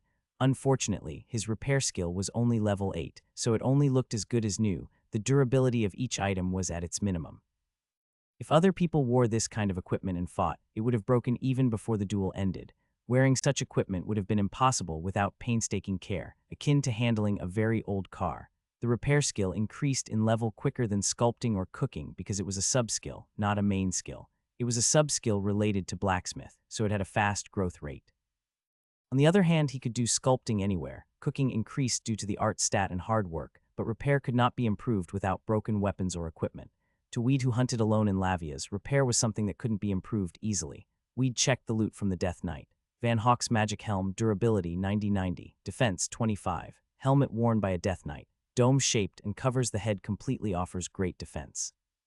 Van Hawk's strength is contained within. Restrictions level 200, 400 strength, effects plus 30 strength, plus 10 agility, plus 15 vitality, plus 10 intelligence, resistance to dark magic plus 15, affinity with undead plus 10. Allows you to command undead of up to level 50. The rank and number of undead commanded will depend on leadership. Calamorian sword, durability 65-65, damage 35-40, used by a knight of the Kalmar Empire, Van Hawk, personally presented by Emperor Theodore to honor Van Hawk on the 651st year of the Empire, conveys a fierce spirit and an air of nobility. Restrictions level 200, 300 strength. May only be wielded by knights, effects plus 20 strength, plus 10 nobility, plus 10 elegance, plus 10 loyalty, when equipped, plus 30 fame. Crimson Necklace of Life, durability 50-50, manufactured with ancient dark magic, contains mysterious strength, created by undead ruler Berkin for his servants. Restrictions unknown. Effects unknown. Weed took a huge breath. This is a big catch. In the first hunt, he received the best items the monster could give, but they were too good. Van Hawk's magic helm, Van Hawk, was most likely the Death Knight's name. The items, with their excellent defense and effects, exceeded his expectations. Calamar's sword had way better attack than his clay sword. There was no additional frost damage, but it was a great sword used mainly by knights. Right, that was the problem. This sword was a knight's sword. Weed, who was a sculptor, couldn't use it.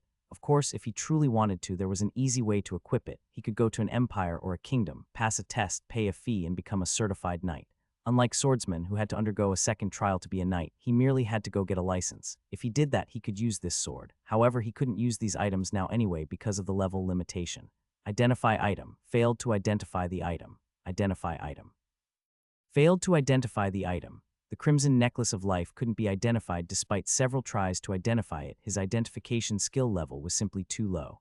Well, I can't do anything if this is my luck. He collected all the loot and went for the grail, which rested on an altar. It was made of gold, and when Weed's hand touched it, it shone brightly. It's hot. Weed's hand felt as if it was on fire. He could feel the holy power wrapping around him strongly. His scars from battling the Death Knight a few moments ago were healed completely. His fatigue vanished as well.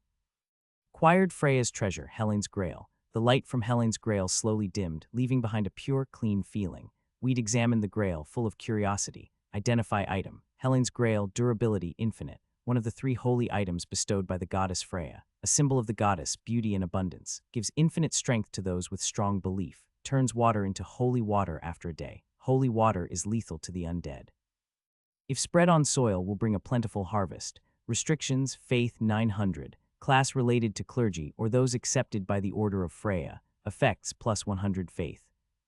Plus 300 fame, generates holy water, an item that infinitely generates holy water as expected of a holy item of the Freya religion. It was a priceless treasure. When the holy water was used on soil, that year's harvest increased by tenfold. To the undead, it was the most lethal of weapons. Only classes related to the clergy could use it, leaving Weed disappointed. Not bad.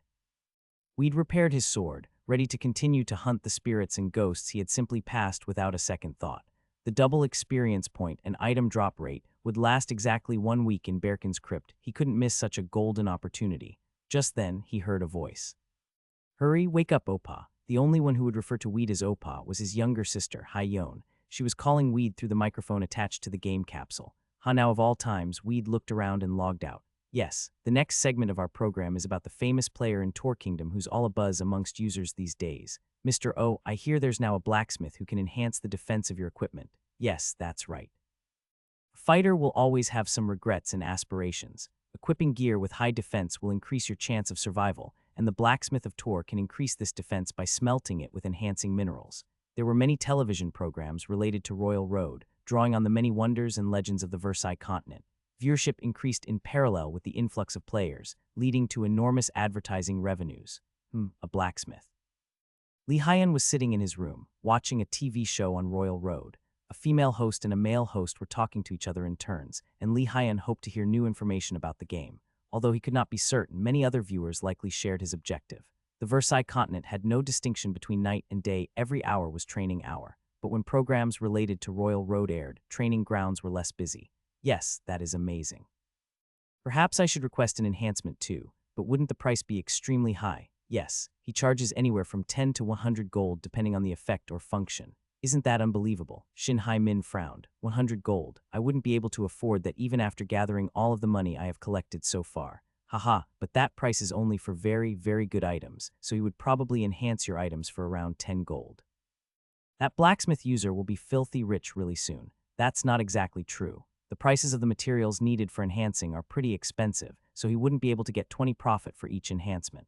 The reason for Tor's blacksmith becoming a hot topic is probably due to him being the first player ever to achieve intermediate level in the blacksmithing. The achievement makes me jealous. A skilled sculptor appeared in Rosenheim Kingdom before, right? Yes, sculptors are very rare.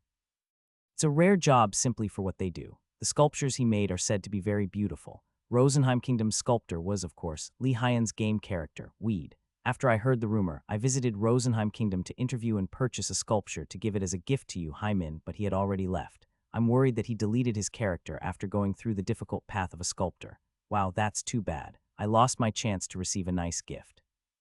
I think artisans are starting to take their places. Yes, the next news item is the one you've all been waiting for. The British Confederacy's civil war. Finally, Fort Odin, widely known to have been unconquerable, was invaded. Balkan Guild is now in big trouble. The feed cut to an in-game video of Royal Road, showing a bird's-eye view of a grand brown castle, surrounded by 35 towers that could hold archers and mages in the case of war. The moat was filled with water and spanned multiple drawbridges. The castle walls, built with 3 layers of bricks, seemed impenetrable. Wow, amazing. It's as if I am looking at a medieval castle. Yes, this is Fort Odin, which was owned by the Balkan Guild. A fierce battle took place here last night. Fort Odin, drenched in the blood of countless users, has a very dark reputation. It levied exorbitant taxes and entrance fees. Nearby villages paid 60 tax on every sale, which is more than twice the rate in other municipalities. This applied to all items including medicine, potions, and herbs. The anger of the users had reached its limit. To make matters worse, merchants traveling through the fort were charged 40 of their profits as customs tax. Fort Odin exploited its strategic location between the British Confederacy and Eastern Kingdom to monopolize the international trade. The money all went to Balkan Guild, the owner of the castle. It was obvious why they were hated by others, but Fort Odin has never been taken over before, right? Yes, that's right, but this battle was just splendid. Watch this. The TV showed Fort Odin on a night with the moon hanging silently in the sky. In the field nearby, a horde of players were gathering. Standing next to their respective guild flags, they were waiting for the morning to come. Just how many people were there?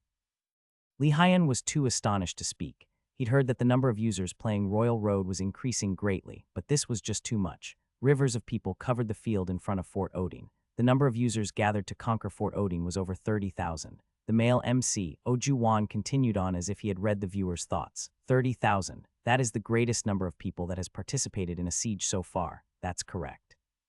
The desire to conquer Fort Odin was widespread. About 150 guilds united, and around 5,000 mercenaries had participated in this battle. We'll view the scene now. Finally, the sun rose above Fort Odin. Some of the attackers gave long speeches about how they were righteous, and how they would deal with Fort Odin after they conquered it.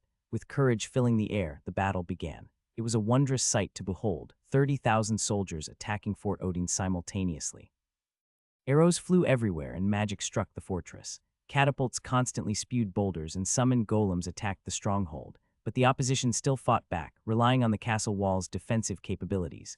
Balkan Guild had pulled their allied guilds into the war. There were also NPC soldiers in Fort Odin, further bolstering their defenses, but the tide turned when the special forces, prepared for the worst, snuck in through the back. Each guild's master and elites provided a diversion by assaulting the front, while the special forces infiltrated the castle through the sewers.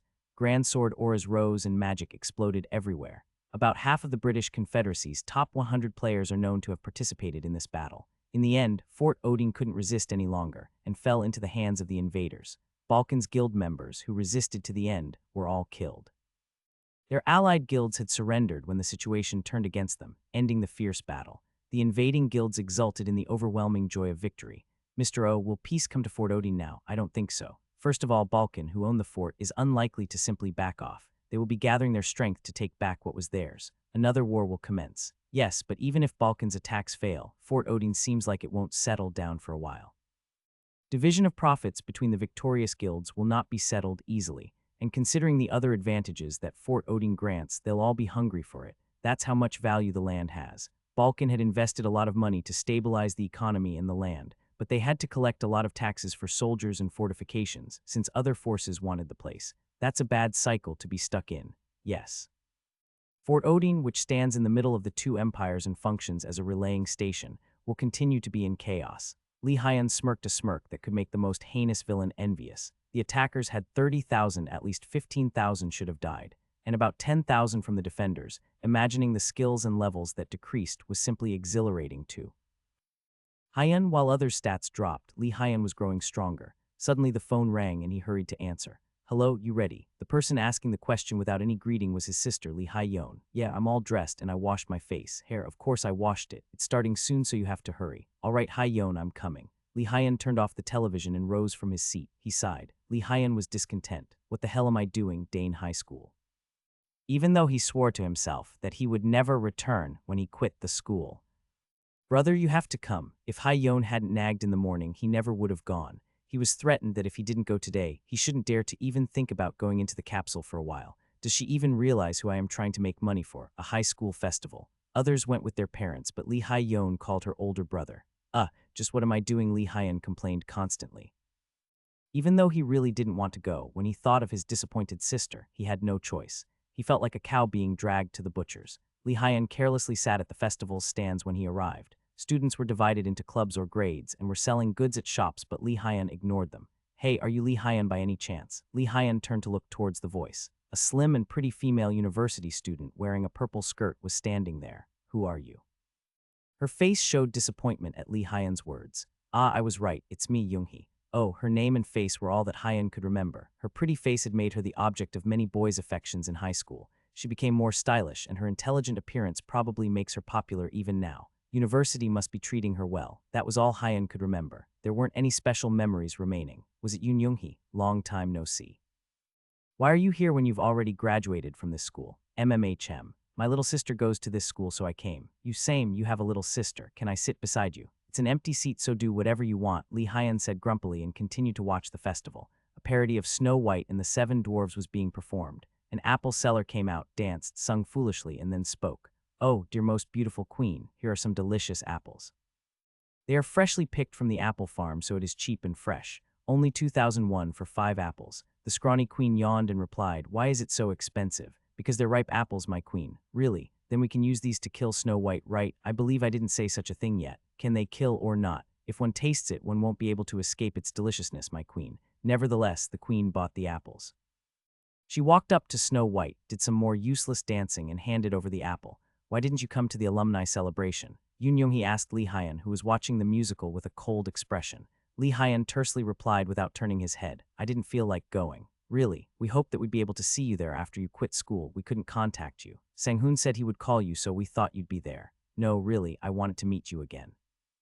Remember when you saved me before? I saved you. Ah, right. When Lee Hyun was in grade 10, he delivered newspapers in the morning. Once he saw a girl being picked on by a few thugs at the park. Lee Hyun tried to just pass by. It wasn't any of his business, so he decided to ignore it. But hearing the girl's terrified screams, Lee Hyun ran back. He beat up the thugs and saved the girl. Later on, he found out that she was Yoon Young-hee that went to the same school as he did. He didn't know about her because she wasn't in his class, but they had ended up in the same class in 11th grade.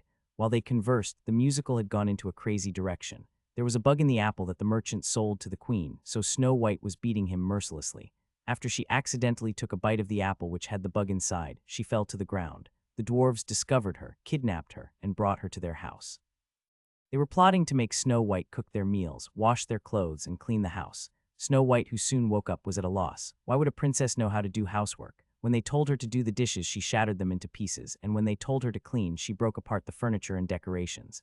Finally, when a prince came to take the princess, the 7 dwarves cried in happiness, finally rid of the incompetent maid. It was a boring musical. How disappointing. Lee Hyun thought that he had wasted his time, but Yoon Young-hee, who sat beside him, was laughing endlessly. Heh. Look at that, Hyun. It's really funny. He had no clue why she was calling him in such a friendly manner when he rarely saw her. As they spent their time like that, Hyun's sister came. Lee Hyun was dressed in jeans and a white t-shirt instead of the school uniform. At that moment, Lee Hyun felt sparks of rivalry igniting between Hyun and Young-hee. Why are you sitting beside my brother, old lady? Hyun's preemptive strike was sharp and filled with envy. A killer aura emanated from her. At that moment, Lee Hyun felt that his sister was scarier than a death knight, but a Dullahan was sitting right next to him. Old lady, such a foul mouth you have for a child. I'm not that much younger than you. I am your brother's classmate. I'd watch my mouth if I were you. Young-hee slowly put her hand on Lee Hyun's shoulder. HMPH. Hyun walked over to Hyun, ignoring Young-hee. What are you doing here? What do you mean, what am I doing here? I am watching the festival. Just hurry over here. Hyun forcibly dragged Hyun up from the seat. Why, there's something I want to do with you. What is it? Just come here. Lee Hyun had to stand up. As he rose from his seat, Lee Hyun gave a nasty, victorious smile to Yoon Young-hee. She took Hyun towards the school field, where there were many events and challenges set up. Apparently, KMC Media had brought them for the school. They were broadcasting video of students avoiding various traps and clearing the missions. It was chaotic, with a crowd of cameramen maneuvering around the mess of students rolling and jumping around. Hyun took Lee Hyun and stood in front of one of the easiest challenges. People had to tie one of their legs with that of another and run to the finish line at the signal of the referee. Why are we here? You and I should run together. I really wanted to try the 3-legged race. Why would I do such a thing? Do it yourself. I can't do it unless it's with you. I already told all my friends that I'll be running with you, so you have to do this with me. Lee Hyun winced, but he couldn't win against his sister's obstinacy. This probably won't be televised. Lee Hyun glanced at the cameras with fearless eyes. Even though they were filming everywhere, not every single shot would be broadcast. Only the most epic failures would be edited to be aired. Anyway, when KMC Media broadcasts a school festival, the actual filming began at night when celebrities were visiting. Celebrities going through tough obstacles were extremely popular amongst viewers. Students and normal people were nothing but bridesmaids for them. From Lee Hyun's twisted view, they were just beta testers for the safety of the celebrities. Sexy female helpers in miniskirts were accepting the entry applications. Sai will participate. It costs 10,000 won to play. Lee Hyun shuddered, but reluctantly forked over the money out of his pocket. Even though this was a festival, the fee was way too much. It felt like a scam. I guess I'm eating spinach and soy sauce for dinner tonight. Of course, for Hyun or Grandma, he would cook up other delicious food, but he still had a tiny hope that his sister would eat a lot at the festival and come home stuffed. Now, get ready, go. 12 pairs raced at the same time. At the bang of the gunshot, Lee Hyun and Lee Hyun began to run. Because it was a 3-legged race, they were getting tangled in each other's feet and started to slow down. By the time they completed a third of the race, they were one of the slowest groups. Brother, try harder. I am trying my best. I'm telling you, do better. Yeah, because he was forced to participate, Lee Hyun wasn't taking it seriously. As he watched the groups pass them, Hyun asked, what's so good about these games? All you get when you win first is a back full of sweat. You didn't know? First place gets a shopping mall gift card. How much? A 100,000 won. Lee Hyun's movement suddenly changed. He grabbed onto his sister, Hyeon, and started to sprint. Lee Hyun zoomed through at an incredible speed, a perfect motivation. Originally, a three-legged race requires both of the players' teamwork.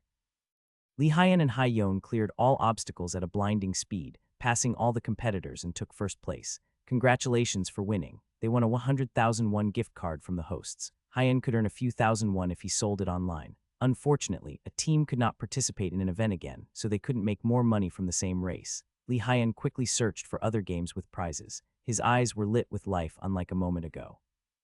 Should we go try those? He pointed towards a set of facilities installed in the middle of the field. It was called the Princess Set. The set had three parts. First, you had to cross a moving, slippery log. Second, you had to pop 50 water balloons flying at you. And third, you had to climb a wall using a rope. One needed to clear the 3 stages and save the princess waiting for him in the prison. Of course, the princess was one of the participants. It was a game where you must save your own princess. In Hyun's case, he had to save Hyeon. That's going to be pretty hard. Will you be okay? Let's just give up before you fall in the water and catch a cold, Hyun. Worry filled Hyeon's eyes. The high structures looked pretty dangerous, and you would be splashed with water when you fall down from the log. Many people were crowded in front of the site, cheering fiercely. Most of the cameras were focused on the princess set. Don't worry, just trust me. This was an event where you receive the prize depending on your record. The fastest person receives 3 million won and a 2 million won gift card. Because the school and the broadcasting company invested a lot in this event, the prizes were big. Lee Hyun paid 20,000 won and registered. He had to wait for a long time. There were many challengers for the event. More than 95 couldn't rescue the princess and failed. Even if you did rescue the princess, the prize depends on your time, so there was a slim chance of winning. Lee Hyun's turn finally came after an hour wait. It was near the end of the festival, after all the applications for the events were over. Hyun, be careful so you don't hurt yourself. Yeah, don't worry and just wait for a bit. I'll hurry to save you. Hyeon went inside the prison. Soon she was surrounded by her friends who made a lot of fuss. Is that person your older brother who you're always talking about? Yeah, isn't he good looking? He's just average. Her friends couldn't hide their disappointment. Hyeon's sugar-coated depiction of Lee Hyun was very different from his real appearance. I really don't understand how your brother is so great that you reject every guy that asks you out. Yeah, the world is big and there are better people than your older brother. You guys have no idea. Lee Hyun stood at the starting point. 2 celebrity MCs, a man and a woman, approached him and pointed a microphone in his face. The guy was handsome and had a mature feeling to him, and the female MC was beautiful. He expected no less from a celebrity. The male MC asked, "Why did you decide to participate in this game?" "To save my one and only precious little sister," Lee Hyun replied tersely. If he didn't unlock the cage, it would move towards the water and the bottom would suddenly open up. Hyeon would fall into the water. This time, the female MC asked a question. "Yes, you came to save your little sister. From the information I have just received, your sister is the prettiest student that has participated so far. Apparently she's the school's idol. I will be watching whether the beauty will fall in the water or be saved by the hero. It's just my opinion, but I think the crowds would prefer to watch her fall into the water. Before you leave, please say a word of resolution. I'll try my best." Lee Hyun felt like other words were unnecessary. He would try his best and win by all means. He would save his sister and win 3 million won and the 2 million won gift card. That resolution was immeasurable. The starting gun sounded, and Lee Hyun bolted forward with his animal-like instincts. He skipped over few obstacles that were there just for the looks and arrived at the first challenge. It was single wooden bridge, with water surrounding it and styrofoam logs rolling around place to impede advancement. High school girls fired water cannons from all directions at the competitor. The male MC was shooting out comments like a machine gun. The challenger has now arrived at the first challenge. I believe he is the fastest person to arrive at the first challenge so far, but it will be dangerous for him to rush because he might fall in the water. If he falls, he'll be automatically disqualified. He needs to time his movements precisely. Yeah, Hyun could hear neither the MC's words nor the crowd's screams. Even if he could, he wouldn't have given a rat's hat. This is a game based on speed. I can't be late. Lee Hyun's eyes flashed sharply. He deftly jumped onto the bridge and started to run. His hips, defined by strong and detailed muscles, prevented his body from shaking. Completely balanced, he ran as though the obstacle-covered bridge was a flat plane. His body was very light, and his feet dashed forward, as though they were hovering. His steps looked like moves from Chinese martial arts. The styrofoam logs moved in a set pattern.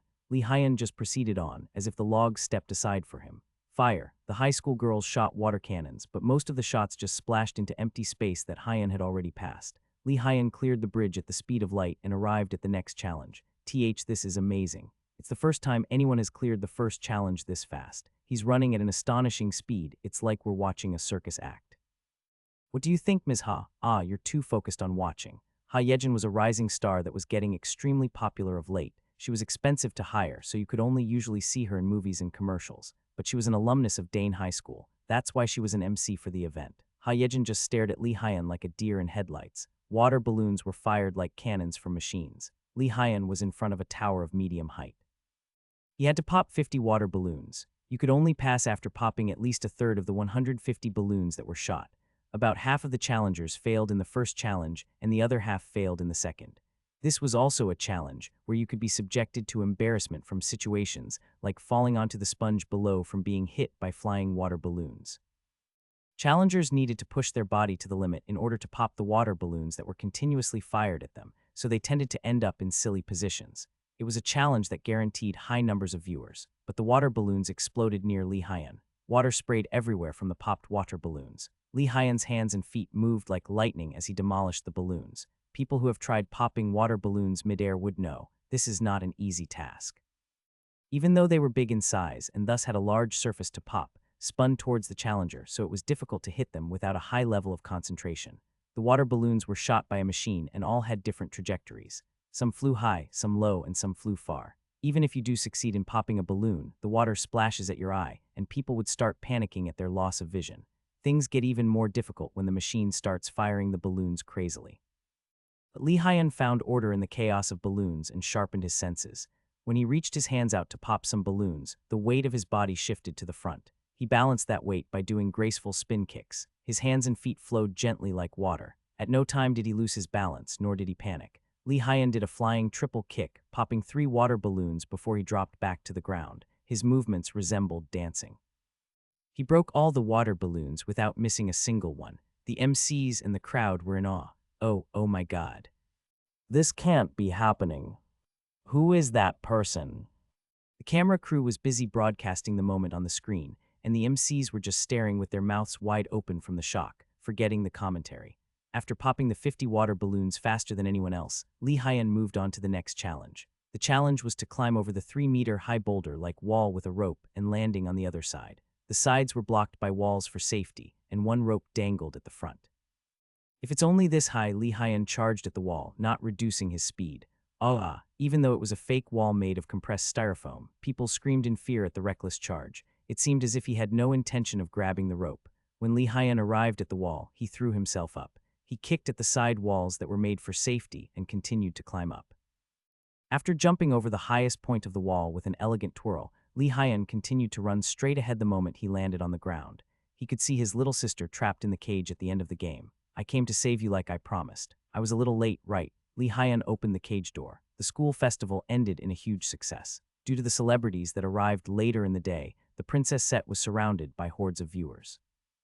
Lee Hyun was also very happy about having come to the festival. 3 million won of cash and 2 million won from a shopping center gift card. He was walking home quickly from all the excitement of making an unexpected 5 million won. If I exchange the gift card for cash, I save a lot to pay Hyun's university fees. But since it was won as a prize, should I buy Grandma and Hyun some new clothes? The mall is too expensive, so I'll buy them at the market. While he was deep in thought, Hyun tugged on his shirt. Brother, my leg hurts, really. It must have been tiring for her since she had to follow Lee Hyun around the whole day and couldn't enjoy the school festival. Lee Hyun felt sorry for dragging his sister around to earn prize money. Then should we take a taxi home? Such a waste of good money on a taxi. He knew would have to pay above the basic fee since they were about 5 blocks away from home.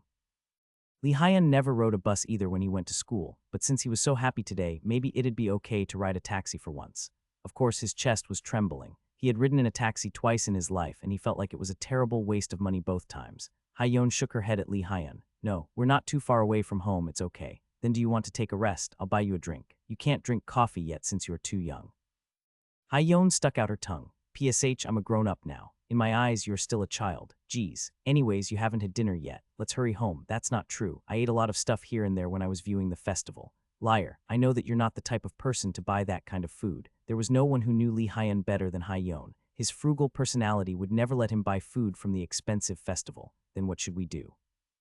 Would you like a piggyback ride? He said it like a joke, but Hyun smiled. You read my mind. Really? People will stare. It's okay. Hurry up and give me a piggyback ride. My legs hurt. Hyun started to whine. Lee Hyun had no choice but to let her on his back. It's been such a long time, giving Hyun a piggyback ride. When their parents passed away, Hyeon was in grade 2. Lee Hyeon carried his crying sister to school when she didn't want to go to school. He did this for about a year. After his parents' death, they had to pay back the loan, so they had to sell their house and move around from place to place.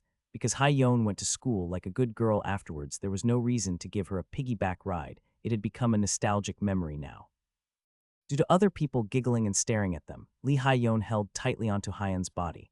"I'm heavy, right? No, you need to eat more." Hyeon's body was pretty skinny for her tall height. For Lee Hyeon, whose body was covered in muscles from various training, she was light as a feather. Hyeon asked curiously, "Will you give me a piggyback ride even if I become a pig?" "Of course, I'd still give you one even if you were a hippo. I'm always forcing you to do favors. What should I do to repay you?"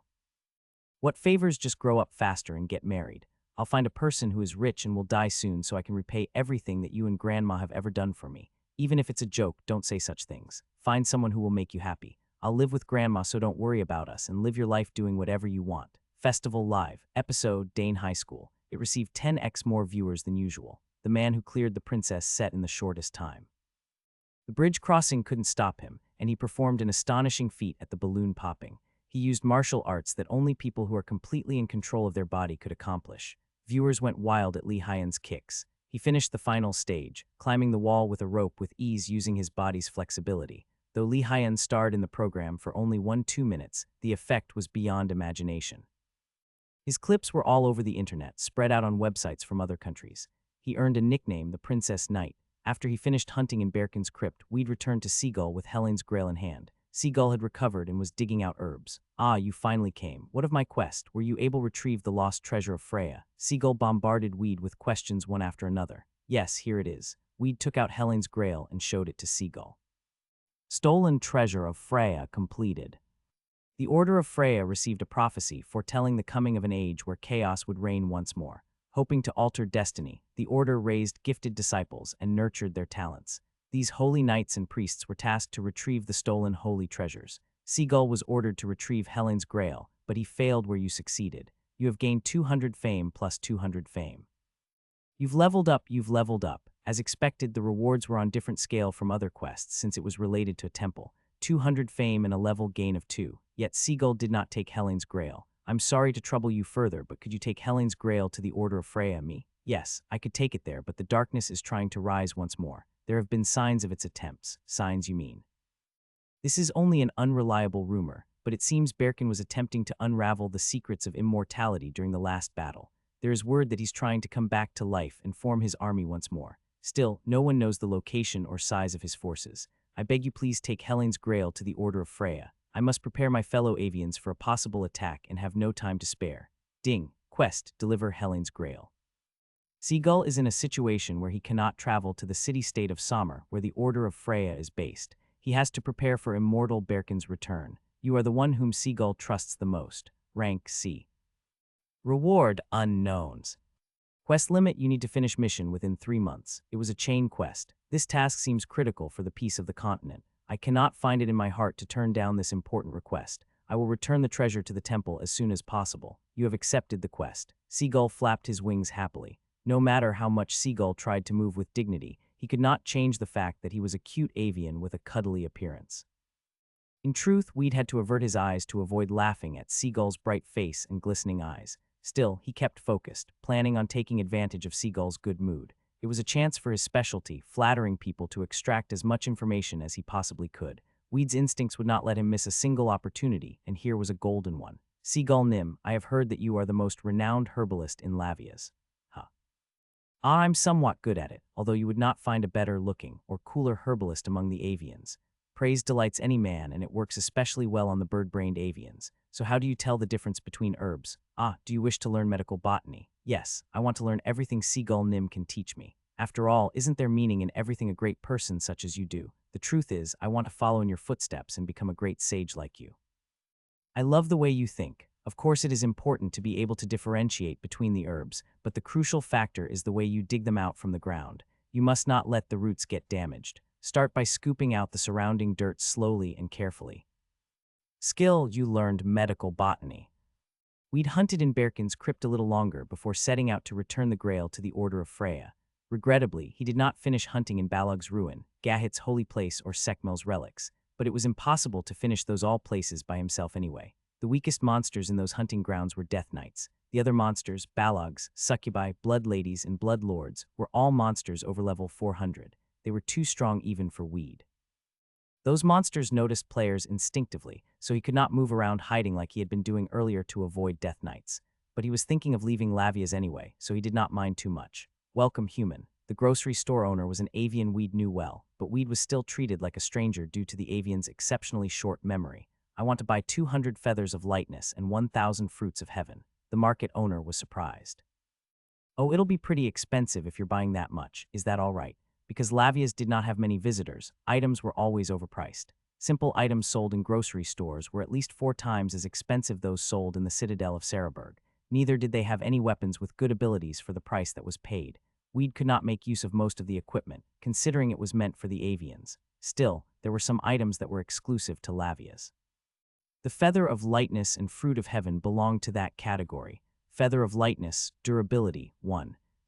Number of uses, 1. Makes the body as light as a feather, so damage can be avoided when falling to the ground. Price, 50 silver. Fruit of Heaven, price, 15 silver. A sweet fruit only grown in Lavia's. It is edible for 6 months after its harvest. It will greatly increase intelligence and luck stat if used in cooking. The power of fame. Weed had attained a fame level of over 1,200 by finding new dungeons and finishing maps. With that, even the shopkeeper's attitude toward him had changed. Is there anything else you need? Could I get some avian eggs? Our eggs, why would you need those? Avian eggs were kept and incubated in a separate area, since the avians laid an enormous number of eggs. In fact, there were avians who laid an egg every day, so the quantity was unimaginable. Newly hatched avians were no different from normal birds, but once they turned 10, they began to slowly gain the unique shape of an avian. When they turned 30, they could speak, gain a higher level of intelligence, and begin to live in cities. I love nature as much as the avians do, and I haven't met a nobler race. If I had the chance, I would humbly accept to become their father. With that, Weed procured 300 avian eggs. He could feel his stomach rumble by simply looking at them. Needless to say, Weed had no intention of raising them. Would I get a reward if I brought these back to their parents? Unfortunately, avians did not have a close relationship with their offspring. No matter who he brought them to, no one would give him a reward. Weed decided to cook the eggs and eat them. Each egg was not only delicious, but also conferred an increase in health and mana by 500 and a 2 improvement in cooking skill. There was one more place that Weed needed to visit, the beginner training hall. There was unfinished business, and it seemed impossible to ignore. I will succeed this time. Weed threw open the doors and proceeded inside the training center. Welcome. The rooster-like avian greeted Weed cheerfully. With his thick torso and powerful legs, the instructor looked quite peculiar for an avian. The smile abated and was replaced with a solemn expression when the man recognized Weed. I see in your eyes show that you have gotten stronger. Still, I'll warn you again, if you fail, you could die. Will you still take the challenge? Yes. Unable to resist the benefits of completing the task, Weed chose to take on the challenge despite the danger. The instructor took him to the dark entrance that led only to a pitch-black corridor where one could not even see one's own hands and feet. Here, one could only survive by utilizing their other sense smell, hearing, and their sense of touch. If you fail, I won't come to save you. In that case, you'll probably die. If you want to leave a will, I'll be happy to keep it for you. If you want one, I'll give it to you on my return. Ambitious, I see. You may go inside. Weed entered the dark tunnel, his sword ready in hand. He had not walked far when...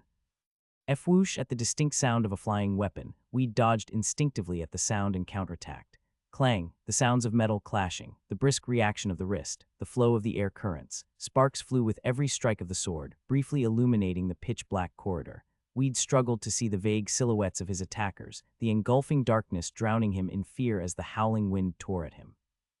Weed's level may have risen, but the steel barbarian's capability had also risen to match his. Their coordinated attacks hid their weaknesses and maximized their strengths. The relentless attacks gave him no room for thought and forced him to be on the defensive. Dodge, can't dodge, hit, miss. As soon as he chose which move to make, he was had to make another. The enemy attacked ceaselessly, limbs striking like lightning. As he overcame his fear of the enemy, his training kicked in and his body began to move on its own. He parried, dodged, and countered the attacks with greater ferocity. In fact, he improved to the stage where he occasionally had a free hand as he dealt with the ongoing blows. Weed came to remember the feeling of popping balloons. Definitively, the danger was greater this time around, and the steel barbarian's speed was truly astonishing, but once he was accustomed to the initial shock, the rest came easily. There is a pattern in their movements. I must find the precise sequence. Weed began to match his movements with the steel barbarian's attacks, perfecting his own sequence of movements. Water, I have to become fluid like water. Synchronized to the barbarian's movements, Weed evolved from an impregnable wall to a maelstrom. As they fought, it felt like his heart was about to explode. As his blood surged, his destructive strength began to break them one by one. Crack, pop. He was no longer afraid of the steel barbarians. They were no longer a threat. Within a span of 30 minutes, Weed managed to destroy all 100 steel barbarians. He collapsed onto the floor as he finished his deed, his chest heaving from exhaustion. Huffy gasped for breath and tried to move, but his aching muscles prevented him from doing so. His heart pounded wildly, and his stamina had dropped dangerously low. He felt the biting pangs of hunger in his stomach. The dark hallway lit up and the rooster-like instructor appeared. The avian's face flickered with surprise as his gaze fell upon the remains of the steel barbarians. Amazing. You are the first one to succeed in the second attempt here. Weed shakily stood up, needing to be supported by the instructor's wings. Did I pass the beginner training hall? Of course. If it's not too much trouble, could you tell me how many people have passed this before me? Here, you are the first. If you're talking about the whole continent, you're about the 400th. There were about 3,800 people who had passed the basic training hall. They were the ones who had raised their stats by constantly hitting scarecrows for a month. It was an impressive number, considering the sheer determination and willpower one required to accomplish such a task. Yet, the number who had passed the beginner training hall was significantly less. This was possibly because there were many who couldn't find a beginner training hall, but the more likely reason was the difficulty of the test. Instead of the mindless task of hitting a scarecrow for a month, to pass the beginner training hall, one was required to understand the essence of fighting against groups. This could not be done by just anyone. Even after repeated failures, few have the will to continue trying after dying dozens of times. That was the amount of perseverance it takes to pass the basic training hall. Of course, the reward was well suited to its level of difficulty and incredible risk. You have the potential to be a true fighter. Do you have any intention of quitting your useless class and becoming a master fighter? You will be able to equip any weapons. Your punches and kicks will become stronger too. It is the secret class of a martial arts practitioner. Ding. You can change your class to Secret Class, Master Fighter. You will be able to use special skills related to this class. You could raise weapon mastery further, attack and vitality increases. Do you wish to change your class? If you change your class, Secret Class, Legendary Moonlight Sculptor will automatically disappear. Only those who had an innate understanding of fighting could pass the beginner training hall. Knight, Archer or any other job could have its level raised using weapon mastery. In addition, the ability to use any weapon and change them while fighting was a huge advantage. Bows for long-range attacks, spears for facing cavalry, powerful axes, all of it would be at his immediate disposal. The strength of attacks and his vitality would increase faster than with the other classes. Master Fighter. It was a reward offered only to those who had passed the beginner training hall. Most people would choose to become a master fighter without hesitation. We did not have to think about his answer. Although he had acquired the Moonlight Sculptor class unintentionally and had many regrets initially, all of it was now in the past.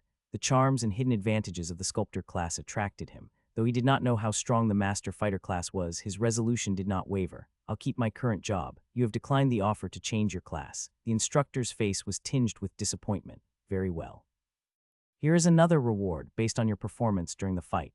The instructor continued, also, you have a chance to attain a new skill. Whatever action you take, a skill will be created for you. Do as you wish. Weed fell deep into thought. A skill was not something that could be attained by effort alone, and so this opportunity should not be wasted. What skill do I need? Sword fighting. He did not need it. He could not even use his existing sword fighting skills properly. Footwork. He only used special footwork when he was trying to reduce the distance between himself and his opponent in a long-distance fight, or when dodging magic spells. His basic instincts were more than adequate, and he did not need that skill. Of course, when met with a highly skilled opponent, he would need to use footwork, but he could compensate with his other skills. Magic. He could not learn it now, but when his intellect rises above 300, then he would be able to learn magic, regardless of his job. It was something to consider in the distant future. Holy magic. He did not even give it a second thought. After much consideration, he decided to just do something random. Whatever I do, a skill suitable for me will be made. He could do anything he wanted, but with the stage set, he had no idea what to do. Weed stood there unmoving while the instructor stared at him. Weed suddenly felt uncertainty as he thought about leaving Lavia's. Memories of the brief period he spent with Dan inundated him. The hunting grounds they scoured, the skeleton knights, skeleton mages, soldiers, Dullahans, death knights, and spirits they fought together. He'd be leaving all these behind with no chance of returning. She might be not even be alive anymore. He still regretted not saying farewell to her in the end. Weed opened his mouth and made a small sound.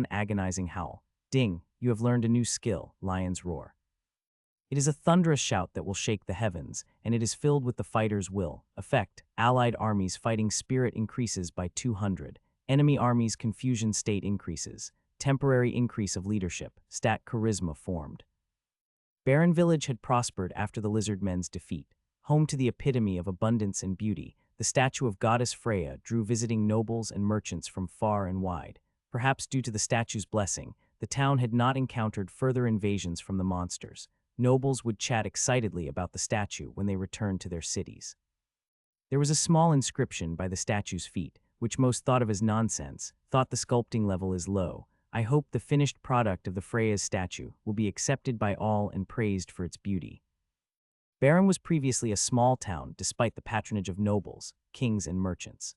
But as users who hunted near Rosenheim Kingdom increased, their gradual southward migration in search of new hunting grounds and adventure rapidly increased the town's population. The abundance of nearby dungeons coupled with the conference of a 15 increase in the recovery rate of vitality and mana for a day on all those who laid eyes on the statue of goddess Freya were key factors in attracting new residents. Was this great statue here before? Who made this? People were intrigued and amazed by the statue. Rumors spread that the mysterious sculptor was in the punitive force that helped liberate Barren. Weed became a celebrity. The pure smile and face fresh like the morning dew captivated the masses. They could not bear not seeing it at least once a day. The square near the statue was filled with merchants hawking their wares and adventurers come to admire the statue. These are weapons sold in Citadel of Cereburg. Selling very cheaply at original price plus some transportation price. Buying items, I'll pay 10 more than the retail price. Need fighters above level 100 damage dealers for hunting salamanders and werewolves. Rogues or assassins are welcome too. I'm looking for a party to hunt at Chalupan Valley or at least someone who would guide me there. I'm level 120 ranger, first time in Barren Town. Invite me to party. Job is bard. I'll sing beautifully for the whole battle. Within the noisy, packed square, a hushed silence suddenly spread. This was because of a single merchant, Mappin. He was level 70 merchant. Though only a beginner, he mainly delivered items over a long distance and transported items from the Citadel of Cereburg or nearby major cities to the rapidly growing barren town in need of resources. Customers flocked to him in an instant. With a dream that he would one day rule Rosenheim Kingdom, Mappin worked hard to gain money. Gathering money little by little was the fun only merchants can savor. Mappin wheeled his wheelbarrow to a corner after selling off all his items and took a well-deserved stretch, looking towards the sky. Something was falling from the sky. Hoo-ha, that. That something was a person. A person is falling from the sky. Mappin yelled with all the air in his lungs, pointing at the sky. What is he talking about? Many dismissed it as nonsense, but some looked up to where Mappin pointed. Someone was really falling from the sky. A person holding onto 9 gigantic bags appeared from above, hurtling towards the ground at a tremendous speed. Ah, run for your lives. In an instant, the square fell into chaos. Whoosh, Weed's ears hurt because of the howling winds, and if he hit the ground at this velocity, every bone in his body would be broken and he'd end up as a gory pancake. Even hardened stone and huge boulders would be splintered and crushed to pieces. Even in the perilous situation, he was calm. Squinting, he looked at the ground to aim, a little bit to right. Weed adjusted his body accordingly and sped up towards the ground, seen as he wanted to arrive as soon as possible. Aha, run, hurry. He could see people screaming and running helter-skelter very clearly. Merchants jumped and abandoned their stalls as though a fire was burning them. Were there this many people in Barren Town? Weed used Feather of Lightness when he was about 500 million above ground. His body, which was free-falling, quickly slowed down, gaining air resistance. Only a small cloud of dust rose upon his landing. However, due to the weight of the 9 gigantic bags he carried, his feet plunged into the ground to a depth of 10 centimeters. Who is he? Is he a mage? Users pointed at Weed, speculating the identity of the mysterious man who fell from the sky. Everyone's first suspicion was that he was a mage who used flight magic, but flight magic couldn't be used by just anyone. Only a mage with 5 circles supporting magic over level 300 had the ability. Level 300 could be only seen from the top gamer in Royal Road. What sort of mage would appear like that, falling from the sky? Because Weed descended with such speed, he attracted more attention than he would normally have. Over 100 users stared at him as he surveyed the town. Weed focused on a stand that did not close despite the chaos and looked at Mappin, who was hiding behind the Freya goddess statue, peering back at Weed. Hey you, Mappin answered in surprise. Yes. Weed said gently, you look like a merchant. Do you buy items? Yes, of course. Mappin hurriedly nodded as he scurried from behind the statue, afraid that Weed might change his mind. Mappin was a businessman after all, and he specialized in trading with items. After buying items from major cities cheaply using the item trading skill that only merchants could get, he sold them at a high price in stores. Merchants could earn experience points by buying at a cheap price and selling at a high price. Weed said in a laid-back voice, "How much would you pay for it?" "If you sell to stores, the profit would be 2 of the original price. I could pay at least 15 more than the stores, and when in bulk, I'll pay at 18 more. I would be buying with only 2 margin left for me." Weed looked around for someone who would suggest better deal than Mappin, but no one called out. The price suggested was a very honest price. A merchant's trading skill depended on how quickly he could sell his merchandise. Mappin, who could leave a 2 margin, was considered as very highly skilled merchant. Weed decided to make a deal with him. "If there's any item you're collecting, I'll sell them to you separately." Mappin's jaw dropped. This person is a big catch. How many items did he have to be able to say that he'd sell an item separately if there was any Mappin was collecting? When selling items, it was much more beneficial to sell in bulk. Anything. I sold all the items I had, so it was about time I bought some more. "Is that so?" Weed flipped his bag upside down and shook it. Out poured Dullahan's legs, skeleton bone pieces, charcoal, tree stems, rusted short spears, bone clubs, and other items to no end. Suede pants, golden strings, tunic cloth, and other such items flowed out freely as well. They piled up until a mountain formed. How can this be? Mappin's eyes couldn't get any wider. To be able to bring this many of items, where did he go hunting? Logically, the enormous amount of items was impossible to get. These items could only be gathered through hunting, but this amount was beyond anyone's capabilities. Considering the fact that not many people had discovered lavias, Weed had gathered items in secret hiding places throughout the dungeon. He couldn't sell at a good price if he sold them to stores in lavias. He would benefit much more from selling them to merchants who would buy such items at a higher price. Profit, money. Weed would never budge in this area. He would never throw away even an item worth just 1 copper. This many items. Mappin's eyes twitched slightly. He had never imagined that anyone could see such a sheer amount of items in a lifetime. "How many will you buy?" Mappin replied immediately. There was no need to even think about it. "I'll buy everything I can." 159 gold was all the money that Mappin had. Merchants could only get money by selling items that they bought from other users, but due to fierce competition, prices were constantly raised, so getting a surplus was difficult. "Then take it." The moment Weed gave his permission, Mappin began categorizing the items by their price. His abilities in item evaluation were used for moments like these, so assessing an item's value on the market took less than a second. 1 gold, 2 gold, the value rose quickly, and he had soon calculated that the mountain of equipment had a net worth of 157 gold. The magic backpack, able to be filled with 10 times its volume and reduced the work to carry it to a third, spilled out an avalanche of items. Then Mappin gave Weed a strained smile as he began to wobble off to his nearby store. "How heavy is it to cause? I feel his pain." The crowd had begun to scatter, but the remaining spectators looked at Mappin with pity. Meanwhile, the merchants' expressions were filled with bitter jealousy, since if they could sell that many items, they would definitely be able to raise their level. Following the wake of Baron's expansion, weapon stores and smithies were yet to be built. On the other hand, variety stores did, which sold and bought a plethora of different items. "I have hurry and thank him." Just then, Weed opened another bag and turned it upside down. Suddenly, another pile of items poured out. That's Mappin's gaze was frozen in place as he stared at the small mountain that had just formed in front of him. He was already dazed from just one of the 9 bags that Weed was carrying. It can't be. It was just as Mappin thought. All 9 bags were filled with various items. Weed emptied out the other 8 bags where he stood. Excluding the first bag, 6 bags were filled with minor items, while 2 bags were filled with weapons and armor. Together, the items were worth an astounding sum of 1,000 gold. The last bag was filled with the Death Knight's armor and various ores that he had kept for when he became level 200. He had collected 145 iron ores and 109 copper ores. Once one's repair skill reached intermediate level, one could learn the blacksmith skill, so Weed was saving them until then. "Please tell me just where you had such training. You came from the sky, but how did you do it? Even a magician like me couldn't feel the flow of mana. Could you give me some money?" Users swarmed Weed. In just a moment, he became a celebrity of Baron Village. However, soldiers that were protecting the village soon gathered around Weed. "Is that you, Commander, you guys?" They were the soldiers from the lair of Litvart, Hosram, Dale, and Becker. "Ooh, you have finally returned." The elder, Gandalva, and the other villagers came out to greet Weed as well. At the sight, everyone's curiosity was amplified. Who was this person who literally fell from the sky and was getting all the NPCs' respect? Weed exchanged greetings with Gandalva and the soldiers. Seeing the transformation Baron Village had gone through, he felt a surge of emotion.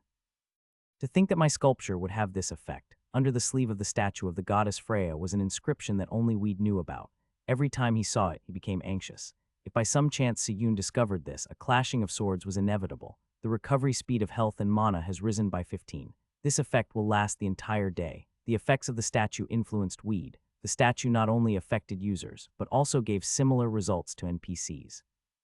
It gave significant help to the NPC soldiers when exterminating monsters and leveling up. If a fine piece had this much affect, what would happen in a city with a grand or masterpiece? Statues could strengthen the military force of a city. Sculpting could be an indescribable, amazing thing.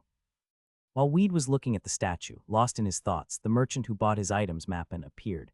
"Excuse me if it's not too much trouble, may I ask where your next destination will be?" One could say it was a miracle for a merchant. Shrugging, Weed answered, "I'm going to go past the Baruk mountain range." "The Baruk mountain range, yes. The place I am trying to reach is the free city of Samar." The destination was where the order of the goddess Freya was based. Weed had to deliver the Helen's Grail. There were two ways to reach the free city of Samar, which had a church. The more commonly used route was to go back to Saraburg Castle, past Brent Kingdom, and before passing Hilco's Badlands, go straight in the southwest direction. This was too complicated, for not only did it take 3 months just to get there, but one had to follow a trail. It was far too boring for Weed, so instead he was planning to cross over the perilous Baruk mountain range and reach the free city of Samar more quickly. Although the Baruk mountain range was infamous for its monsters, Weed had a secret weapon for emergencies, so he was unconcerned. "So you are," Mappin smiled. "Could you take me with you?" "Oh, please don't misunderstand. By seeing the items you brought, I can tell that our levels are very different, but I am not trying to burden you. I know very well that merchants are weak in combat," he explained. Merchants were one of the weaker classes of the non-battle type classes. However, sculptors were commonly known to be weaker than merchants, and Mappin did not know that Weed was a sculptor. What kind of sculptor could kill a Death Knight or Dullahan? Furthermore, a sculptor searching for stronger monsters because he got tired of hunting Death Knights was unthinkable. "Even if we make a party, not many experience points will come to me. I will even cover all the costs of the herbs and bandages used for battle." The largest part of Weed's losses was due to buying herbs and bandages. Mappin the merchant said that he would take care of that part, knowing that if he gives something, it would be reciprocated. "What is it that you are after?" "Items. If you choose to carry everything that drops, you'll be restricted in more ways than one. The bags will become too heavy and you will be unable to fight, so I will buy it all. The items you would otherwise sell ends up with me, and your burden is lightened considerably." Mappin's goal was high-level items. Following a strong fighter would be a huge advantage for him. Just one item from a level 200 monster was 10 times more valuable than items from level 50 monsters. He wanted to get items while following Weed rather than waiting at a town. Since he could trade items at each town, it wasn't bad business at all. Weed considered it momentarily. It was a win-win situation if he took up the offer. His previous tactic of storing items in a hideout when he was hunting could only be used in Lavias. If someone used that tactic on the mainland, others would steal his bounty and get away with no repercussions. "Very well, let's travel together." Barren Village was bustling with a drastically increased number of users. All kinds of sculptures, food for sale, low durability armor or weapons will be repaired cheaply. "Sculpture, what's that? 20 silver per piece. Is it expensive?" As expensive as it is pretty, what is art if not original? The explosion of interested women accepted the user Weed. The sculptures, which he made one by one, appeared alive. Big stone sculptures don't sell easily. In order to be popular, smaller means more attractive. Models were also produced. Some were cute tiny pairs. The female users were enormously interested. Weed simultaneously cooked while selling sculptures. Attracted by the smell of stews and stir-fry, people gathered. People who came to buy a sculpture were also interested by the smells of the cuisine. "What are you cooking?" "It's poison." "Eek, poison. You're trying to make poison. This delicious scent that's being given off." "Yes, you will die twice when you eat it because it is that delicious. It is a poisonous drug. Taste the cooking. Enjoy even the slightest bit." Weed's hand hovered over with a spoon, giving the users a chance to taste the stew. First of all, the smell. The sweet taste was made from water boiled with wild edible greens, which were good for the body. The moment when it entered the mouth, the taste unraveled. With the stew, the eyes of the female users widened. "Wow, delicious. Brother, can I buy some?" "Yeah, we want to eat this often, mister. How much is it?" "For the stew, 15 silver. Far too expensive for one dish, isn't it?" The faces of the male users became distorted, as if 15 silver was that significantly high a price. However, with price, Weed never compromised. There was no room to compromise with money. "The reason for my cooking is to allow many people to eat more delicious food. The path always changes, but it feels good. It seems cooking is expensive since it brought complaints from everyone." "Well, of course it is. I would like to sell really cheap, however. The cost in materials of this is nearly 14 silvers. There is something else, the cost in food skill." When you consider all the effort I make and everything I do, I'm selling for next to nothing. Sniffle. The requirements for delicious food are driving me to give up my dreams of using cheap ingredients to create a cheap meal such as stew and other things. Regardless, it is really distressing. Sniffle. Weed cried detestably. It was an act. If he was stabbed and bled, Weed would not shed a tear. This was an investment in ingredients for no cost, brother.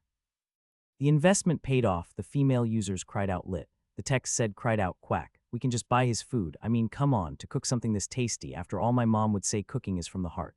It takes time to create good food like this. Undoubtedly, that is the common case. Yeah, I understand. Sorry about that, chef. Cook more and sell it. The couple went and put out as much as 20 silver. Neither of them asked for change. Weed expression changed to a smile. You can never know when you will eat delicious food. Once again, money earned. Weed sold a lot of sculptures and food. I did in fact say that the materials did not even cost 1 silver. It was cheap, as most of what he sold was wild ingredients. The remaining materials also were very cheap. In the mountain villages, unlike in towns, the prices related to food were considerably lower. They saved me from needing to buy cooking ingredients in the city. They were also rich with recipes yielding various dishes. Hey, 1 bowl please. Seaweed rolls for us. I came back for more, hee hee. There was no end to the customers. Cooking skills and sculpture rose to the intermediate level, and the popularity was absurd. Even jokes grew along. While there was no need to lie when he did business, he had to lie if they got the idea that he was Weed. It made him feel good to give the customers a more thorough service. However, from time to time, there were customers that annoyed him. It's the same guy from the television. 2 women approached, trying to view every aspect of Weed's face, and they stayed. You are the Princess Knight, aren't you? After participating in the high school play as an adult, he received his prize, and attached to it was a nickname. This rapidly spread throughout the internet. Because of this, there were quite a few people who knew his face. Some people may like to be really popular, but the case is different for Weed. Of the many nicknames, Princess Knight was unmatched. That, well, you see, the shape is wrong. Weed turned his eyes to avoid their attention.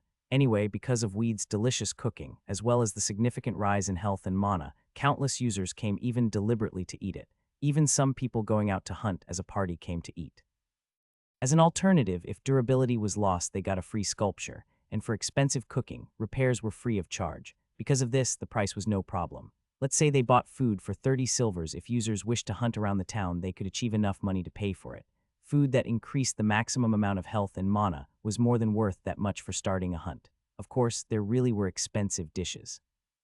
Dishes made by joining the eggs of a signature tribe and the fruit of heaven. Eating either of them can lead to death, but cooking them together gives the dish a sweet taste. The fruit of heaven's cost was 15 silver, while the eggs of a signature tribe was a whopping 95 silver. However, not only was the price to cook the food expensive, it was also very complicated. Houdini could not have recreated such an equation to neutralize the strong potency and double the effect giving ingredients it would have needed to be completed along with the food.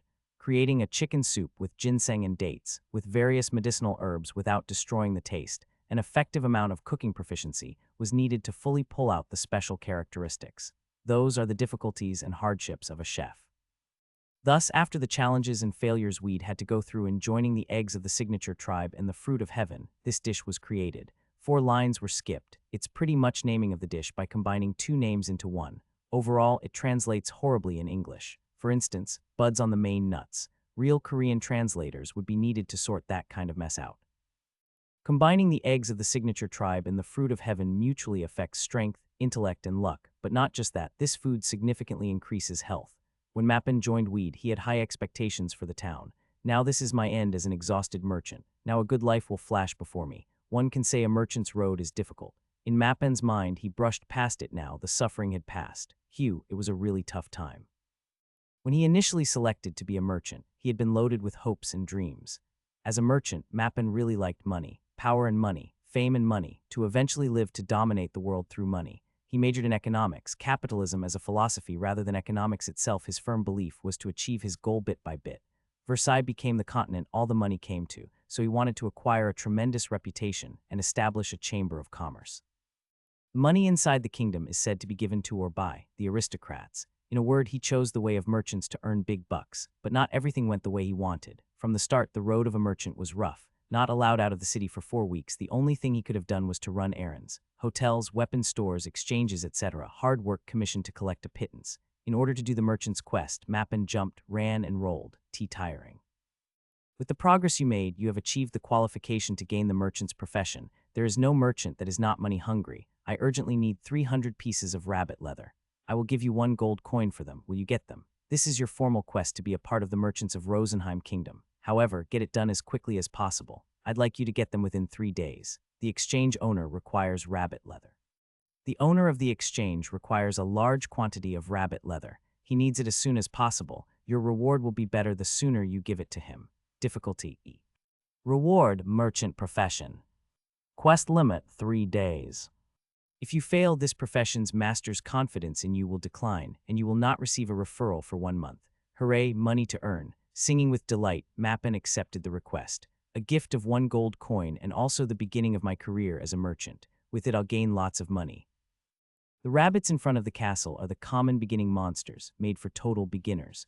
1 rabbit leather sold for 10 copper to grocery stores, so the total purchase price should have been 3,000 copper. So he calculated that 30 silver should have been sufficient. Of course, the other party needed to have some profit. Now it came to finding an appropriate price for both sides. Buy rabbit leather. I will purchase for 11 copper. Mappin cried out with a loud voice in front of the castle, hoping that massive amounts of users hunting rabbits would come running for a profit. Nearby, another merchant shouted even louder, rabbit leather 30 copper. Some people next to her rose into a harder cry, buying rabbit leather 50 copper, unlimited amount. Damn, what happened? Rabbit leather should have only cost 10 copper. It should definitely not have been purchased at these tremendously high prices. What is happening? Mappin asked, perplexed, but the answer made him wail in despair. Did you not know, to receive the merchant occupation, not just 1 or 2 people are collecting rabbit leather, and not just for that, they're also collecting rabbit leather for sewing. When people learned that rabbit leather was required by many, the price skyrocketed. Mappin was in tears. The prices would ruin his starter merchant. The merchant occupation had a forced 3-day time limit. After using up all his money, with no other choice, he stayed up and hunted and just barely got 300. Thereby he became flat broke. The owner of the exchange gave him a pat on the shoulder for a job well done. Little did he know that Mappin's shoulders drooped. That had only been the beginning. The road of a merchant was a hard one indeed. To raise the level of his skill, he had to purchase loot from users at an expensive amount of money.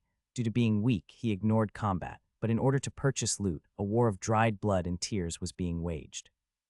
Throughout the trip to this remote village, Mappin had hoped that there would not be a lot of sorrow waiting for him at the end of the road. Waiting for someone to come to his stall to sell loot was nothing really difficult, but people came and asked for unreasonable prices. The suffering has ended. Ever since Mappin had fulfilled a partnership with Weed, all of his anxiety and fears had been reduced. Recently he only trusted Weed. I will follow him anywhere. My trust has been born anew. Lit. Parturition. Mappin was firmly determined. A great warrior, adventurer, master of battle. Knowing that, Mappin had been confident. He sustained that emotion until they reached the town. How does he do that? Mappin wanted to scream. He rubbed his eyes to look again. Weed was making food, and in between he sold sculptures. To make matters worse, he was repairing. Yuhyuhyuk, I guess it's Korean equivalent of WTF. Weed was cooking, and someone was secretly weeping. The one crying was Mappin. The Weed he knew as the great warrior was now selling food and sculptures. Isn't that of the worst kind of job? This was not something he could solve with but a guess. He needed to know, but Mappin was hesitant. Afraid to know the answer, he didn't have the courage to ask. Weed, what is your profession? Me. Obviously my line of business is that of a sculptor. Sculptor. Just as if he had been smashed in the back of the head with a blunt object, Mappin felt sick. If artists and sculptors are as popular, I'm making a living as a cleaner. Melancholy took a hold of Mappin. He pointed at the boiling cauldron with a trembling hand. Well, what about cooking then? It's a hobby. Repairing that. It's hard to learn the skill of sculpturing. To learn blacksmithing, the way to manufacture weapons and armor, I had to advance my repair skill to the intermediate level. Since partnering with Weed, Mappin's fate had blossomed, so he could not have gotten discouraged. Well, yeah. So he's not pitiful, but what is it this job does? In his mind, the character called Weed could not fit this condition. It is enough to go down in history as a very luxurious character schnauzer. LMAO, Google it the next 2 lines I skipped as it is hard to phrase. I think that it is more or less Mappin thinking that it's hard to know from what he sees now and the abrasive Weed he met earlier. Also about him second-guessing. How often do you find characters that become like yours? Mappin had greatly misunderstood Weed's tearful plight. He had beaten the Scarecrow at the beginner class training center, he had eaten from the instructor's meals, and he had grown strong very slowly. In order to increase one skill, he had made sculptures that were pleasing to the eye. He also became a cook for NPC soldiers that were part of the punitive group he accompanied. He cooked tens of thousands of dishes and bowls, created thousands of sculptures. Weed was barely a child, accustomed to terrible situations, who could only count on his own skills to grow. Mappin learned what had happened, one by one every step of Weed's story, right up to this very place. This man is even more commercial-minded than me, he thought. Confucius had once said, "When there are three people walking, my teacher is bound to be among them. I'm afraid I must learn from him." Mappin did not regret his choice of partnering with weed.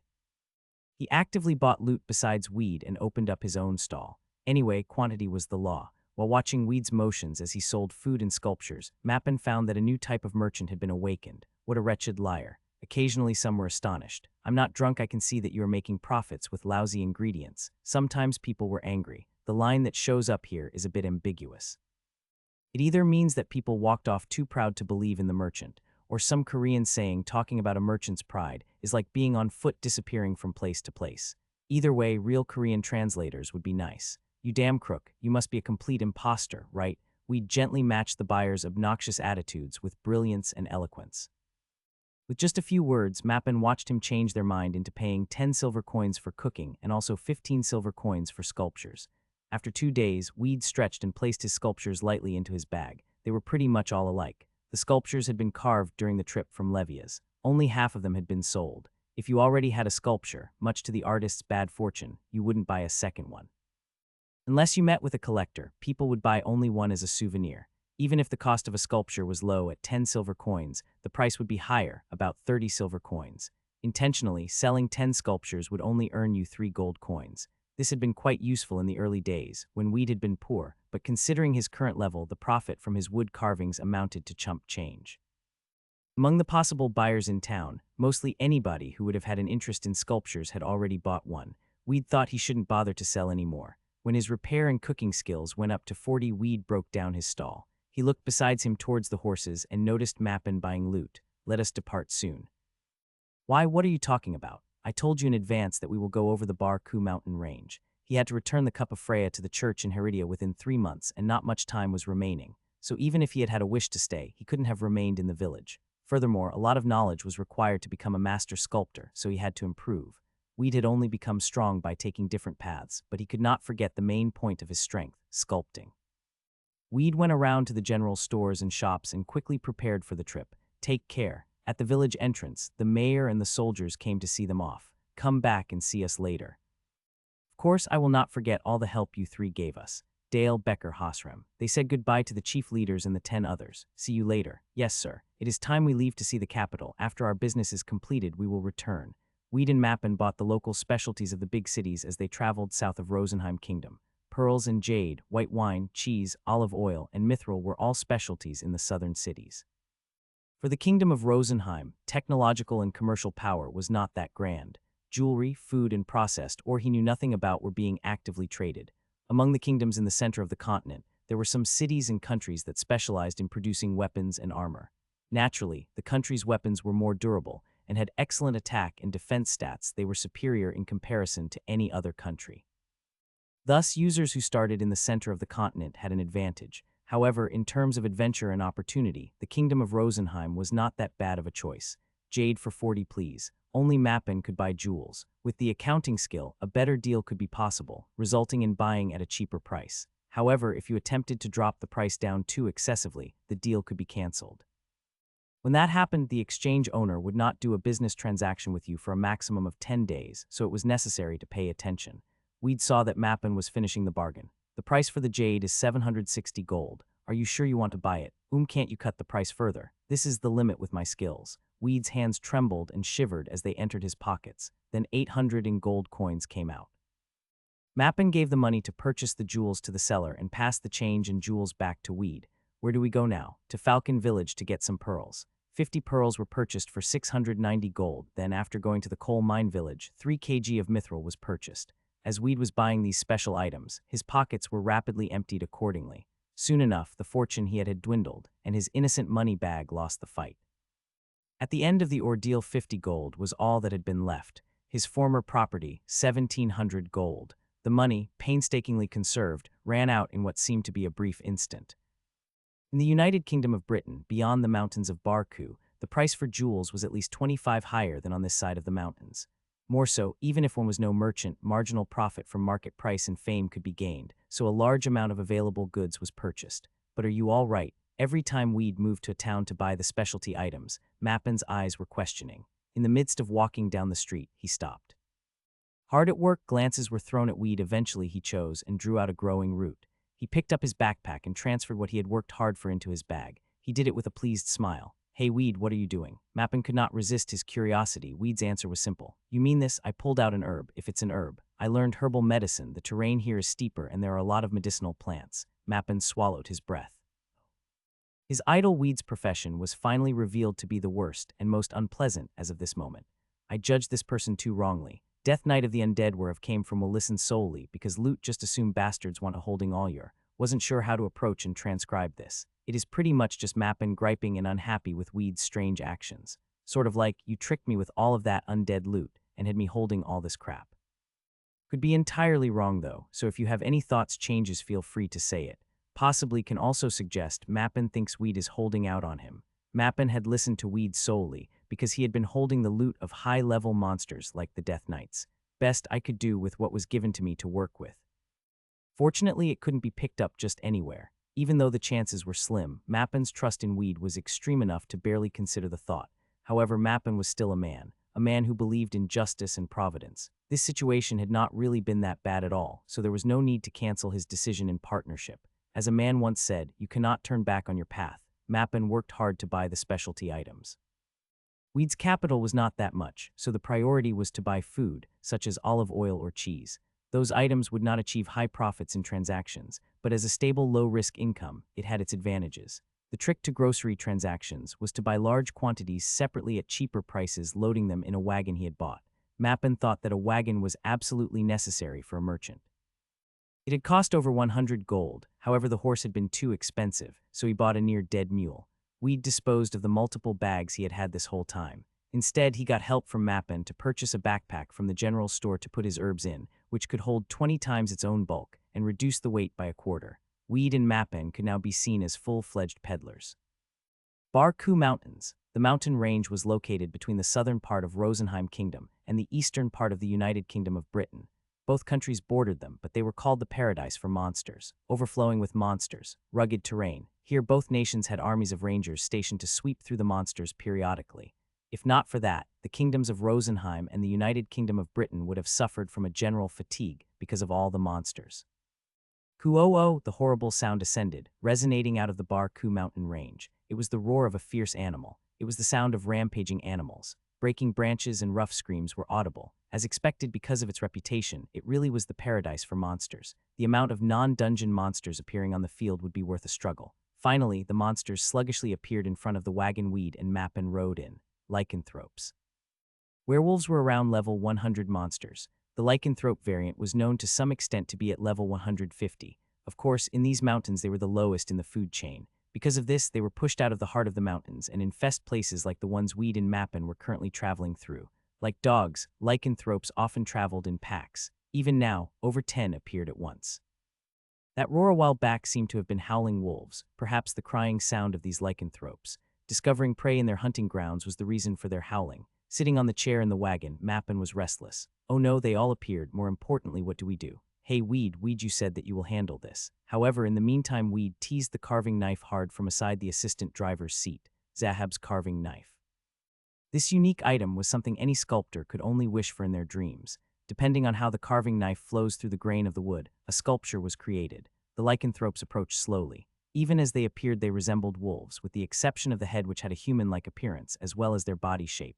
The gray hair was full of small holes. Transformed into a wild dog or worse at the end of the attack, they undoubtedly changed back. Proficiency in the handicraft skill has been improved. Intermediate level of handicraft skill is 4. The ability to use hand tools and an additional 5 increase to all stats. When the intermediate level in the handicraft skill rose by 1, the ability was enhanced by 5 across all stats.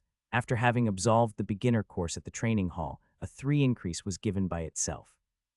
When you think about it, the effect could be extremely increased. However, it was even more difficult to raise the skill level. That was quite fortunate.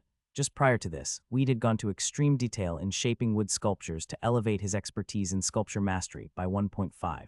After all, there had been plenty of branches and foliage. It took time to work with a piece of wood from ancient trees, and these were also very difficult to obtain. Considering the thousands of years they had lived, to be able to render such a tree, it was more difficult than expected. Weed's sculptures were almost as lifelike as they could possibly be. You did not have to be satisfied with the degree of decently made sculptures. Sculpture occasionally rose in quality surprisingly well too, though it did not really create much momentum. Rightly, given that he gained intermediate mastery considerably fast, he was at 1.5 of his level.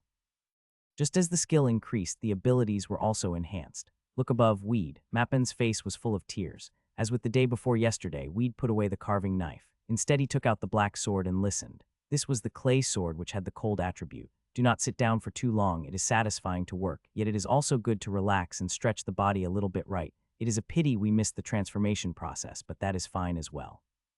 This group here shouldn't be the only lycanthropes living in the Bar Ku mountain range. We'd watched the lycanthropes personally. It would have been good to see the transformation process in order to better create a sculpture of them.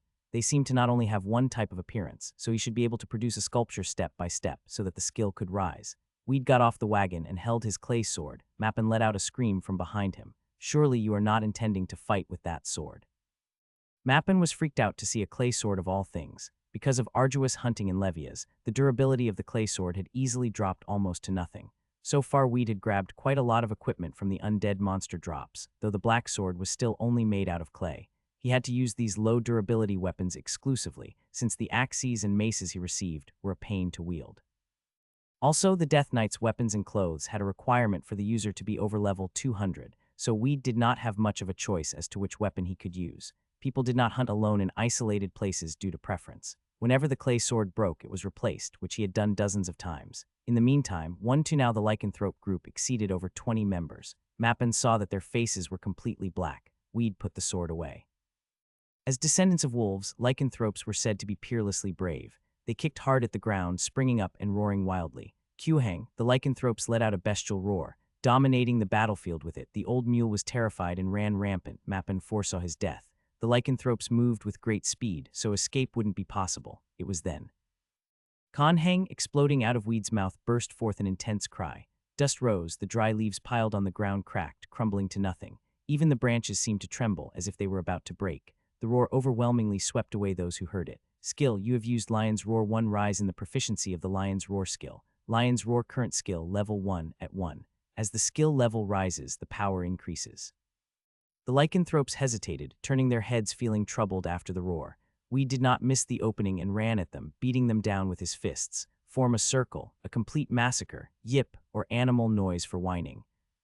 Weed promptly charged with his bare hands and grinded the lycanthropes to dust. It was a great change from Levias. After mostly facing Death Knight's level, 100 lycanthropes could not even be considered enemies. It said that as they number a lot, they could cause substantial damage, but that was all talk. The horrifying lycanthropes rushed towards Weed, 7 celestial steps.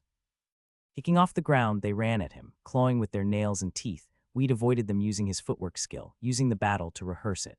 Until now, the skill was not his chosen method to pass an opponent using footwork. The footwork in Royal Road was quite peculiar. In the midst of sprinting forward, taking a sharp turn in a 90-degree direction while running would be impossible in reality. That was due to the law of inertia. However, with this step skill, you could achieve the impossible. During a sprint, you could switch to the opposite direction. The instant rate of acceleration to reach that speed was almost invisible to the naked eye. As the name implied, you could make a total of 7 step changes, instantly twisting in any direction while running, or possibly dropping in speed suddenly, appearing to vanish. The value of this skill was what you would expect to be demonstrated from a superior first-rate martial arts, 7 celestial steps. Although the lycanthropes came in from all directions, Weed's body escaped, breaking through the enemy's encircling net. Like connecting the Big Dipper, he changed directions instantaneously and created vague after-images. Illusions. As usual, the lycanthropes attacked the illusions. Outside of the encircling net, Weed reversed the charge. Each time his fist landed on a patch of gray fur, a lycanthrope turned to ash. The Bar Ku mountain range was overflowing with monsters. The worst word to describe them would have been tranquil. They certainly were not.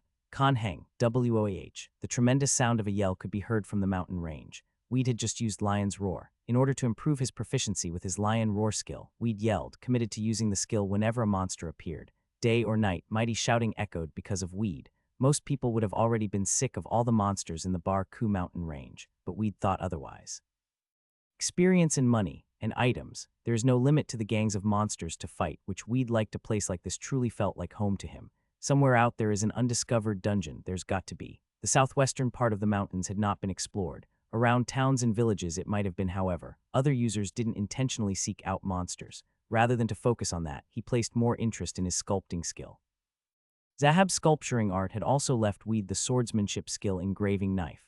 This had greatly enhanced Weed's damage. It was an attack technique that ignored enemy defenses and resistance as the skill increased. The power did as well. Emperor Jahar left the skill to give life to sculptures behind. The sculptures would love the master who carved them and fight at his side. Higher art stats were required for this powerful skill. Until then, further growth is needed to complete it. This was the skill that allowed Emperor Jahar to conquer the continent. If life could be given to sculptures, under any circumstance Weed would absolutely follow that man's will. Skill confirmation, life-giving, give life to sculptures, the skill that Emperor Jahar left behind for his successor. The parts of this technique is unknown. Limitations can only be used with advanced sculpture mastery. Skill requirements, mana 5000, art stat 10 permanent consumption, level decreased by 2. Caution, sculptures are unique items and have strong personalities and a sense of pride. When they see another sculpture identical to them, they will fight it to prove who's superior. In order to use this skill, you first needed to get to a high skill level in sculpture mastery, which was still even farther away than the amount of the Hong Kong's gross domestic product. Was big, not sure if it's correct like that. Sounds kinda weird to me. All these consequences just to give life to a sculpture. Art stat points were consumed and the level declined, meaning you couldn't indefinitely repeat this. The requirements of this skill are ridiculous. At least it must be a useful technique. As the engraving knife technique and the skill to grant life to sculptures, techniques left by 2 master sculptors, were this powerful, Weed could imagine how powerful the remaining 3 skills would be. In addition, he thought, what about after obtaining the 5 skills and mastering sculpting? Weed had had the opportunity to become a weapon master in martial arts, however. After much agonizing, he had given up the chance and had remained a legendary moonlight sculptor. He could learn skills relatively quickly through handicraft and pieces of art, which even benefited swordsmanship. But even this would not be able to match the tail end of a knight's swordsmanship skill. Sculptors were resigned to this. Though there was a chance, but to take it, one had to take the maximum advantage of the opportunities that presented themselves before him. Sculpture destruction, granting life to sculptures, and even the engraving sword skill. While simultaneously maximizing power, I need to find the remaining skills. I also have to obtain the final non-sculpting note, not too sure, but I think this means master of all crafting. I also have to reach the highest level in every other crafting skill. This was the best I could come up with. The rise of sculpting skills would affect everything. When no monsters appeared, Weed sat with Mappin and sculpted. He made sculptures of the fighting scenes with monsters or the surreal landscapes and its trees. Intermediate sculpture skill has risen to level 3. Sculptures well mere delicate and detailed. Finally, intermediate sculpting skill level rose to level 3. After this, Weed took out the emeralds, pearls, and jade that he had purchased from all around Rosenheim Kingdom. What are you doing? Halfway through the mountain range, Weed had abruptly pulled out a blue jewel. Mappin's face showed his confusion. He had no doubt that the reason wasn't to boast in his wealth, and certainly not to share the gems with the monsters, taking a good look at the gems. But Mappin then found himself surprised because of Weed's next action. He had started shearing the gem with his engraving knife. Arg, Mappin unwittingly felt like screaming. He had personally purchased the jewels, knowing full well their worth. He knew it far too well. Those were some absurdly valuable jewels. Although the gemstones may not have been processed, the price had still been amazingly high. Without hesitation, Weed continued to carve the jewel's surface with his carving knife. What have you? Just before he attempted to stop Weed's actions, Mappin's eyes widened in surprise, because the gemstone was being gradually carved little by little. The degree of the etching wasn't even visible unless you looked at it very carefully. The way the gemstone was cut down, the luster radiating from it deepened. Mappin watched blankly as Weed's hands continued to move. It's beautiful. Crunch, with Zahab's carving knife, every trim of the jewel made slight changes to its form, while Mappin watched the process with admiration in his eyes. The jewel had seamlessly changed from a dull aspect to a gem worth a fortune. Maybe all of those jewels can become that gorgeous. Weed's intermediate sculpture level had risen, making it possible to work with gems and other special materials. By default, skill and dexterity were needed to form the gems. It was still too early to do this. Even with having reached intermediate level, he was still lacking in his handicraft skill. Zahab's engraving knife was truly a unique treasure for a sculptor. Through it, the requirement had been met, and the jewels were worked into beautiful objects influenced by Weed's art stat. Weed's art stat was currently near 300. The occupation of legendary moonlight sculptor gave a plus 100 for the art stat, and for every created sculpture that was placed as a masterpiece, it would steadily rise. Because his art stat was astonishingly high, all sorts of effects could be granted to his work. This number looks really good. Mappin's body trembled and shivered. This was because of what he imagined would be the consequences afterwards. buying and selling the raw gems from the Rosenheim Kingdom to the United Kingdom of Britain would yield a small profit. However, what would happen if we'd faceted those gems and sold them? Also, if the jewel was worked with the utmost heart and soul of the engraver, how much would they sell for? There is no way to guess the possibilities. Mappin fell into a deep silence that he refused to break. He was also carefully driving the wagon, so as to not interfere with the work of the faceting. It was deceptive to think of the effects of sculpting caused from handicraft. The creation of a rough sculpture ended up stunningly beautiful. Food became very aesthetically pleasing to the eye, and proved to be even more delicious. Weed's sculpting and cooking were very much indebted to his intermediate level in his handicraft skill dexterity. This skill was showing itself to be truly worth the work to raise it. Caravans and travelers who went over the Bar Ku mountain range only stayed to camp for short periods of time. Rosenheim Kingdom's original resting area for rangers, it was no place that regular people frequented. So far, so good. We took a very big chance by coming this way. Now only a couple more days and we might reach our destination. It was a lot of work. Halman laughed. You ought to say it straight, Levi. It all started 'cause you killed that guy. Halman, Margox, Levi, and Gran were 4 famous player killers from the United Kingdom of Britain. They lived for the enjoyment of killing other players and taking away their equipment. The notorious quartet was better known as Dwichigi Note, sounds better than turnover. However, about 1 month ago, they had messed with Fearless of the Cloud Guild, maybe it is Hermes. As one of the 10 biggest guilds in the United Kingdom of Britain, and also of the biggest in the whole continent, it boasted a membership count of over 6,000 players. Altogether, the guild had tremendous influence, to the degree of claiming supremacy of the United Kingdom of Britain without question. This meant that even the 4 members of Dwichigi hadn't wanted to stay in the area. In fact, they had wanted nothing to do with it. Being on the most wanted list, the 4 decided to concentrate their time on calmly hunting and leveling up while drunk on brandy, until they came upon someone named Fearless Note, not entirely sure, might be a class or a rude term for a type of player rather than fearless. Maybe SMTHG like bastard or asshole, if it's a female then prob. Bitch, get out of here. This is our area. What's with that guy? What utter bullshit. The 4 were naturally ill-tempered. It took a lot of monetary donations to the temple, or some time spent on hunting to remove the red PK symbol. Because of that, there was no symbol that made their player killing apparent. She had continued to claim that the hunting area was hers, while the 4 drunkenly trash-talked back at her. Finally, Levi had had enough, might have the 2 sides messed up. Either she claimed the area or they did. Note, Brandywine might be the name of a person, place, or class, or they are just drunkards. That's it, I'm killing this bitch. Fearless, I'll teach you not to mess with me, duel me one-on-one. Normally, others would not have fallen for this. When dining, it was better to share the hearth of a fire when the area was wide enough, rather than to leave them in the cold. So they had killed her, going all 4 of them at once. Each of the notorious Dwichigi had slipped back into an attacking position. Besides the brandy, the levels of the 4, in regards to the other player, were significantly lower. They attacked simultaneously as a group, focusing on fast attacks. Of course, easily enough, the other player had died in vain. They had then looted a map, the Forgotten Tomb of the Dwarf, Durability 1-1, the place where the short, odd geezer fell into long slumber, in the midst of 2 canyons underneath the roots of an old tree, rumbling, pounding, a narrow road. The power from the beginning of the world cannot pass without sacrifice. Seek the sound which does not ring. Author, Ranger Hans R. Berg. What is this? The laughter of the 4 had vanished. They had found a treasure map, a unique item. Ever since then, they had been persistently tracked by the Cloud Guild. Only then did the quartet realize that they had attacked a member of the Cloud Guild. Holy SHT, you bloody fool or noob. If you had told me that that person had been from the Cloud Guild, I would have never attacked her. We need to end things with them without getting finished off ourselves. That's why we're at fault. Somehow we need to lay low for the time being. For about 2 weeks, the 4 had hidden from people in areas with lots of traffic. Yet the Cloud Guild had not lessened their attempts at tracking them even by a bit.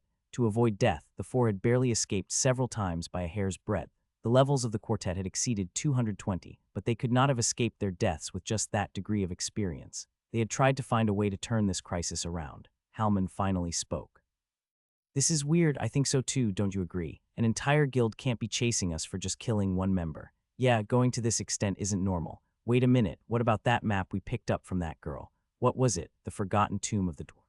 The map must be extraordinary. Those bastards did not want us, they were after this map. Hee hee. Then we should try to find the treasure from this map. Since then, the 4 had begun to discover the secrets of the map. They had crossed over into other kingdoms to research old books in the background of the map, to interpret the meaning of the phrases on it. As a result, they had come to the Bar Ku Mountains. Just one can enter the tomb. Yeah, but what's the alternative? Most importantly, there is no ranger among us, so the trap cannot be dismantled. It ought to resolve itself by burning out a body. Thus the whole process goes smoothly, even if the person must die on the way by the final lightning strike. So which one of us is going to die? Obviously, no one wanted to die. Like the others, not one of the four wanted to be the sacrifice and die at the end of the excavation of the dungeon. Then Gran held a beaming smile. Who will be picked to die? Who? No way, it's me. Where are you pointing? Was Gran's finger pointing towards something that had taken their attention, but he did not point at any of them, not even at himself. Gran was pointing towards the bottom of the mountains. Creaking away, Mappin and Weed's chariot was arriving. Wow, hello, my name is Mappin. I did not expect to meet people in a place like this. I'm Gran, and this here is Levi Halman, and this one is Margox. Nice to meet you. The quartet all had big smiles on their face, rejoicing with the arrival of Weed and Mappin. The Barku Mountains are no place for people. You have come a long way. What brings the two of you to these remote lands? Yes, we came in order to trade. Mappin went ahead and replied, for trade? Then the two of you are merchants, right? Yes, I am a merchant, and Weed over here is a sculptor. Oh, I understand. Gran had a wide smile. Halman, Margox, and Levi also were trying to hold back their laughter. A sculptor? What kind of stupid person would choose that as a class? That's what they thought, however. When they dealt with Weed and Mappin, they were entirely polite. This was because their task still needed to be resolved. Of the four, Gran asked thoughtful questions. After being under the influence of brandy, you could read other people even better. Anyway, I understand. But you should have met with monsters often if you came across the Barku Mountains. How did you fight against the monsters? That's due to Weed over here. Mappin was about to take a moment to explain, but Weed pulled him to the side. Weed tried to keep Mappin from divulging the story. Weed had noticed that something was not right, regardless of their attitude. Gran's eyes were drawn to them, laughing. Well, feel free to tell me. Wasn't it difficult? In truth, Weed had a feeling that these four travelers wanted to hide something. On the broad continent of Versailles, no matter how numerous and overflowing with users it may be, the monster paradise is different. You did not meet people here often. Typically, when you met other people in out-of-the-way places like mountains, you would greet them, maybe even eat food with them. And if your destinations matched, you would travel together for a while, but these people were far too happy. They had also been indirectly too delighted when Mappin had told them of their class. We'd naturally observed their lineup note, other possible translation. We'd naturally saw the possibilities for their herpes. Lol Google fail. Gran was standing at the front, talking to the two beside him, and the last one stood behind him. They are bandits, Weed thought. If you think that monsters were the only risk on the continent of Versailles, then you were absolutely wrong. Rather, encountering users in a place like this was far more dangerous. Weed told Mappin to act naturally. Could also mean that Weed decided to act normal for a sculptor. I am a sculptor, but I have a unique technique. What kind of technique? It's a kind of yell. When the monsters hear the sound, they run away. Want to see it? Yes, I'm curious. Weed gathered his mana to cast the overpowering skill, Lion's Roar. Ku Hang, weirdest roar I ever read. Pete. At the first sign, Mappin placed both of his hands over his ears, but the quartet, not knowing Weed's skill, had been caught off guard and its members significantly reeled. Damn, what bullshit is this with just his voice? Gran restrained the hot-tempered Margox and Levi, winking back at Weed while smiling widely. What a tremendous roar. HRMM, that reminds me. I thought I didn't see anything in the area for a while now. I guess this was the reason for the lack of the monsters. The lion roar skill. Weed had not yet formed a party with Gran, so his leadership has not increased. The additional effects also didn't take effect. The only thing they felt was a loud voice. Yes, monsters hesitate when they hear this sound. During that moment I escape. The quartet laughed after Weed's explanation. It's really not a big deal. Yet they seem to be the perfect bait. We should use these guys at that place. We only need one, why not? We take out the remaining one with our own hands. We use this man because the merchant will drop plenty of loot. Good, let's do it. The four came to a conclusion without even talking, communicating through their eyes. Gran turned a serious face toward Mappin and Weed and said, Haha, if it is like that, why should we refuse? Mappin laughed out loud deliberately. As a weak merchant, it wasn't a bad idea to accompany a group of 4 strong players. It is a pleasure to work with you. Weed also quietly nodded in acknowledgement. He had noticed the situation turning worse, and by the looks in the 4's eyes he could do nothing but follow for now. The fun of an adventure, to travel and see unexplored lands, lies in meeting colleagues, reliable teammates you can trust. Hunting while getting acquainted with friends was the kind of fun that made it worthwhile to play Royal Road. At times Weed enjoyed hunting with other players. Since he played so much of the time, it could be unreasonable always being alone, so it was a cool thing to be together with the multitude of other players. However, this was not the case with this dangerous-looking quartet. Around the wagon, the 4 assumed the role of fighting monsters, yet out of the corner of their eyes, they observed Mappin and Weed. Well, he is quite unusual. The one engaged in sculpting. It seems you are right about the sculptor. The 4 had their mind set. After that build-up yesterday, the sculptor was far too aware of their notoriety. Just then, Weed pulled out one of the gemstones. The Dwichigi Four turned the focus of their attention on it, and one of them asked, "Huh, is that a jewel?" Immediately, Margox revealed a deeply curious expression. Mappin replied with a smile, "Yes, Weed is currently crafting jewels." "Oh, jewelry manufacturing. Nope. Wow, that jewel, it's enormous." Margox's young eyes were full of greed. Freaking jackpot. "I'd like that to fall into my lap." Weed clenched Zahab's engraving knife while engraving, but the four were not encouraged enough to start a fight.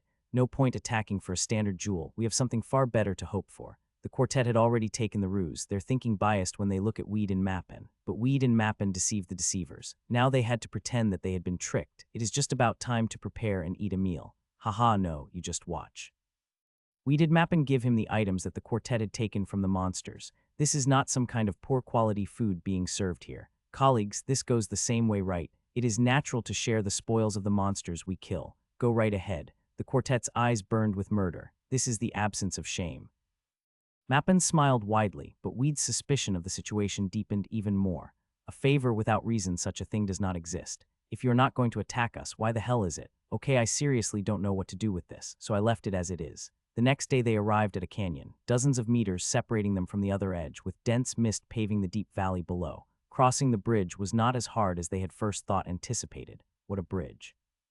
It is far sturdier than it looks. As Mappin went to drive the wagon, Gran came along and obstructed him. "Gentlemen, gentlemen, are you adventurers or not? What? I enjoy the beauty of this magnificent view as much as any adventure. There seems to be something underneath, way down over there. Wouldn't it be interesting to go that way for a bit? What do you think?" Mappin was hesitant at Gran's words. The thing about the continent of Versailles was that it was well structured. You could go into a forest, you could even climb a mountain. There was no need to move in some kind of wagon or cart. It was common sense, however, that it was easier to cross over steep canyons than to dive down practically into them. What the quartet had proposed just did not seem right. At the end of those words, Mappin had the weird sense that something about this was odd. Well, is that really necessary? You wouldn't need a philosopher to identify why Mappin tried to refuse. Any merchant would desire to take the safer path. The quartet was completely against that thought. Suyuk, think of the metal clinking of a sword, about to be slid out of its scabbard. Halman, Margox, and Levi all placed their hands on their scabbards. Weed and Mappin found themselves entrapped already. A merchant and a sculptor, although there was no reason to be tense in a situation like this, if you were prepared for it, it still was a touch-and-go kind of moment. Mappin's strong moment of refusal and duty. "Let's go for it. If anything, it sounds like fun." Gran approved with Weed's words. "Haha, knew you'd come around. This will be interesting." Gran and the rest took their hands off their scabbards. Halman smiled. Weed and Mappin continued moving downwards in the carriage with the Dwichigi quartet leading them. The slope of the canyon was very steep, and the wheels of the carriage were stuck several times. Respectively, they would never have been able to go down if it wasn't for the help of the quartet. Gran and Halman pulled from the front, and behind Levi and Margox pushed. "Sorry about all of this." "Haha, not at all, Mappin. This amount of work is nothing." Gran and Halman acted as if they owned the carriage. Considering the fact that it would be soon, was no reason to spare some sincerity, the quartet thought. "Oh, I think there is a trail over there." Gran led the way. He went around here and there, occasionally going back the same way. "Ah, the scenery looks far better over there. It would be preferable if we go back that way." Gran checked out the area in the canyon several times. Weed took the time to scavenge around. "Whoa, this one here is a red medicinal herb. Over there is a blue Ceylon plant." It had been reported that there were medicinal herbs at the Bar Ku Mountains, and he had heard that at the bottom of a canyon, more sunshine would allow various herbs to root and grow sporadically. Weed eagerly pulled them out and placed them in his bag. "What are you doing?" "What do you think I'm doing?" "I'm pulling out weeds." With Weed wandering around, they were delayed and the route took even more time. "Damn it, I'm going to kill him with my own hands." The veins on the foreheads of each of the quartet were pulsing.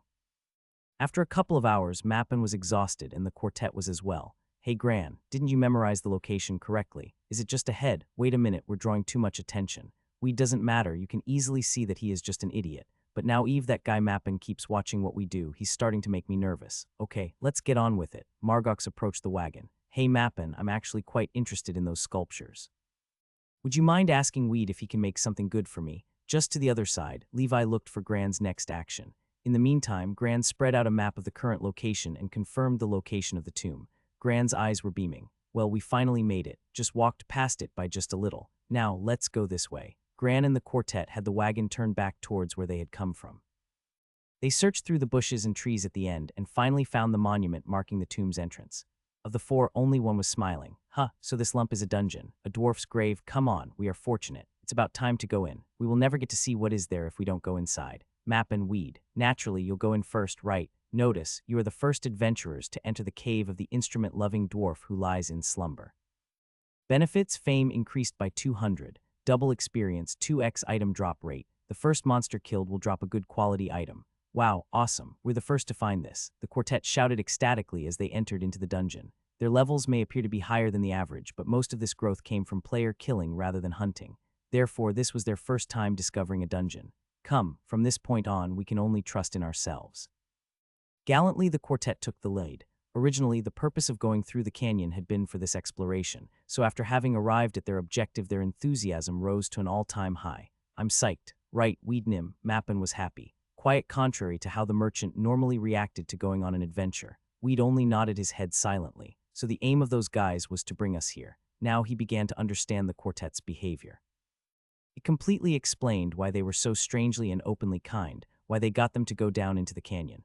These guys were not trying to go over the Barku Mountains first and foremost, they were trying to arrive here. They are after one thing, treasure. So taking us had had a purpose, Weed thought. If not, there was no recognizable need for them to embark with the four. Weed pretended to be completely oblivious of this. Yes, that's what I believe. The fun in Royal Road lies in hunting together with others. The quartet bored a path deeply through as they entered. Weed and Mappin followed slowly after them. Kiek, enemy. Enemies appeared. These humans enter our nest. Werewolf predators. The origin of the response was a little bit inside the tomb, a lit campfire at which werewolves were relaxing.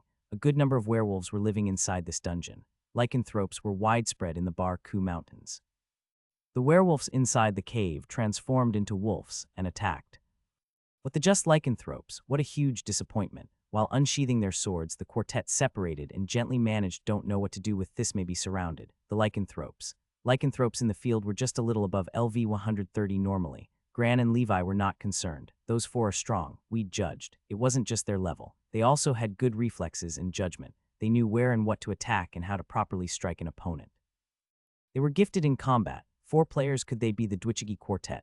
The movie Weed had seen on a website flashed inside of his mind. Videos uploaded with the vague hope for revenge. Up till now, he hadn't been able to put a finger on why they seemed familiar. Now, after he had seen how they fought, he had a guess. Weed sighed. A group of beginner adventurers, yeah, sure. The first slain monster would drop a good quality item. That was the effect of being the first to discover this dungeon.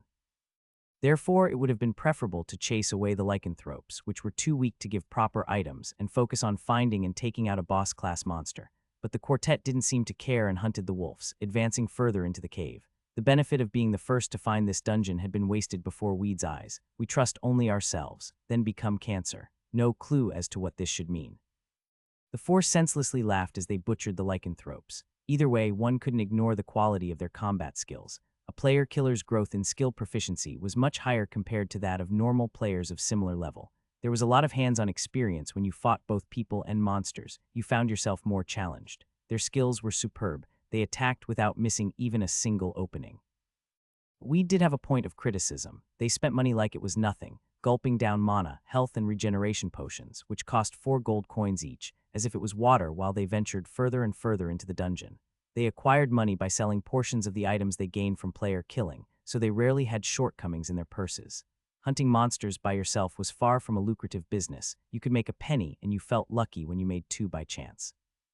But the quartet didn't even bother to pick up loot worth copper. It was disturbing for Weed to see people waste items that could be sold for as much as 1 silver coin in a general store. It was a clash of entirely different worlds. Should I also become a PKer? All that money, but my fame would drop. Watching Weed pick up the copper around the area of the fight, Mappin found himself in a crisis. The quartet penetrated right through the approaching waves of lycanthropes. Oh crap, a lycanthrope. He looked at Weed, pleading to be saved, but Weed completely surprised Mappin instead. He had seen Weed extinguish many a lycanthrope.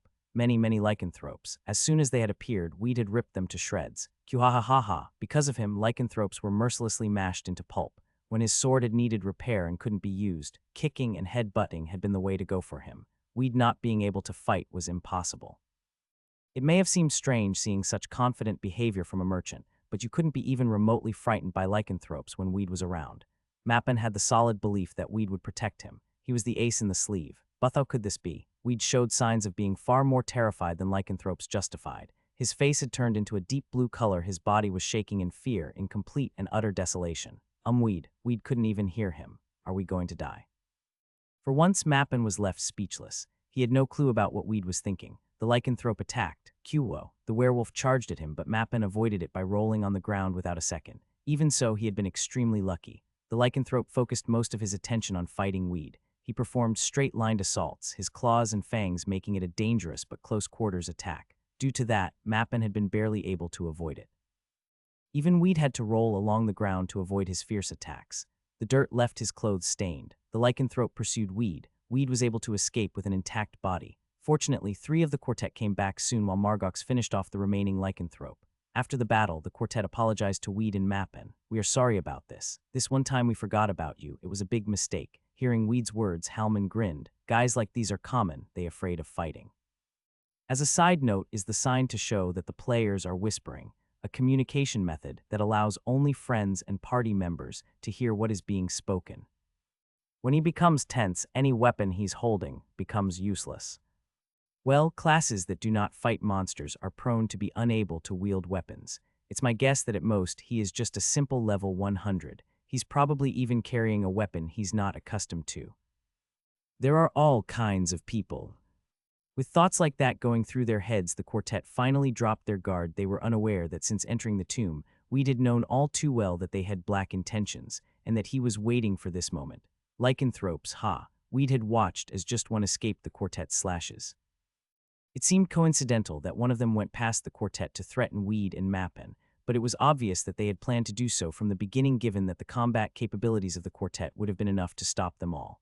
The logical result of Weed's play of thoughts was that they had intended to evaluate the skills and the behavior of both him and Mappin, and Weed's act had tricked them. Quading, crack, wereruru, ah.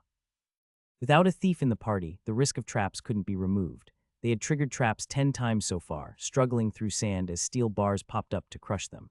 There were traps everywhere. Sometimes one of the 4 was caught and escaped only to fall into another trap. To Weed, the traps were far too obvious. He could see the pitfalls far in the distance. "God, this can't be happening." Halman screamed after seeing his own blood oozing out as his health vanished. The underground dwarven tomb had 2 floors. After having found the stairs down, Gran headed towards it without the slightest hesitation. "Haha, fortune smiles on us," Gran boasted. We didn't take him seriously, including his laughter. They came to the 2nd floor. The place was even more dangerous. Traps were installed everywhere. Sometimes lycanthropes appeared, but compared to the traps that made their dungeon walk truly miserable, they seemed to be the lesser evil. Wereruk. Oil poured from the ceiling, igniting into flames. Standing under the fiery rain, Halman, who had already been seriously damaged, soon died and became a gray flame. Following slowly behind, Weed and Mappin were still safe. Wasn't this trap a bit extreme? The remaining members of the quartet didn't shed a tear for their fallen comrade. They looked at the result with a slightly different approach. One less person meant a higher share for those remaining. "I should try to kill another one so that just 2 survive me and 1 more. Well, if 1 more dies, I want to be the only one left alive." They did not care about loyalty. After Halman's death, the others quietly wished for the deaths of the rest. They already had the intent to murder Weed and Mappin, so 1 or 2 more deaths amounted to nothing. But Gran suddenly spoke. "It is a little unfair that we are the only ones at risk." Margox and Levi were surprised with Gran's words. "Gran, what the hell are you doing? We need someone to sacrifice when we get to the Thunderbolts. There's no way you plan to deal with them right now, right? Just watch, I have an idea." "I beg your pardon," Mappin asked awkwardly, but Gran only smiled in response. "It's not a big deal. It is my intention to distribute the risk. One of my own colleagues died. Don't you guys feel a responsibility? Then what do you want of us?" "I would like for one of you to take the lead. We take the center, and the other one of you takes the rear. Like this, we share the same risk." Mappin was clearly hesitant. In his mind, it didn't matter which way you stacked it, the result was the same. But somehow the atmosphere made it a bad time to speak out. He had the impression that he should never have come to this place. "Still, I am truly indebted to Weed." At that moment, Mappin decided to take the lead. "I want to take the lead." Weed came out and volunteered first. "As a sculptor, my offense is minimal, but I do have HP to spare, so please allow me." From then on, Weed played the lead. You couldn't call them a party because Weed and the quartet had never proposed it. They had not invited him to their party as they had been against the sharing of experience. They only gave away the cheap common loot that they didn't want. Player killers were usually not allowed to enter most towns. In very serious cases, village guards could attack player killers. There was also the chance of finding someone that had a grudge against them, so it was better to refrain from visiting a town. Anyways, they were only willing to share the loot they thought worthless. "This is an interesting place. Weed had explored many dungeons and places with monsters, swarms of bloodthirsty monsters moving about in packs, dangerous hunting grounds infested with wandering death knights. Of the many dungeons he had been to, this was the first one with traps. Need to stay alert, or I will find an immediate death. Just a little bit ahead of him was a place where blue and red tiles were arranged like a board. A trap-finding skill should have been implemented, however. There was no thief or ranger in their group able to use it. Hey Weed, we have to keep moving. Gran encouraged him from behind. Weed advanced slowly while pressing lightly on the floor in order to quickly respond to any traps. First, let's try a blue tile. Nothing happened. What a relief. Next, I'll step on a red tile. Again, nothing happened. It's a pathway, but Weed was still not even close to the end. More than 50 meters remained, with no clue when a trap might spring.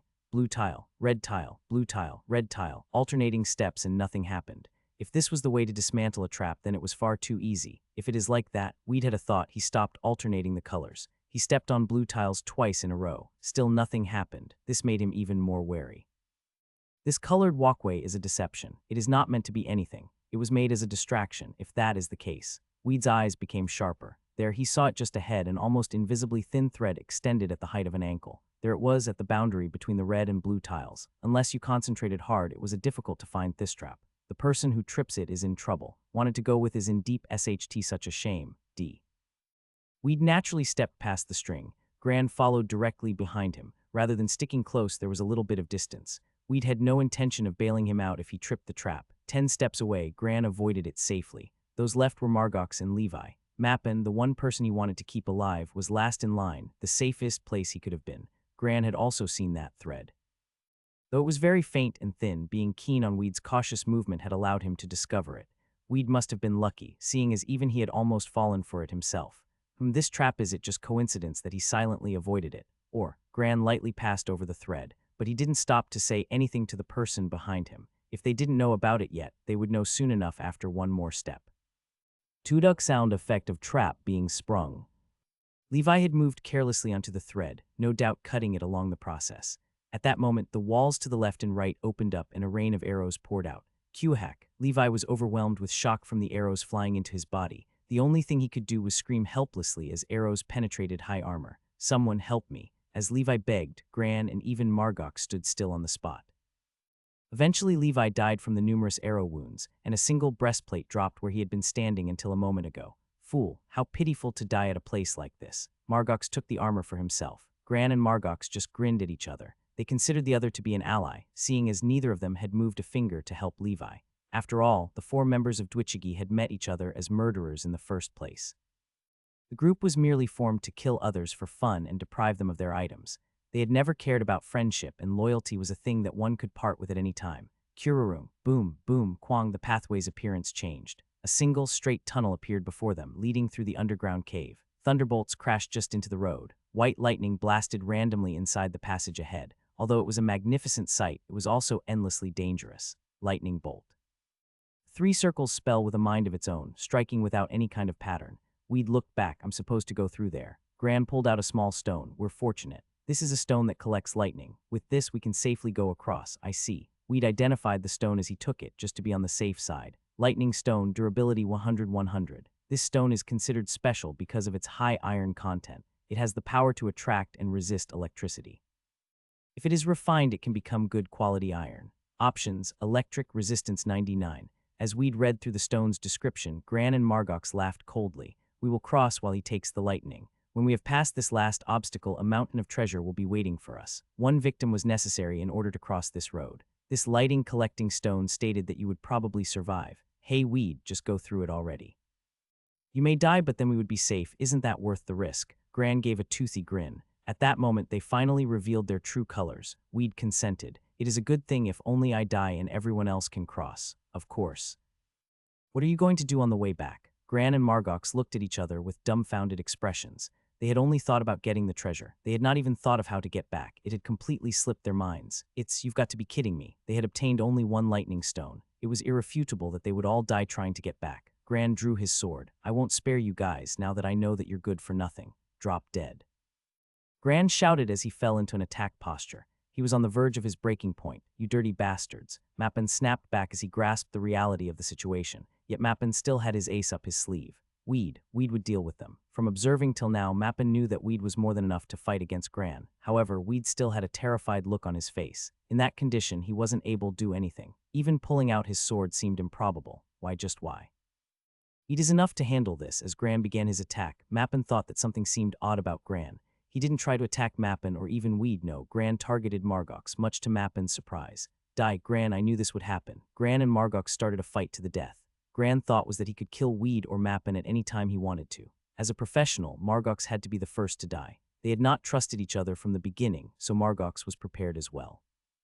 Sword of Flames, Cold Blade, the elements of fire and ice. Gran had finished the test for his second job advancement. He specialized in fire fencing. Margox's specialty as an assassin was the assimilation of darkness. He tried to inflict damage while he remained hidden. Skills ran rampant as flames and drops of blood sprayed. Both men were very offense-oriented killers, wholeheartedly devoted to offense rather than defense. Their skills were evenly matched, but Gran eventually got him. Maybe as a person optimized as an assassin, he couldn't achieve victory in straightforward contest.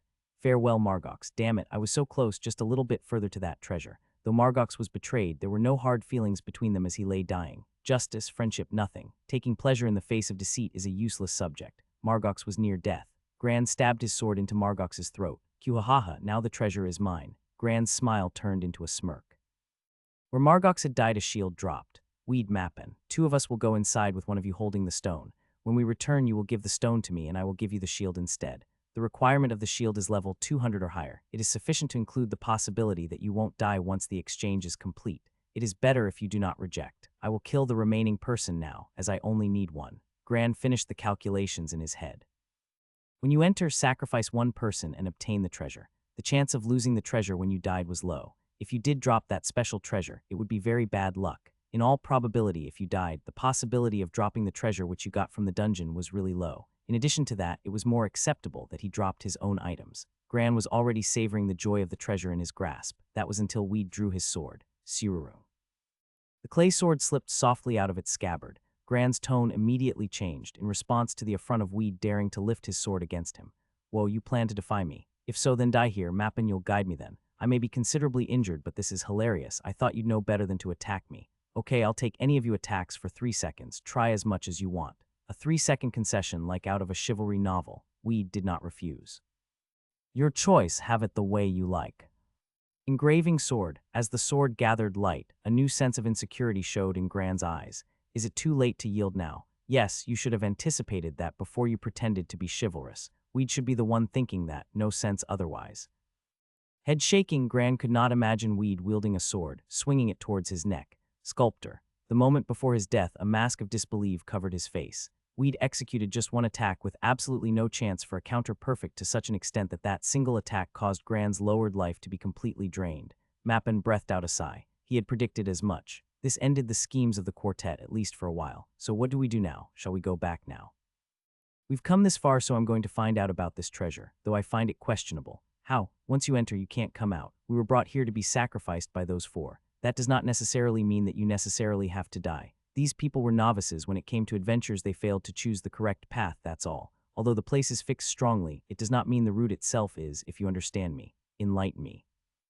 Flying, Weed chanted a spell and pure white wings sprouted from his back. Since the beginning, he had been confident about flying over the Bar-Ku Mountains. The reason why he was so confident lay in these wings. Taken from the Myrukan Tower of Lavias, with these wings for 10 gold pieces, one could fly for the duration of 1 month.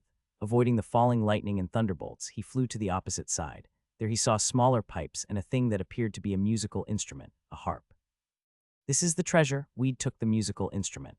Identify. Harp of Vino, the dwarf. Durability 2020. Performance. Vino was a short and fat dwarf, but he was in love with a human woman. Exceeding race, a love that could never be returned. Human women despised dwarves, so Vino was in despair. Thus he heard of music. Indeed, music contained an artistic beauty, one that could buy the favor of women. Ability 30. Rise in female NPC popularity. Weed looked at the harp, stunned. Eventually his mouth broke into laughter. Puhahaha, Halman, Margox, Levi, Gran, for all their conspiracies, only to die by their own schemes. And the treasure was a simple magical harp. It could have been stronger weapons, better armor, but no, it was an instrument to earn a woman's favor, and the map had even indicated it. Li Haiyan's computer was connected to a trading site that deals in items. He would check the site for the common gold prices of trade goods almost every day, but this time it was for a specific reason. Absolutely amazing. Royal Road's popularity was increasing day by day. Although it was only last week, the listed number of registered items was around 160,000, and today it went over 165,000. But for auctions from last week, when they are unsold, they are not attached to the following week. People place them on high or very absurd prices, and save for the unwanted items. Almost all were sold. The items that were sold after the end of the day are purged from the list, and afterwards new items are registered. Lee Hyan looked for a list of the more mundane. This week, this many items are usable. Sword of Melek, durability 105-105, damage 40-43. Sword is of a long sword style, made by mixing a small amount of mithril. A sword considered to possess superior strength, a blacksmith of some renown in Melek produced this item directly. Restrictions, strength 200, level 100, effects, 50 additional damage to the undead. Plus 25 strength. Plus 17 agility. Krakow's bracelets of 42, durability 40-40. A creative yet eccentric wizard was familiar with 42 enchantment spells. He infused his wrist items which granted magical abilities. This item has become something that everyone on this continent desires. Restrictions, level 150. Effects, maximum mana increased by 30. Magic effect amplified by 20 plus 10 to all stats. These kinds of items were very few and were coveted. Weapons and accessories with special abilities, they broke through Lee Hyan's greed. How much? The Malacca Black auction started at 1.5 million won. However, the prices continued to soar, currently exceeding 2.5 million won. Limitations based on class were absent, and it could be used at relatively low levels. Because of this, the item can be sold at an expensive price. Krakow's bracelets of 42 is a unique item that exceeded 3 million won, and its current price was more than 5 million won. A blessing from heaven. Lee Hyan licked his lips. From the start, he planned to buy things from the auction site. Of course, the strategy was to make a good investment in items to hunt with. He set aside for himself about 30 million won to use, but talking about buying items, there is no end to spending money. Gain a good item, then seek for better items. Ultimately, even the purpose fades. Roughly, Lee Hyan decided to search until the auction ends. He wanted to sell the items he had obtained from hunting things in Levias. Mainly with the Death Knight's weapon, the loot did not sell due to them being so unusual or of specific importance. In case of the loot, there are some that are needed for quests and can be sold for cash. Others might just discard these, left to be sold in grocery stores, or placed in auction postings daily in search for those who need it. Lee Hyan did not forget this option. The limit for an auction is 1 week. At about 4 weeks of game time, weapons dropped from the Death Knight. Weed posted the best one by itself, and decided to start the remaining weapons and armor at 10,000 won. Auctions are preferable with the advantage of having many people bidding. As the competition heats up, the price will rise, and at least there is no worry as the starting cost was already determined. Loot can only be listed if the beginning is at least designated at 3,000 won. Anything less is an inconvenience, as it would not make sense to bother with it, simply because it would be a waste of time. Lee Hyan had registered more than 30 items on the auction site. Price, please climb a lot. He was anxious as this was the first time he listed his own items from Royal Road for sale. Now, how much will they rise? He knew that he couldn't force it by wishing for it, but he could not help but be excited. Lee Hyan is with the highest rating for the transaction site, a triple diamond rating. With 1 month limit to 100, and the transactions commission being obviously exempted, the goods which are registered the most are arranged to the place which catches the eye well. Per month he is exempted commission fees for 100 transactions, and the items that he registers are listed in a prominent way, with red font placed in a separate box and raised to the middle of the auction item screen. If this is the case, then at least it will not be buried. At the start, people proposed bids for the usual weapons of 20,000 won, then 30,000 won for the Death Knight weapons. The auction for a duration of 1 week. It was already posted, so it was good not to have expected too much. In the beginning, the continent of Versailles was the ancient Arpenian Empire. After 300 years, the glory of the empire did not last and was divided into dozens of countries. Since then, all that was left were the written accounts of historians. History is founded on blood and death, the principality and the weak forces of smaller countries allied to survive in the era of war. Respectively, this sparked the establishment of the United Kingdom of Britain. In its early days, the 7 kingdoms shared a strained atmosphere of distrust and suspicion. Now the kingdoms have integrated into one through laws and regulations, as well as with arranged intermarriages. The lords of each nation can go to other countries and be treated as equals. They also had a thriving economy. Geographically, they were situated somewhat to the east of the center of the continent, and thus were able to prosper while avoiding major wars. Born of these free cities, merchants were able to advance in trade and technology. Due to this reason, quite a number of users decided on the United Kingdom of Britain to play and spread out from Tomlin Town, the best town in the east of the United Kingdom of Britain, buying rabbit skins, seeking one more for hunting in Peschiera Cave, cleric preferred. Level 50 priest or higher. Item shared distribution to the two people who hit. A huge crowd gathered at the square, users dressed in colorful clothing and equipment. Also, there were an astronomical number of traders. The United Kingdom of Britain is a kingdom highly advanced commercially, so a fair number of merchants are involved in the business of trade. Purchasing strong spices, buying cheap stuff could save you quite a bit of money in the long run. Tomlin Village was primarily low-level beginners, and then there were the traders. With merchants frequently dropping by, quite a variety of goods were sold and exchanged. A wagon was slowly approaching the east entrance of the village. These men caught a lot of attention. Huh, what's that? This doesn't look very good. The wheels were wobbling as it was tumbling down the road. The condition of the canopy covering the wagon was almost a rag, however. The state of the wagon was not what gathered their attention. The reason was that it was coming from the east. Weed was carving away on the coachman's seat, and Mappen also was sitting while working hard at his expense calculations. Mappen's ears were still covered. Weed was shouting as they crossed over the Barku Mountains. He had heard so much of the lion's roar that he was near the point of neurosis. It put pressure on the enemy, and the warrior's war cry technique enhanced stats, unlike the lion's roar skill, which was still vague in its usefulness. To be able to raise the morale of an entire army, canceling the chaos in a military engagement. In fact, the usefulness of this is not usually shown. As for Lion's Roar, which is a combat-oriented skill, the use is questionable, but the skill improvement was very quick. Once he yelled for a long time, the level of the skill climbed rapidly. Weed raised the Lion's Roar skill to advanced level 3. Really, this is quite a lot of people. This was Weed's first impression of Tomlin Village. Despite the village being in the fringe areas of the east, there is a large number of players, though it does not change the fact that realistically no one crosses over to the center of the continent from a nation like Rosenheim Kingdom. It takes nearly 1 month of a march of suffering over the Barku Mountains to finally arrive at the United Kingdoms of Britain. Giant spiders, then basilisks, ogres, and loads of various other beasts in their way. Once water demons had seized Weed by the ankle by the lakeside, and with their limbs and roots attacked fiercely. Barku Mountains truly had to be heaven on earth for monsters. First, the lycanthropes came out droves with more force than necessary. The multitude of monsters increased and did not lessen for more than 10 hours, and they had to fight to break through. Weed, is this the first time you left Rosenheim Kingdom? Yes. I've been through other countries to meet a few friends, though most people do not start in Rosenheim Kingdom. Even the Kingdom of Brent has a lot of people. There are a number of people who start up in the kingdom to get many benefits. If there are nearby possibilities, the law is to be the first. And in the case of a special dungeon or a demon's lair, there was the notion of ownership. When a guild takes ownership, they have several advantages. Firstly, guild members have 20 additional experience, and non-guild members in the dungeon could not enter due to a number of restrictions in place, a friction that was often the cause of many wars. This can be seen from the activity of the developed guilds in the United Kingdom of Britain.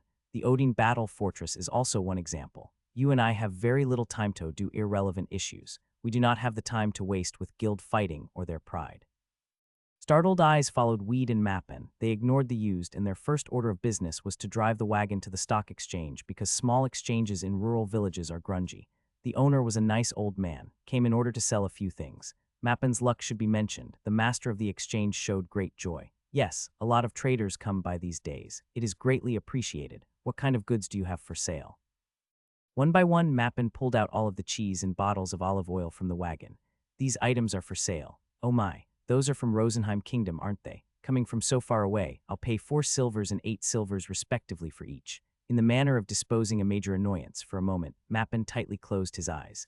Until now, the entire journey in the wagon was just short of revolting because it was loaded with the smell of cheese and olive oil.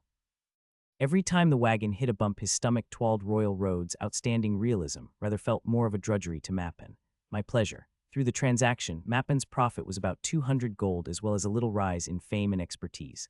At last, the month-long trip was worthwhile in the end. After all, the greatest happiness as a merchant is the feel of success and the feel of being satisfied when you obtain wealth after a long haul. Next was Weed's turn. Mappen looked at Weed with eyes full of envy. Groceries reap this much profit. Seeing the jewelry, how much more profit will be gained from that? The gems Weed directly faceted and formed into jewelry. Mappen gulped. Weed opened the backpack and one by one pulled out brooches and bracelets. How much would you pay for these? At that moment, the exchange was in an uproar as users spat out comments. It's a jade. Those are jewelry. That one is an emerald. If I'm not mistaken, that must be a sapphire. Where did you find these precious stones? It's so beautiful." The reaction was hardly surprising. Traders who come to the Tomlin Exchange are people with relatively low level, and this would be the first time for majority of them to have seen jewelry. The exchange owner looked carefully at the jewels Weed passed forward, and he expressed disapproval. "Things like this are impossible to deal with in a small town like this. What do you see this as, a big city?" Mappin gave a helpful comment. "Jewelry is classified as a luxury rather than selling in a small town. It would be profitable to sell in a big city with developed commerce. Maybe it would be better to sell directly to the jewelry stores rather than to the exchange, would be a hit on the price." "Is that so?" We'd put the jewels back into the bag. Anyway, they did not necessarily need to dispose of them in Tomlin Town right this moment. Each and every town or city had a different value on jewelry, so the current price in the United Kingdom of Britain required further examination. Instead of selling food and clearing the rest of the purchased inventory, Mappin ended the day at Tomlin Village. Even after the two men rode slowly westward in the second-hand wagon and were gone, their visit to the merchant in Tomlin Village was a hot topic. If the exchange in the town could not afford it, how expensive might it be? For that handcrafted jewelry, I'd wager they would be incredibly expensive when sold. Where on earth did those people come from? East, there is only the Barku Mountains. They seriously passed through the Barku Mountains. Rosenheim Kingdom. Jewels imported from Rosenheim Kingdom, but where did they get crafted? After a few days, Weed and Mappin arrived at the capital of an ally of the United Kingdoms of Britain, Regus of Curian Kingdom. In the broad plain site in front of a castle, beginner monsters such as rabbits and foxes moved about as users pursued them with effort. Leisurely, Mappin spoke. "That's a very peaceful scene." Yeah, Weed was also in agreement, being used to the bloodthirsty encounters with monsters in the Barku Mountains. Indeed, the little rabbits and foxes looked cute. A blue sky with white clouds passing by. The sun is warm, golden fields of grain as far as can be seen. Red brick built to blend well with the surrounding landscape of Regus Castle. The kingdom of Rosenheim could not compare to Sarahburg. It is beyond beautiful. Looking at the peaceful sight of Sarah, you get the feeling of wanting to make a poem. Tiring. Art stat increased by 2. The art stat, it not only climbed by creating works, but also by traveling and even seeing new things. Curian Kingdom, where there are the most travelers. Here the performance of the town, its extreme beauty, brings back many visitors. A famous resort regarded as a place for couples and for prayer. Weed and Mappin enjoyed the moment of relaxation for a while. In the meantime, Mappin was genuinely cleansed of his fatigue and his suffering, as with keen eyes Weed analyzed the castle. "Well, I suppose I can create a sculpture of a scaled-down model of the cast. I think it would be fairly thoughtful to others. How much will my fame and skill rise?" Weed took in the shapes of the spires, the heights of the ramparts he roughly sketched as he walked along the interior. A sculptor's instinct. Anything he views he absorbs fully in memory. Weed and Mappin reached the front of the city gates. Mappin dragged forward the horse-drawn wagon. "I'll go in first. The castle has 2 main entrances. You need to enter through the front gate." Of course, that is where Mappin chose to go, but the armed guards stopped him. "There's a toll here, and also you need trade permit." Mappin threw 2 gold to the guards without any hesitation. After earning a considerable amount of money by trading in the previous village, 2 gold was nothing. "Welcome, merchant." The guards prostrated themselves as if in front of nobility, and they opened the gate. A big place Huseth front door is usually closed. It is only open to people who paid gold up front. This momentum, it's exciting. Wow, it's enormous. That person just gave out 2 gold without a second thought. Nearby users were commenting with interest. Around the castle, the beginning players that were hunting small animals were shocked. Mappin just shrugged. "Hey, Weed, come on in." In a minute, Weed headed toward the side door. The small door was bored into the side of the main gate, however. This time the armed guards directly prevented him. "Stop, you are not part of the United Kingdom of Britain. What brings you to Regus Castle?" Just by looking at people, the guards could tell where they were from. Although he was only from Rosenheim Kingdom, it was not a simple procedure to visit the capital of a foreign country, as it needs to be reported. If the incident was not reported, there comes the possibility of getting trouble with the authorities. To trade and to sell handmade goods, honorable guards. Yes, if that is so, you need to pay a toll in accordance to our country's laws. A toll for passage. We'd immediately began to praise the guards for their efforts to make them more agreeable. It's admirable to see that the Regus Castle guards enforce such tight security. It really is unequaled. Well, something like that isn't bad. The simple guards laughed. Weed had already mastered how to fully deal with soldiers through eating with the instructor at the training center. It's hard, right? But to keep such a great castle safe seems to be a great honor. Is everyone stopped to keep the castle safe? Why, yes. If you come to the castle for trade, you still have to pay the toll. How much is the toll for passage? Because all the money I have is 7 silver. That is sufficient. The toll will be 5 silver. Weed's face went stiff for a short moment, and he pulled 4 silver out of his pocket. "Oh, I only have 4 silver." As Weed and Mappin entered the city of Raguse, they decided to look into their own business. I'll stop by the exchange and see if I can purchase loot. Maybe I'll find something to do. Then in one day I'll meet you back here. Merchants have their own unique quests. Commonly, they are called story procurement commissions, how to get some different goods or requests or even entrusted to transport particular items. Well, We'd parted with Mappin and made his first priority to look for a jewelry shop around the busier streets. Of course, this was in order to sell the jewels. Raguse Castle, the capital of Curing Kingdom, surrounded a bustling city, so it was not difficult to find a jewelry store. First and second floor. The jewelry store ran a business on 2 layers that were packed with the nobility. Users liked to buy gems for items with sockets. Combine those items with gemstones, special characteristics may emerge. What are you interested in buying? Weed was greeted by the shop dealer. A woman, the elegant beauty is the NPC of the jewelry store. I came here to sell. Weed took out the gems from his backpack. The various kinds of gemstones shine brightly. Deeply green emeralds, dark blue sapphires, and pearls. Wow, those gems. I think I've never seen many gems like that. It was not very different from the reaction in Tomlin Village. After viewing, the dealer weighed the jewels and proposed a deal. Oh, I think I could possibly part with 2,900 gold. But wait, you a famous adventurer and you have a related profession to this business. It would be proper to go up to 3,200 gold. At the capital, he had spent 1,700 gold, which turned in a moment to over 3,000 gold. Gemstones from Rosenheim Kingdom bought for a cheap price was processed and sold as highly expensive jewelry in Curing Kingdom. So this is a profit of 1,500 gold. Considering the transit time and effort of crafting, the large profits could be seen. When you hunt for 1 month, you get that revenue and the experience. Stopping with the trade at this point would abandon the chance at gaining further profit. If you were a merchant, you can bargain. Depending on your trading skills, you could sell things for a higher price. However, Weed is not a dealer. So instead he pulled out the harp, tea-tearing ding tea-ting-ting, which could increase favorable impression as much as flowers could. A bard or a harpist has the power to charm people through a performance, eliciting favor and goodwill even to benefit prices. At a high level, a bard can earn the love of the masses and be a guest at inns or restaurants for no charge. Wow, that guy is playing the harp. He's decent. Does it sound good? Weed's performance was basic, but it was not bad. He deliberately set aside some of his spare time to learn it and broaden his horizons. By listening to the performance, the NPC's impression of you has increased. Weed's mouth curved into a smile. The shop dealer's eyes were gently closed in appreciation of the music. His objective was achieved. However, as the dealer opened her eyes, she said, "The music is good, but the song is lacking something." Singing, yes. "You can sing, can't you?" Weed could not bear to refuse. A roaring rocker. In real life, it was once upon a time a goal of his.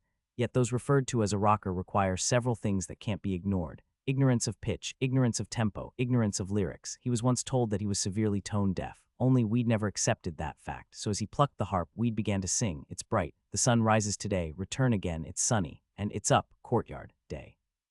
Kaya arg, crap, I'm going to go mad. Run away. Really, what is the difference between the lion's roar skill and singing a song?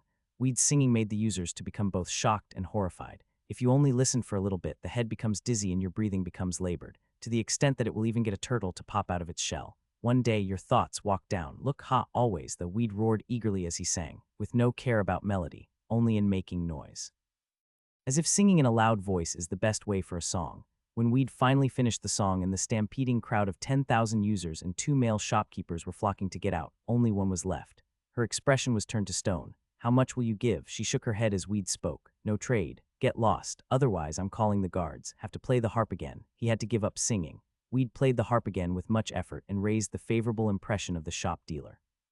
"I'll part with 3,240 gold." "That much is good." Weed, unencumbered of the gems, departed with 3,240 gold, reaped a large margin of profit through trading. Fame increased by 150. Weed's reputation rose again. "From this I have gained 2,000. The higher your fame, the higher difficulty of quests you can receive, and it was possible to receive discounts on item values. However, fame in itself is worth being proud of. Do you know of Corona? That guy did some extraordinary work. He took out a twin-headed ogre in the Dodge Mountain range. Meanwhile, Batten safely accomplished the Archduke Samuel's mission to round up thieves. Archduke Samuel gave him knighthood and a position in the military. This is the power of fame. Sometimes a large quest to resolve or taking out a hard monster, even an NPC with a story quest. It is the same through gaining merchant trades. In Royal Road, you can become famous in the minds of NPCs. Have you ever seen Banson on his inspections? If you see him, be careful. He is committing murder indiscriminately to those in groups. A bounty has even been made. Sometimes you can be infamous in the way of notoriety. In Weed's case, he hopes to create a statue in the town of Freya and then become a celebrity there. Having finished his business at the jewelry store, Weed thought of jewelry as turned to the exit. He had obtained the crimson necklace of life at Levia's. Weed was interested in its ability, but his skill level was too low to identify it. When he first picked it up, the necklace was somewhat white in color, yet the name of it was the Crimson Necklace of Life. The color remained unchanged when he met Mappin. Then, as he crossed the Bar-Ku Mountains, it began to gradually shift. Now it has turned to full crimson. To discard or abandon something by selling it to someone was distasteful to him. It might eventually cost Weed more, but he had to exactly know what the identification of the trinket was. If this is a crappy item, I'm going to smash it. Many users looking for identification services crowded the shop. Here, please identify this item I picked up from hunting. Okay, this ring has the property of. There is a separate bin with them in a marketplace. Taking unidentified items for identification can be like scratching off lottery tickets. You don't know how it will end up, even picking up a tremendously unique item. Weed went through the first floor and immediately went up the stairs to the second floor. The first floor was for simple checking of items. With Weed's identification skills, he could do a decent identification check. There was a considerable number of users upstairs. Weed hesitated for a short moment as he was tempted. So far, until the Crimson Necklace of Life, he was able to determine all of his items, so he firmly believed that the item was not common. Finally, Weed rose to the third floor, the top layer of the building. The rooms were completely sealed, thoroughly so to guarantee confidentiality. Weed went into one of the rooms. Welcome, the blonde female wizard greeted Weed enthusiastically. She's a user. In general, when you cannot get out of the castle for those 4 weeks, users experience a wide range of quests. Certainly, Weed specifically strengthened himself with the Scarecrow, but that occurrence is excessively rare. So they spread out to do things like side jobs at an inn, order books from the bookstore, even improve manufacturing skills. But for users who chose the wizard route, very few work with identification. Judging an item's magical properties can improve your skills, but if you're lucky, you can earn a significant amount of money. Whoa, when you run out of people, only 3 gold left. Wizard Lindell rose her level to 200 just to finish her second job advancement. Upon completion, a wizard is able to learn a new spell. The choice of a specific AoE spell. Naturally for Lindell, it was Lightning Shower. Numerous seeds of lightning fall down from the sky with really beautiful effects and can inflict great damage on monsters. It was a very useful magic skill. However, the price of the skill book is a whopping 540 gold. Even after finishing the second job advancement, a poor wizard could not have that kind of money. When you are low level, you need to buy various magical amplifiers, the reagents for spells, and as your level raises little by little, you need to buy all the skill books. Then there's your robes, the staff, and equipment. On the battleground, it may be the most colorful and shining profession, but wizards always have to live in poverty. It was inevitable for her to work part-time in item identification in order to get the 3 gold to satisfy her skill selection. But since the very first customers, it was terrible.